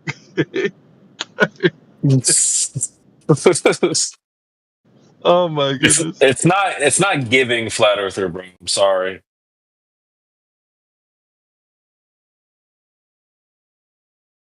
So sorry. The chat saying it's one of the flux capacitors. It's the thing that powered the Back to the Future car, like that's what he's. Yeah, it's all right, bro. You're good. Yeah, but dude, if you had to take one side into court or another, what side would you take to court? Which side would you advocate for? Is the jury globe earthers or is the jury flat earthers? The jury's impartial. They only will rule on the facts of the matter, the facts of the case. Then the flat earthers, 100%. Oh, okay, because that's the good call. Because the flat Earth has won 3-0. It was like if you count this. I was gonna say if you count this conversation before, no, but that's fine. Whatever's counting. Yeah, I'm saying just in the court of law, it's like the flat earthers can go like knock knock. The globalists say who's there, and you say Owen, and it say Owen who? Owen 3 numbnuts. Oh shit! Yo, what's up, big bro? Shit. Just letting you know. Hey, where's that meme? It's flat. Let's just all laugh. Yeah, what's the laugh first? What's that? All these people think that. Here comes this dude, man. It's the clown. What, dude? What do you mean? What dude? What's his name? We got this Buster right here. The Buster, the Buster that disproves you every time I come in here and say to mute me. Yeah, the Buster has been whooping your ass since December. Yeah, bro, you got a pink hoopsie in the backyard, bro. Come on, man. Yeah, wait, you say that one more time? Did you join this? Do you debate for flat Earth or against flat Earth? That debate. Oh, here it comes. You're gonna show the AI clip, that you made up. Okay. So, look, hey, show him how to. This guy's off the charts, man. This guy's off the Benjamin. The Earth ain't flat. The Earth ain't flat. The Earth ain't flat. Get your Damn, dude. Hey, AV, you know how you asked him that day about the horizons? And remember that day I disproved you and I asked you whether or not Hey, shut up, bro. I wasn't talking to you. No, you're a bitch. I'm gonna tell you what I said, bro. Yeah, You're not gonna ask me about what I said, little bro. AV, you asked him about the horizon, and he started calling it flat, right? And he stopped at flat. We show him that clip now. When we show him that clip, he says it's AI generated. What? He said it. No. Oh. Well, he's just a buffoon. He said it's AI generated. Yeah, facts.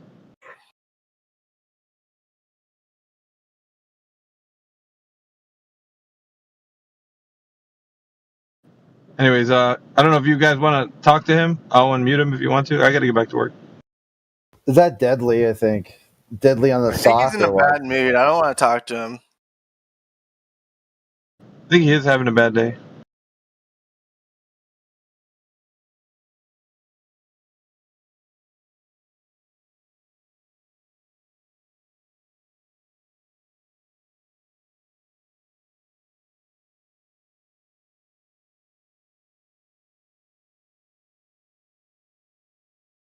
And there he goes, unable to take the silence.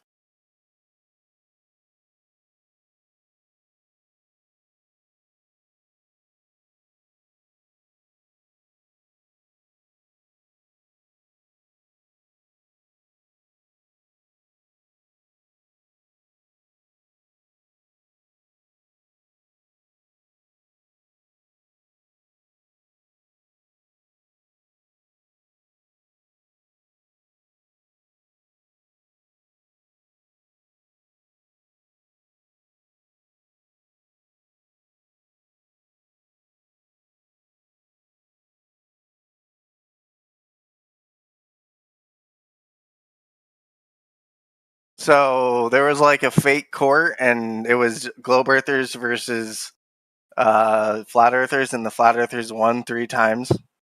No, little like actual court, straight up like brought the globalists brought the claim to court too, which is even better.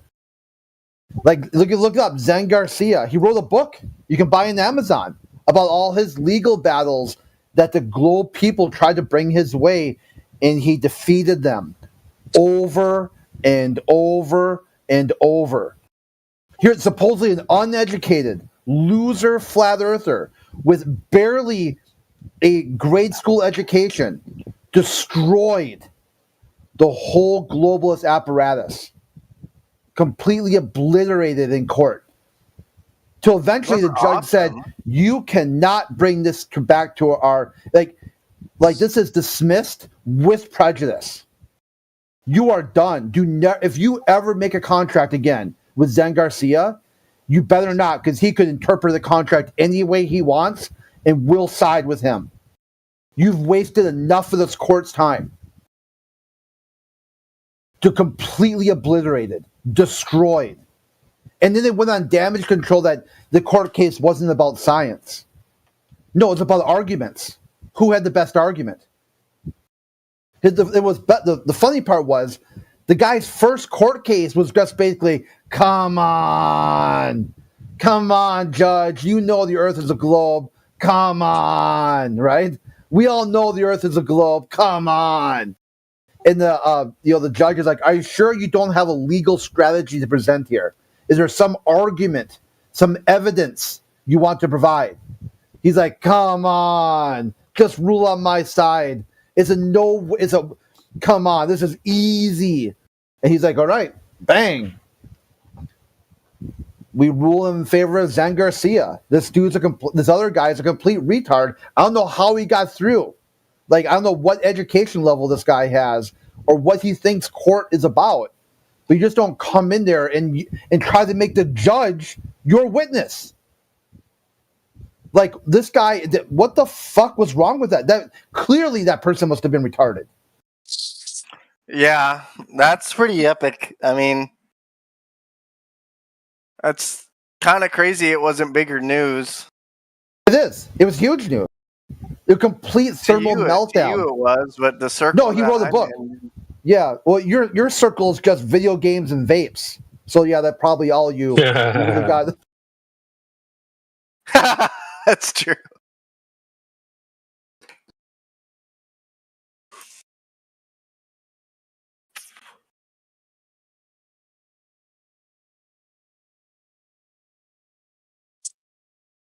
He really did that? Come on. That's such a globetrot thing to do. He said, come on. I'm elaborating it, but it's pretty much, yeah. I mean, that's what they always do. That's what normally... Oh, come on. What? You hear this? Like, that's not an argument, dude.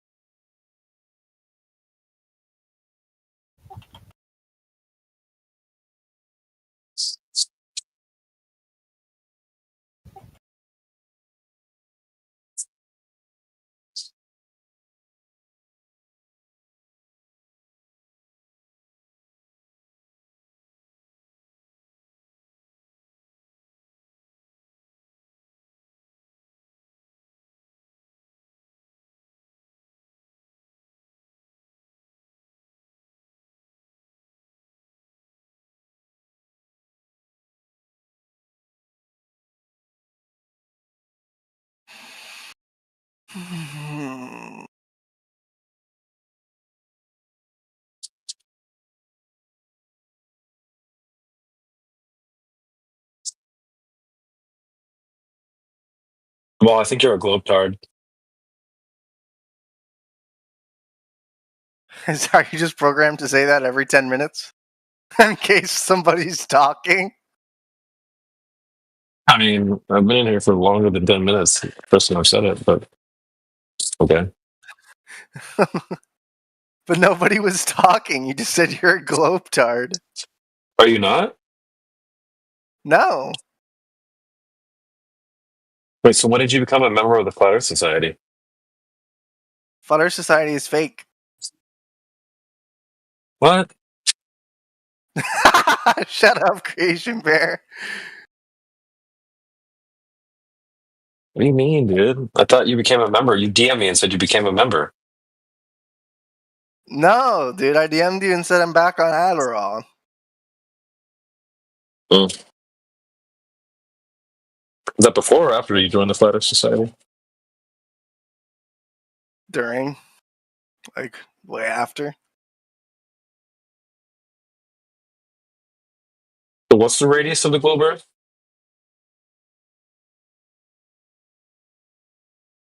I don't know. Fucking crazy. You don't know. Like 21,000. Skipping Glober. 21,000 what?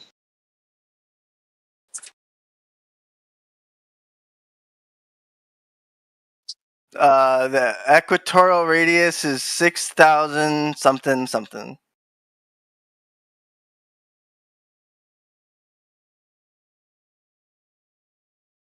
It's not giving what it needs to give, dude.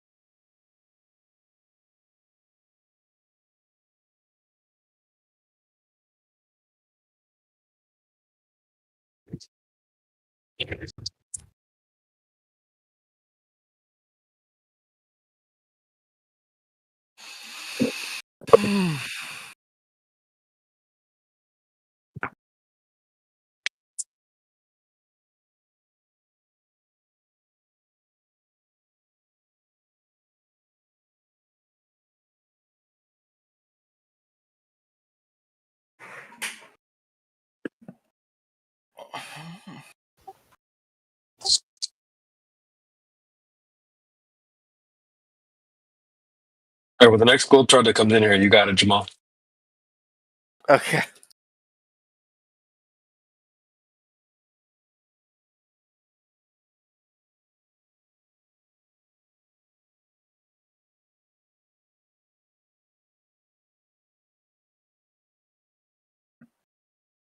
Oh, solo, guys.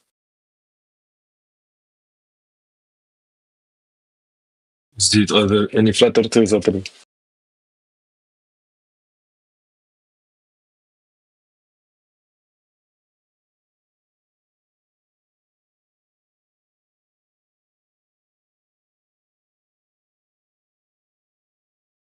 I see there is a YouTube bot in here. Is this live on something? Probably.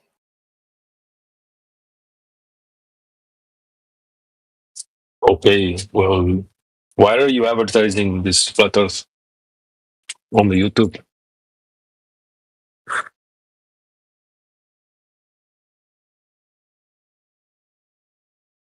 So we can get that special mark on the bottom that says flat Earth is an archaic way of thinking and that the Earth is a sphere.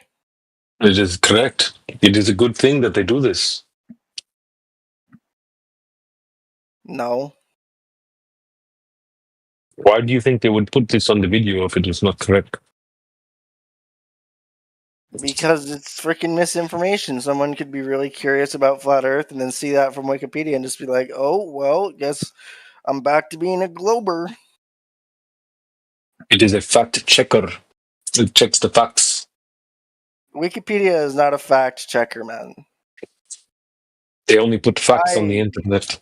from experts. I wrote a fact on Wikipedia once that I had no idea what I was talking about.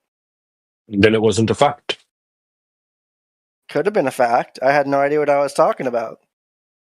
Yeah, probably because you sound like a flat earther. I am a flat earther. Thank you very much. But then that is the problem right there. No.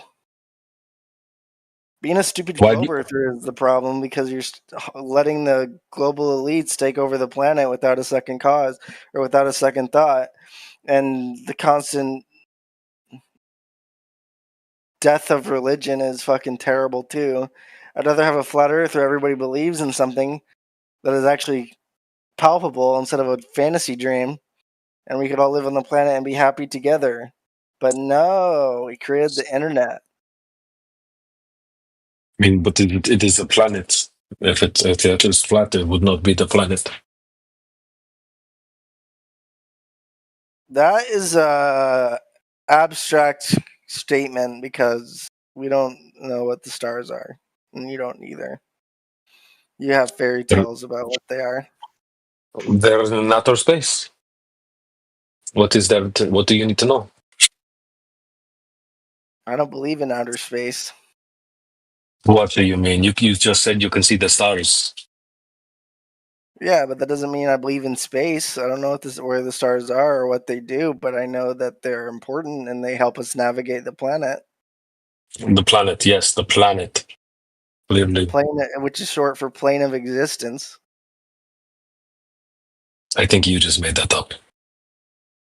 No, take the word apart. Planet, plan, plane, et, exist. Planet, plane of existence.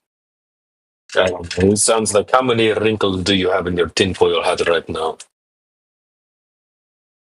Like 10. Exactly. Another conspiracy theories. This is the problem. We have conspiracy theories on the internet shedding misinformation.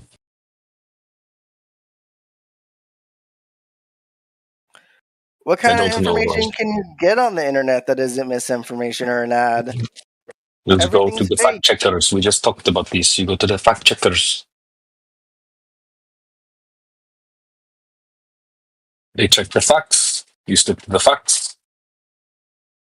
That is it, my friend. Don't listen to YouTube videos. This is your problem. You go down a rabbit hole, you watch the videos, you listen to flat earthers, you put on your tinfoil hat, and now look at you. You're in a flat earth Discord instead of listening to the experts. Experts are just paid nannies to fucking cover up the situation. Cover up. But then everyone is checking each other's work. There's many experts in this. If the earth was flat, there would be someone would tell us. There would be a whistleblower. Yeah, you'll get put in a hospital, brother. Just because it's not true. You can't, well, so what? Is it really that big of a deal? I mean, you're the one in the Discord, and I'm here to just help you. I mean, is it really a big deal if someone thinks they're living on a flat Earth or a round Earth? Like, does it really matter? Like, it is a big deal because you're holding us back from scientific evolution. You're buying a donut from a clerk at the donut shop. The donut guy is a fucking flat earther. Do you not buy a donut from him because he's a flat earther? You're gonna reject the quality of a donut because if I knew that he was a flat earther, I would boycott his business, and I would definitely not pay him any money.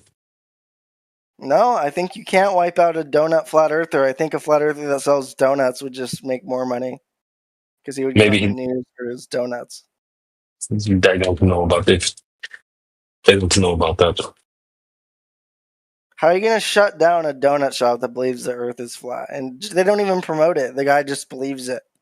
Let's put it on my Facebook page, and I'm going to tell everybody he's an idiot flat earther, and we're never going to support him again. Yeah, but his donuts are fire. Like, best donuts in town. And then we'll just, I don't know, but flat earthers is a growing problem. I hope so.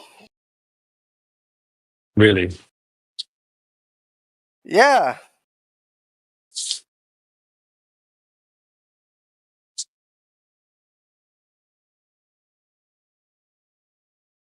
Why do you hope so? Why is that a good thing?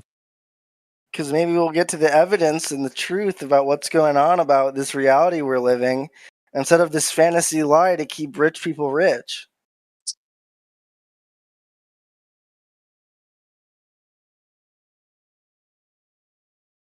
Don't you understand? We have pictures from space. There are satellites. Oh, you mean the Videos. CGI? You mean the CGI imagery that we pay NASA to millions of dollars to create? Yeah. Of course you would say this. Of course I've you would say seen this. them.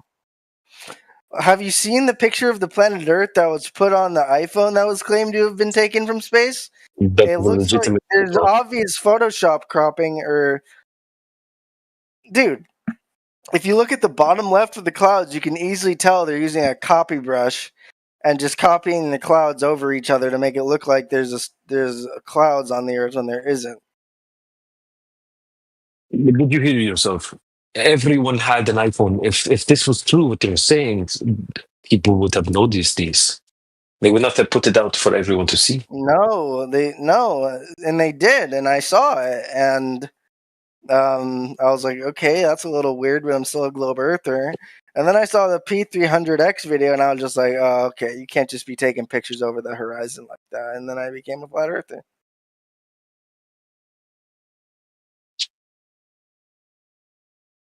You sound like a gullible man. I mean, again, there's experts that put out the iPhone. They If flat checked it. earthers, They why is it a tested it. growing? But why is it a growing problem? I don't think any flat earthers are in power or in charge or making any difference in the world whatsoever. That's a good. Yeah, so how is it a problem? You're holding us back from scientific advancements. We could be exploring space and other things, but instead we're here dealing with flat earthers in a Discord call. No, you're here dealing with flat earthers in a Discord call. Every other person is out enjoying their day or going to work. I'm trying to wake you up. Who's going to tell you the truth? Oh my gosh, and how they stole woke.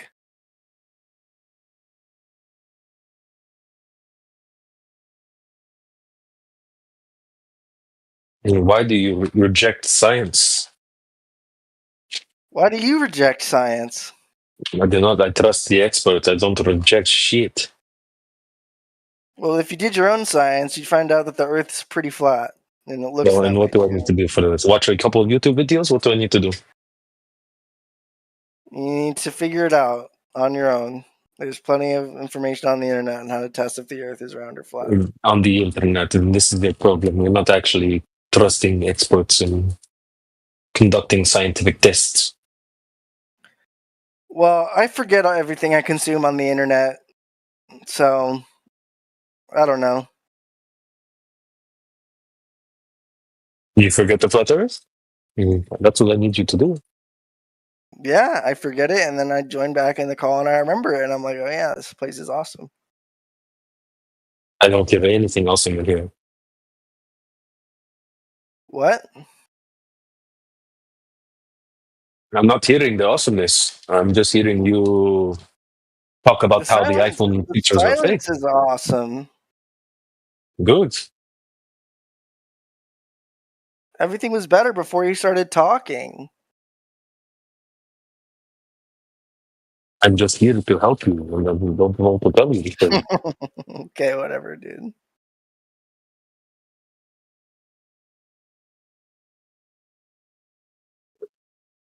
I mean, you could just get in an airplane and see the curvature from the airplane. No, you can't see the curvature from an airplane. They said Are you sure about this? Yes, I'm sure about this. You can't see the curve from a Okay, well, I'm going to go to Google right now. Can you see curvature from airplane?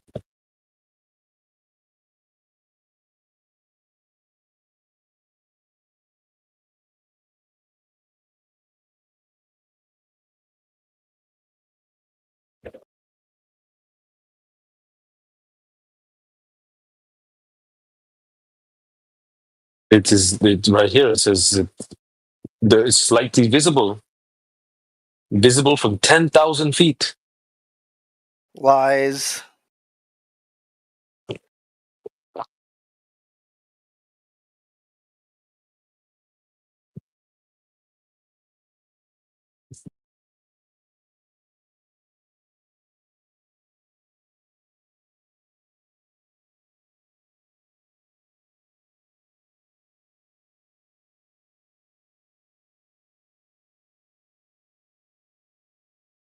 It says it's right here. The curvature of the Earth is slightly visible at airliner altitudes, but quite clearly visible from 10,000 feet. Yeah, whatever, dude. I'm sure you'll see a curve if you go up high enough, man. Go up high enough and look for yourself. Go find your curve.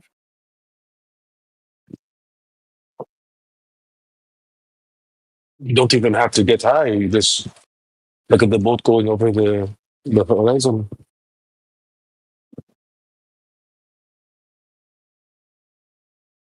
You see the ship disappear. Dude. It disappears because it leaves your field of vision as it exits the horizon. And the atmosphere covers it up, or you need to zoom in because it's out of your field of vision. If the Earth was flat, it would just disappear slowly, but it doesn't do that.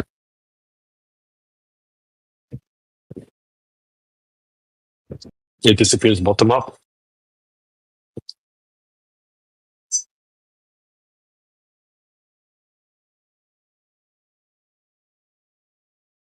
And there you have it, folks. It's just this easy. Just debunk the flat earth real time. Oh no, I got totally owned.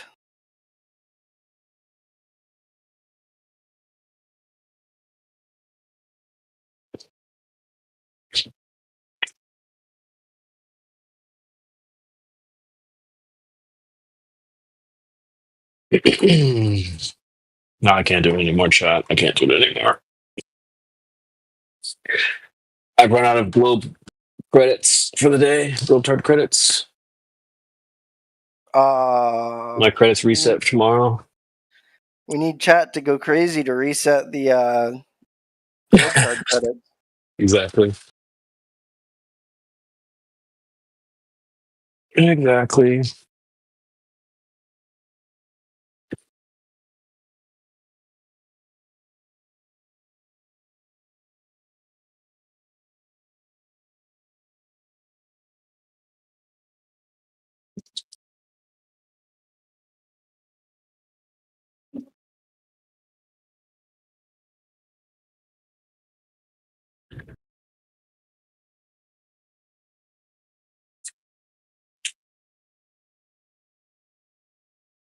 Dude, there was a guy earlier. I'll be like, yo, chat, listen to this. And he's like, chat, you can't be talking to the chat.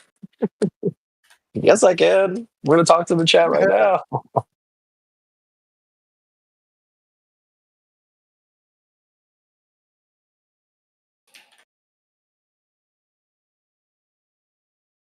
It pisses him off every time I say it. I'm going to keep saying it. It pisses me off every time I play Marvel Rivals. Ooh. Go. Wow. Is it because it's a globe? Dude, it's just, I don't know, bro. It just feels empty. I don't feel anything when I get kills. I get mad when I get killed. High stress situations. Very annoying.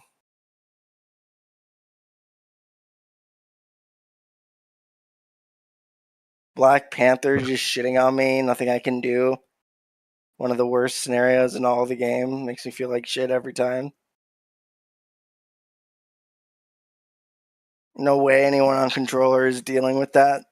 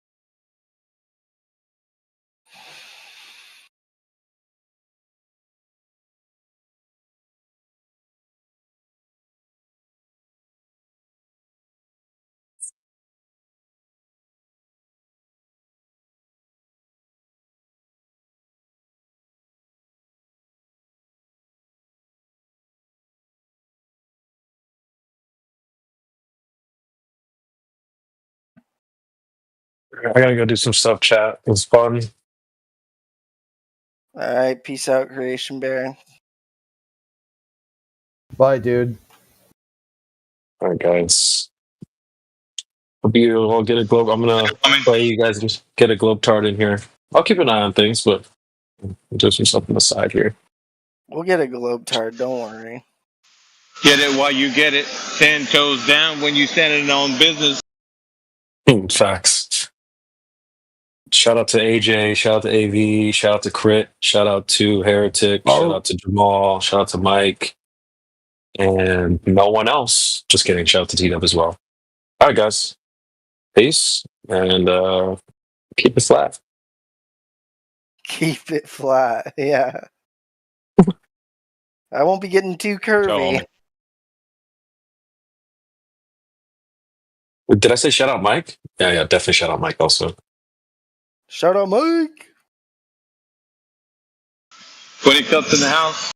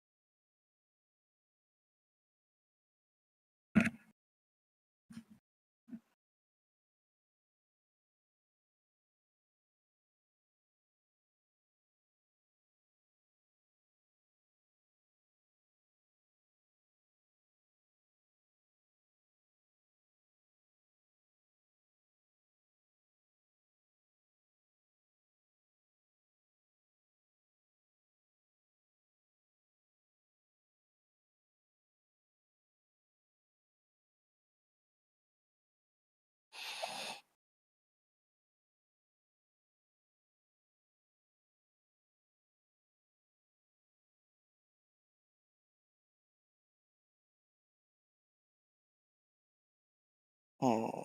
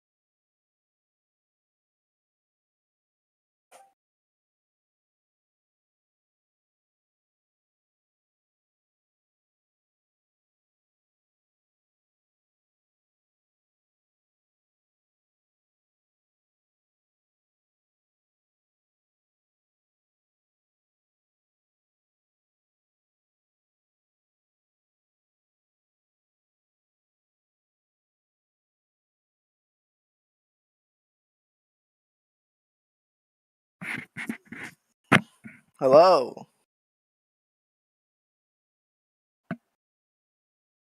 What's up, Jamal? Nothing much. Just playing poker and chatting with hopefully some Globers.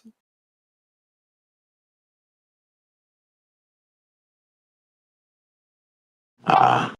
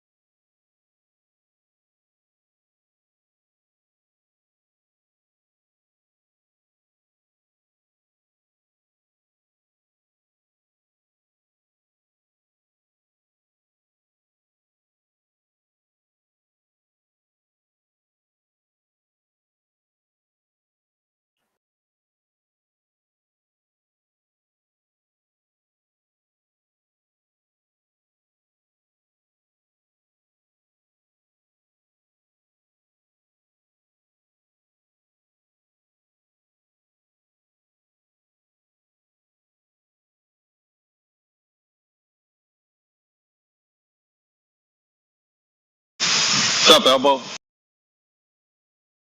What is your mic, bro? That's pretty bad. That sucks. Yeah, I'm near a jet engine. Just kidding.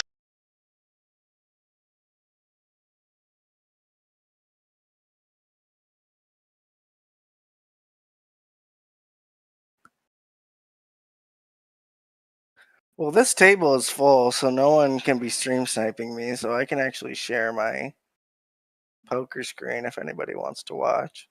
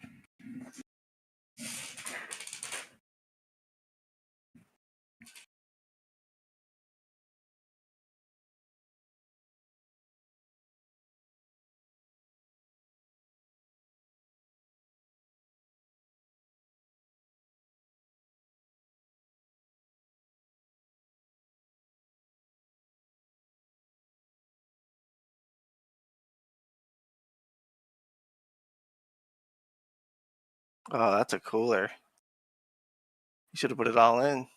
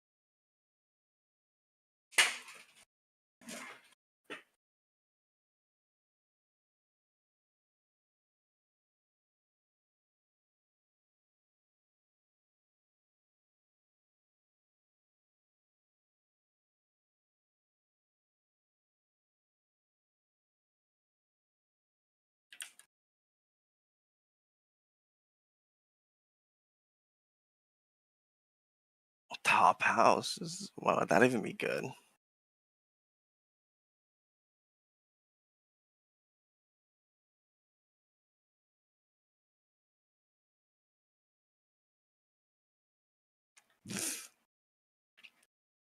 Would have been good.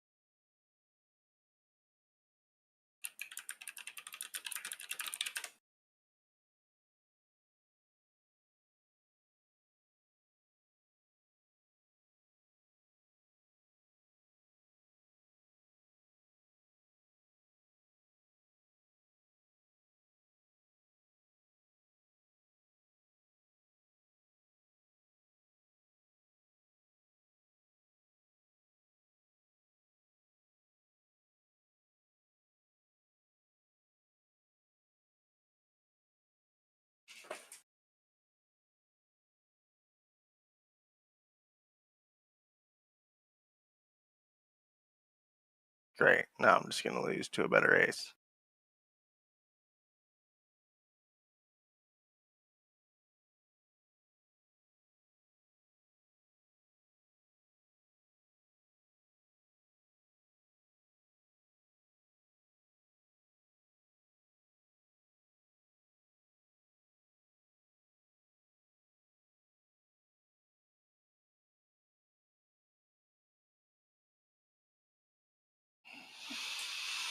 Yeah.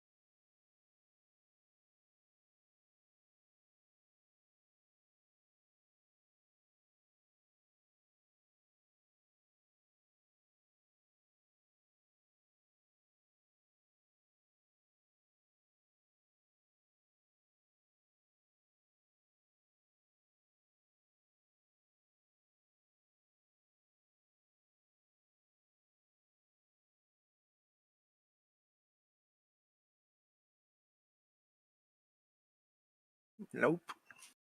I'm out. And for that reason, I'm out.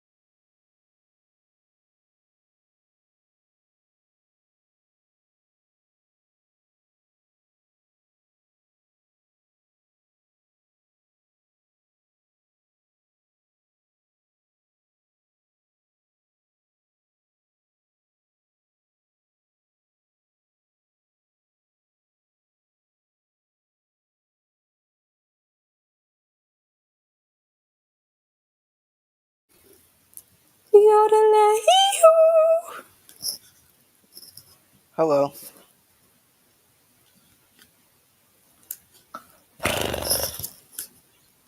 What are you watching? What are you watching? What are you watching?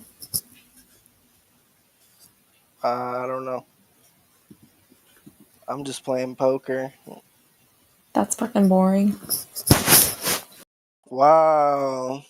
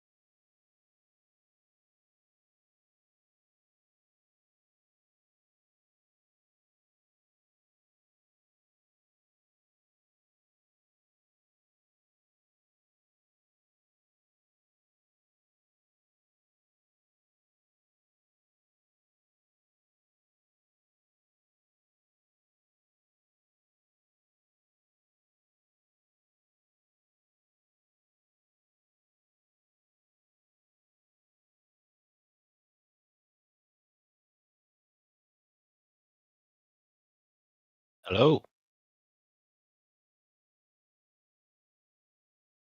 What up?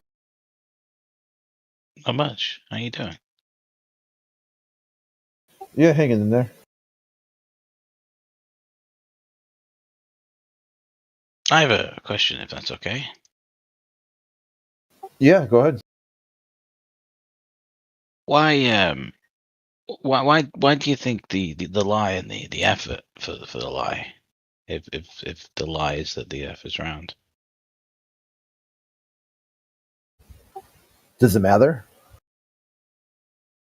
Yeah, I mean, I think that's a relevant question. Yeah, so you know that they lie. You've already established it's a lie.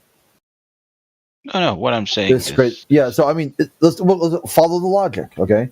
You've established that they've lied, and they've put forth a lot of effort,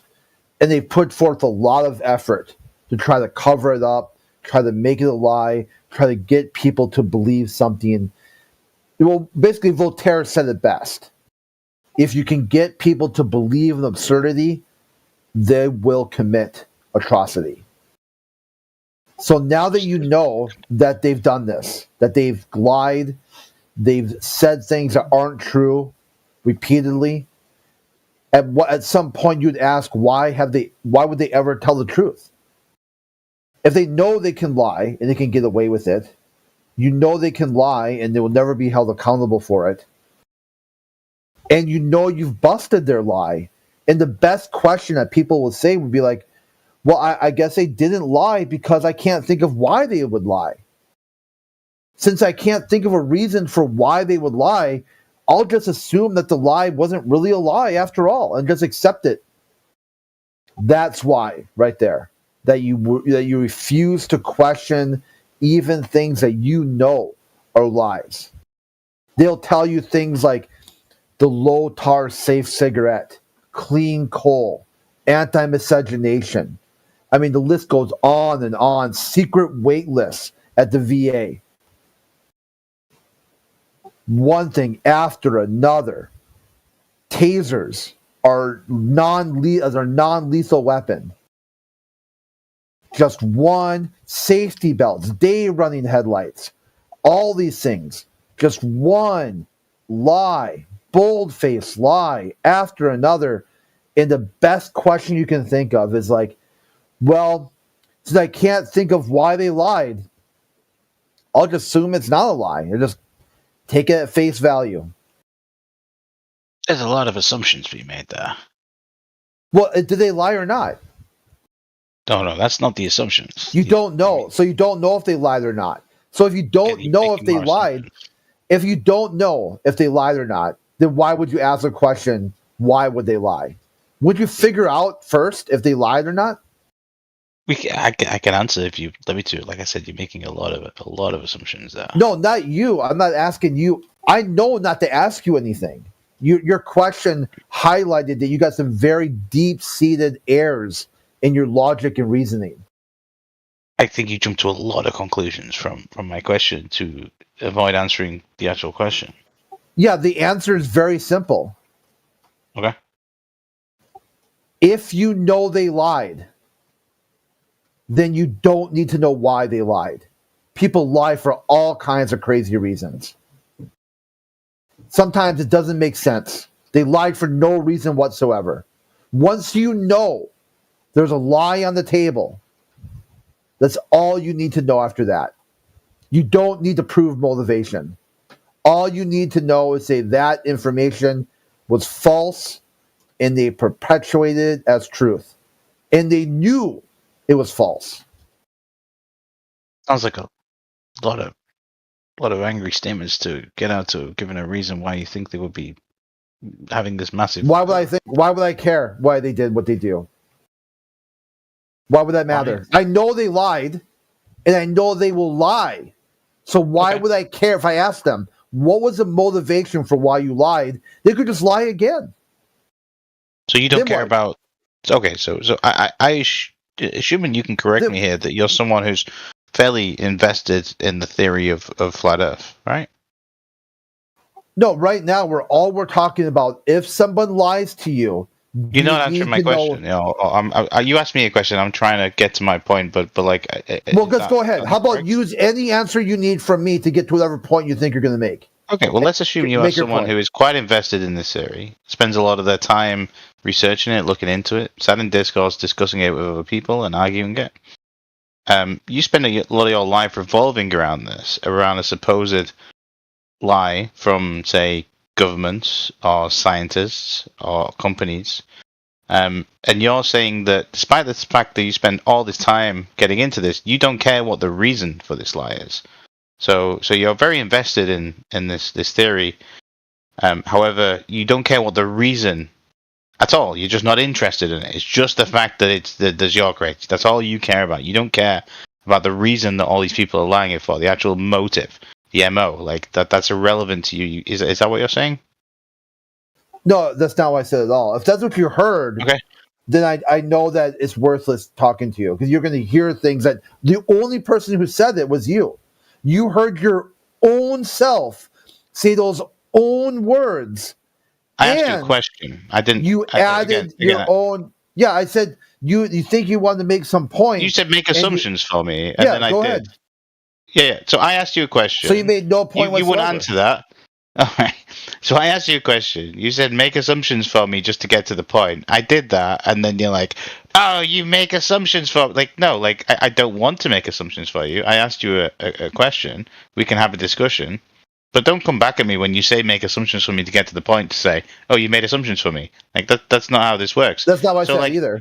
Okay, so you don't. Very simple. You do care if you don't for the reason or you don't care. Very simple. This is very simple. Come on, let's put out this simply. Once you've proven somebody's lied, you don't need to worry about why they lied. So you're not worried about the reason that they're lying. Irrelevant. Nope, completely up. Nope, you added that. Okay. Try again. Okay, try again. Once you've proven that somebody has lied, the reason for why they lied doesn't matter anymore. It's already proven it was a lie. So you're saying it doesn't matter. The reason doesn't matter. Nope. Try again. Try again. Try again. Well, you haven't proven it then. Have you proven it? Because if you have proven it, you set up the if you've proven it, then it doesn't matter. So if you haven't proven it, try again. Try again. Okay. Somebody lied to you. Have you proved it or have you proved it? Someone lied to you. You know that they lied to you. Yeah. You've proven they've lied to you. Yeah. The motivation for why they lied to you doesn't matter. Of course it does. What is this logic? It's There's no already a lie. Well, you've said it does. Yeah, of course it matters. Did they lie to me because they hate me? Did they lie to me because they're just habitual liars? Did they lie to me because there's a reason? Of course these things matter. Who knows why? Okay, so is that they your might answer? have lied out of embarrassment. They might have lied out of duper's delight. There could be all to answer the actual question that I asked originally. Reasons. Yeah, you want to know why people lie. That's what your question is. You want to know why people lie. Why this lie? Why do you think the cover-up? Because the cover-up is massive, right? Like it's huge. That's like, every single government, so many. The cover-up of the Earth being round. By who? By who's covering it up? All the governments that have space entities. Okay, all the companies. So American, British. They have space Indian, agencies. North Korea has missiles that go into space. China. And they're covering what up? The fact that the Earth is flat. Yeah, they're not covering it up. Okay, they're not covering it up. No, I don't know where that came from. You think some sort of massive cover-up? Where did that happen? So how does you want to know why they would lie? Why would these advanced space age cultures, 7 of them, all be in on it when they all have the same 7 countries have weapons of mass destruction, nuclear weapons? Eisenhower probably said it best: beware of the military-industrial complex. How do you get your populace to pay for these weapons of mass destruction that will indiscriminately not just kill soldiers on the battlefield, destroy all life on Earth? You tell them you're doing peaceful exploration of space, and they'll clap their hands like fucking retards. Straight up retards. Show them a couple photos, couple composite images, tell them some weird shit about raining diamonds on Uranus, finding gold in space, just tell them random space lore, and they won't even question this massive stockpile of world-ending weapons. And they'll think it was all built just with what? Pennies on the dollar. Pay no attention to the multi-billion-dollar executive agency with zero civilian oversight or accountability that is immune from the No Fear Act. Whistleblowers at NASA are not protected by the No Fear Act. There's a few agencies in the federal government that you are not protected by whistleblowing. You just saw Edward Snowden blew the whistle on NSA. He was not protected by that act. So you've got NSA, CIA, and a lot of NASA. points. I would love to have more of an actual conversation where we can. Yeah, dude, I can't help you because you're not thinking yet. You got to be able to engage your brain first. Yeah, we haven't said much, but first step if someone lies to you, doesn't matter if they lied to you. Does that change it to not a lie? It doesn't change it to not a lie, but it matters. Then Those two things are very separable. Yeah. No, it doesn't matter. A lie will not suddenly not be a lie. That's your personal decision. Figure out. No, just because you can't figure out what's it. It's a fact. That's a lie. Someone just told you a lie. If you know why they lied, or you don't know why they lied, does it suddenly change the fact that was a lie that they told you? No, of course it doesn't. Okay, so it doesn't matter. You're making two different. How can you jump to that conclusion from what you just said? Okay, let me speak for irrelevant. Let me speak for like 10 seconds, and I can explain why you just said what you just said is so ridiculous. All right, just suck off. I mean, at this point, I've tried multiple times to get you to figure this out. You're too stupid. You're just too stupid to get it.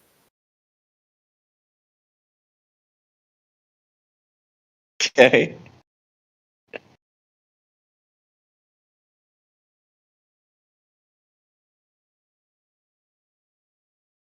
A little bit of tension in the room.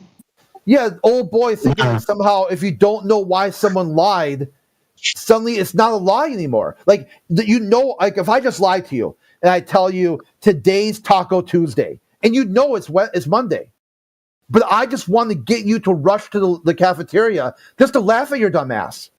Then you get there, you're like, where's the tacos at?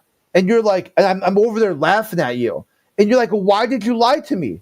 And you're like, I don't know. You go, oh, well, you must not have lied. So the cafeteria was in on it. How do you work with that? Like, someone with that level of logic is unworkable. Someone that stupid that they must have think every single cafeteria worker, the dishwashers, the cashiers, all of them, they're all in on it because you can't figure out why Crit just told you it was Taco Tuesday on Monday. What makes more sense? That I just lied to you and it really is Monday? Or it's a massive conspiracy theory to keep you away from your tacos? Yeah, I don't know. I'm kind of a conspiracy guy personally, but I guess the lying?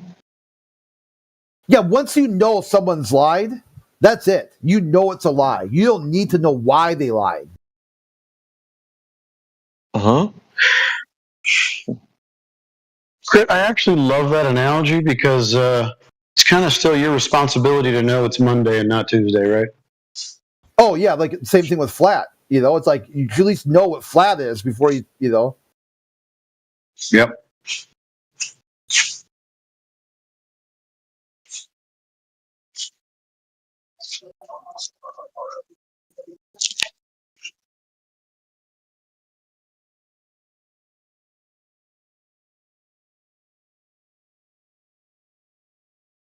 Mr. Friendly, you're a conspiracy theorist? Is that what you said? No. Or you like conspiracies? What? Yeah. And I think when you think about people of influence and power, conspiracy has always been their game. So It's not that far-fetched to think that they would come together and conspire to enact or to further their agendas. I mean, they've been doing this since forever. But like recently, the term conspiracy and conspiracy theorist has become derogatory and like tied to tinfoil hat wearing wackos. So, yeah. Yeah. That makes sense? Which is a shame. Oh, sure. Yeah. I think the lion's share of humanity is well aware that the government at large cannot be trusted. I think they all sort of know that, but they kind of like don't acknowledge it because there's such a reliance on that system, right? So it's like, well, yeah, they're really dicking with us, but ultimately, what are you going to do? And they provide all these services and benefits for me, so I'll overlook it. And I might even, kind of be indignant about files that may or may not exist and all that stuff, but ultimately, I'm probably not going to do much about it. And that's a shame. But, people just don't have any other, they say to themselves, this is the best it's going to be, because whatever alternative that might be offered is probably going to be worse. And they have no idea if that's true, but they just go, well, I guess we're just going to have to grin and bear it until they're, truly slaves. So that's where we're at. Yes, I agree. I mean, like, it's more comforting to believe that nobody's actually out there. No powerful people out there are actually conspiring to enact certain agendas. Like, it's more comforting to think that, like, why would they come together to do this or that? You really believe that? Yes, I do. I kind of do believe that. Does that make me crazy, or does that make everybody else who's just, like, falling for it crazy? I don't know. But no, it's interesting. Because you understand human nature, right? You understand even within your own soul, there are times where you're capable of evil, right? So we're all pretty much aware that we can do bad stuff to people and not even have a good reason to do it. Especially when you're teenagers. Like when you're teenagers, you just do stupid crap to even your friends for a laugh, So like, we all have this propensity. And then as soon as, an authority that you depend on is suspected of doing something nefarious, you're like, probably. And yet, at the same time, in your mind go, why? They would never do that to me. It's basically Stockholm Syndrome at this point, No, my abusers would never do this to me. So. Yeah, it's like a coping mechanism, I guess, Sure, because you want to go back to your normal life. You actually don't want to confront all of the wickedness in the world because it feels like it would take too much time. And that's laziness on our part. But it's like, actually real wickedness exists and it needs to be confronted and it needs to be exposed. What is the alternative? Either believe authority or like go down that rabbit hole, and then you find other rabbit holes within that rabbit hole, and it's like very intense, Yes, it is. Some people are like, no, maybe let me just avoid the rabbit hole and just live in ignorance blissfully. I mean, to be honest, I don't blame people for doing. Some people are just like blissfully ignorant, and I'm like, oh, maybe they'll suffer in the long term or whatever, but like at least they don't know about what's going on, which is not a good thing. It must be nice. It is not a good thing. Right. It's not a good thing. It must be nice, Not concerned it must about be nice to just happening. Yeah. And those of us that are really concerned, I mean, I know people that you could tell them the truth, they'll believe you, and all the implications that come with it, and still just go, I'm going to go live my life. And I sort of admire that, and I think there's some wisdom to that. But it's still not going to stop the wickedness.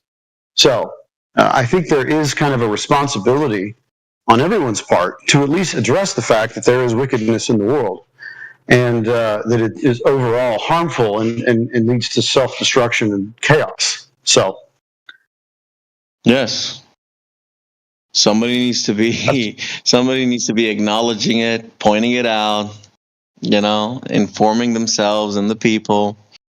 Somebody has to do it.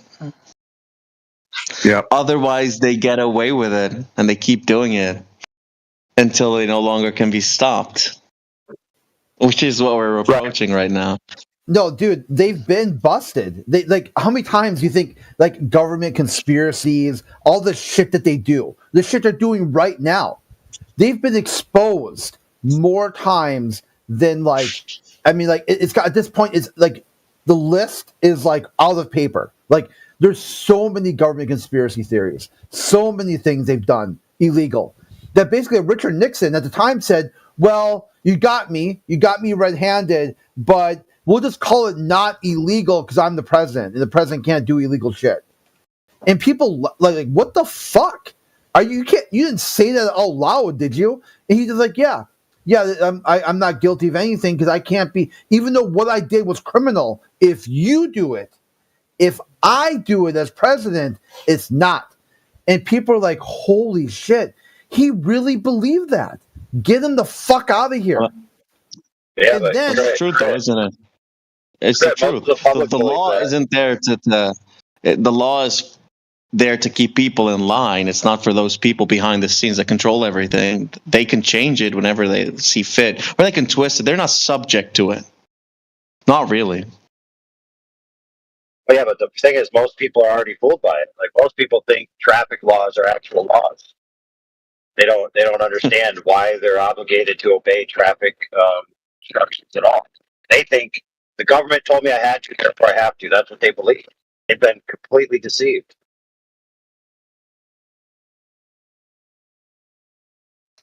I obey traffic laws so I don't smash my car up and have to be without a car for a few days. Yeah, that's a good reason. But it's not even a reason of whether you obey them or whether you don't. It's what do you think they are in their essence. A lot of people think these are instructions from my superiors that I have to follow because it's the law, quote unquote. Not realizing that it's actually just a contract you entered into. And the law is actually coming from the authority of yourself by signing into it willingly. Even though you didn't know all the terms and conditions because they didn't tell it to you, they just assumed you should be smart enough to figure it out. And since you didn't say, no, I'm too stupid to figure it out, they're just going to assume, hey, you're an adult. You should act like an adult and be responsible for everything you sign.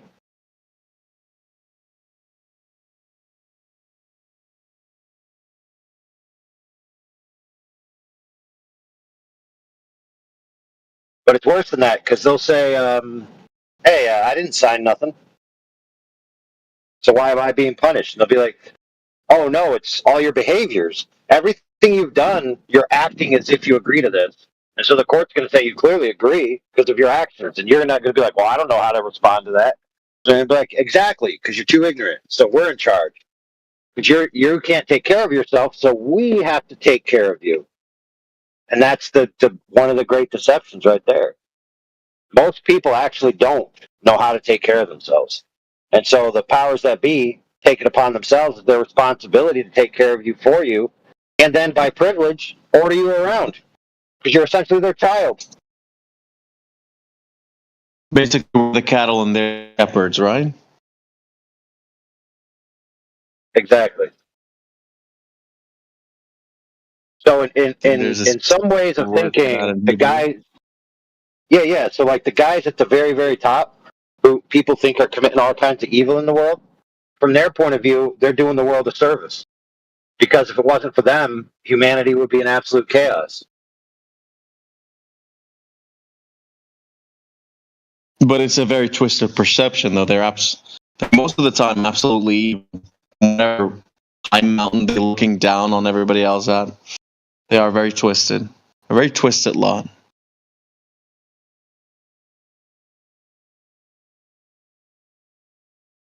And you can judge them by the fruits of their labor. If they're the ones that are guiding things, steering things, and these are the results.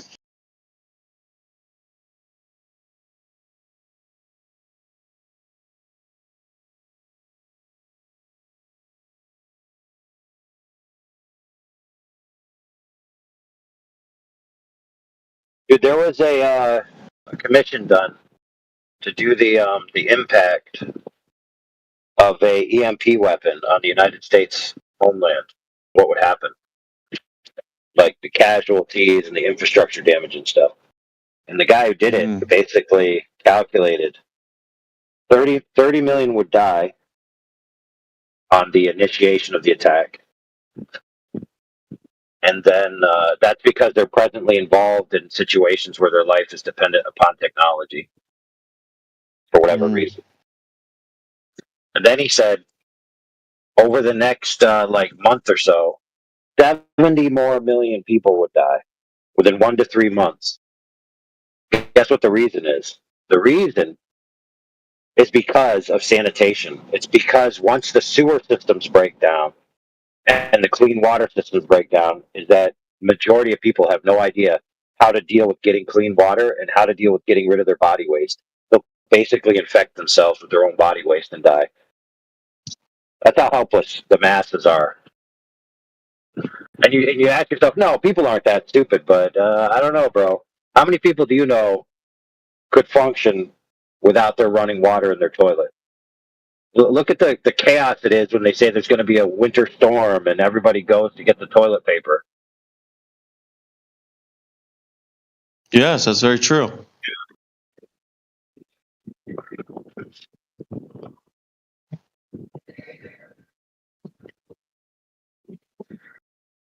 Most of these people haven't seen any true hardship. Yeah, whenever a hardship like that arises, the person with the intelligence, right, and the will to help other people by saying, hey, this is what you need to do.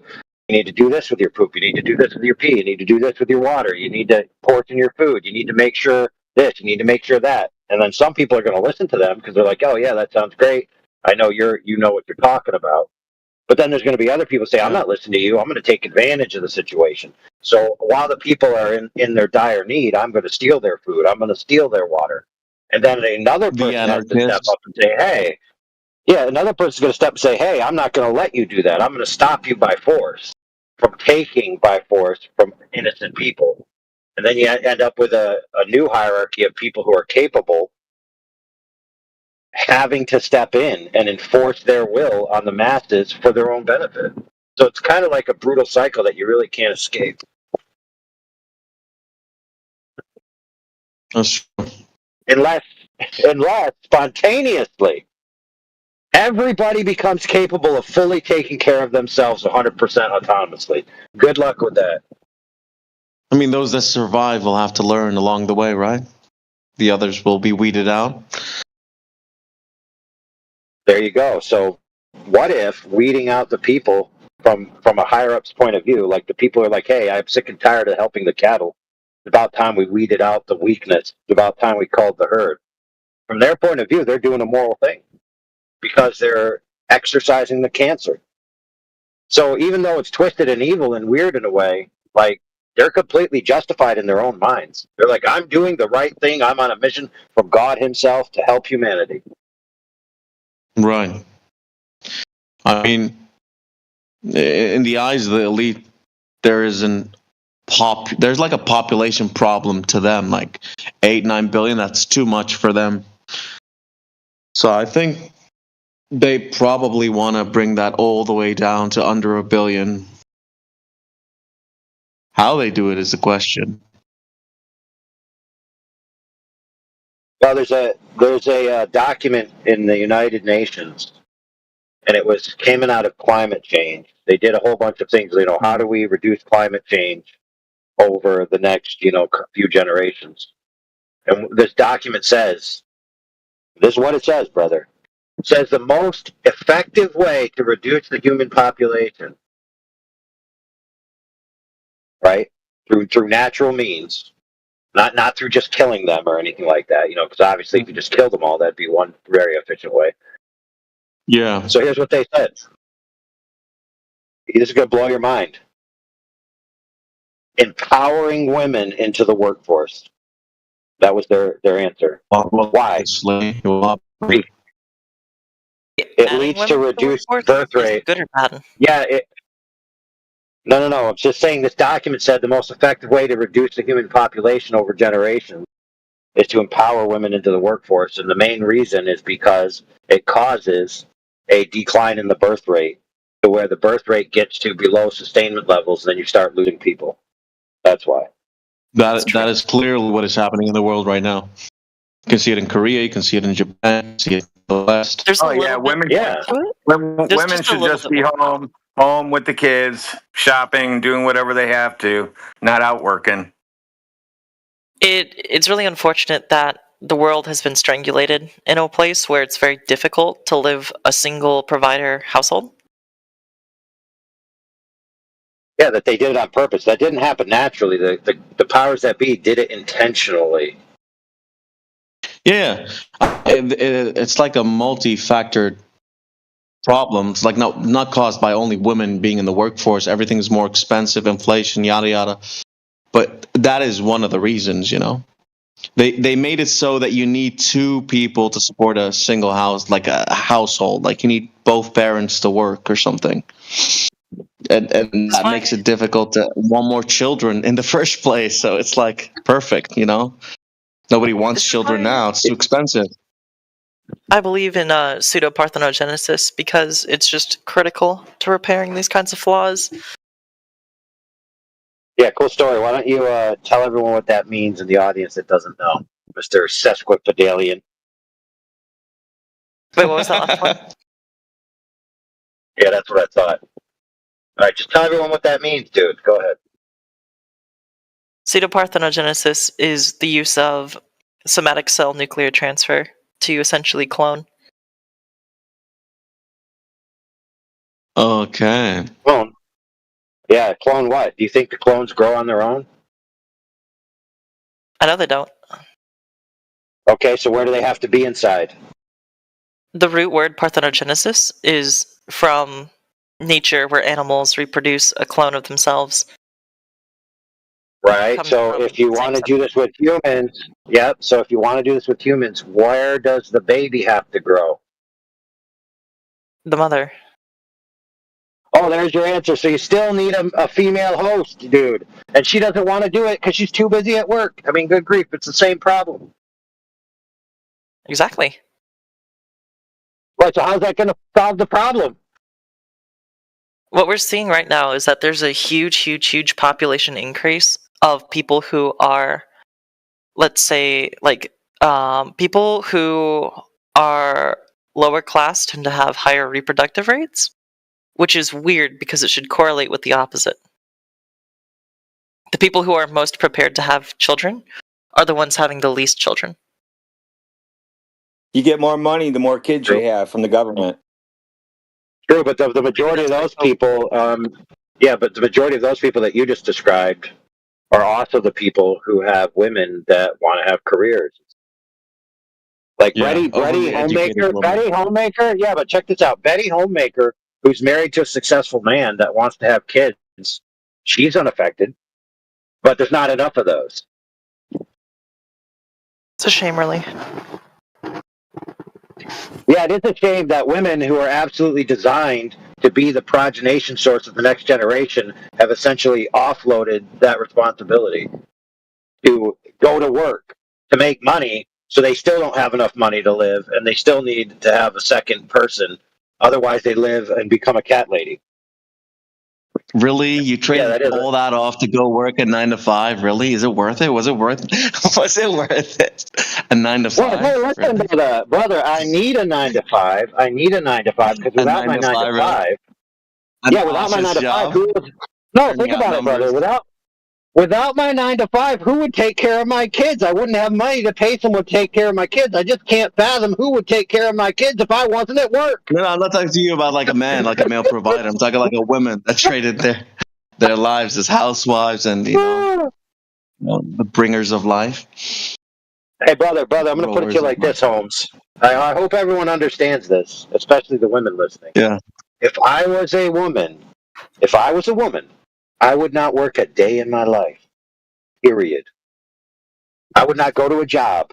I would get a husband and I would have him pay everything, and then I would enjoy all my womanly womanness with my children, with my taking care of the house, taking care of my husband, all these other things that are very fulfilling, which, by the way, women who have generational youth and all of that, you ask them how fulfilled their life is, they point to all their family. Like, look at all this stuff I made! Yeah, maybe so, but to a lot of women, to a lot of younger women, that doesn't sound very exciting. You know, it's not very adventurous, not very exciting. So it's only when it's too late, when they're like mid-30s, late 30s. Who told them to go out and be that they realize this, and then it's too late. Who told them they were supposed to be adventurous? Who told them they were supposed to go out and be adventurous? Who told them that? Mr. Overlord? What? Mr. Overlord? Women are supposed to go out and be adventurous? You are... Huh? What? Sorry, I One was question trying at to a say... time, Bug. One question at a time. Okay. So maybe... Just go, Bug. Go, Bug. No, just go, Bug.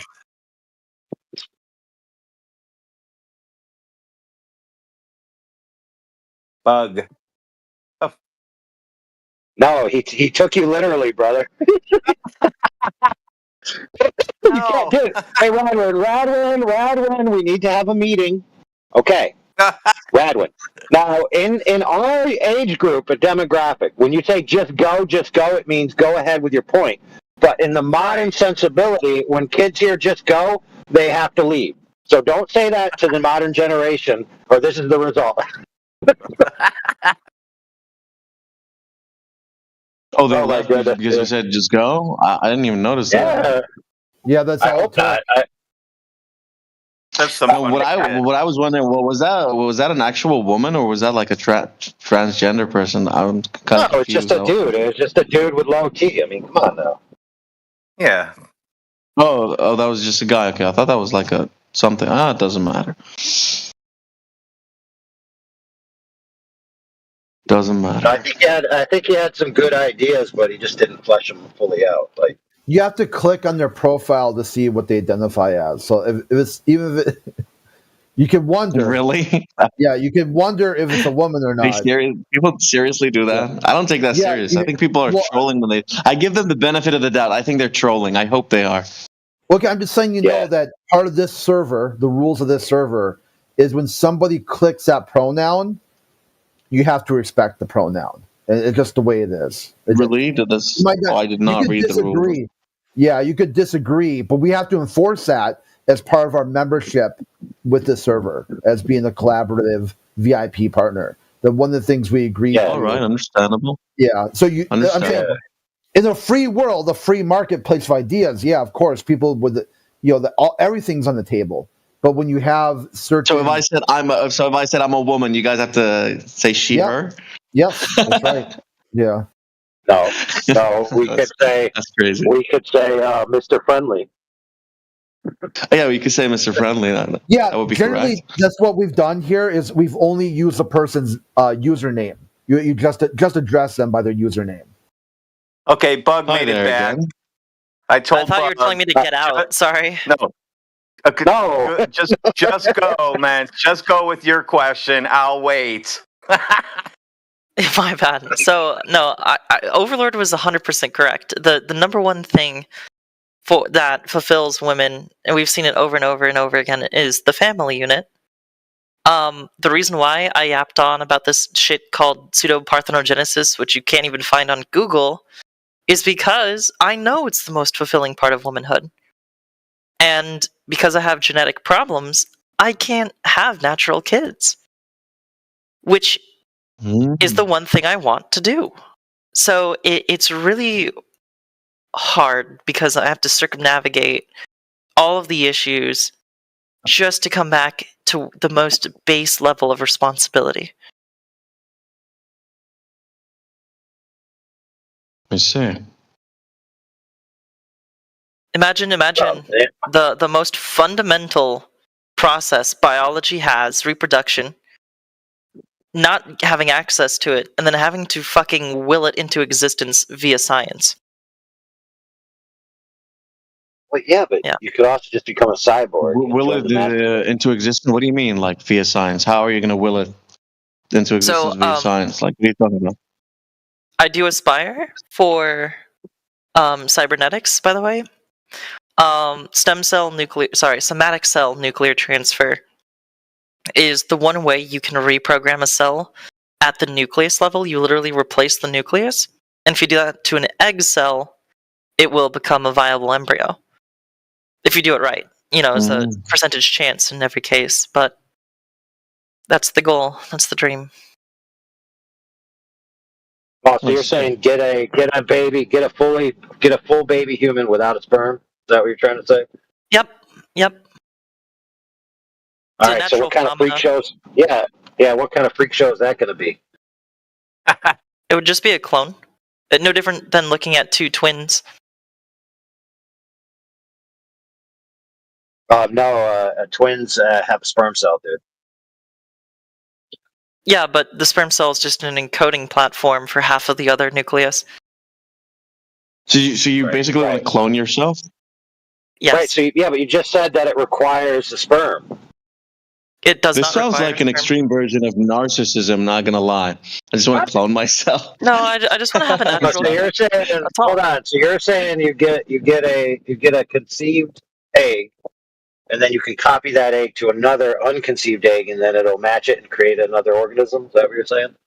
Close. You take one egg, you remove its nucleus, and then you're able to put all of the nucleus from another cell, so like a cheek cell, a skin cell, whatever cell you want to provide.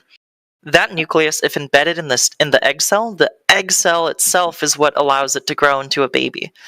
So you can have genetic data taken from anywhere in the body, but the root element is an egg cell.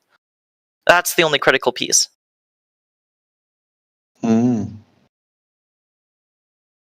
Right. So you're saying that you have an unconceived egg cell, and you pump it with a cheek cell, and then you get a baby. That's what you're trying to say? Yep. All right. Where's the viable result of this occurring? Have you ever heard of Dolly the sheep? Yes, we've heard. I have, at least. That is literally the first time we did it. That's not how Dolly was made. That's not how Dolly was made, as far as I remember. Dolly was made by somatic stem cell transfer. No. No. No? Dolly was made by two, as far as I remember, and Radwin might know better. Dolly was made by doing an electric jump between two cells. That is literally somatic cell nuclear transfer. No. That is the technology I'm talking about. No, but it's not what you described. At least that's not what they described it back then.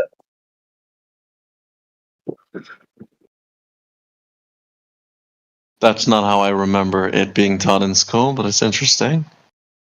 Yeah, it wasn't an unconceived cell. It was I'm gonna have to look back at it. So you're literally going to create a mini you? Jimmy has posted. Sorry? So Jimmy just posted this. I'll read it in brevity. Step number 2. I don't care what this says. Hey, dude, I don't care what this says. It's in a source. It's just somebody posted something. Could have came from a retarded AI for all I know.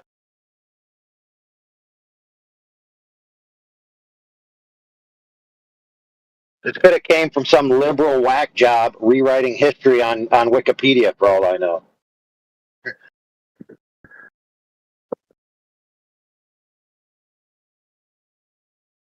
Why would you want that? I don't understand. Like, why would you want to do that? Because people want to have kids asexually. That's why. Yep. Isn't it obvious? Or if you can't reproduce, gives you a venue. Oh yeah. Like you have something messed up in your reproductive system. Yeah. Yep. It's my story.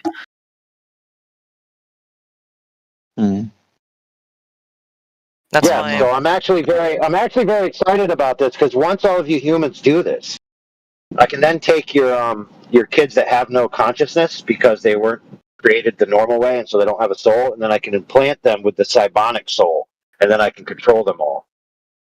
Oh, that sounds Keep awesome. doing it. I know, don't it? It's all part of my plan for world domination. Perfect.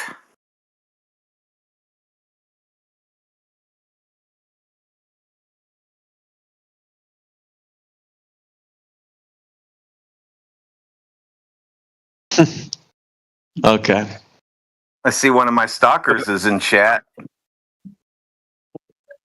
He spiraled out hard yesterday. Which one? Let's see, who is that? Dr. Blackjack. Did he really come by just to hit you with a "fuck you"? Why are you in every server? Yep. Good for him. Hope he has a nice day. Dude, we got a lot of servers. Let me see. We got 4 servers we're in right now. Yep. Plus, we have live We also streams, have podcasts, and shit. Yeah, we also have streams from Rumble, Twitch. We have them on Twitter. My only thing that I don't even want to get started on the whole flat Earth thing. I just think that the NASA model is less bleak. What do you mean bleak? If there were a method to go into what is called space in the NASA model and to build colonies out there, we would be able to live for time scales that are unimaginably longer than what Earth will be able to provide. What do you mean we? You'll be long dead. Well, yeah, but humanity. You and your cyborg child. I know. Exactly. Well, yeah. Once you become a psionic entity, then you can live for millennia. But biomass, gelatin, walking skin suits, they tend to live less than 150 years. In case you haven't noticed. I know. That's why I'm also working on a couple of medicines I can't talk about on a live stream. Well, we have a superhero in the chat. We have a superhero in the chat. No, I'm not. We have a villain in the chat working on secret things. Yeah, hit up Martin Shkreli. He knows who I am.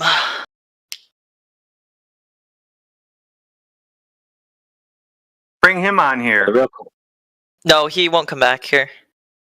Well, the real question is if the longevity of the consciousness is reliant on the initial biomass because it's a product from the biomass itself, then in order to sustain eternality, you must sustain the biomass indefinitely. Otherwise, you have to concede that the conscious entity is separate from the biomass, which would be the only way to be able to separate it from the biomass and put it into a different mass, whether it be synthetic or bioorganic or cybonic, like I said. And so then you'd have to concede that the soul, the essence of the thing, is separate from the physical entity. And once you do that, then you have the mind-body problem and the dualistic problem. And then you have to say, well, where does the consciousness come from if it doesn't come from the biomass itself? And then you have to go into the realm of the supernatural as the source for the control of all of this. And then you have to say, well, if I can hijack physical reality, that's one thing. But how are you going to hijack the higher reality to which you don't have access to because you don't have any tools to access it? So you then have to say, well, the tools to access it are clearly in the consciousness realm, not in the physical realm. So then you have to enhance your consciousness by like doing consciousness push-ups or something until you get strong enough to punch the consciousness system in the head and then take it over and do what you want. And good luck with that. What we've been getting closer to finding out is that consciousness itself is a factor of physical means. They believe there could be a quantum structure inside of the neurology that allows it to map and build across the entirety of the system. No, I that's highly just an recommend. interface. If you've ever Sounds seen like a someone, brain in the jar. if you've ever seen Sounds like someone, a brain. Yeah, it sounds like a brain in the jar, doesn't it? Nah, Ghost in the Shell.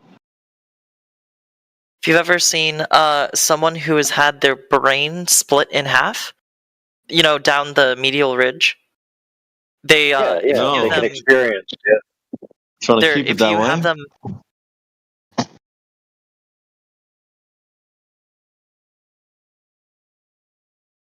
What was his question?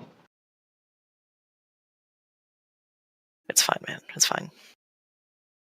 Yeah, they I cut know people's something brains about in half. Continue. cut your brain in half.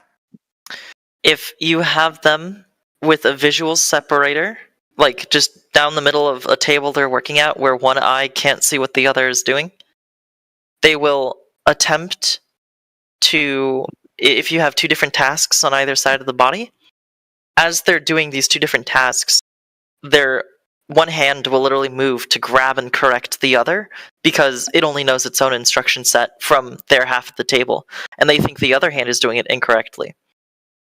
I can show you the experiments.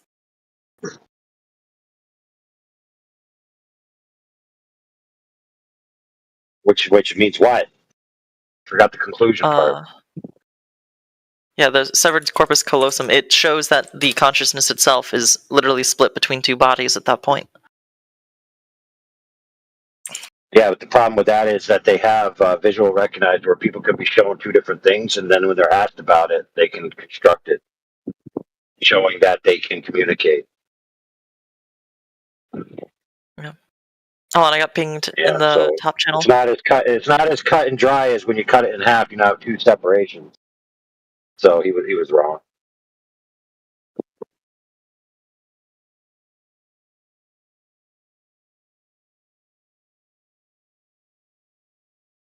But it does show that there's a conflict between autonomous systems and conscious systems.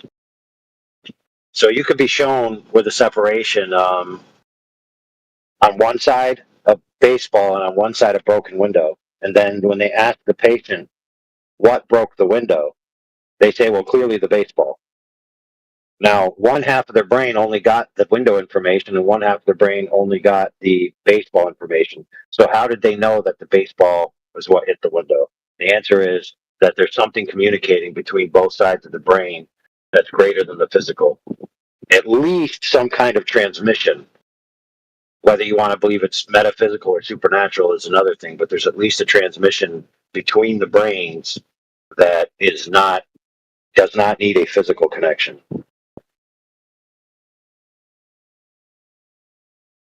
So they were focusing on a portion of information from those tests that favored their bias. Why? It's because they want to believe that the consciousness and the soul is a product of physicality because they have access to physicality and they think that they can will and force physicality to alter to a place that can sustain their consciousness indefinitely, rather than realize that consciousness and the soul and the sentient observer actually exist beyond the physical. And in order to sustain it, you need something greater than the physical, because they don't want to yield to greater powers than what's within the physical world, because that would mean that at least on some level, there's a superior being that is the boss, because it's the constructor of the matrix on that level, whatever that is. In other words, in the physical and natural world, we don't have access to everything. We don't have the tool set to access everything. There's a higher dimension that's greater than us, and it is in charge of us, not the other way around. People don't like it, but that's just the way it is, and I'm sorry, but that's a fact. And can only happen on a flat Earth.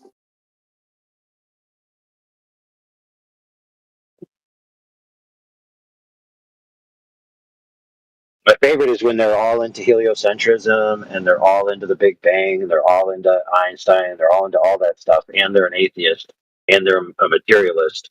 And then I quote for them people who are evolutionary biologists, psychologists, and physicists who have all come to the conclusion through experimentation that the sentient entity is the source of the physical and natural world, not the other way around.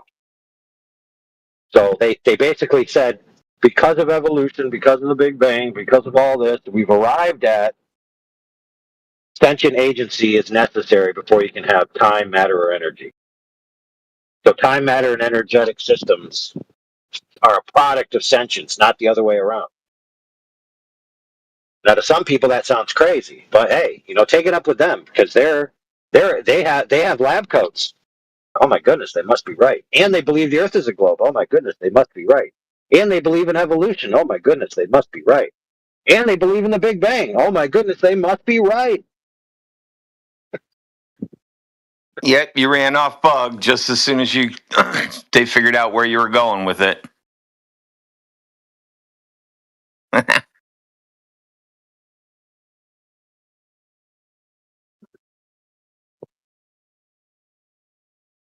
I don't know. I think it's so self-evident that the sentient agent is in a higher dimension, and that this is a subordinate dimension.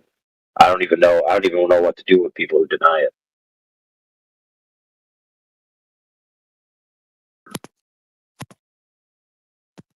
But then again, keep in mind that if it's the case that sentience must be an emergent property from biological systems, and that means that it's actually possible that a complete biological system can operate without a sentience, right? Which is actually, some people think that's true with things like microorganisms and stuff. They don't believe they have sentience. So it's actually possible that some humans in that worldview aren't actually fully sentient. In other words, they're not fully human.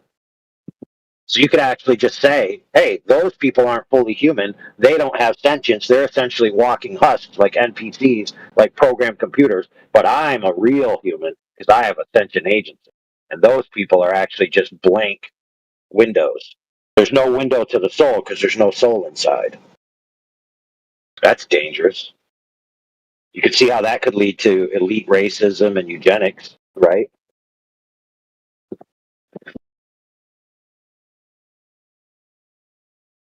Now, the globe Earth does have that problem, friends, but guess what? Flat Earthers have that problem too. There have been flat Earthers in the past 10 years who have said that the humans on the Earth, some of them are real humans and some of them are essentially demons, children of demons that don't have souls.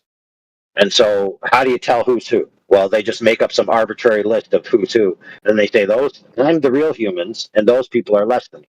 So yeah, flat Earthers are just as guilty of this type of humanity elite. I'm a human, you're not a real human kind of uber racism.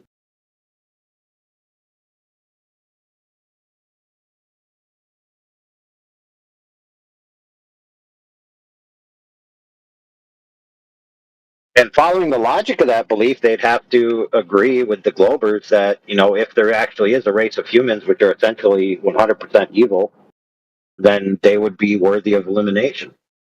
And so they'd be, holding hand in hand with the Globers committing genocide, and they'd think they're doing the right thing. That's how deluded you can be when you start thinking like a whack job. So yeah, there's whack job flat earthers and there's whack job globe earthers. There's level-headed flat earthers and there's level-headed globe earthers. Sometimes they just don't apply their scrutiny to all facets of their life. It's like they're hypercritical and hyper-scrutinous of certain claims, but then when it comes to the globe, it's just, what did that kid say? NASA. I think NASA's worldview. What? Wait, what a minute, what? So the heliocentrism is NASA's worldview? Like, what? Hey, friends, did NASA put out a faith statement and a religious tenets? Did I miss that? We hold these truths to be self-evident, that one day we will go to the stars and live on Mars and live forever in the cosmos. Yeah, but they want to tell you it's not a religion. Get real. What did that kid just offer? Hey, Radwin, what did that kid offer?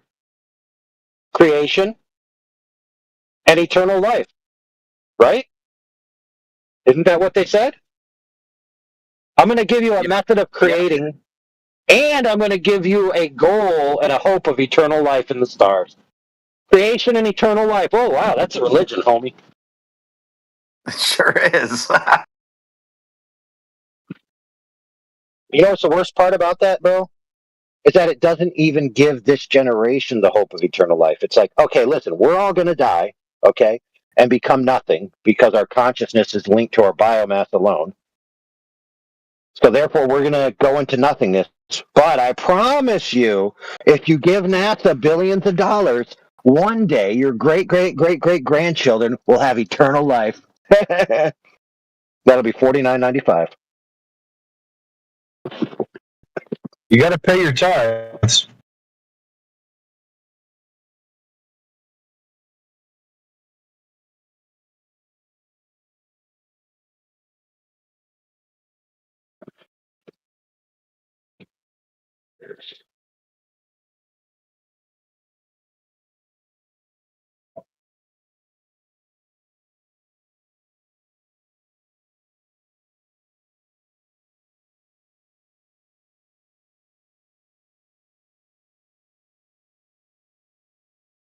Who is parking in front of me, man?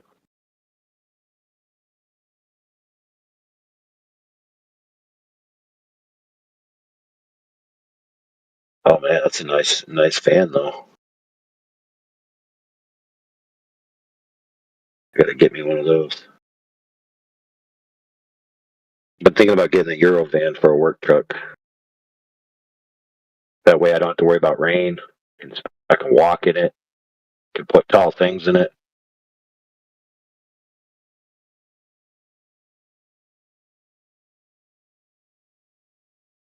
They've got like pneumatic roof racks, right, where you can have all your stuff on the roof, and then you like pull this lever, and they kind of like come out, and then you can pull them down, with, like pistons that hold them up, and you can have like a siding brake right on the side of your vehicle, and it just goes right back up. Pretty awesome.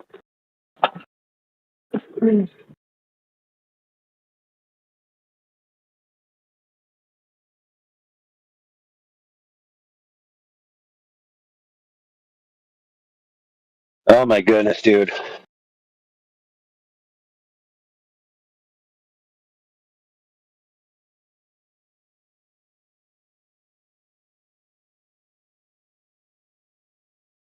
Oh, by the way,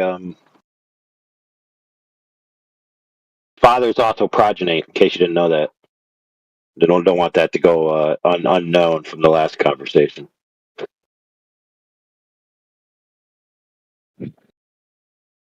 Having a desire for a progeny is not a solely female or quote unquote womanly endeavor.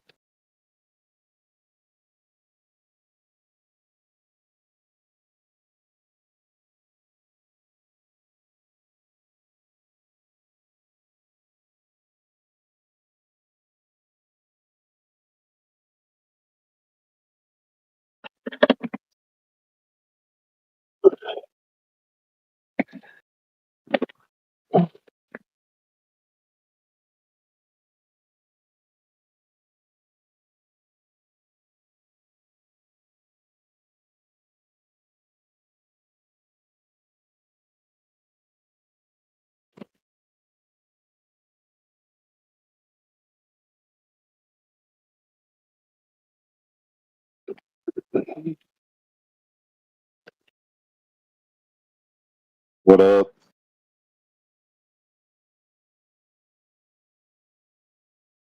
I think Big Daddy just joined. Anything new? Other than Earth being flat, no. Hey, well, there is something new on our end. What we found out is that if you give money to NASA, then eventually they're going to figure out how to make your kids have eternal life in the stars. So we're going to travel to the stars, and then somehow being in the stars on different worlds is going to give us access to eternal life. That's what we just found out, bro. Well, that sounds amazing. Yeah, but it's only going to be for your great grandkids. But you have to start paying now. 2 generations, no problem. Yeah, so you're going to die, and when your biomass dies, you're going to become nothing, essentially evaporated stardust, which may be used to like fuel a nuclear plants. Like the plants that they put out front of the nuclear facility. They're going to like use your bio waste to like neutralize the plants, or sorry, nutrientize the plants. But rest assured that that facility will one day carry your kids' bodies into the cosmos, where eventually they'll figure out how to make the body and the consciousness eternal. As long as you pay now. So we're going to heaven. Yeah, basically. NASA, and so the kid said, NASA's worldview. NASA's worldview, and I said, "What do you mean by that?" And they're like, "Yeah, that one day we'll travel to the stars and other worlds, and then we'll live forever." Wait, I'm like, wait, so you just admit it's a church? I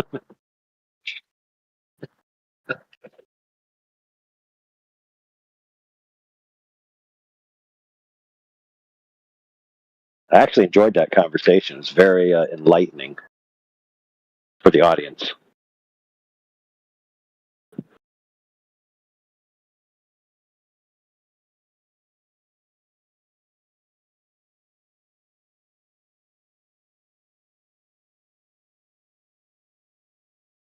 In fact, you know what I think I could do? I think I could go to the church, get a hymn book, and just remove God and Jesus out of the hymns, and then just put the word NASA there. And then I'd pretty much have that guy's religion summed up. NASA, NASA, shed blood of NASA will heal the world. Sounds about right.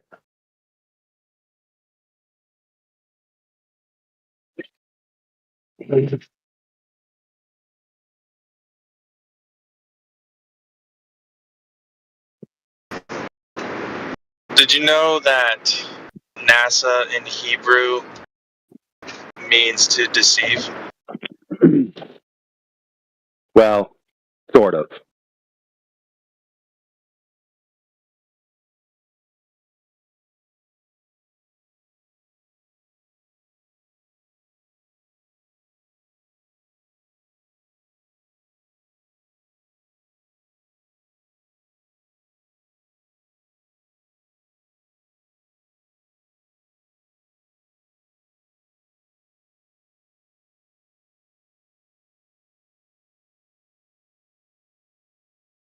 But there's enough similarity there where it's uncanny, right? Especially when you think about the nature of some of NASA's concepts that people adhere to, like that kid just said. NASA's worldview is that we'll travel to other worlds and then eventually, prolong our lives indefinitely.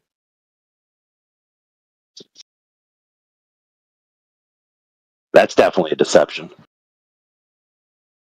Yeah, on a flat Earth.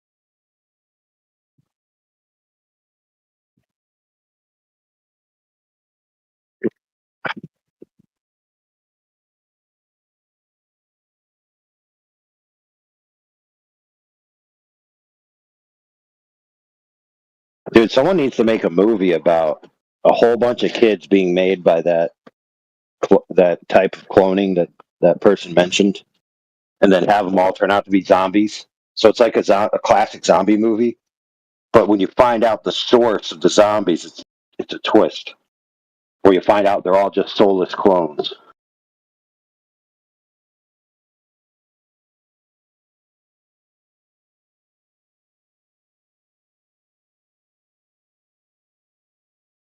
And then the people who are running from them finally meet these people that have a bunker where they're nice and safe. Then the people in the bunker are flat earthers.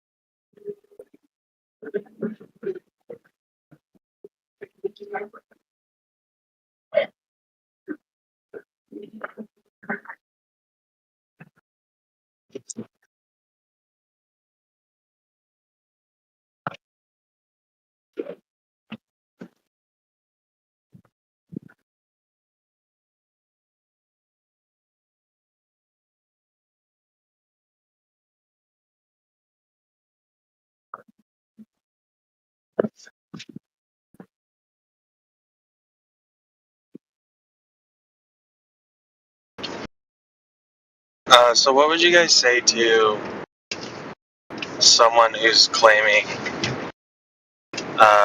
satellite triangulation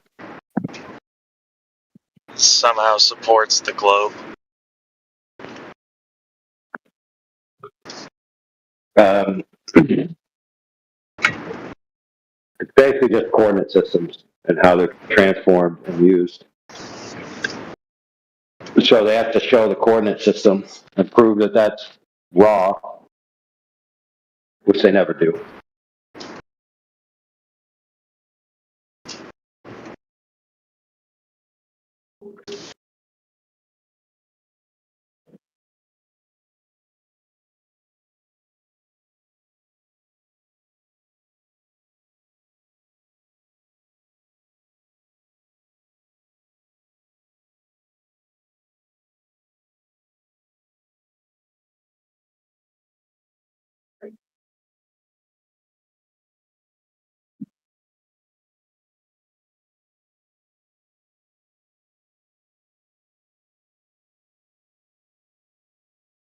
Well, yeah. So like, there's not this idea of raw geometry of this globe, and that just is the way it is. No, there's all kinds of transforms that they do. So it's always that way. They assume a globe, do a whole bunch of transforms, and then it comes out as a globe in the end. It's like, well, no duh.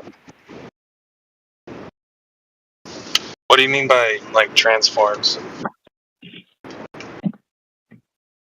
Well, like, so, way back in the day, people, they had ways to do things on the ground, but then they also had realized that you can use the sky because it's pretty consistent and from your location to do like conglomerating. So like if you have maps over here, maps over there, and even though they're thousands of miles removed, you might still be able to see from your vantage point a celestial. And so you can use angles and stuff to say, okay, here's my angle to the celestial from where I'm at. Here's your angle from where you're at. And then they have to have a way to coordinate those. And the way they do it is with like this assumption that you have these rings, which are basically angles. A circle where at every part of that circle you're seeing a particular celestial at a certain angle, right? And then you also have the way the sun moves throughout the day, which I think is longitude, right? But you can only see those when you can see the celestial. Like they're not on the ground. They're a coordinate system that exists in the sky. So you have to map that to a ground-based system, and that requires a transform.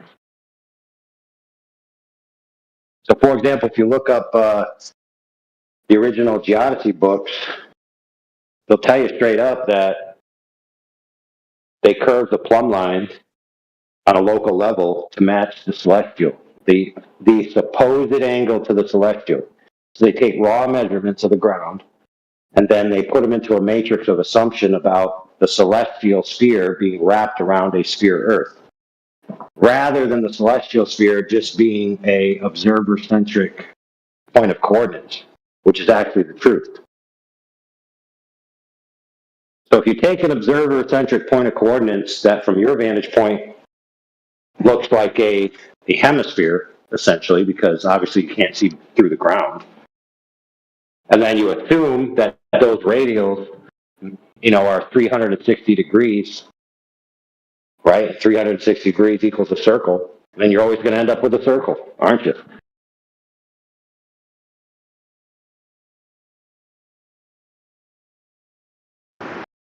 Yeah, isn't that what Eratosthenes did? He just like multiplied his angle by 360 or something. Yeah, he made some assumptions and then just ran with those assumptions. And if you take some angles and multiply them, yeah, you end up with a circle. If you assume you measure the degrees and you multiply them by 360 or whatever, you end up with a circle. 100%.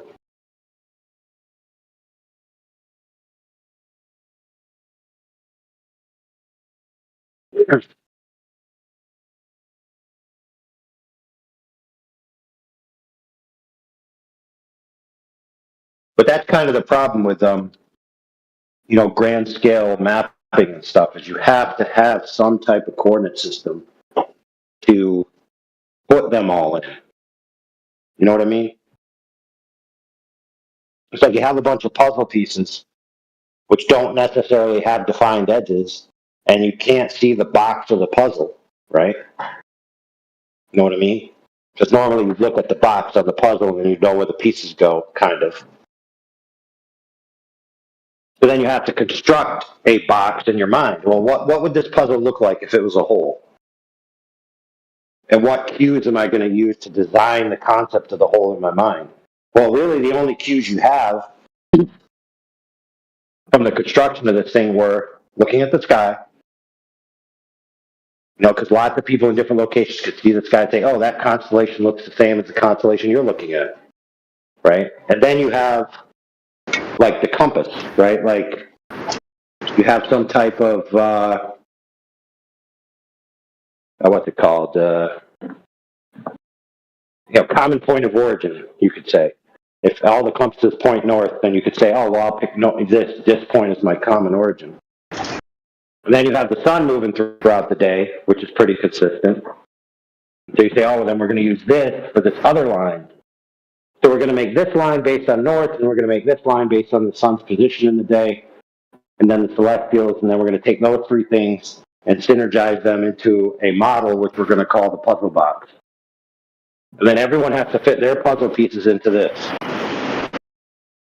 And so that's just the convention that they came to, because it was a natural convention, because it's what everyone has access to. Right. Okay. Yeah, so you can see the sun during the day. Other people could see the sun during their day. You could see the stars at night. Other people could see the stars at their night. And a compass. You can use a compass to point north. They can use a compass to point north. So we have three points of reference that we can use as some kind of standard convention, and all agree upon that these things are pretty consistently seen. And then we just make a model of it. And then we say, oh, do you agree on this model? Yes. Do you agree on this model? Yes. Do you agree on this model? Yes. And then it functions for the practical purpose we're using it for. Therefore, it's like, okay, let's just roll with it from now on.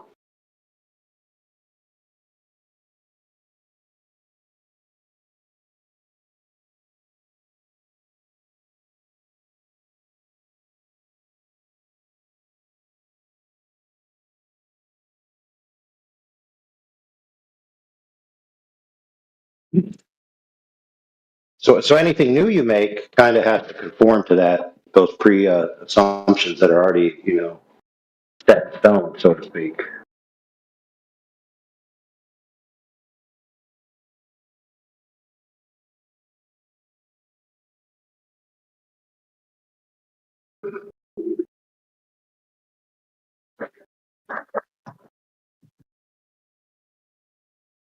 Now, if you want a more nuanced answer to the actual brass tacks of the math and the coordinate systems and how they function, we do have a couple of those on recording.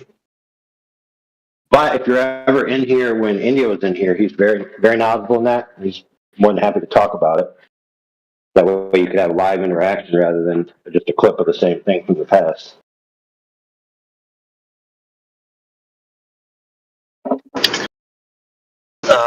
Yeah, I'll probably check out the 24/7 info section.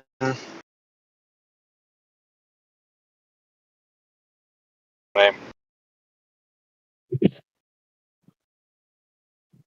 In fact, if I get a minute where I can look, he just had a talk about it within the last day or two, which was very short and covered all the bases.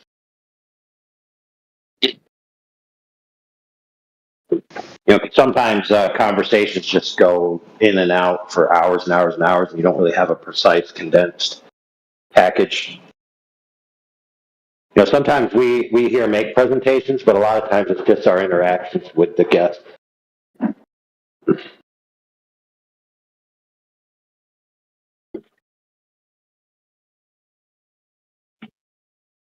Yeah.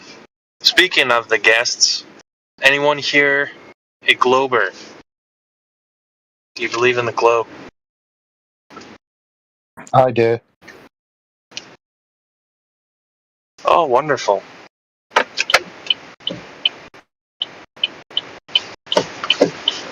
Why do you believe in the globe?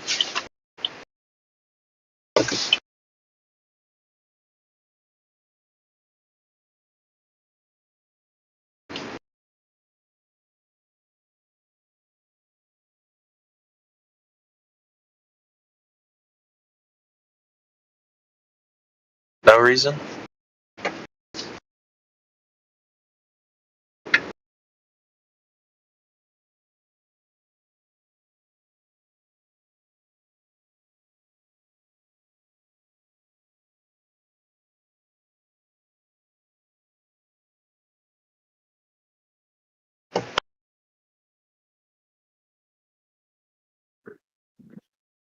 Oh man, I think I need to make an AI song in the tune of Celine Dion. Do you believe in love after love? I'm going to go, you believe in globe after flat? I really don't think I'm as dumb as that. What do you think? It's got potential. See something. Well, of course, I'm going to have an AI lady sing it.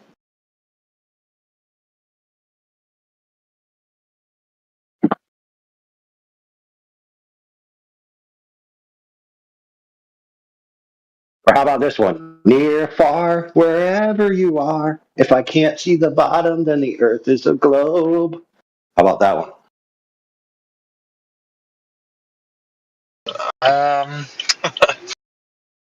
Yeah, a little catchy.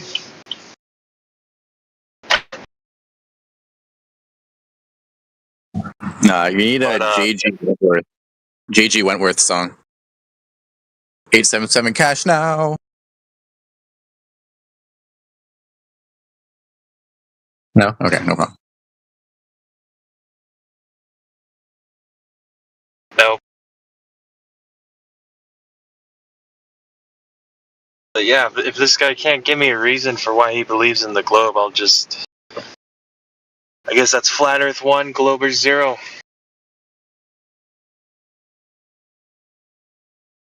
Well, you made a mistake. Do you really need a reason?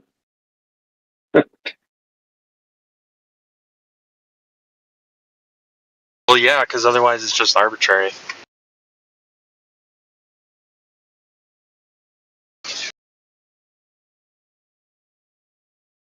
Okay, so yeah, but is it okay to have arbitrary beliefs? And I don't mean okay as in the good thing, but just that it's possible.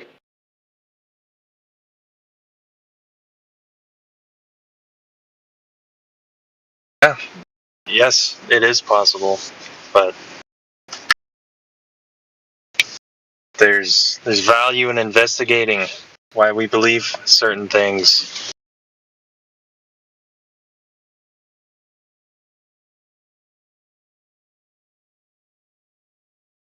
Maybe you don't know why you believe.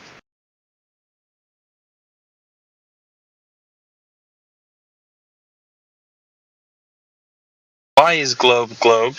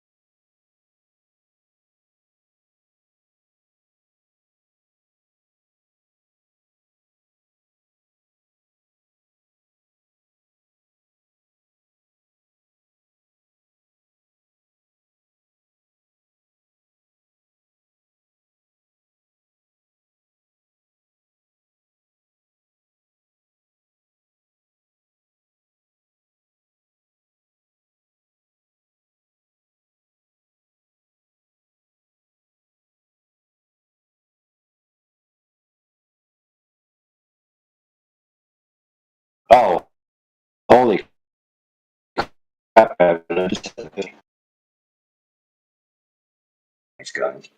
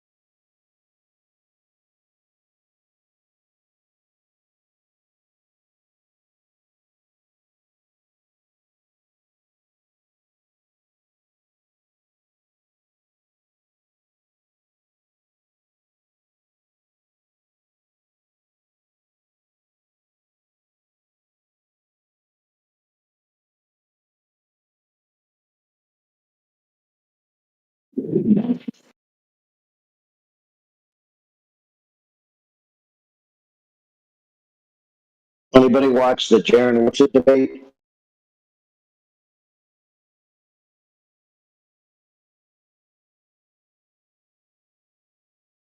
Yeah, it was pretty bad.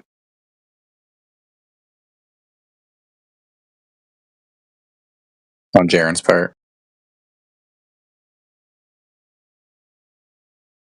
Why? I don't know. What'd you Jaron think got about it? some good zingers. Man. I just thought Jaron got some good zingers in. Like what? So, on Witcher said he was presenting an argument that was a ground-based observation being presented in a model in tandem within another observation. So there's two quote-unquote simultaneous observations that appear to, from what he was arguing, demonstrate that the Earth is flat. The only problem is, in his example, there's only one actual observation, and the other point of observation, which is on a distant mountain, is taken from a modeling software, not actual real-world measurements. And so Jaron replied, "Hey, why are you only have one real observation and the other one is from a model? That's not two. That's not simultaneous observation. That's just a model projection." Which it didn't really have a reply, although there was two very good replies and good done. Which would he should have just put it back around and be like, "Well, why are you critiquing me for assuming a model is an observation when that's what you, Jared, are doing with some of the things you just mentioned about the globe?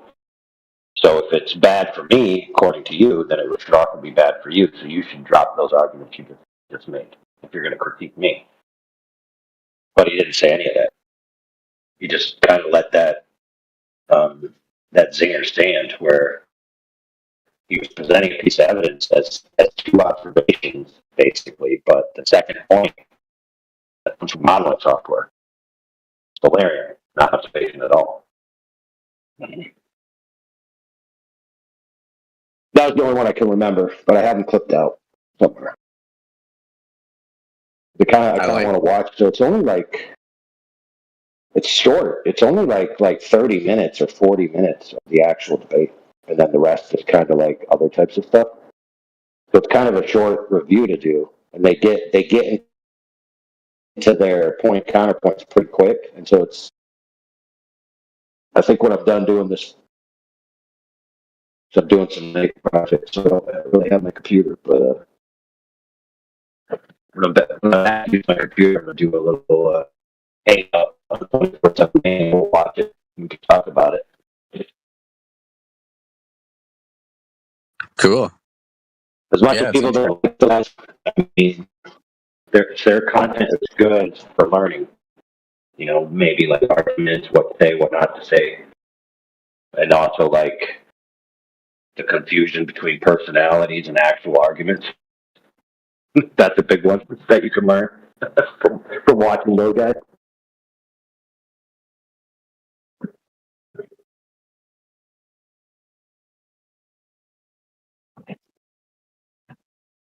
Who asked that question? What was your opinions? I don't know who asked it. The original question. What question?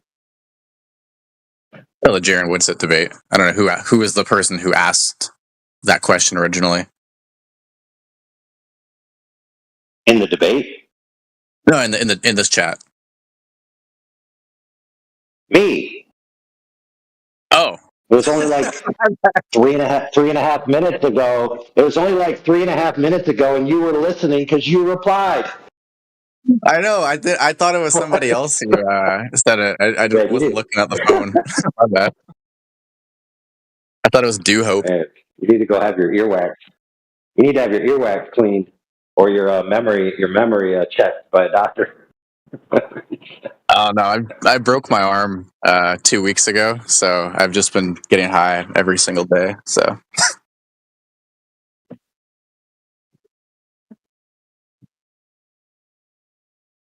I mean, it's not a difference in my arm not broken or not, but I'm getting a little bit higher, I should say.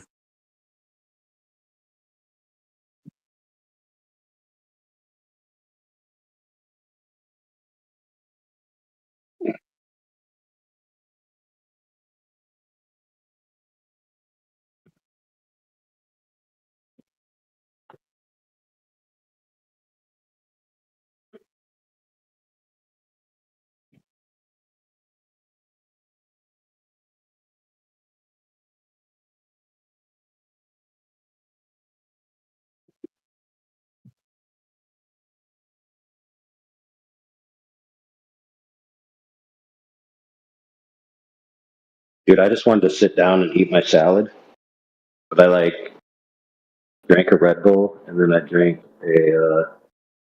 some yellow thing, Rockstar, called Recovery drink. Now I'm like, I can't even sit still. Like jacked up.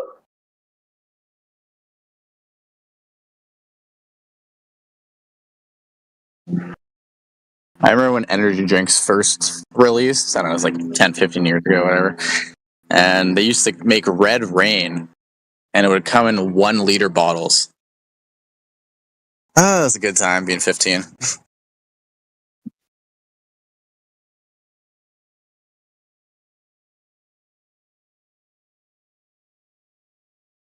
Dude, they got me when I deployed. In 2005, we had a catered chow hall in the middle of Iraq, and I can't remember if it was Pakistanis or Indians that ran it, but obviously they were contracted by the military, and then they had every food you could imagine. We had steak and lobster, dude.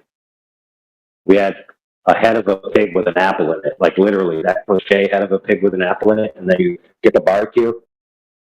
We had like nacho stations where you get the cheese, pasta stations, literally everything, salad bar. But they had a cooler full of Red Bulls that you could take. Man, let me tell you, I got hooked on them right then and there.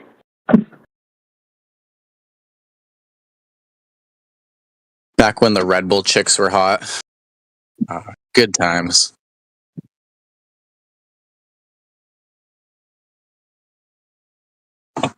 I'm a BMXer, so all my pro friends were always sponsored, and they'd always bring out a Red Bull car with the Mini Coopers with the girls, all the events.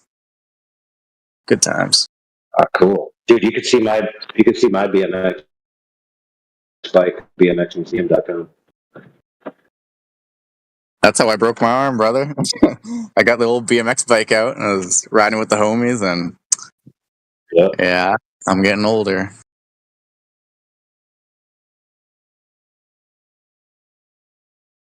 That's okay. Gives me more time to build a new one.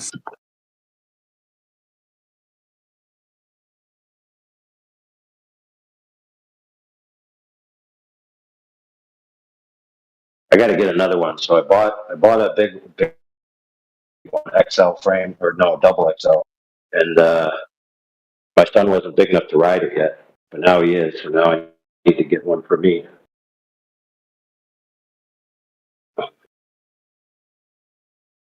I mean, the good thing about BMXing is it's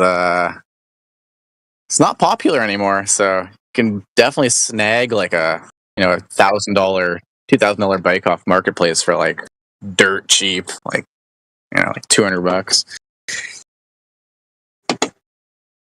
All the kids are in a scooters The now. thing is, dude, it should be popular because it's super fun. But yeah, I get your point. It's like sports are evolving into in 10 miles, there's supposed to be 66 feet of drop. So if you had a 6-story building 10 miles away, you should not see that at all. At all. It should be completely hidden by the curve of the earth. But we do see it. We see way farther than that. We've seen, so the Chicago skyline is seen from 52 miles away across Lake Michigan. So that's just one example of, the evidence we're probably going to bury you in until your brain explodes. But someone else can take over. I did. That's just a summary. So I give the Cliff Notes version. Yeah, fair. I've got a question about. There's one thing, right? I've always heard flat Earth, right? And I'm like, I never understood how could the Earth be flat, right? Because when I look at the moon and like the sun, like they're clearly balls. Do you know what I mean? But like, so why would they be balls, and then why would the Earth not be a ball? Because the Earth isn't like the sun and the moon, and there's no reason to think it would be like that. So you've adopted this philosophy that was adopted by during Copernicus era, called the Copernican principle, that Earth has no unique place in the universe, right? And if Earth is not unique, then if you look up in the sky and see a ball, then okay, if the Earth's not unique, it must also be a ball, right? That's logical. Yeah. But the thing is, that part about Earth not being unique, that is a philosophical position. It has nothing to do with the evidence that Earth is not unique. Yeah. So we take a position that the Earth is unique. It's not like everything else. It's not, but we also don't think it's a disk in space floating around with water falling off the edge, and the Earth is the third disk from the sun, and like all these ideas. It's a totally different cosmology. It's completely different, right? What about So like the ice wall? Yeah, that's kind of like if you go south, you'll hit ice, but that actually doesn't come from us. That comes from actually Goldberg. That comes from like Captain Cook when he was trying to reach Antarctica, right? He couldn't, like, he just kept running into ice and trying to get around the ice and find an inland passage. And he ended up sailing like something like 60,000 miles trying to find his way into Antarctica. Yeah. Well, the circumference of the Earth is 25,000 miles, so there's a problem there, right? Yeah, innit? So wait. So what happens if you go like too far? Do you just fall off? I just told you the Earth's not a disk in space. And where would you even fall to? Would you going to fall to space? You think you fall to space? Fair enough, but I don't know. That would be cool. The cheapest rocket, you just jump, right? You jump to space. Yeah, you're right. Then, like, surely, how do pilots, like, how do they, surely, is every pilot just in on it then? Or like what? They don't know. But how would they know? How would they know? What if one just took a plane and just so they're trained. Hold on, they're trained, right? Other than the navigation system, they're trained to fly over flat, motionless Earth. Even NASA publishes something called it's called the linear aircraft model for a flat, non-rotating Earth. You wouldn't be able to fly an airplane if you thought the Earth was spinning. Okay, it would be impossible. When I say impossible, I mean literally impossible. Because say you're at New York, right? The Earth is spinning at 500 miles per hour there, and you fly to the equator, north-south. The equator's spinning 1,000 miles an hour. Where'd you get the extra 500 miles an hour to catch up to the equator? Fuck, man, I don't know, man. See, it would, like I said, it would be impossible to fly. Okay, and we put this before. There's actually a guy. His name is New Perspective. He's actually debated a guy, a CERN physicist that teaches physics, and he could not explain how that would even be possible, even a little bit. Totally bricked him. Really? Yeah, it's not, because you need extra energy, right, to catch up to the, where is it coming from? It has to come from somewhere. It doesn't come from the fifth dimension. Yeah. It comes from dinosaur juice, dude. And I have dinosaur juice. I mean, someone else can take over for a minute. I'm blabbing. Feel like I'm hogging airtime. Nah, you know what? I think you guys might be right, because the curviest thing that I've seen on this planet Earth is still my ex's fucking arse. Do you know what I mean?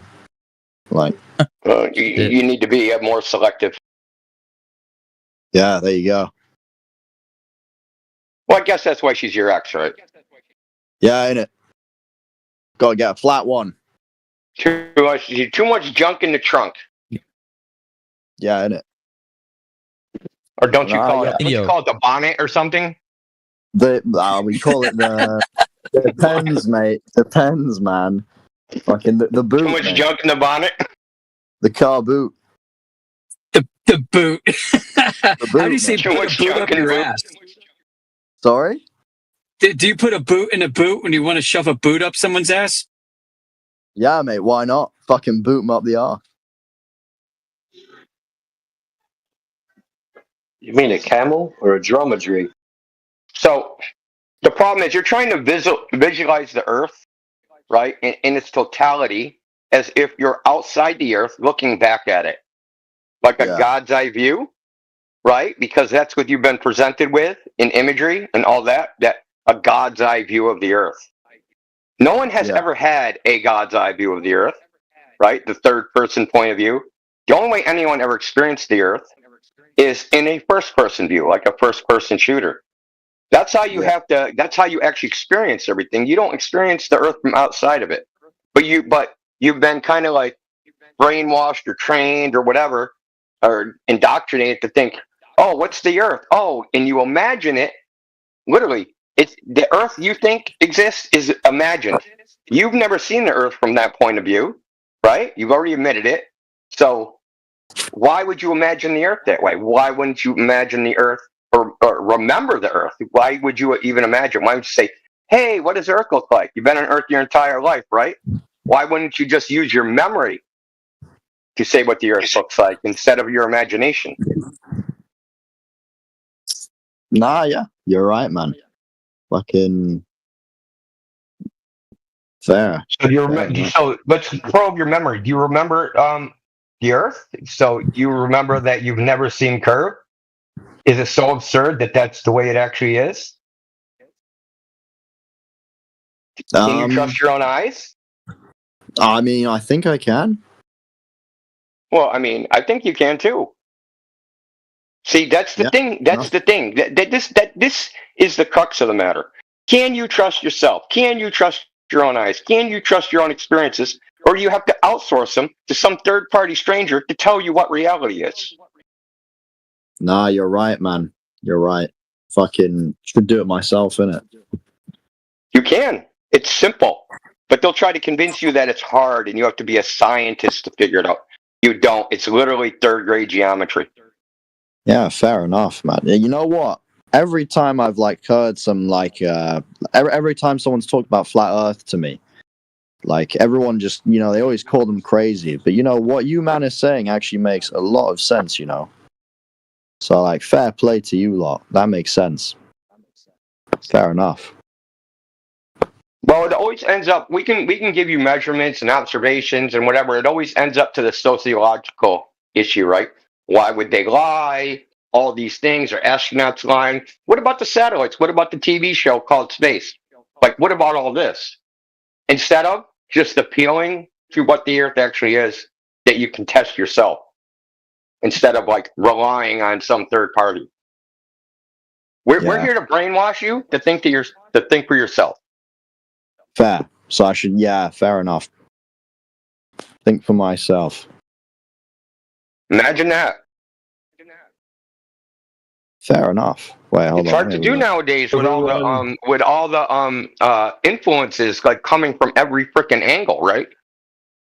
Government, corporation, friends, family, whatever, all coming at all possible angles. It's really hard to think for yourself without incorporating someone else's ideas and perceptions into your own and saying, oh, you're right. I don't, I'll just trust you that this is true instead of relying on myself. Yeah, I mean,